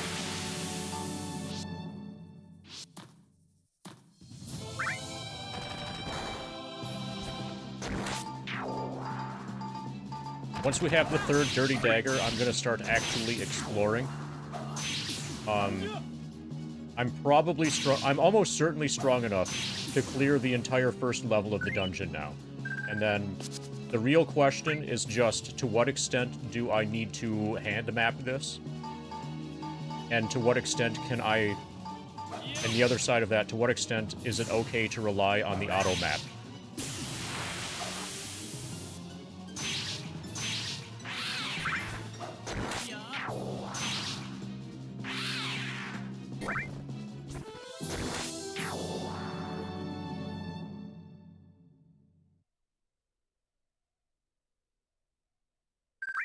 So, Zabagi, when I'm actually slow, it's me taking a long time to confirm the battle reward stuff. When I'm actually, that's when it's actually bad. You used to be more agile, switching directions much faster. Yeah, that was when I was playing Dragon Warrior. I am no longer playing Dragon Warrior. Magic Drain. You can tank that.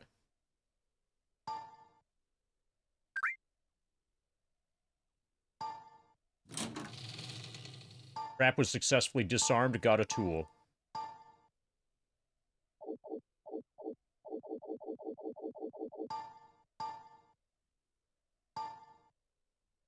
Okay. There's another magic torch. That's fine.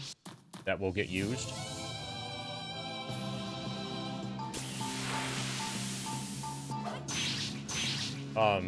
This game demands my attention far more fully than Dragon Warrior ever did.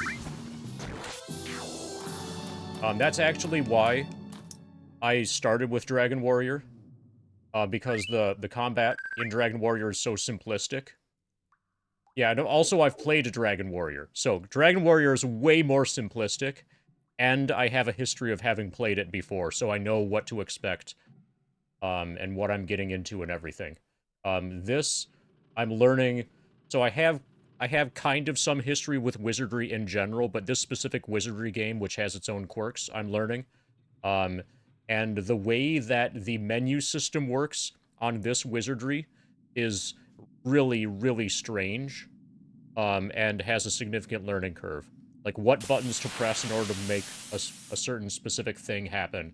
And, like, how to transfer items from one character to another, stuff like that, is what, has taken a while to learn.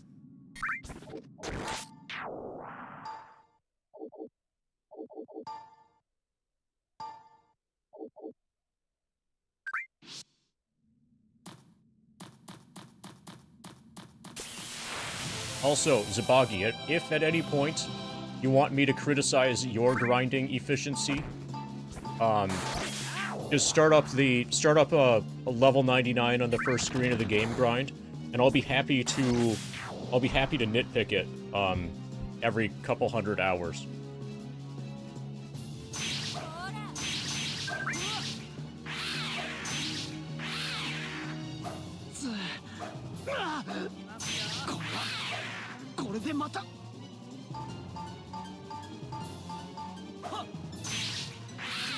Yeah. What's the current...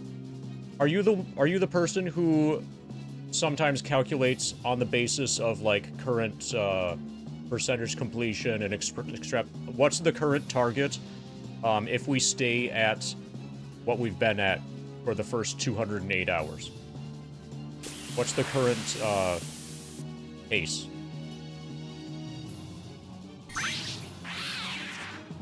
I'm guessing it's gonna be like 1340 or so.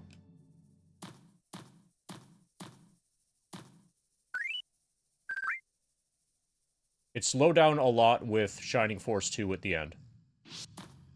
Late game Shining Force 2 was surprisingly involved. 1284? Okay. I'm still under 13.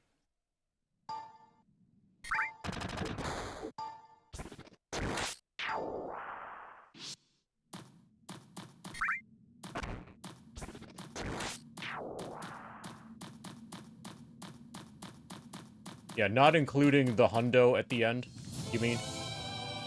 The hundo at the end is only going to be like another 15 or 16 hours. What's funny, the hundo at the end is probably going to be slower than doing it than an ordinary hundo, just because I'm going to be off steps and off formations.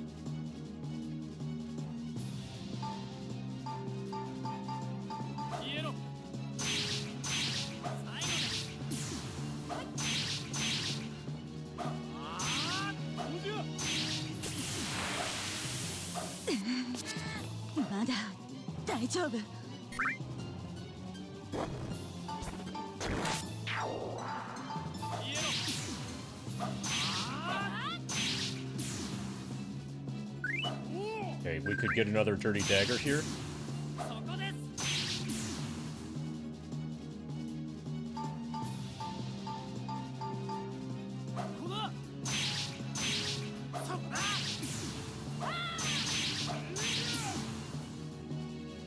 Oh yeah, if we can finish at 1337, that would be godlike.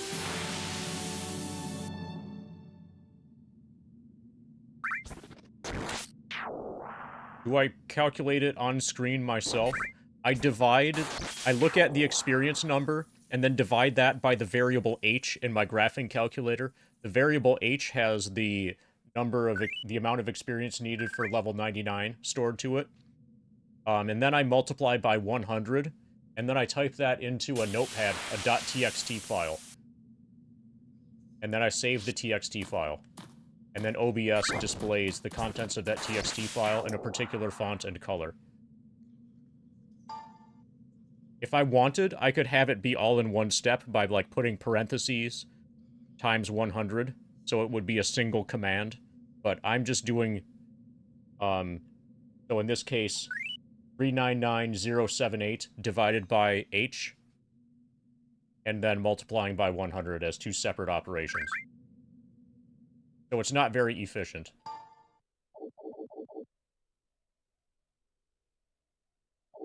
Oh, a 1337 hundo would be really cool.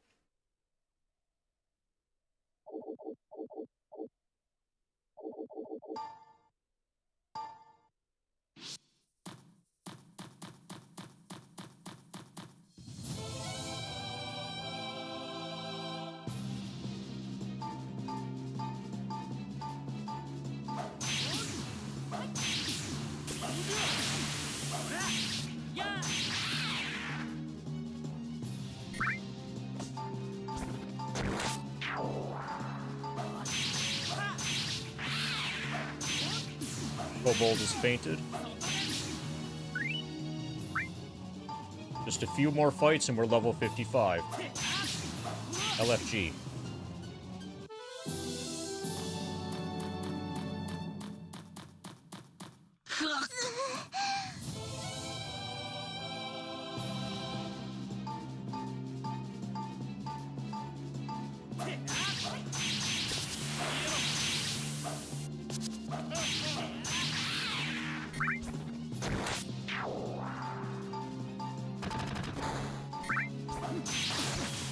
So I have been, like, historically, mostly I've been doing one hat per stream.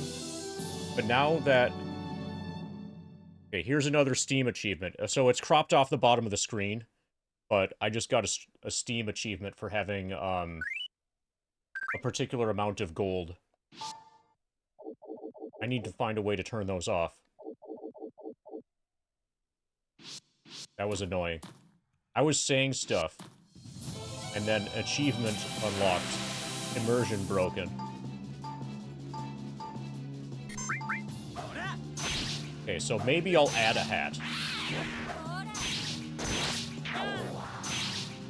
So I probably could just do one hat per level for a while until we're done with the 50s.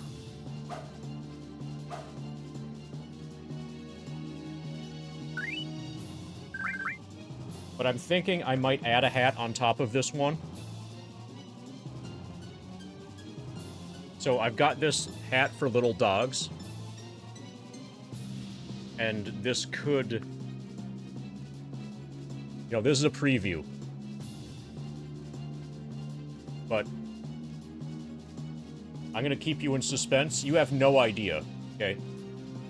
You have no idea what's going to happen when we reach level 55. I have gotten the quantum potions, yes.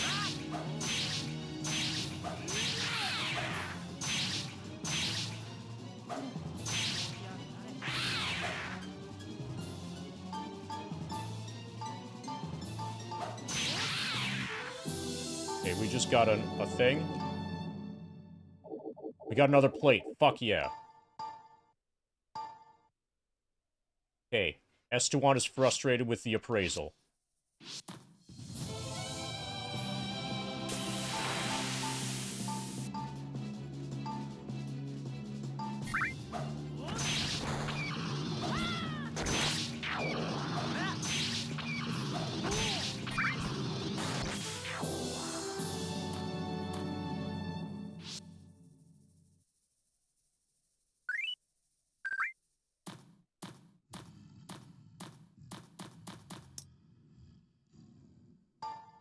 Okay, we're saving.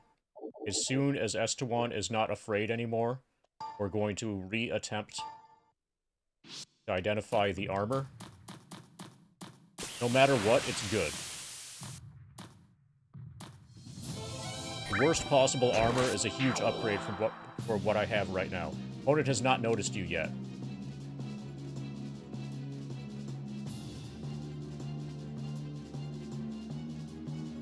I think we can fight them. I think if they're friendly... Yeah, we did just save. So if something goes wrong and people turn evil, I'll just reload. But this should be okay.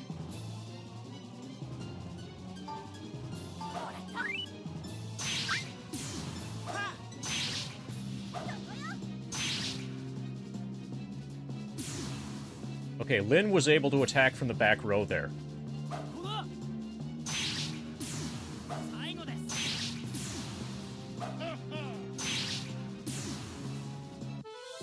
We got a ring. S21 gained a level. He smiled. He looks a little bit like Harry Potter now. Only with he's more horny.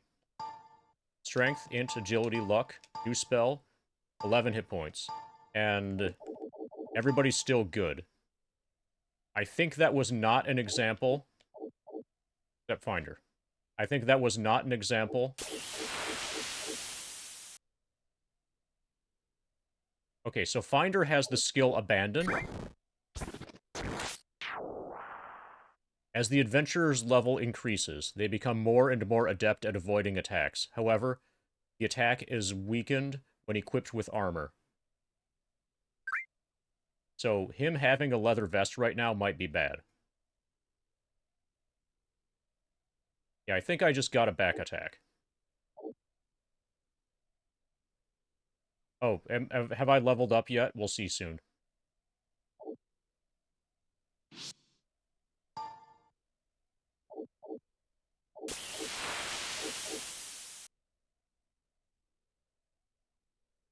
$40.95 max HP.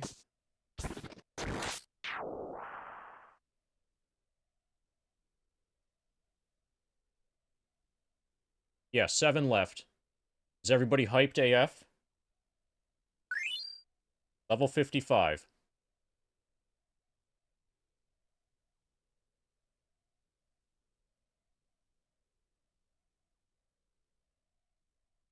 Um, 16.28%.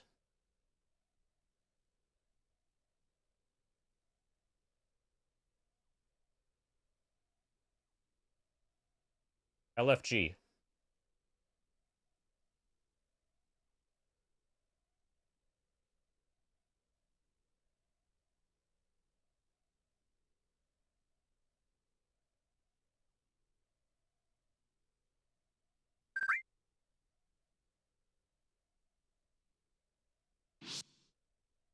Okay. So let's try to identify... Oh, we got a ring. We got a lot of shit to identify. Leather vest. Fuck yeah.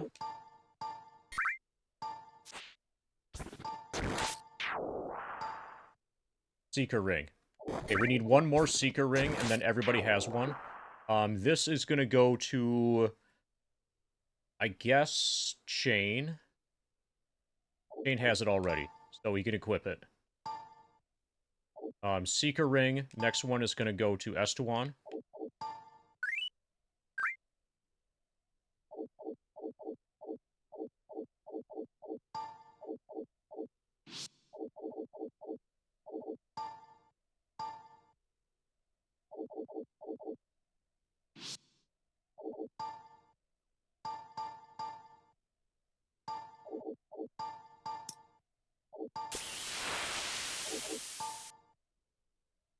We still need another Dirty Dagger.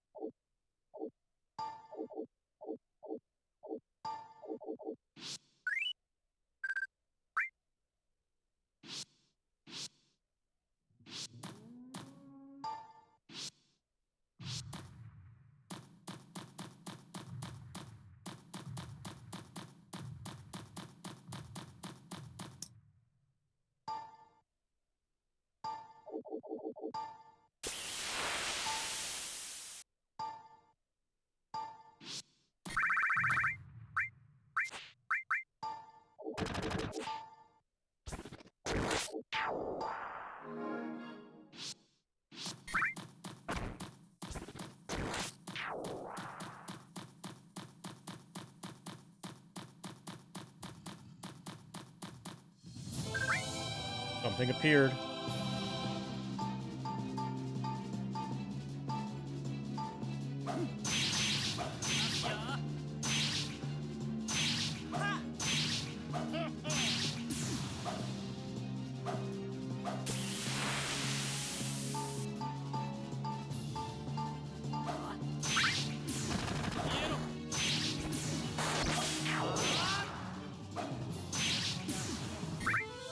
Got a tool.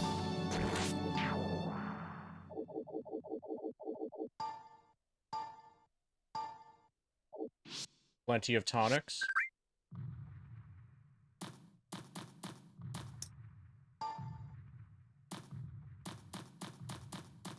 So I think I'm going to save every other loop now for a while.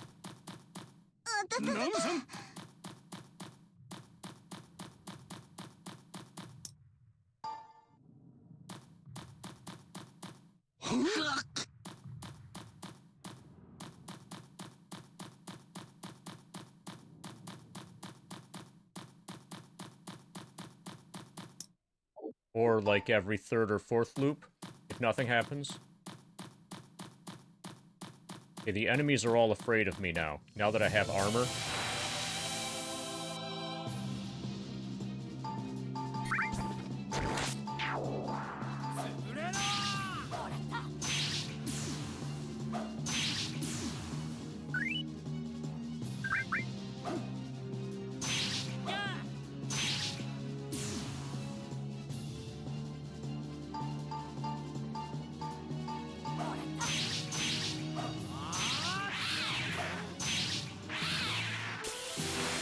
Got a dagger.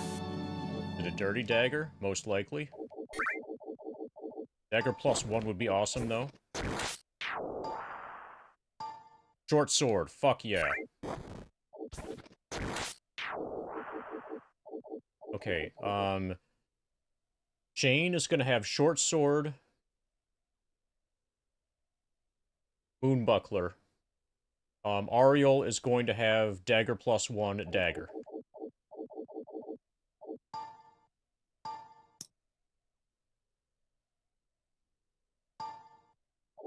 Moonbuckler is the offhand thing. I assume that this is the offhand thing. Well, let's find out. Does that unequip Moonbuckler? Yes, it does. I would rather have Moonbuckler than Dagger plus 1. Okay, so Dagger plus 1 is going to go to Ariel.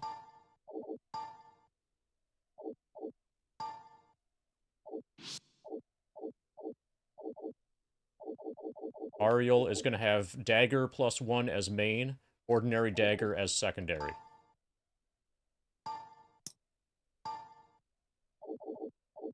Okay, that looks right. And then Finder has Short Sword as main, Dagger as secondary.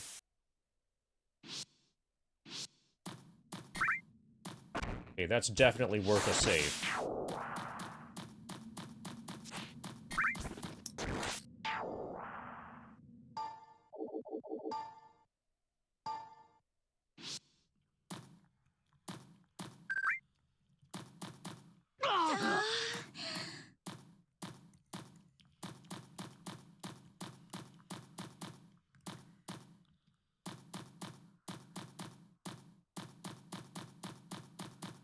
Oh yeah, that was one of my best bonks ever.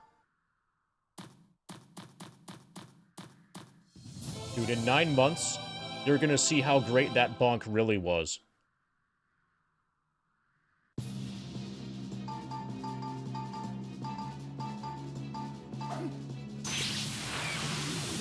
An extremely consequential bonk. Oh, I forgot to put the hat on. Okay, we get a bonus hat.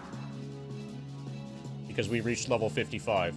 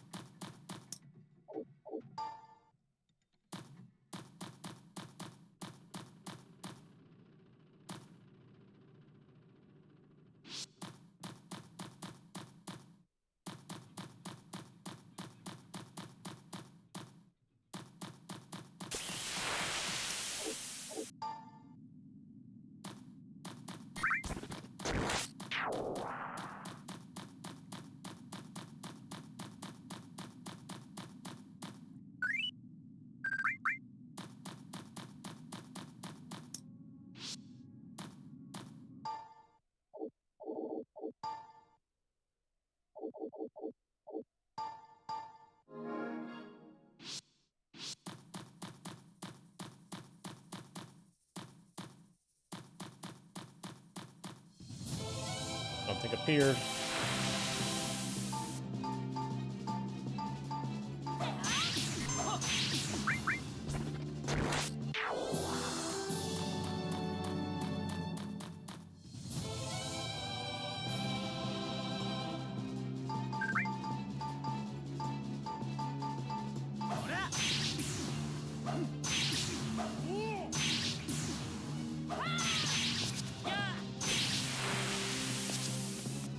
Okay, were-rats are running away from me.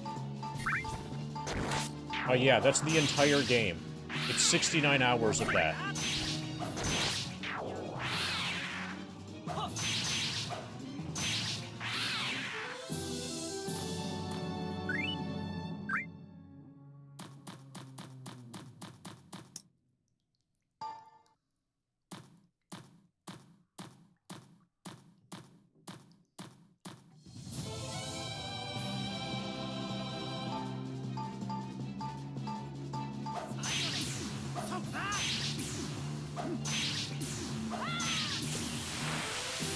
Got a tool. Oh, you missed the part where you also identify the tools. We're not just running in circles looking for dirty daggers, we're IDing tools. We're appraising tools. They're usually tonics. But sometimes they're like antidotes.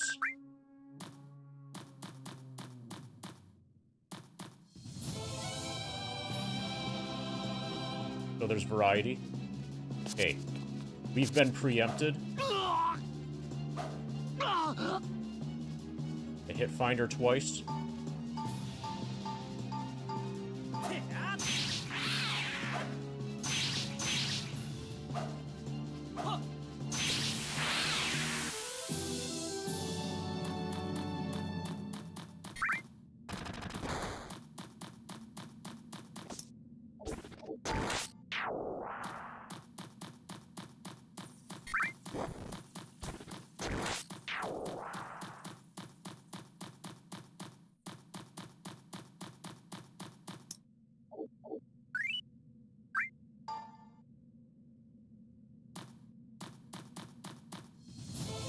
Something appeared.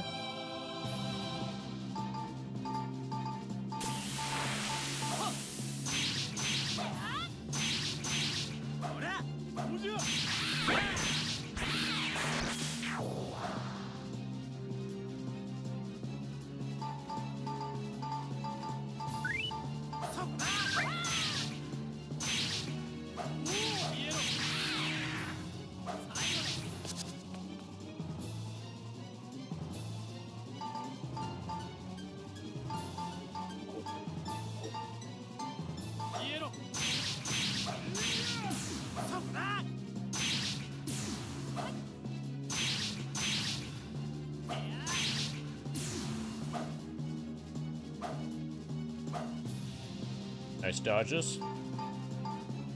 These kobolds are relatively strong.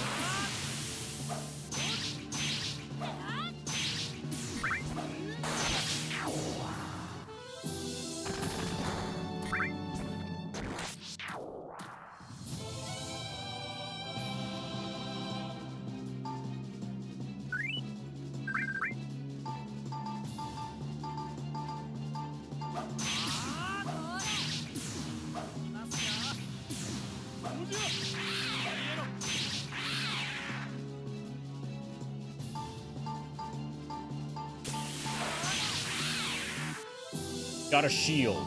Fuck yeah.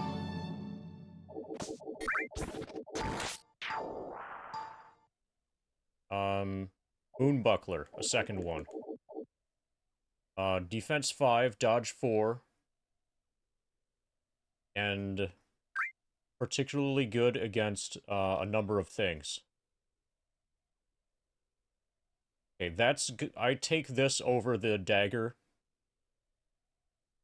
Okay, Finder can't use it. Okay, Ariel's gonna use it. I'll take that over the ordinary dagger that she has in her offhand.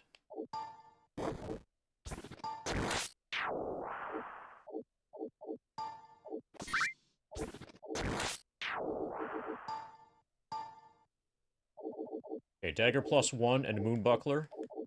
Jane has short sword and moonbuckler. Finder can't use moonbuckler anyway.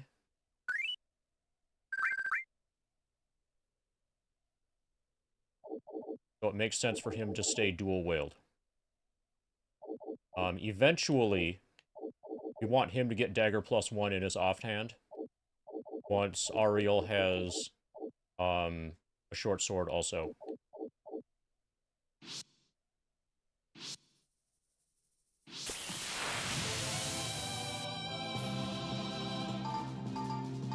Five kobolds. Feeling good about this drop chance.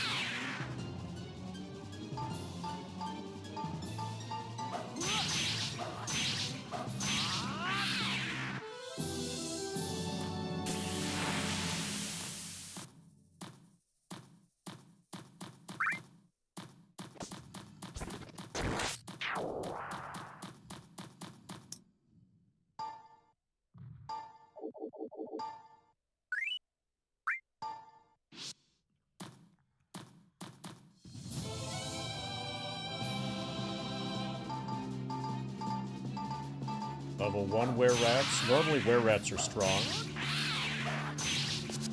These ones are good at dying.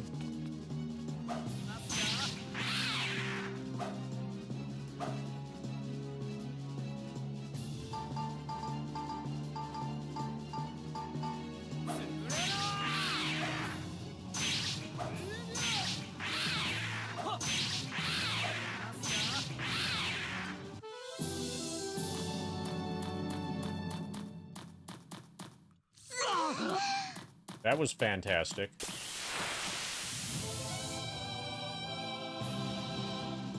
Okay, they have not noticed me yet.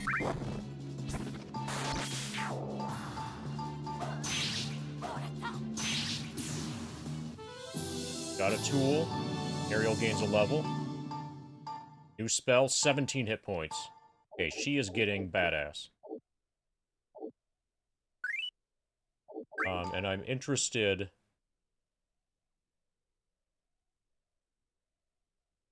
Ariel's level 5, doesn't have a skill yet. Eventually, she's gonna get, like, the samurai skill.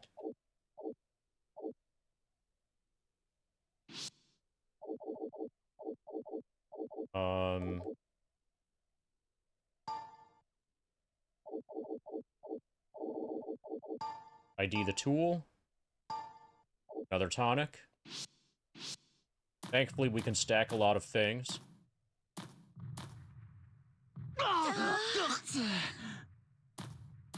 That was for you, Aga.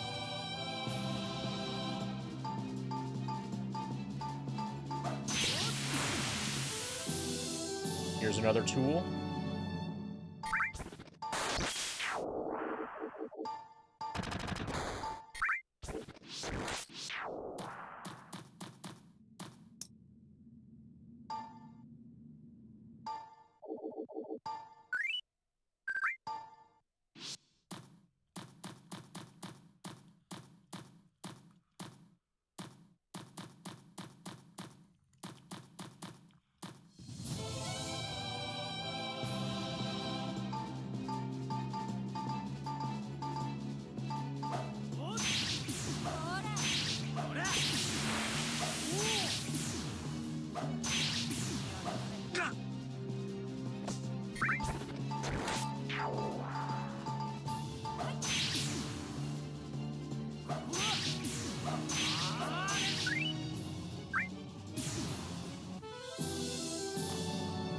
Party is getting used to being victorious. We just want one more dagger. Then we can get the 2,000 gold. I wonder if there's an experience thing for it, or if it's just the gold. We'll find out when we clear the quest. We're still continuing to get good drops. We're still continuing to get really beneficial drops. So I don't mind doing this at all. But it's taking a lot longer than I expected to get the third of the daggers.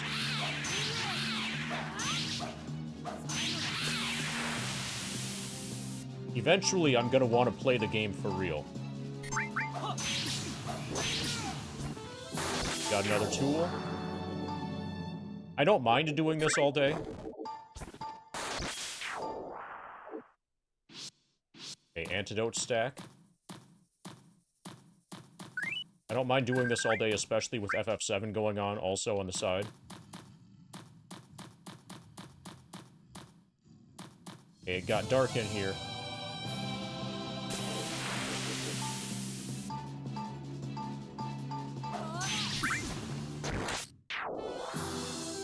Let's investigate the treasure chest. Poison needle. We got a shoes. Fuck yeah. Okay, so I think I'm gonna start doing magic.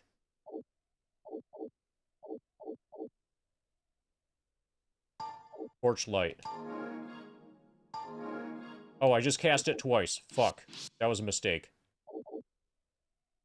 What the heck is this game? Wizardry. Specifically Wizardry, subtitle for this. Labyrinth of Lost Souls. Yeah.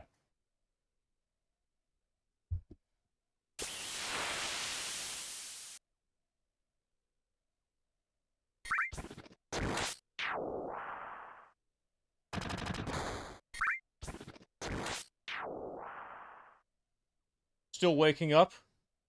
Did you just do a hundo or something?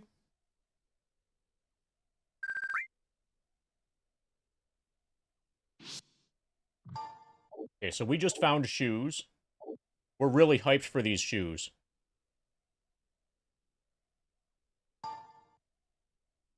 And you work overnight, right?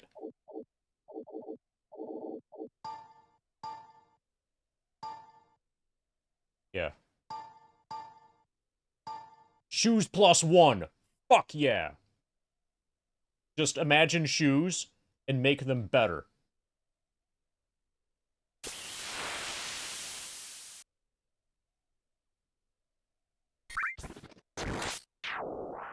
Yeah, exactly. 3 shoes.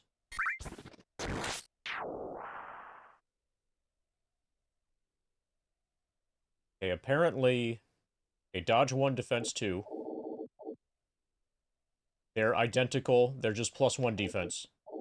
I'm gonna give them to Finder.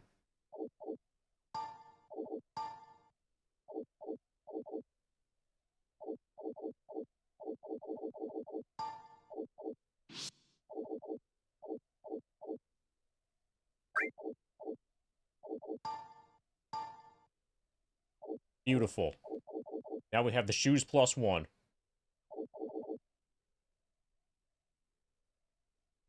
So, Gherkin, I can tell that you had a bad day. Because you just said in your imagination and not in your head canon. So the kids on the internet, they say head canon. They use, if you ever find an excuse to say head canon, like I'm saying it now.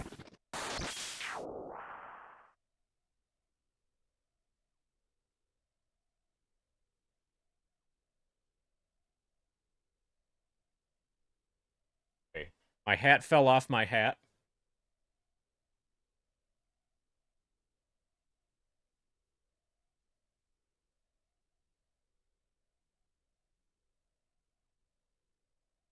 There was an unfortunate accident. And so I have to move this stack of mountain lightning. Hold on a moment.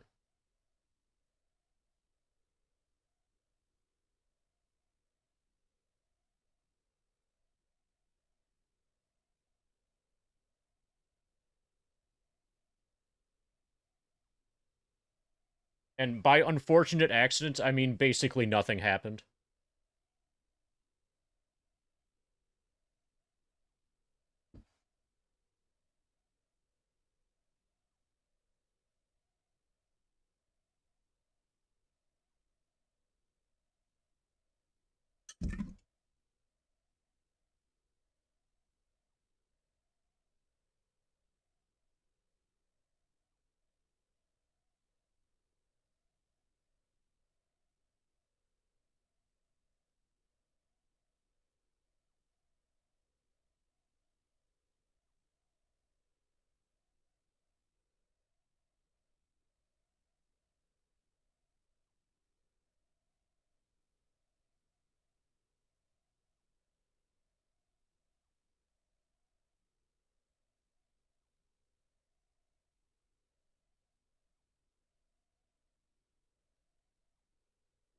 Okay, so now I can access Bulba, mostly.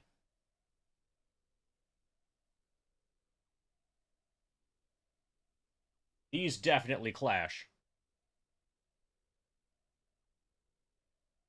Hat, hat, hat. I was gonna put on orange glasses, and then leave him the same otherwise. How about a little Santa hat?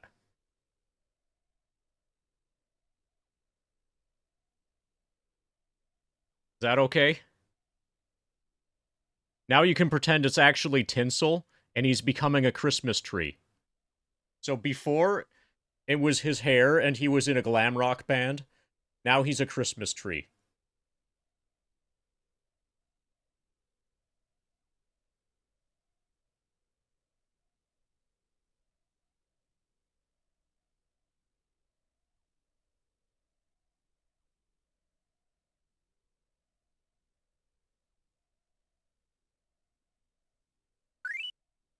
Oh, we just crossed 400K.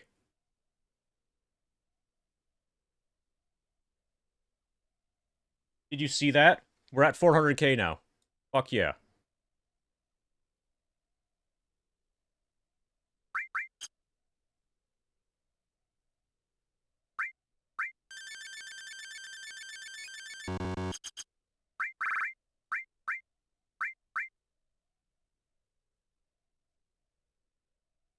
$400,006 experience points.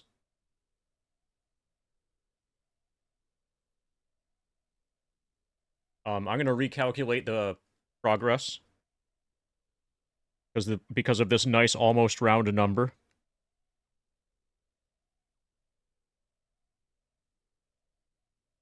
$16.31.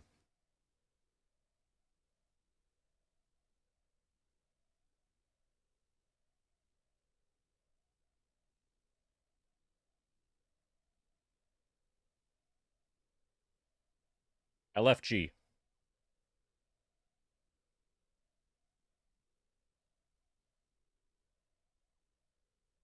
Okay, these Star Ocean 2 CDs that you have are heavily polished. Have you tested them yet? Did you just obtain them? Did you buy them from, like... Did you trade poop coin for them?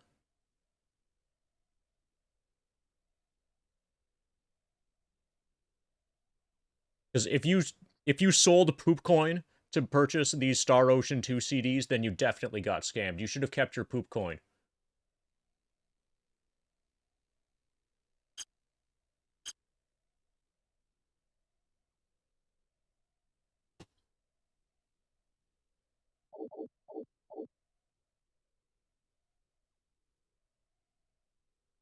Okay, thank God you didn't buy them with poop coin. You know, all of the stories that people tell about, like, that guy who ordered a pizza and paid for it with, like, 17 Bitcoin, and now he would be, like, a multimillionaire or some shit if, you know, because of the value that the Bitcoin would now be worth if he had just not ordered that pizza or ordered it using money instead. Before long, instead of that story, it's going to be the tale of the person who bought Star Ocean 2 CDs that don't work, using poop coin.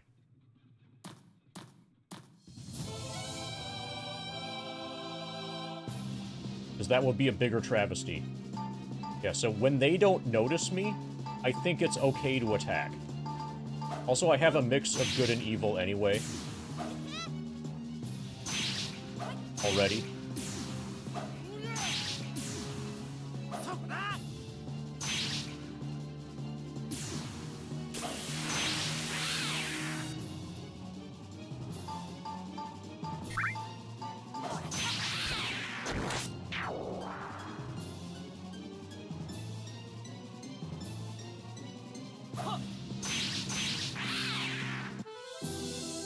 Okay, we got another weapon. This could be a sling. If it is a sling...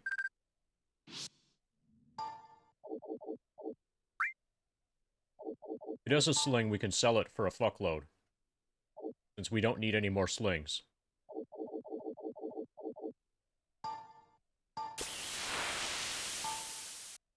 Dirty dagger. We got 3 of them. Let's fucking go.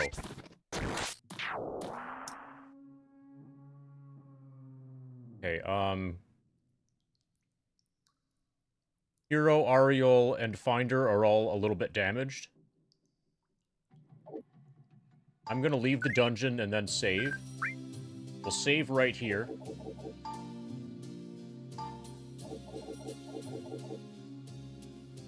First I'm gonna turn in the quest.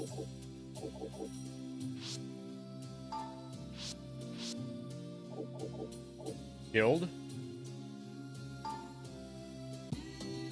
Quest board. Defeat the monsters. Status ongoing.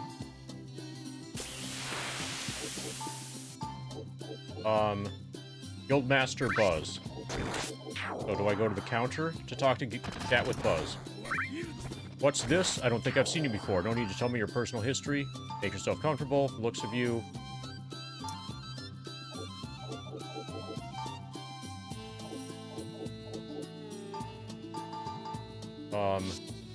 Yeah, I did it. I got all the things.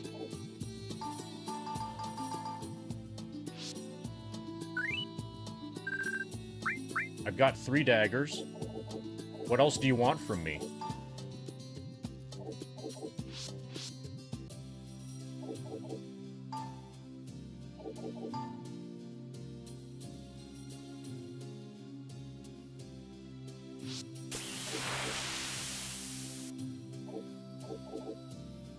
Okay, this is awkward.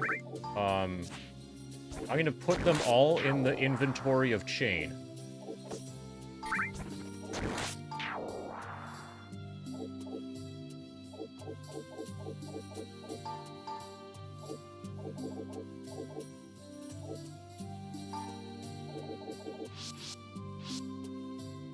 Okay. They're all in Chain's inventory. Go back to the guild. Quest board. Okay, it's letting me click it. Just doing nothing when I do.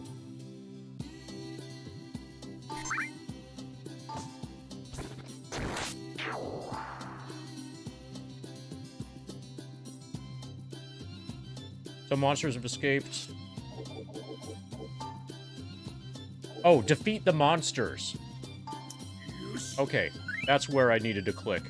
There you are. Hunted some of the pests down, did you? Well, I'll admit you've got potential. Here's the reward I promised.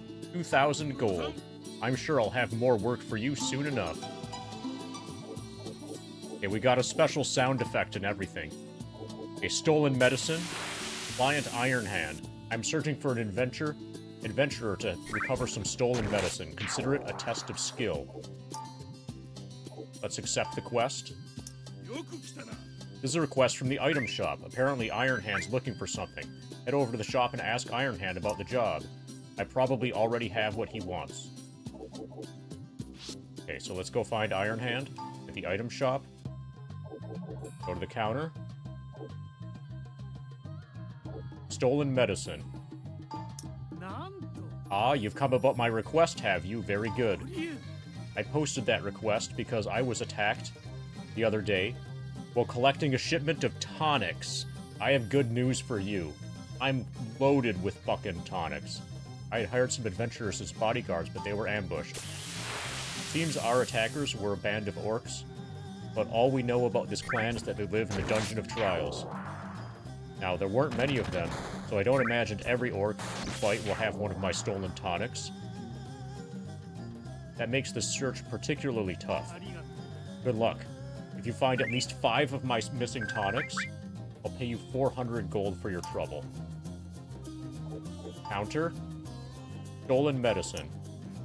Well done. You've done me a great service. Now I should be able to keep my medicine stock up. I will put in a good word at the guild for you. This isn't much, but please accept it for your troubles. 400 gold. Okay. Are you going to be nicer to me now?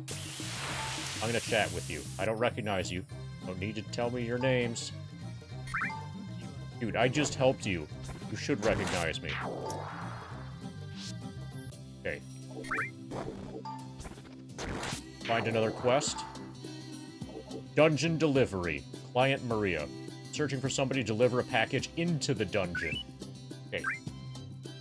This is going to be good. Let's accept the quest. This looks like a request from Maria, the innkeeper. Seems she wants to return an item she left at the inn. He's a good kid. If you're interested, go talk with Maria. She should be working over at the inn. Wouldn't really be an issue if the customer that had left the item was in the city, but it looks like he went into the labyrinth. Okay, so we want to find a person in the labyrinth to give the item to. She's been good to the guild, so make sure you do a good job in this one. Okay, let's go to the inn. Front desk. Dungeon delivery. You're here about the quest I posted? Thank you very much. I need someone to deliver an item to Chamberlain Klaus. I can't afford to pay you very much for this job, but I'm sure Lord Klaus will also be very appreciative. You'd get the gratitude of the inn as well. Lord Klaus left this morning for Shin's dungeon.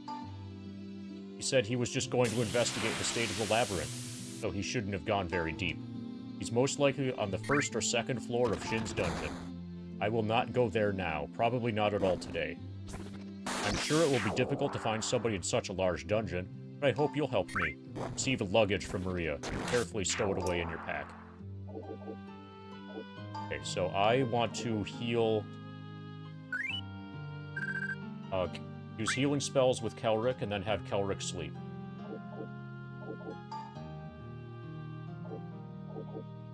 Okay, he now has Cure Paralysis. That's cool. Oh, Chain does. So Kelric has got to be... Okay, Kelric doesn't yet have... Okay, interesting.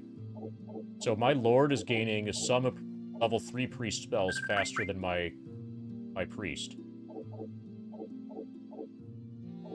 Okay, so apparently Chain has a slot for... He has a cast of level 2, but he has not yet learned a level 2 spell. He has a cast of level 3 and has learned a level 3 spell.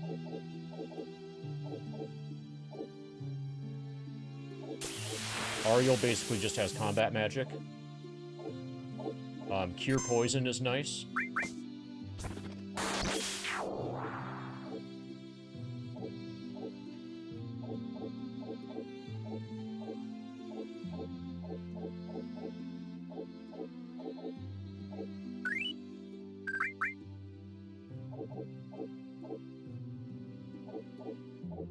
Okay. We'll use up Kelric first.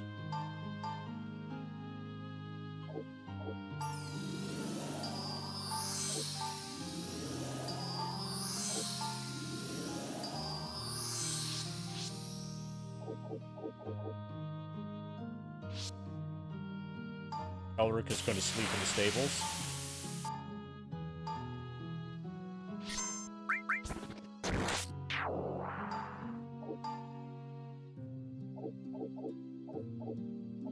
Yeah, he's 4-4. He's 4-4. He's 4-4-2. I'm going to have him sleep as well.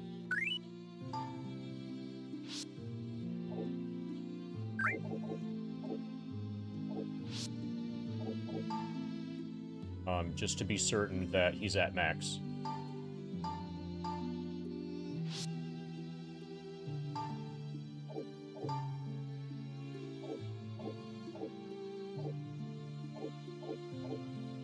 Okay, he was not at max. 4-4-4.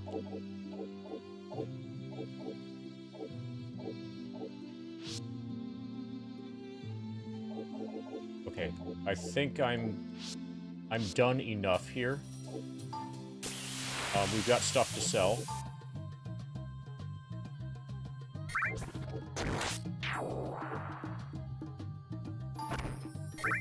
Ordinary dagger. Ordinary staff. Ordinary robe.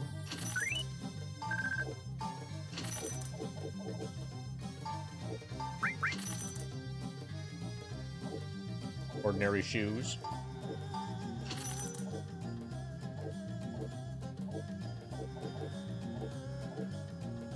Okay, so everybody has a Seeker Ring except Lynn.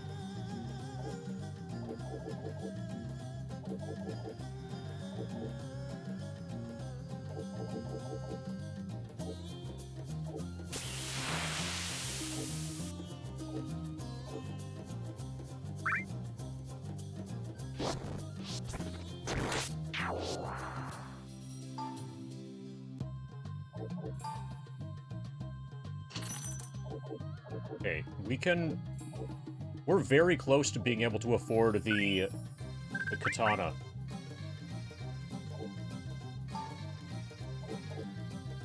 Yeah. Oh, we can just barely afford it right now. So I'll do some more laps. And then we'll buy this. We're leapfrogging the Bastard Sword, at least for... Okay, so I think this... Yeah, this can be used as a main. I think you could still two-hand. Or you can have this with a shield, most likely, at least. So I don't know if it raises your dodge or lowers your dodge. I think it makes your dodge worse. It probably makes you easier to hit. Because, like...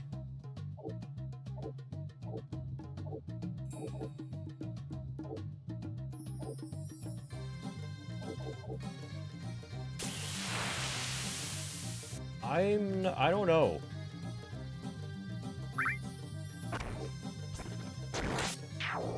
Okay, black attire should be super high dodge. Super ultra high dodge. So dodge minus makes you easier to hit. So plate mail makes you easier to hit, but your defense is high. Black attire is hard to hit.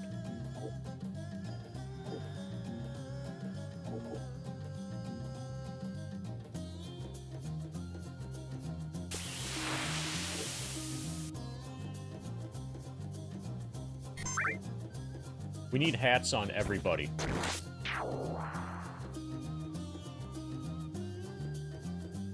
Increase your accuracy, dodge, and defense. Fuck yeah.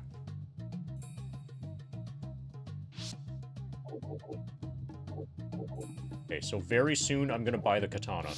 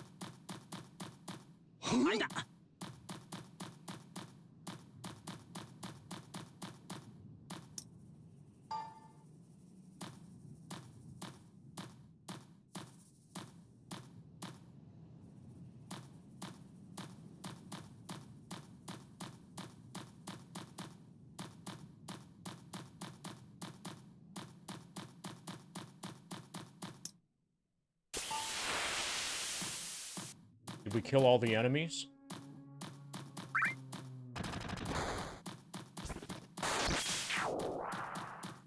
Looks like we killed all the enemies. Killed them dead.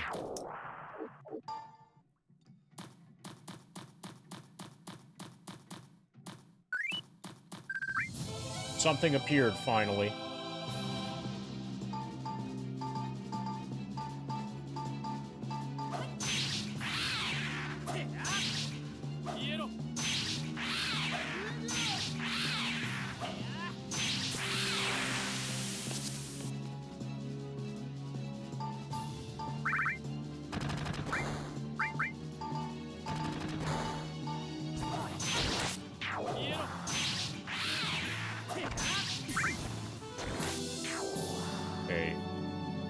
That's enough gold that I'm now comfortable buying the thing.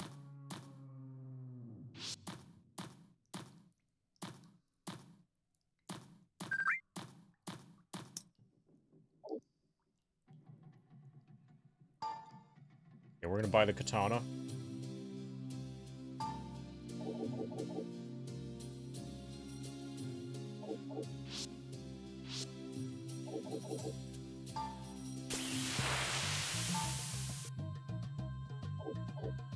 I'm gonna buy it for Finder specifically, and then the short sword is gonna get inherited by Ariel. And the dagger +1 is gonna go from Ariel to Finder.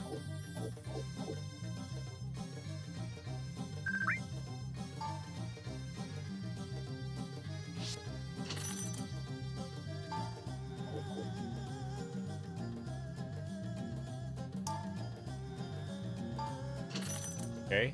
Now I'm broke.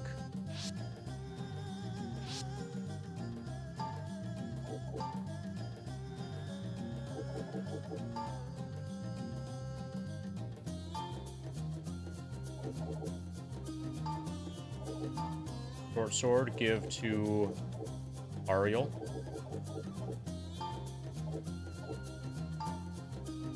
Okay, we need to unequip.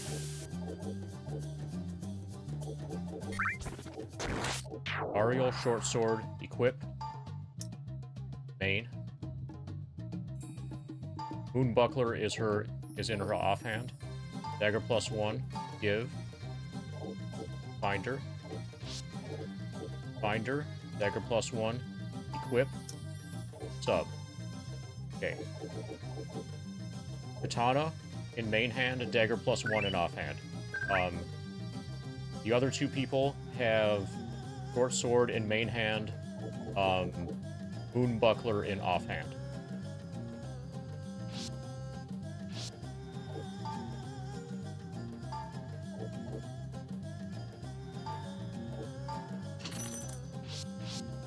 LFG.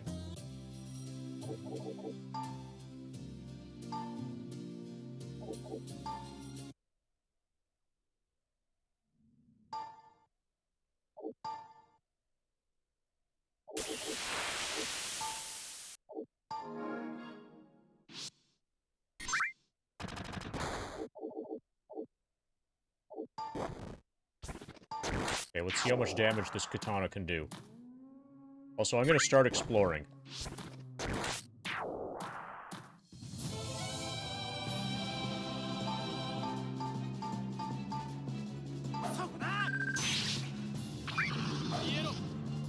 Attack with katana.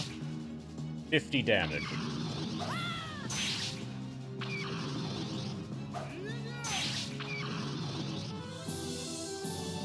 Okay, so I have a murdering machine now.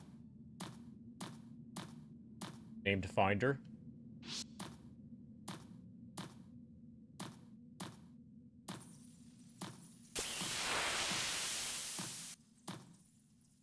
It's magically sealed.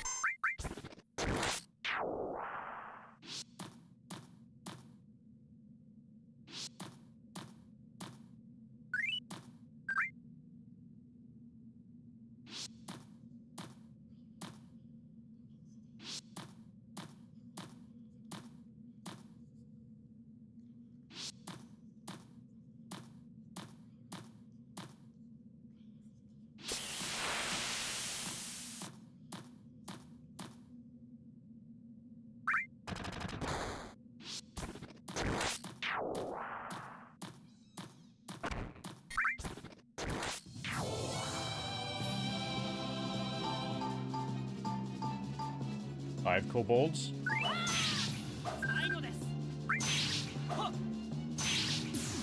$58 damage with the katana.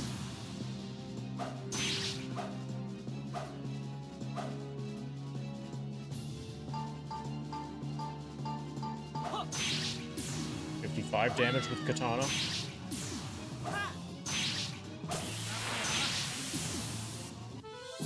You got another ring.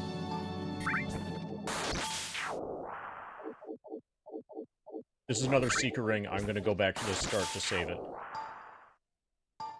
Fuck yeah. Okay, everybody has a Seeker ring.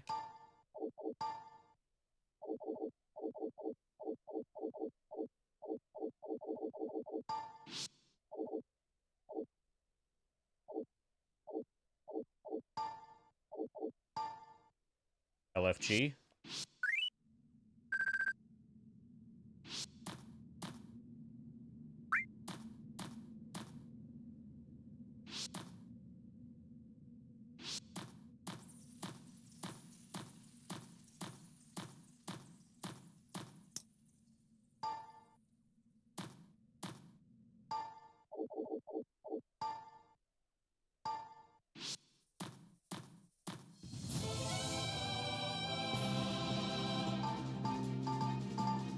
So it feels like we spent the right amount of time doing early game grinding. Since we killed the early game enemies enough to get a full set of Seeker rings. 67 damage with katana. Also, we have a good weapon now.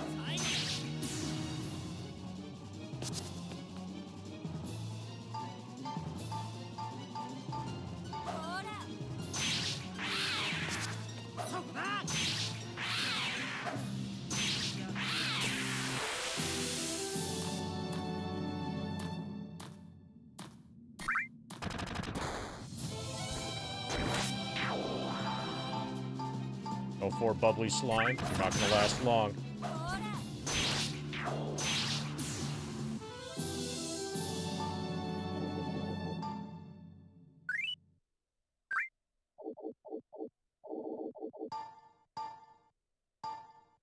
Nice.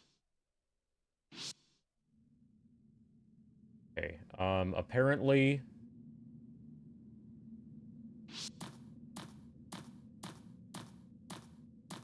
Yeah, so this is, dark territory. Something appeared. We're fighting in the dark.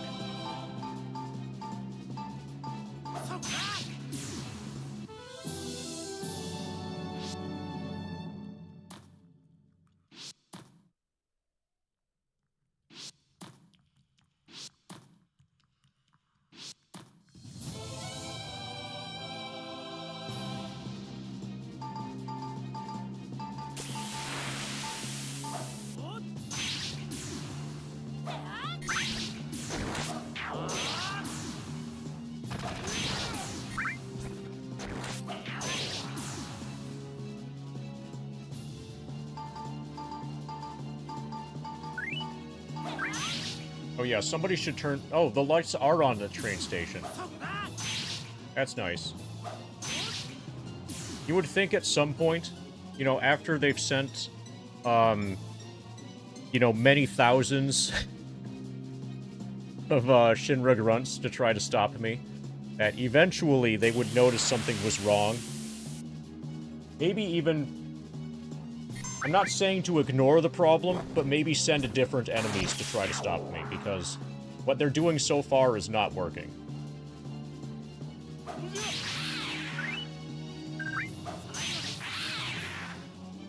They could at least send in carry armor by now.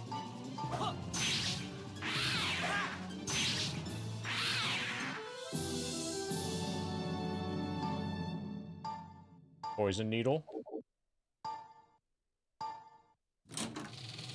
Nice. Nothing inside. Okay, we got a wall.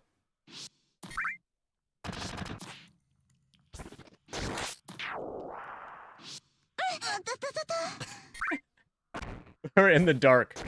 Honking in the dark.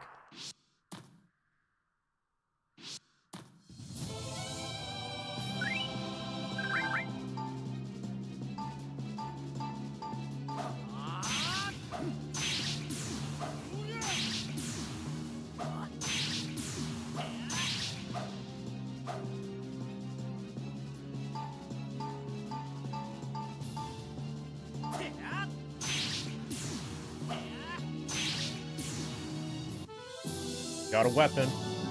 Gains a level. Lost intelligence. Gain piety, vitality, luck, and a new spell. 27 hit points. Fuck yeah.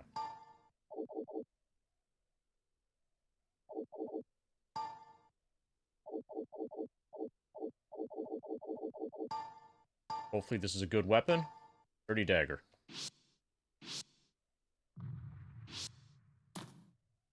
Is everybody hyped?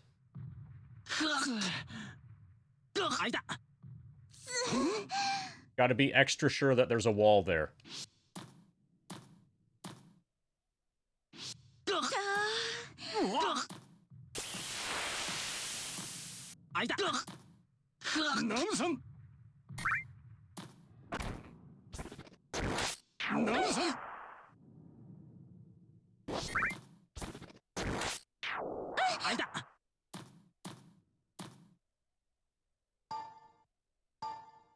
Searching, it's just a wall.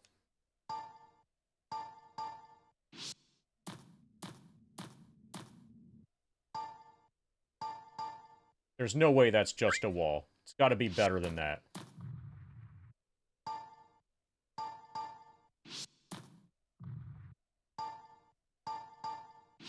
I don't believe you. I've been scammed. No way that's a wall.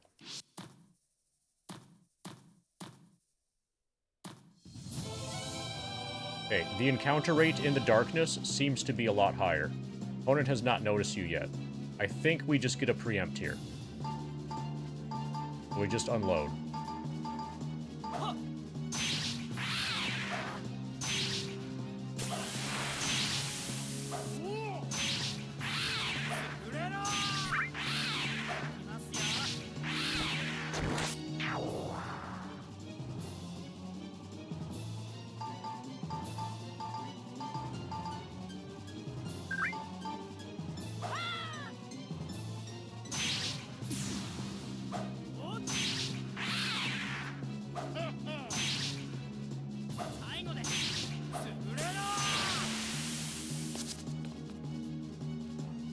You better flee, Goblin. I have a katana.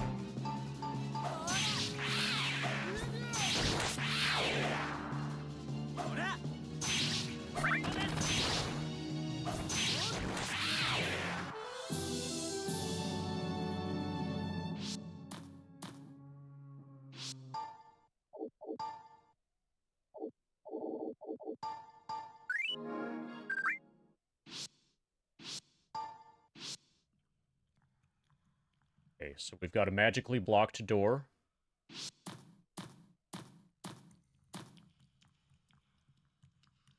Okay, so Star Ocean 2 with the turbo controller has like 5 bathroom breaks within the first 30 minutes of the game. I think you'll find a lot of RPGs are like that.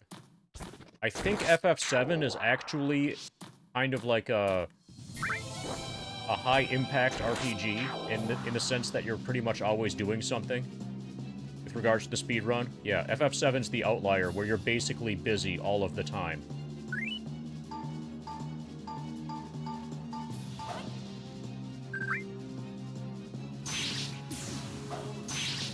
Usually with RPG speedruns, you're just sitting there.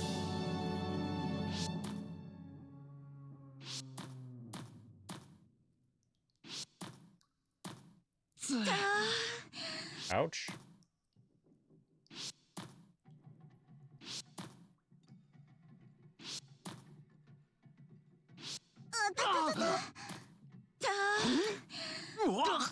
Those are some good bonks. Okay, so the dark area turns your light source off when you come out from it.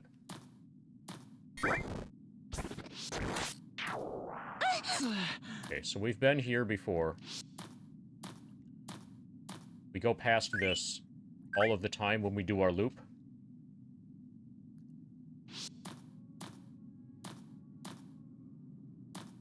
Okay, this looks interesting.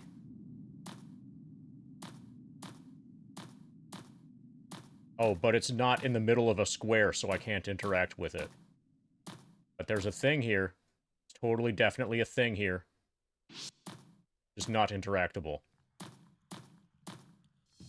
Something appeared.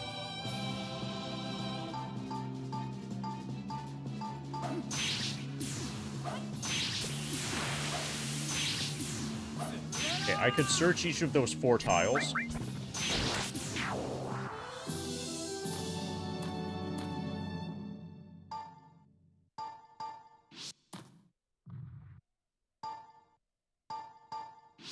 Just a wall? There's no way it's just a wall.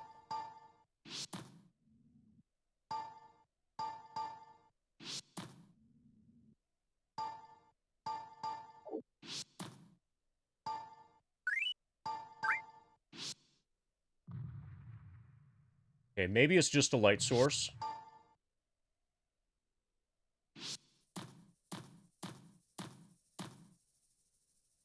So I don't want to use another light spell, because as soon as I go into the dark area, that will turn off my light spell again.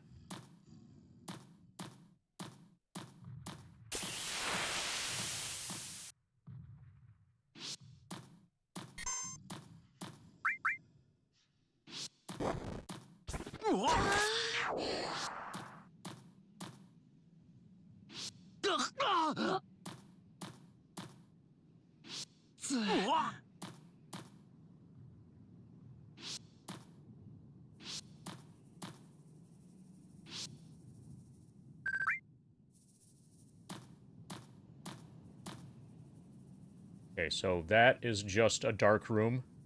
There's nothing special about that whatsoever. Other than that, there's darkness there. There is a darkness coming. There was a little bit of catatonia for you, in case you were low on catatonia for today.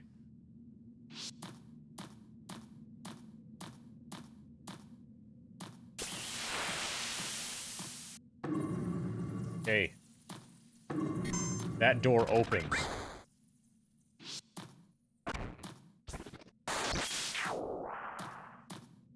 Okay, so these are just ordinary light things, apparently.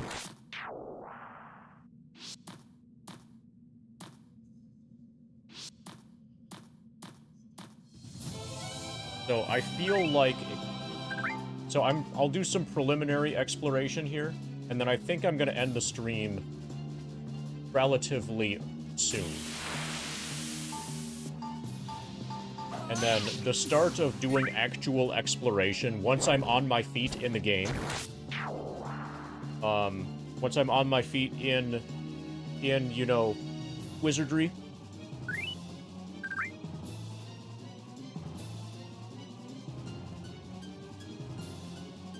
then this will be fun. So basically, the first stream was just a matter of rolling a party, figuring out how the party system works,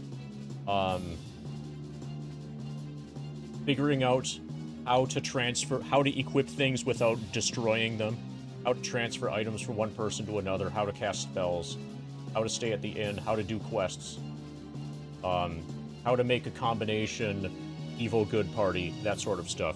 So that's basically out of the way now.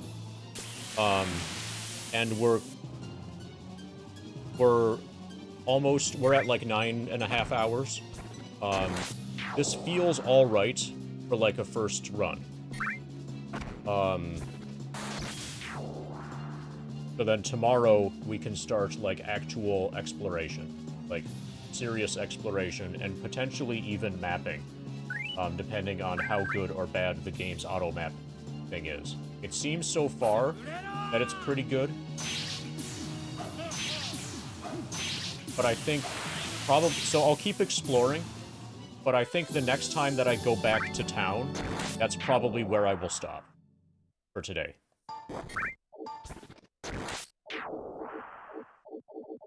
Oh, and we got a full set of Seeker rings, so that was cool. Nice sling, we can sell that.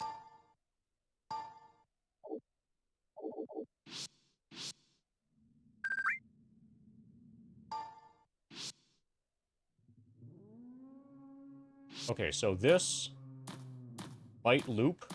Hopefully this loops. Yeah, nice. Okay, so this loops. We have a door to the north, and then we have a center hallway here. It looks like this map is in quadrants.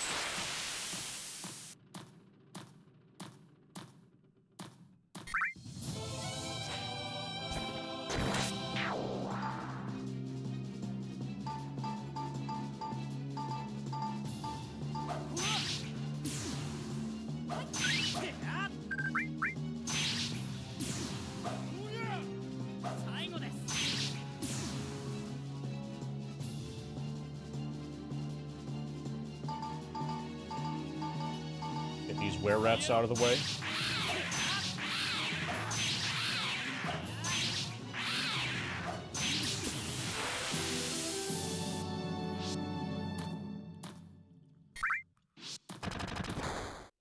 Okay, more doors. Nice.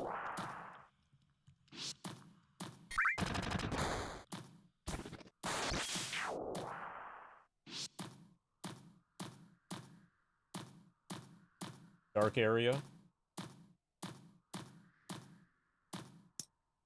Something is written on the floor. If Iron Hand tries to sell you a magic compass, don't buy it. It doesn't work. Last words of KB.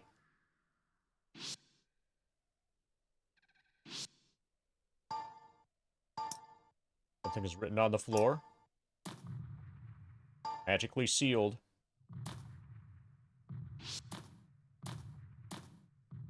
It's magically sealed. That looks like a teleporter to, like, deeper into the dungeon. So this, the north-south hallway here is probably also going to loop.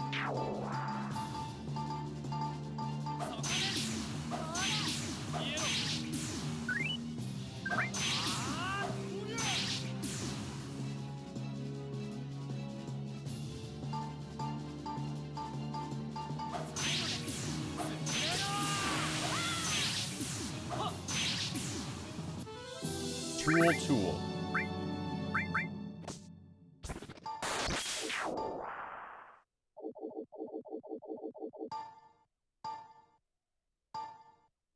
Onyx, nice.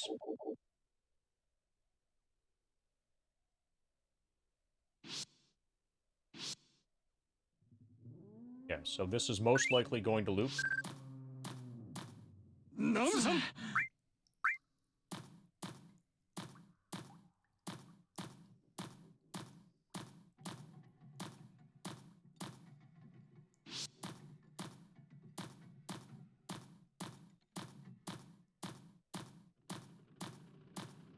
Perfect.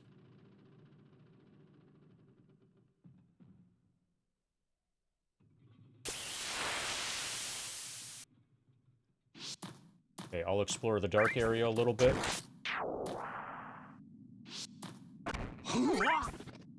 All.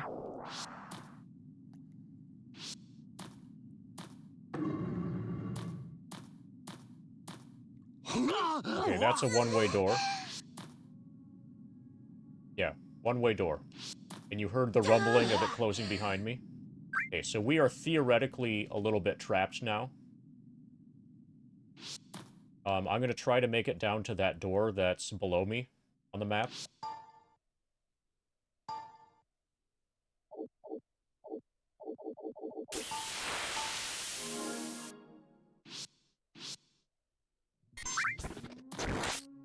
Finder noticed something.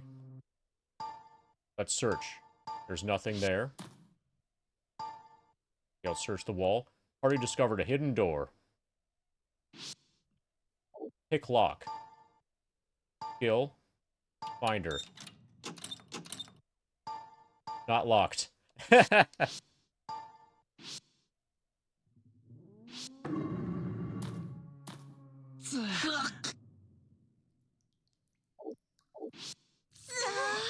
Okay, so that's also a one-way door. Thank you for noticing something, Finder.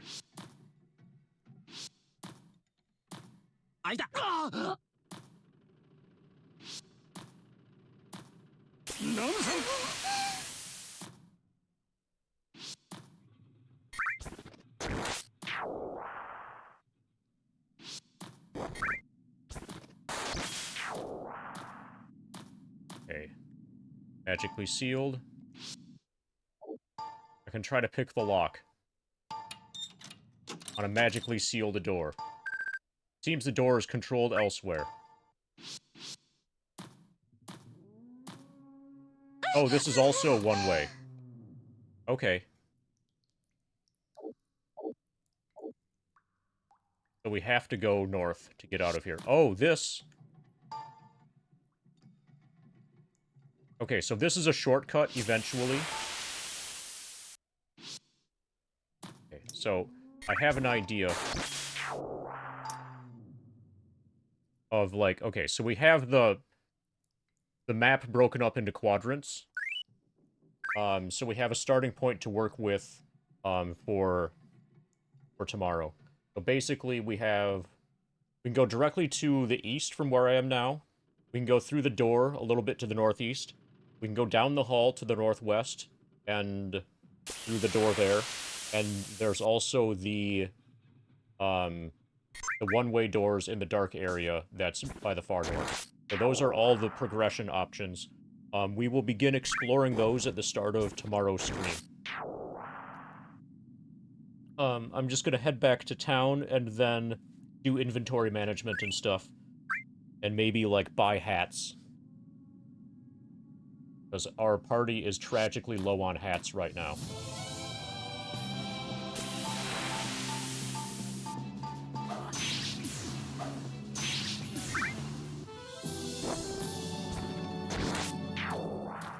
So I can see stuff, but I suspect that you guys basically can't.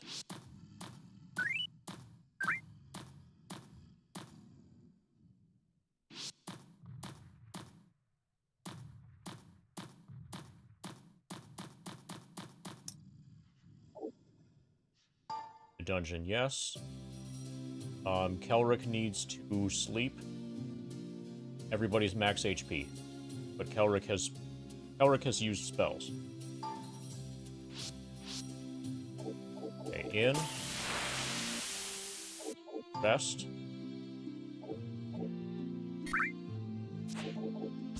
Stable. Oh, we're almost to the next level with Kelric. That's nice. Item shop. Do you have anything cool to sell?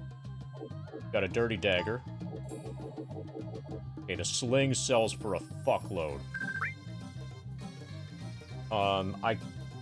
I might want to hold on to the sling. For if and when I convert Lynn to being a bishop.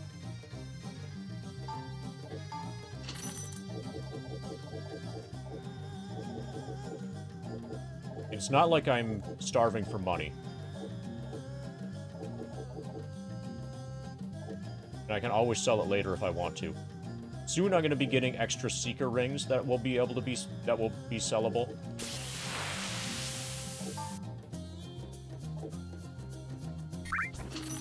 Okay. 2.2k.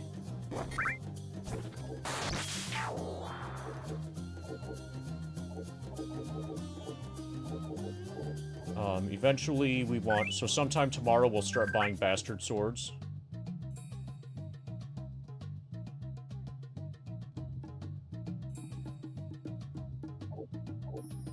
Oh, the katana's all gone. There was just a single katana.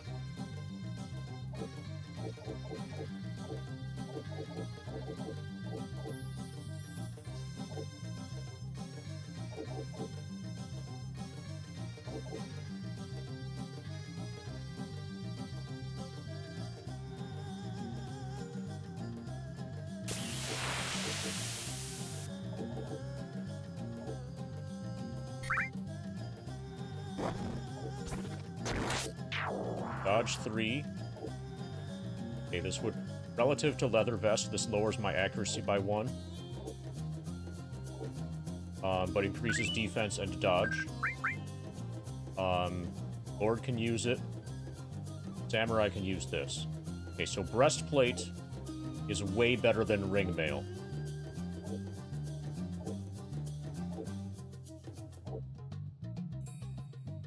Ring mail is kind of garbage. So we'll probably start buying breastplates.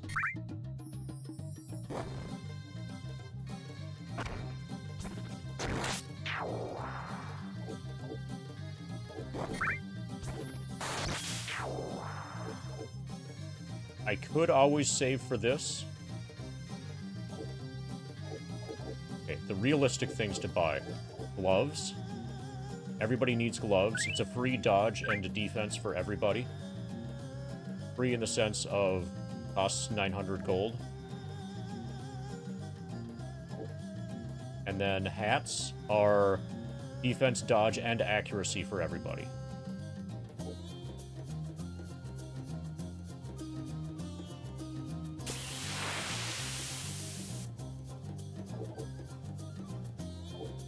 And they're cheaper, so hats are better. For now. Okay, I'll buy a hat. And then just see if that makes me happy. I think that's gonna be it for now. I'll equip the hat.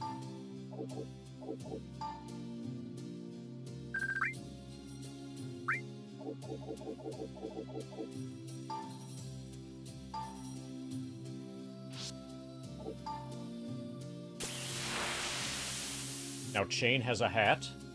Chain just needs gloves. And he's totally good to go.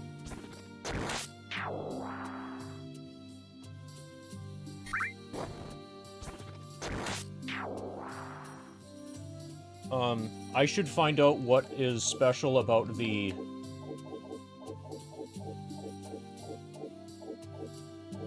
So everybody has Vite and Luck. Oh, my guess is that Vite and Luck are artificially boosted by the Seeker Ring. That's why they're shown in, like, not the natural color. Okay, so... Chain is 19 and 20 for Vitality and Luck. I'm going to unequip the Seeker Ring, and we'll see if that changes.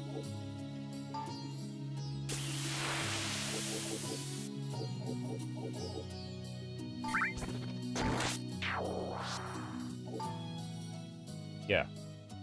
So Seeker Ring is helping Vitality and Luck.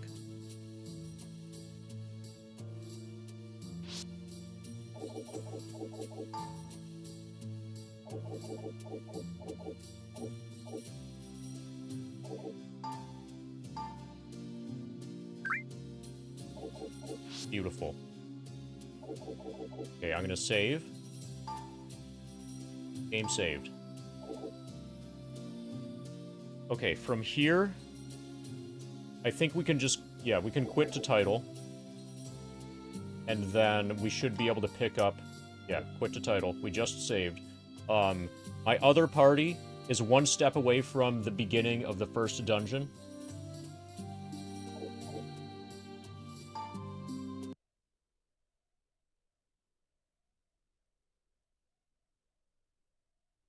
Now we can focus on FF7. And also we need to find somebody to raid.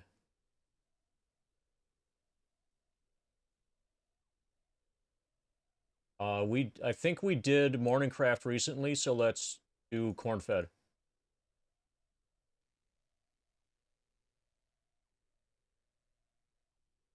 Looks like Cornfed has a legit run, and he's about an hour into the stream, so this is about perfect. Okay, so he will stop here with FF7.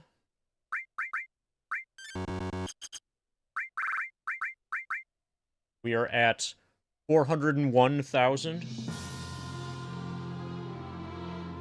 Oh, this is nice. We get the information again.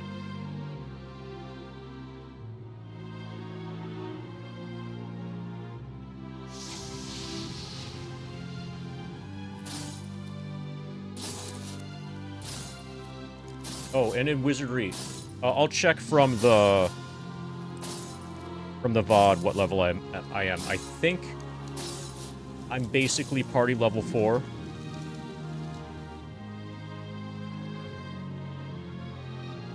I'm still only on the first level of the first dungeon.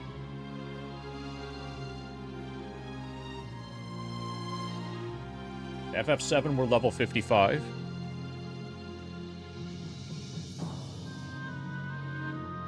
We have 401,718 EXP.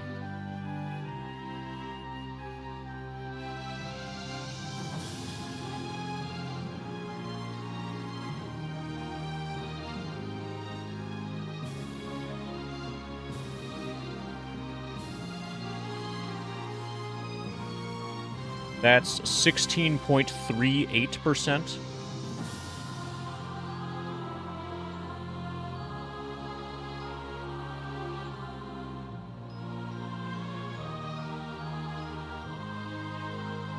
Okay, that's updated.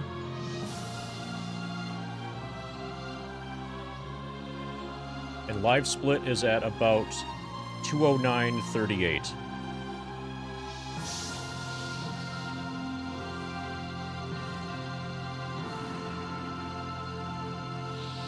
And Wizardry is... Wizardry is at least as good as I was expecting. It really feels like Wizardry.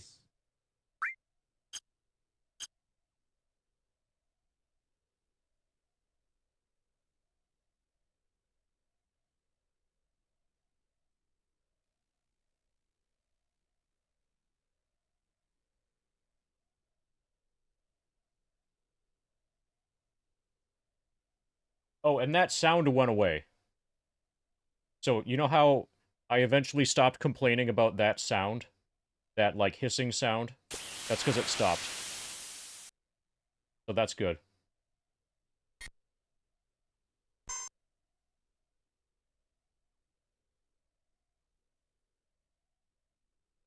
Alright, we'll tab out, put the laptop to sleep, and then raid corn-fed.